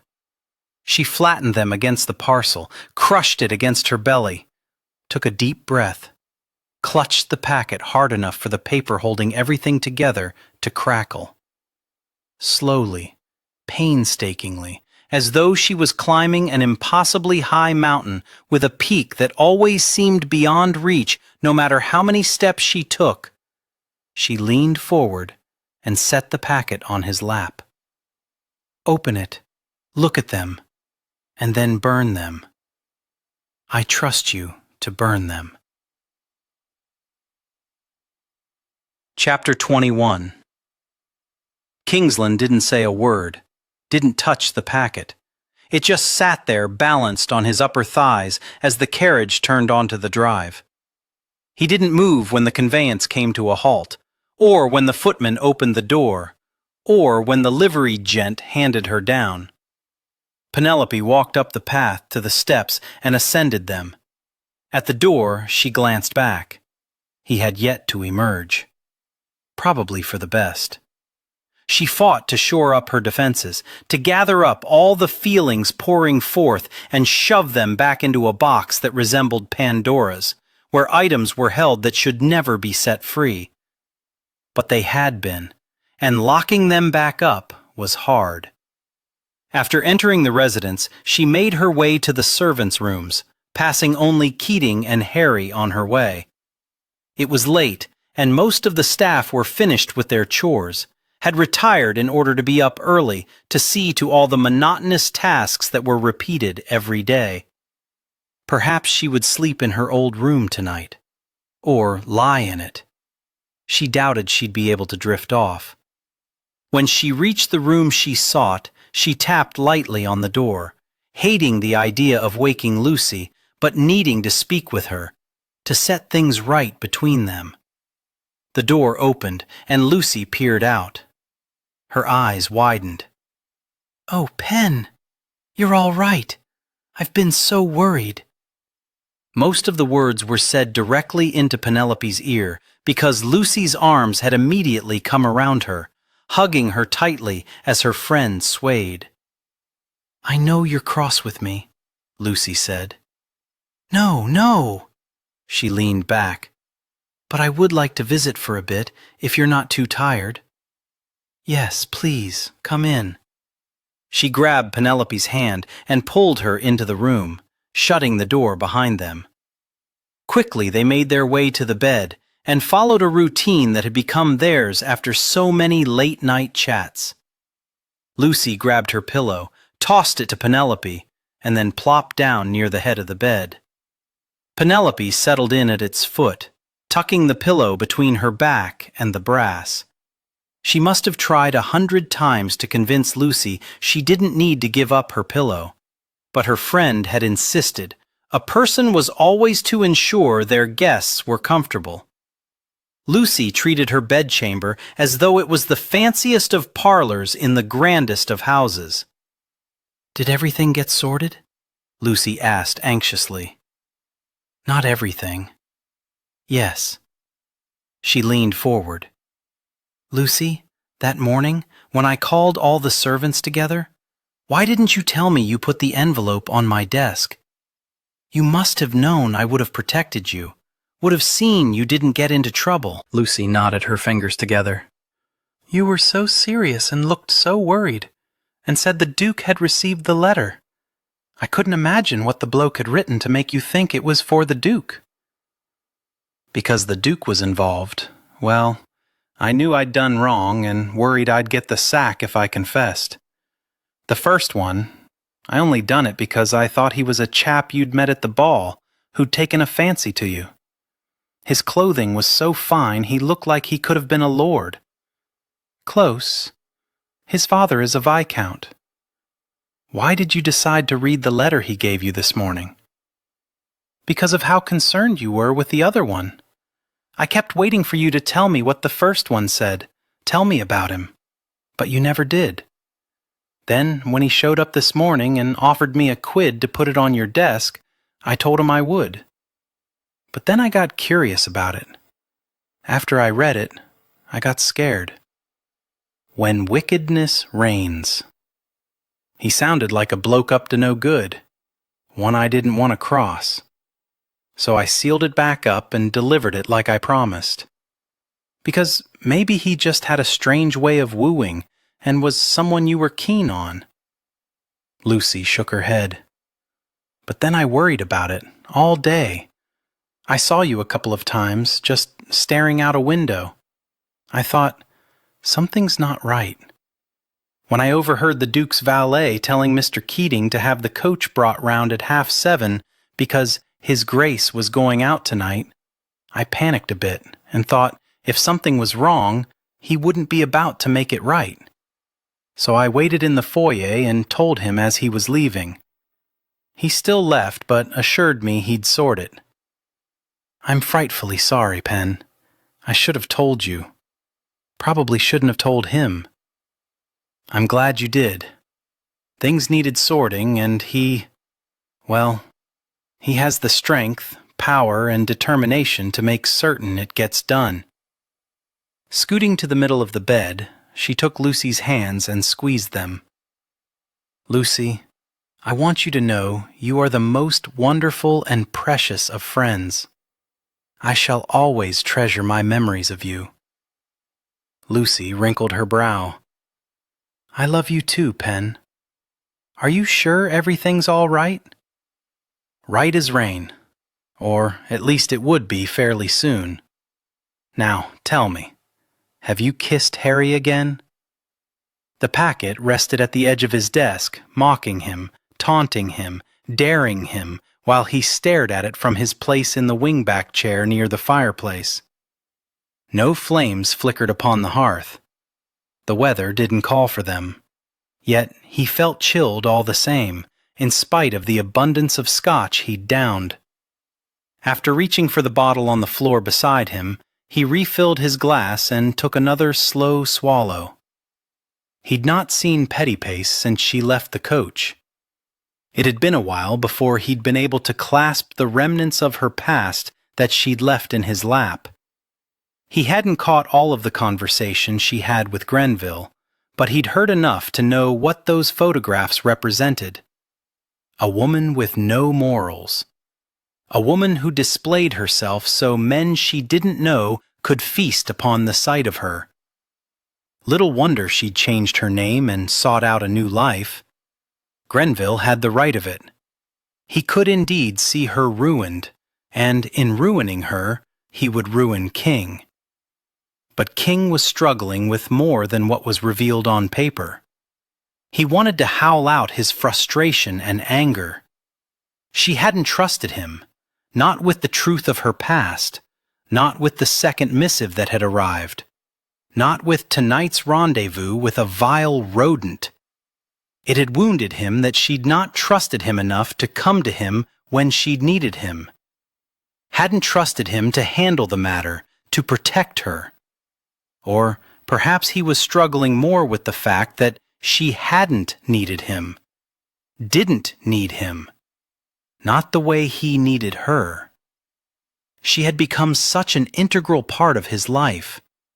When he'd had to face his past, he'd found solace in having her at his side, offering support, providing comfort.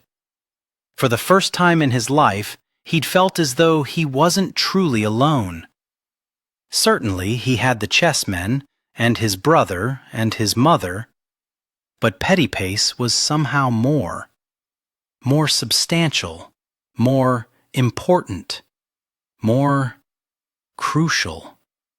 He wanted to be more essential to her, more than a salary, a roof over her head, food in her belly, a provider of pleasure.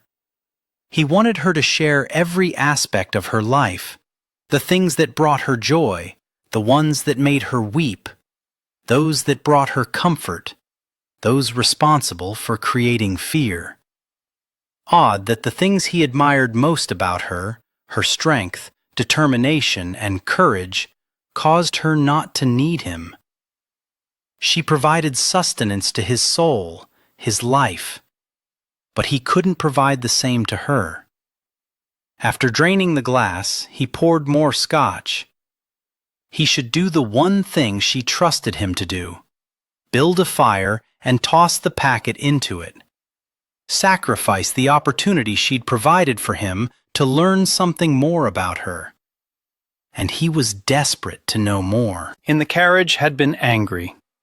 Angry at Grenville for his threats, furious that he had the photographs and had looked at her, knew the intimate details of her. Incensed that she placed herself in the position of being extorted. If he were honest, he was upset she ever bared herself to another. But mostly he was upset because he wanted to be more than her employer, wanted to be as important to her as she had become to him. Which was ludicrous, and made him an even bigger fool than had been with Lady Catherine. Because how could a man love a woman he knew to have such a scandalous past, and perhaps more secrets? He awoke with stale scotch on his breath and aches in places that should not ache, his body protesting his falling asleep in the chair. An insistent hammering in his skull and a throbbing behind his eyes caused him to regret finishing off the bottle of scotch. After stretching and contorting to loosen muscles, he shoved himself out of the chair. The mantel clock confirmed his suspicions. It was nearly noon, much too late for breakfast. He was surprised Pettypiece hadn't sought him out by now to ensure had not forgotten to eat. Then his gaze fell on the packet still resting on his desk, and the memories from last night came rushing back. He needed to set matters between them back to rights, but damned if he knew where to begin. He strode to his desk, tossed the packet into a drawer, and slammed it shut, which did his head no favors. He needed to set himself to rights first. He was grateful he didn't cross paths with her on the way to his bedchamber. The door to hers was open, and he cautiously peered in, inhaling and finding solace in the scent of jasmine permeating the room. Everything was neat and tidy. The chambermaid would have already seen to these rooms by now. Not that Pettypiece would leave the girl much to deal with. An hour later, after a steaming hot bath, a shave, and fresh clothes, he made his way back down the stairs and ambled along the hallway. As he neared the library, he gave a nod to the footman and continued on to Pettypiece's office, surprised to find the room absent of her presence. Odd that. Did she have errands to see to? He couldn't recall them having any meetings scheduled. He wandered back to the library and addressed the footman. "Do you know where Pettypiece has gone?" "No, Your Grace. I have not seen her this morning." "Huh. She was probably about somewhere, or did indeed have errands to tend to. Fetch me the blackest coffee you can find, and a couple of slices of unbuttered toast."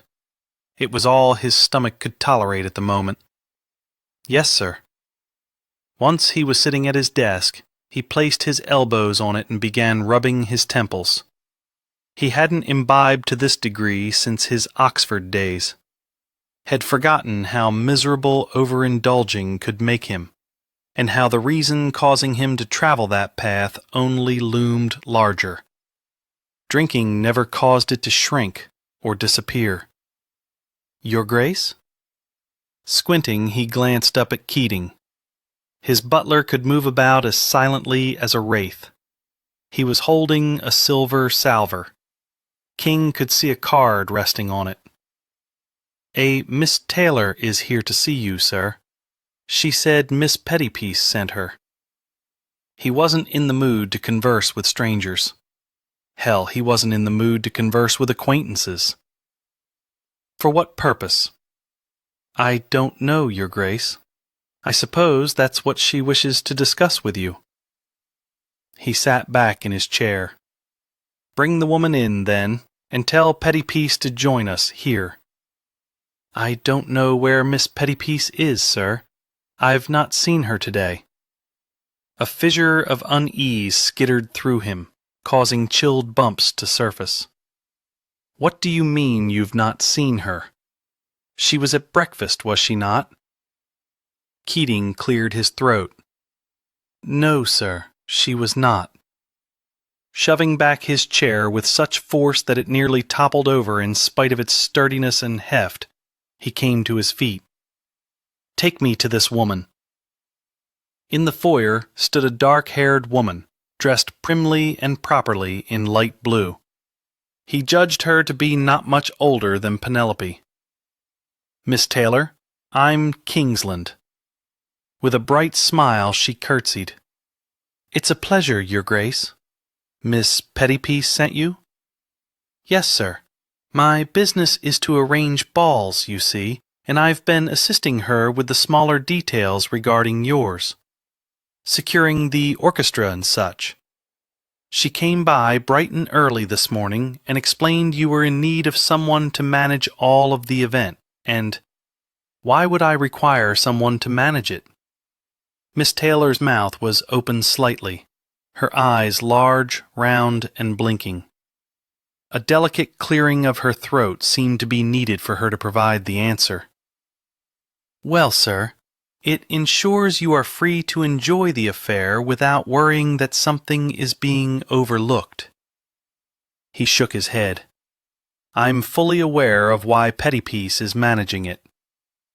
Another series of blinks. She's managing it, Your Grace, by hiring me. She paid me in full this morning and handed me this satchel. She held up the soft leather portfolio had given Pettypiece for her birthday last year, with all her organized notes and instructions. I've spent the past 3 hours studying them, and I must confess to being extremely impressed with her planning and preparedness.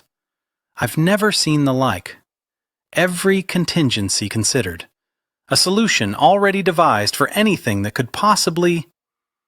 The remainder of her praise for Pettypiece was lost to him as he tore up the stairs, taking 3 steps at a time, cursing his legs for not being long enough to take 4. Barging into her bedchamber, he yanked open the doors on the wardrobe. Her clothes were there. The dark blue frocks, the gowns. She wasn't gone. That no one had seen her and she'd hired a woman to manage his ball wasn't proof of anything. Glancing around, he saw the velvet case. He didn't have to open it to know had find the necklace nestled inside. Yet still he did. He slipped a finger beneath the teardrop, imagined he could feel the warmth from where it had rested just below her throat. A throat had kissed and licked. He set the box back on the vanity and studied the remainder of the chamber. Where was the bloody cat? He dropped to the floor and looked beneath the bed. Not so much as a speck of dust. He shot to his feet, walked with purpose out of the room and down the stairs. Keating was talking quietly to Miss Taylor, probably striving to convince her that dukes commonly rushed out of rooms for no rational reason whatsoever. His butler went silent as King reached the foyer. Assemble the staff immediately, and have them begin a thorough search for Sir Percival. I beg your pardon? Sir Percival, Your Grace. Her cat. Pettypiece's cat. She wouldn't have left without the cat. His butler looked at him as though he was a madman, but he didn't attempt to reassure the man he was all right, that everything was all right, because he was beginning to doubt that anything would ever be all right again. He strode into her office, up to her desk, searching for a clue that would confirm his worst fears. All the items had given her over the years were arranged neatly on top. Near the side where she should have been sitting rested an envelope. He picked it up and read the words she had written with her perfect, elegant script. "Your future Duchess." She was gone. He knew it with a certainty that made him want to howl. The aches had felt upon waking this morning paled in comparison to the pain ratcheting through his chest now as the reality struck him hard. Pettypace had left him. They weren't going to find the damned cat. She hadn't taken her clothing because the garments weren't suitable for whomever she intended to become. She would change her name, her occupation, the area of England in which she lived. She would disappear into her surroundings, become the chameleon had once likened her to. Impossible to find. Turning the envelope over, he smiled wistfully at the red wax she had used to seal it. Etiquette dictated that only men use red. Women were to use any other color, blue, green, yellow. But Pettypace had rebelled, always using red to signal that in her position as his secretary, she was on equal footing with any man. He wondered if she realized that she was superior to many of them. Not wanting to risk marring a symbol of her rebellious spirit, he picked up the letter, knifed the emerald marbled handle, reminding him of her eyes, the reason had chosen it, and slit open the envelope. He removed the vellum and read the name she had inscribed, and the truth hit him hard, nearly knocking him over with regret and remorse. She had chosen the wrong woman. Chapter 22. That night was another for Scotch.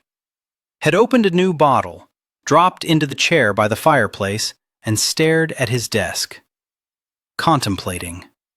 Wondering if he should remove the ominous packet from the drawer, taunting him, and do as Shed suggested. Open it. Once had realized Shed left, had taken on the impossible task of trying to find her. Had a horse readied and ridden through London as though he might spy her walking the streets. Had hired lads to watch over his gelding while had searched railway platforms. Had explored the docks and looked inside coaches.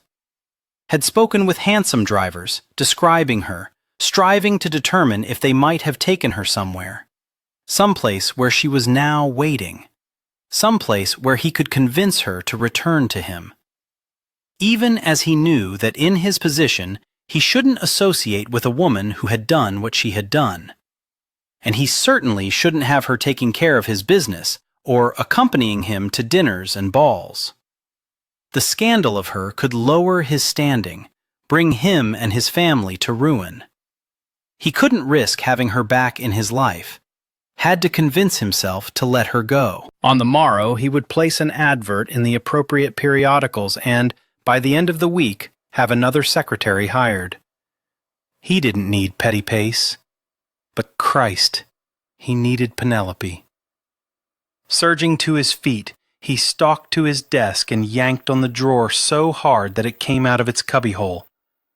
Too fast for him to catch the far end and stop it from answering gravity's call and spilling everything onto the floor. After flinging the drawer aside, he bent down and brushed items away until he could snatch up the packet. Suddenly he was struck with how careless he'd been not to secure it. Grenville had kept the photographs locked in a beautiful rosewood box as though they were a precious treasure. He returned to the chair, placed his elbows on his thighs, and held the packet between his hands, studying the brown paper and the twine that formed such a flimsy barrier for what was hidden inside. He should probably start a fire and toss the entire package onto it. Instead, he stroked the end of the bow. Did he really want to see her doing what Grenville had described? Exposing herself to others? Was he jealous that men had looked at her, still did so? Was he a hypocrite when he'd been with other women? But that had been in the privacy of a boudoir. He'd not posed for all and sundry to view. Strangers, anyone with the proper coin. But to see her, bold, brazen, and tempting, was the only way to exercise her, to ensure he didn't move heaven and earth to find her.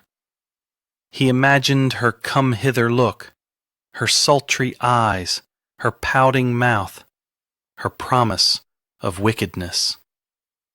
He tugged on the twine until the bow was no more and discarded the thin cord.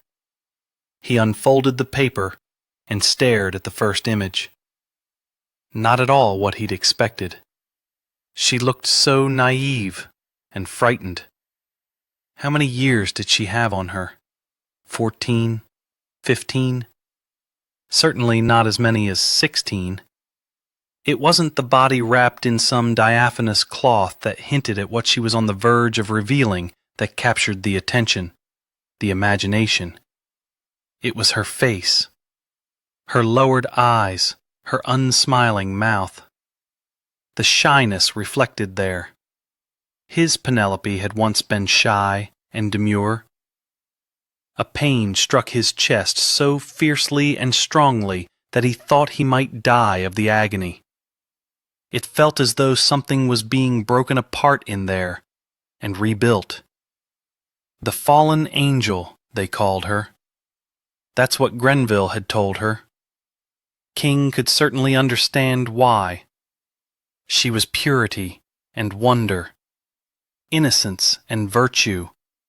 She exuded what became lost as one grew older, the ability to believe in goodness. He brought the paper back over the portrait, unfolded his body, and took the necessary 3 steps to reach the hearth. After crouching down, he set the packet aside and went to work creating a fire. When the flames were dancing wildly, he carefully set the packet in the midst of them and watched it burn. He'd always wondered about her past. Now he was torn between wishing he'd never learned anything at all and wanting to know the whole of it. The following night found him in a corner of Whitechapel the aristocracy tended not to visit, especially at midnight, which made it perfect for clandestine meetings upon which most would frown. As King strode into the mews, he saw leaning against the wall the silhouette of the man he was meeting. There was a loneliness to him, a forlornness. But then, the man had lost everything, been expelled from society. None knew that King had maintained an association with him, but he found it valuable to know someone familiar with the darker aspects of London. Stanwick, I've told you before, refer to me as Wolfe. He'd once been the heir apparent to the dukedom of Wolford until his father had committed treason and everything had been taken from Marcus Stanwick. His brother had recently married Lady Catherine. His sister had married Benedict Truelove. Yet Marcus still wandered, striving to discover the truth behind his father's fall from grace. "Any closer to finding what you seek?" King asked. "I'm beginning to fear it shall always remain elusive. Perhaps you should give up your quest and come out of the shadows." "I find I like the shadows. You wouldn't have sent word to me if you didn't require something done within them. What do you need?" "George Grenville, one of Viscount Grenville's younger sons." "What of him?" "I want him to decide he would be happier living elsewhere, in another part of the world. The Americas, Africa, Australia, I don't care. Just so he's not here." What did he do? Threaten the peace of someone I care about. Your secretary, I assume. His words were like a punch. Why would you think that? Because you have a very small circle of people you care about. And if it was one of the others, they'd be here with you. He could offer no argument to that, so he just sighed. I also need you to help me find her. 2 weeks until the Kingsland Ball. Leaning over the map of London had spread out over his desk, King studied it, striving to determine which area he would wander tonight. He was running out of places to look for here, even as he knew it was unlikely that she was still in London. He'd hired detectives to search nearby towns and sent others farther afield. No joy to be found anywhere. Not even a hint that she ever existed. She'd grown up learning how to start over, how to disappear, how to avoid debt collectors, and later, how to avoid those who knew of her past. A few nights earlier, he'd made a fool of himself by barging into the Fair and Spare to determine if anyone she might have met there, any gent she might have intrigued, had heard from her, or had any inkling as to where she might have gone. Of course, no one had any information to share. His servants knew to alert him if they received any word of her whereabouts. A £500 reward would be granted to anyone who betrayed her confidence. Even as he'd announced the offer, he'd recognized himself as being a cad for making it. But he needed to speak with her. He wanted to know everything of her past. He needed to apologize for giving the impression he wouldn't have stood by her. He'd failed to earn her trust, and he couldn't forgive himself for that. The clatter of rapid footsteps had his heart thumping before he recognized it wasn't her stride echoing down the hallway. Strange how he knew the smallest of details, and yet so much about her was still a mystery. At the sight of his mother coming through the doorway, he straightened. "Mother, I wasn't expecting you for another week. Lawrence sent word that Miss Pettipace has gone missing." He sighed. Gone missing has an ominous ring to it. "She's left, and I don't know where she is. What did you do to make her leave?" He didn't blame her for thinking the worst of him, for believing he was at fault. He was, and it grated knowing he was the reason Pettipace had departed. A scandal from her past came to light. "I acted as an unmitigated arse, and behaved in an unforgivable manner." "Oh, Hugh. Don't ask for further details. I won't give them. You look dreadful." "Thank you for that assessment. When Keating met me at the door, he informed me you're not eating, and those circles beneath your eyes tell me you're not sleeping." What was the point of food or rest when the light had gone out of his life? Although Pettipace would despise his morose musings, he didn't want to spend a single minute doing something that wouldn't lead to his finding her. He furrowed his brow. Why would learning of her absence cause you to return from Italy before planned? I've always liked that girl. I'm worried about her. She's resourceful and clever, with no shortage of funds apparently. While the bank manager had not divulged the particulars, he had confessed to weeping when she'd withdrawn all her money and closed out her account. She will see herself well situated. I am not concerned with a roof over her head or food in her belly. I worry about her heart and her very soul. I worry about how she will survive without you. She doesn't need me, Mother. She doesn't need anyone." "Oh, Hugh." Shaking her head, she patted his cheek. "As clever as you are, my son, there are times when you are hopelessly foolish. How could you look at her and not see that she loves you? She might not need you, but I dare say she wants you." Her words were a blow, doubling him over. Bracing his hands on the desk, he bowed his head. "If she loved me, she wouldn't have left. Even now, he knew if he found her, she was likely to tell him to rot in hell. Since scandal is involved, I would argue she left because she loves you. Hope flaring, he jerked his head up. You were playing matchmaker? The ball, the gown. You are both so frightfully stubborn, too afraid of getting hurt to open your heart. You wax on about risk and reward, but have failed to take the greatest risk of all, on love.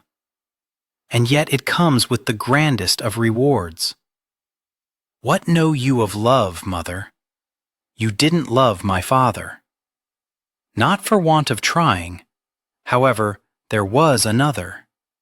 In my youth, but I was too young to recognize how precious what we had was, or how rare. I feared too much doing without to run off with him to America when he asked.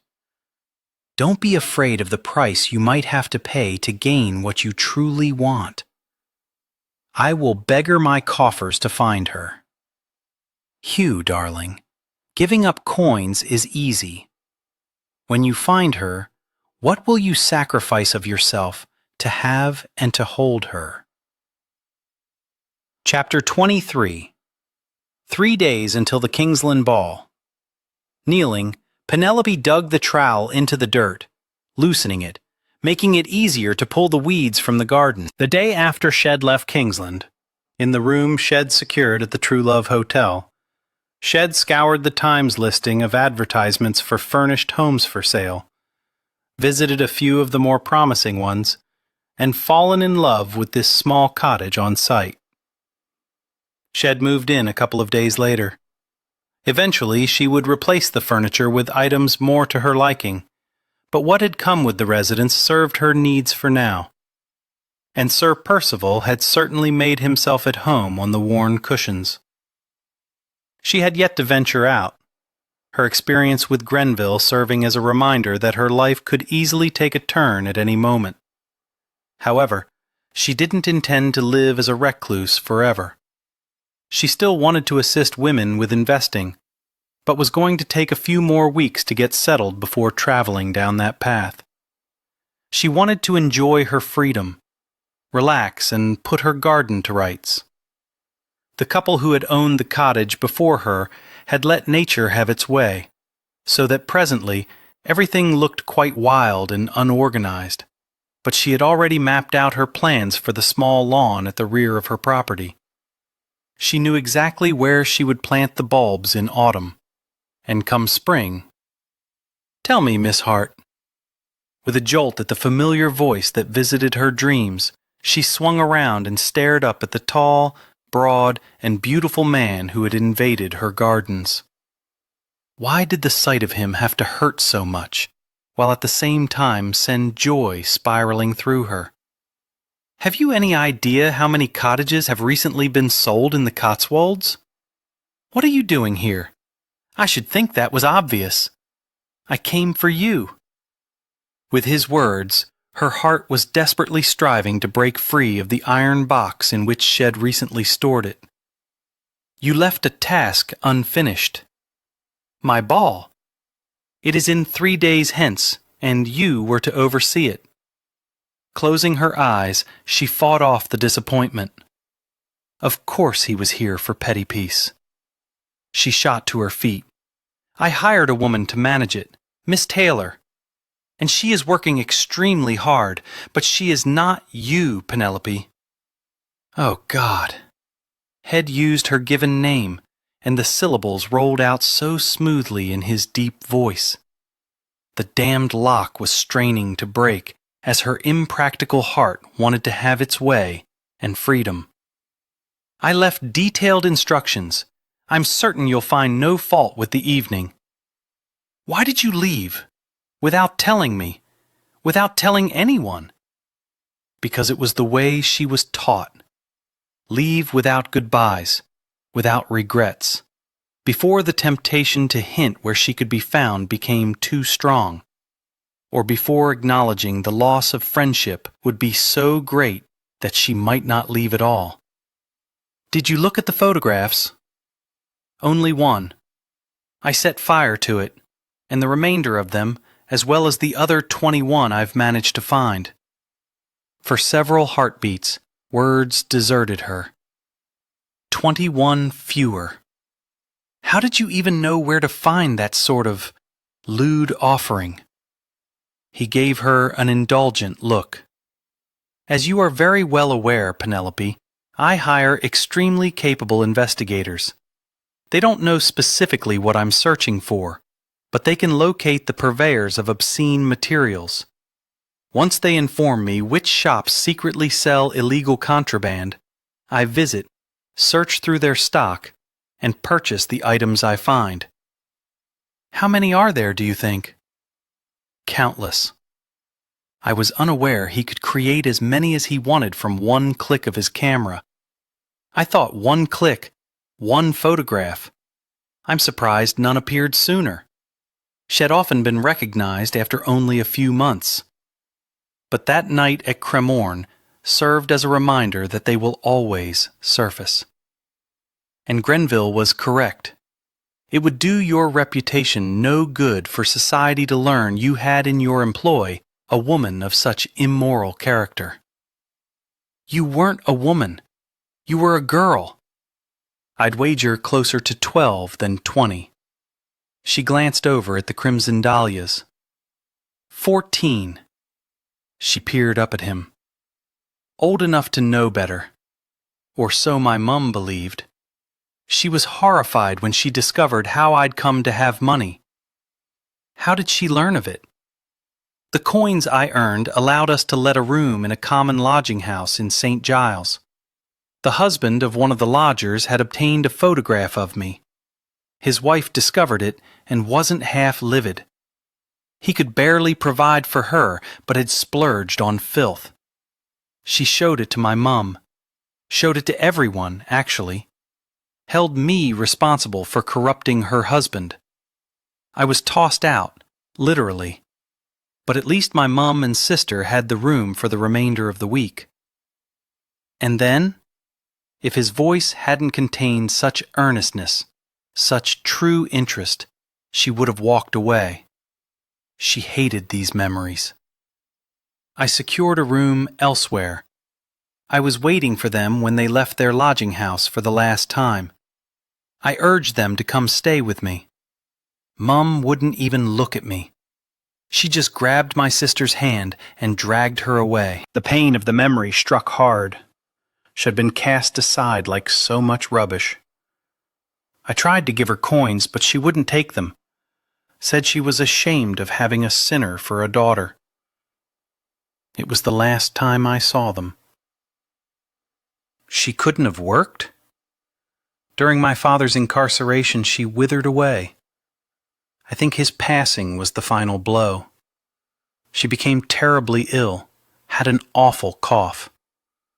A couple of months after our final parting, I learned of her death. And my sister's. She met and held his gaze. I wanted only to save them. His arms came around her, and he pressed her head against his chest. I know. The tears came.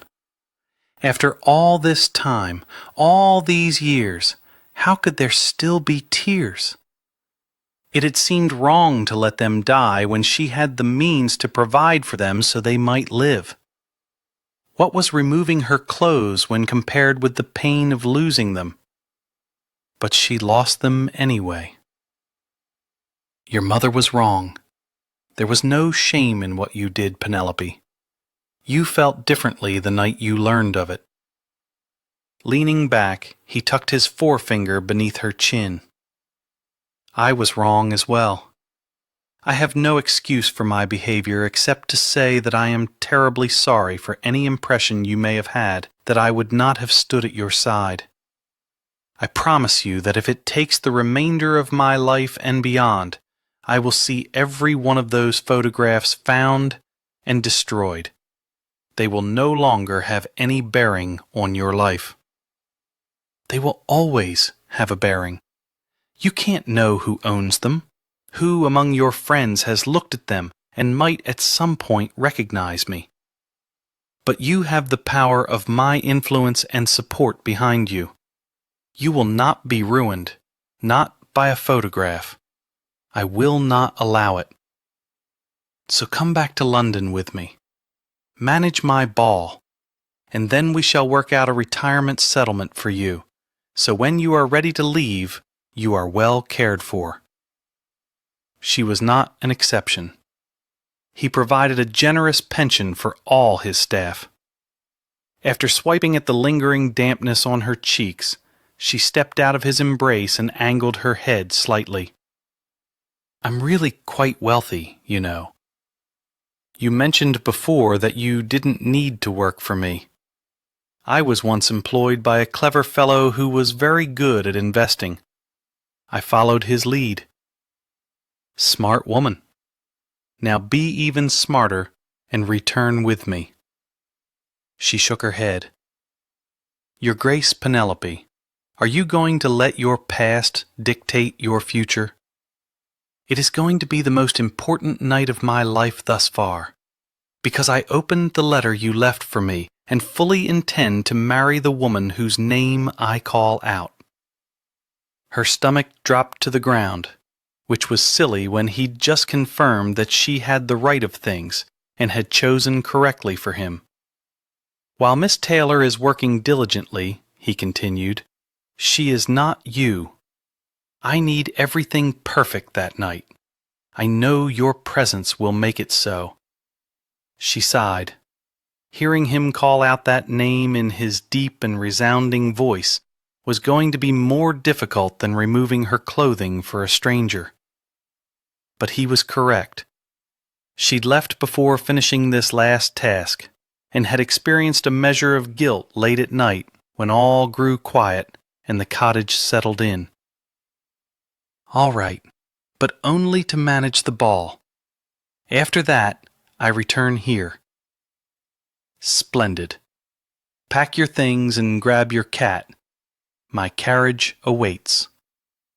Chapter 24. It was the ball to end all balls, the final event of the season. An odd time, really, for the Duke to select the woman he would begin courting when such an endeavor would be rather inconvenient. But after the embarrassment in June, he'd not wanted to wait another year. He'd rather people gossip about his impending courtship than his previous one. Penelope hardly blamed him. If people weren't inclined to blather about the announcement he would soon make, she had ensured they would at least speak of the affair she'd arranged for the evening. It was befitting a king. Liveried footmen were plentiful, offering every sort of spirit imaginable, as well as a lemon punch and a raspberry one. Platters of bite-sized morsels were also being carted around. In the room adjoining the grand parlor, a feast with enough meats, pies, vegetable dishes, and cakes to feed a small nation was waiting to be devoured. Anything that remained would be delivered to a shelter. Having once gone hungry, Penelope couldn't tolerate any food being wasted. As she wandered through the ballroom, ensuring everything was going smoothly, she acknowledged the chessmen, as they were all in attendance. Whenever a hopeful lady caught her eye, she worked not to give anything away regarding the choice she'd made for Kingsland, but felt rather unkind doing so. She wanted to squeeze the hand of each unselected lady and reassure her that someone special was waiting for her. She just had to be patient.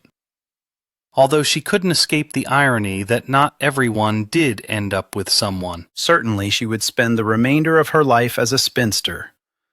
But that was by choice. It was what she wanted. Although she might not marry, she would eventually seek out a companion. Surely the more years that separated her from the girl she'd been, the less recognizable she would become. Especially as she gained wrinkles and her hair turned silver. Miss Pettipiece. She smiled at Lawrence. My lord, quite the crush this evening. It's to be expected, I think, when anything involves your brother. I should say so, yes. I would not like to have my every action commented on. He's accustomed to it. Lawrence took a sip of his champagne and glanced around. I'm sorry about Mr. Grenville. Her heart nearly stuttered to a stop. Had Kingsland told his brother about the man? Mr. Grenville? Lawrence studied her. Yes. I saw you walking about with him at the Fair and Spare. I thought perhaps something might develop between the two of you. Although he'd certainly have to contend with an unhappy king if that were to happen. My brother wouldn't take kindly to losing you. It seemed her secret was still safe. Mr. Grenville was simply being polite, giving me a tour. I had no interest in him. All for the best since he left for Canada. He's gone to Canada? Odd that, really. Just packed a bag and went, from what I understand. The relief washing over her was welcome. He'd never bother her again. I hope he's happy there. Lawrence leaned toward her. Rumor is he was dallying with someone's wife. Fellow found out and broke his jaw. You can't believe everything you hear.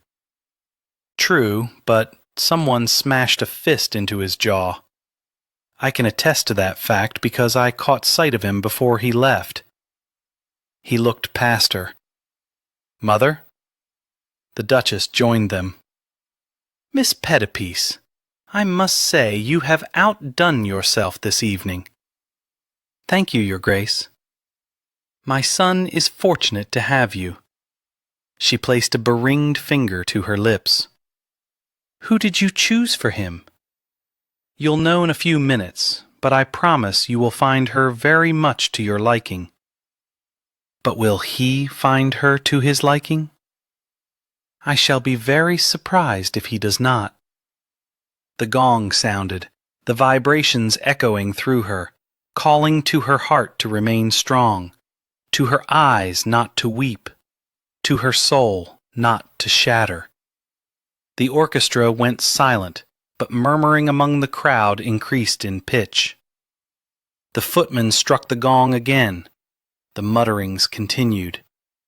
Kingsland stepped through the doorway and onto the landing, and the crowd quieted.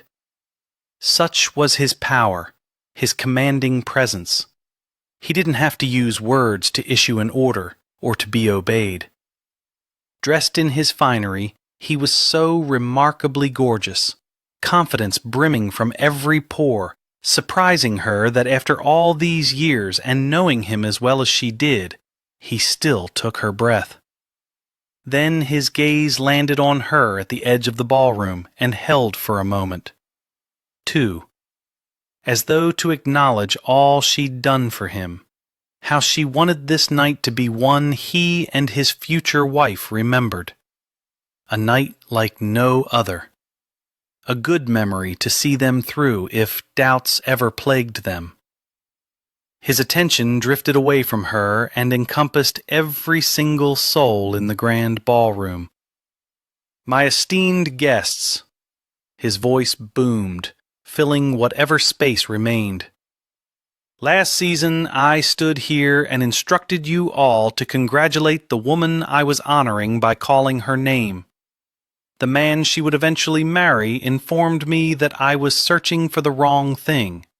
It was not the woman upon whom the honor was bestowed.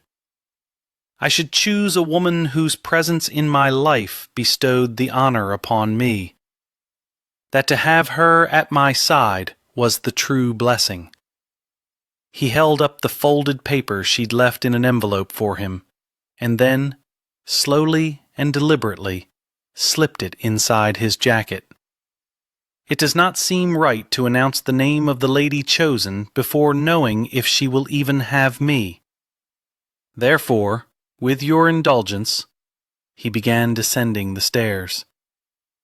Penelope was slightly disappointed that he had so little faith in her judgment to think the lady she'd selected would turn him away. Of course she wouldn't. Lady Alice, People began stepping aside. Rising up on her toes, she tried to see above the heads to find Kingsland. There he was. Daft man. Just as she feared. He was moving in the wrong direction. Lady Alice was on the other side of the room, at the back, standing away from the gathering, which was the only reason Penelope could see her.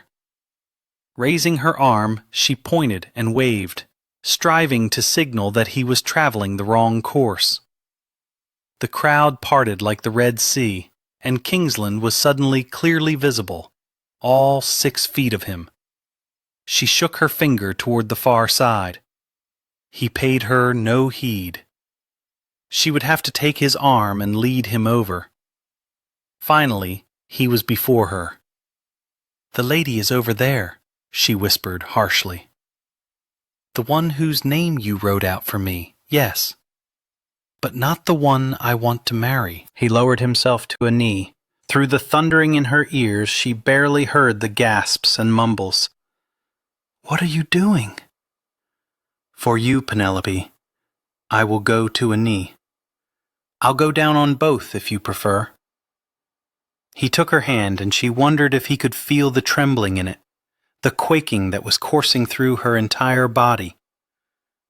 "I asked you to select a woman to be my Duchess, and you chose wrong. But how can I blame you when even I didn't comprehend that she has been with me the entire time? I would willingly die for you. I will kill for you. I will live for you. Miss Penelope Pettipiece, you shall always be the love of my life, the echo of my soul. Will you grant me the greatest honor by becoming my wife, my Duchess?" She shook her head as tears began welling and rolling onto her cheeks. "Do not ask this of me." Because her answer would be no. It had to be no. A photograph could turn up at any time. She could be recognized at any moment. If the person recalled her face from photographs he no longer had, he could tell people where he'd seen her. Rumors without proof could be as devastating as rumors with. The shame it would bring Hugh, his family, his children, their children. "I know what worries you, Penelope, but I give you my solemn oath that there is nothing we cannot face together and conquer. You are my strength, my rock.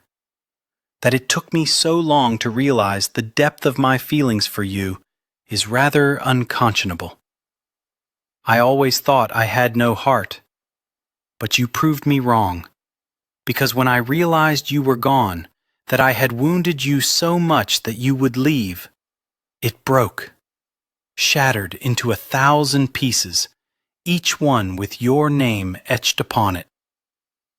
You own me, heart and soul. I shall devote the remainder of my life to ensuring you never have cause to doubt the depth of my love for you." "Oh, Hugh." Her face would soon resemble a river. "Are you sure?" Not even 1,000 stars could compete with the brilliance of his smile as he pressed it against her hand and held her gaze. "I've never been more sure of anything in my entire life. I have loved you for so long. There was never anything you could ask of me that I would not do. I certainly won't say no now when what you are asking is something I dared not dream. Yes, yes, yes." Suddenly his arms were around her, his mouth on hers, as though if he didn't kiss her at that precise moment, he would cease to exist. Her toes barely touched the floor. She was scarcely aware of the sighs, murmurs, clearing of throats. Since she'd returned to his residence, they'd been on their best behavior, and she'd assumed he'd relegated her to the permanent role of secretary. The 2 nights had been interminable, lonelier than ever before, with him so near and yet beyond reach, beyond touch. She'd known then with certainty that she couldn't remain after he married. No, sooner than that. After tonight. But now there would be no leaving, only staying. Here with him, with his arms tightly bound around her and his mouth doing terribly wicked things to hers. Forever. It seemed her impractical heart had turned out to be not quite so impractical after all. The ball went on and on. Midnight came and went, and still people danced and drank and ate, offered congratulations. The chessmen, blast them, gloated, claiming to have known he loved her before he knew, and not being at all surprised by his announcement. His mother had patted his cheek and told him, "It's about time you saw reason."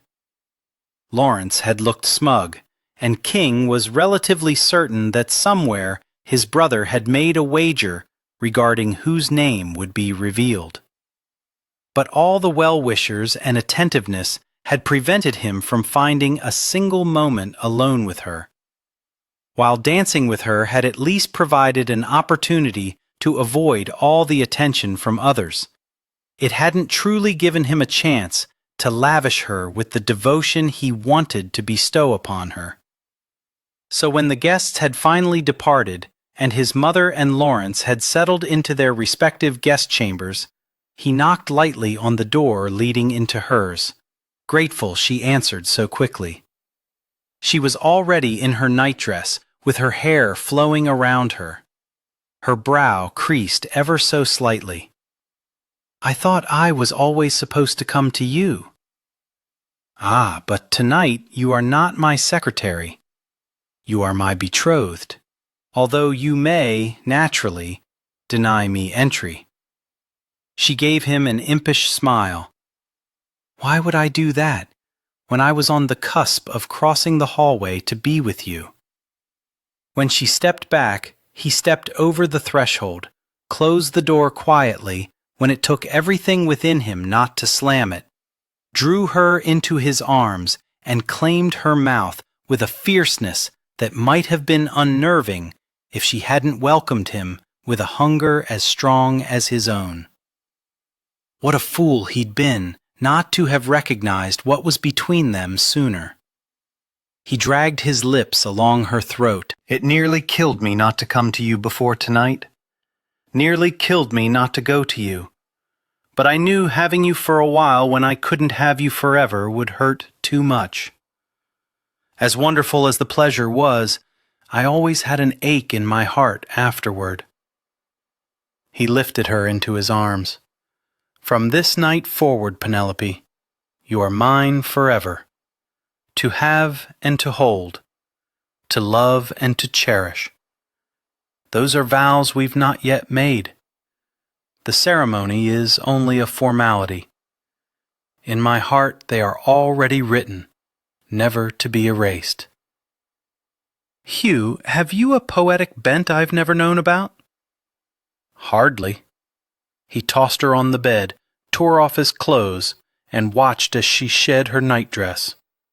When it joined the pile, he leapt on her, capturing her screech of surprise, kissing her as though she provided sustenance. And she did. "God, I missed you," he growled, lowering his head to pepper kisses over her breast before suckling gently. She scraped her fingers through his hair and held him close. "But I've been here for 3 days now." "Not like this you haven't. I can think of so many reasons why you shouldn't have asked, why I shouldn't have accepted. I'm 28, seasoned." He moved to her other breast. "I am not quiet, but I have always enjoyed hearing what you have to say. My favorite part of investigating any potential business venture involved asking your opinion. It always made me feel you valued my mind." "I do." He left a trail of kisses along her ribs. "I value every aspect of you. the silk of your hair through my fingers, the satin of your skin against my palm. He shoved himself farther down and spread her open. The taste of you against my tongue. Her throaty sigh as he stroked her intimately nearly caused him to spill his seed then and there. He loved the sound of her mewls and moans, the way she squirmed beneath him, tugged on his hair, dug her fingers into his shoulders. There was no aspect of her that he didn't love. While he wished the past that had shaped and defined her had been kinder, it had molded her into an intricate, complex, multifaceted woman he admired as he did no other of his acquaintance. Her thighs began quivering, and he intensified his ministrations. Her back bowed, and she cut off her cries with her hand pressed against her mouth. Moving up, he thrust into her, taking satisfaction in the throbs that had yet to dissipate and the velvety heat that no sheath prevented him from relishing. Brushing her hand aside, he blanketed her mouth with his and smiled inwardly as her tongue met his. Bold as brass, his Penelope.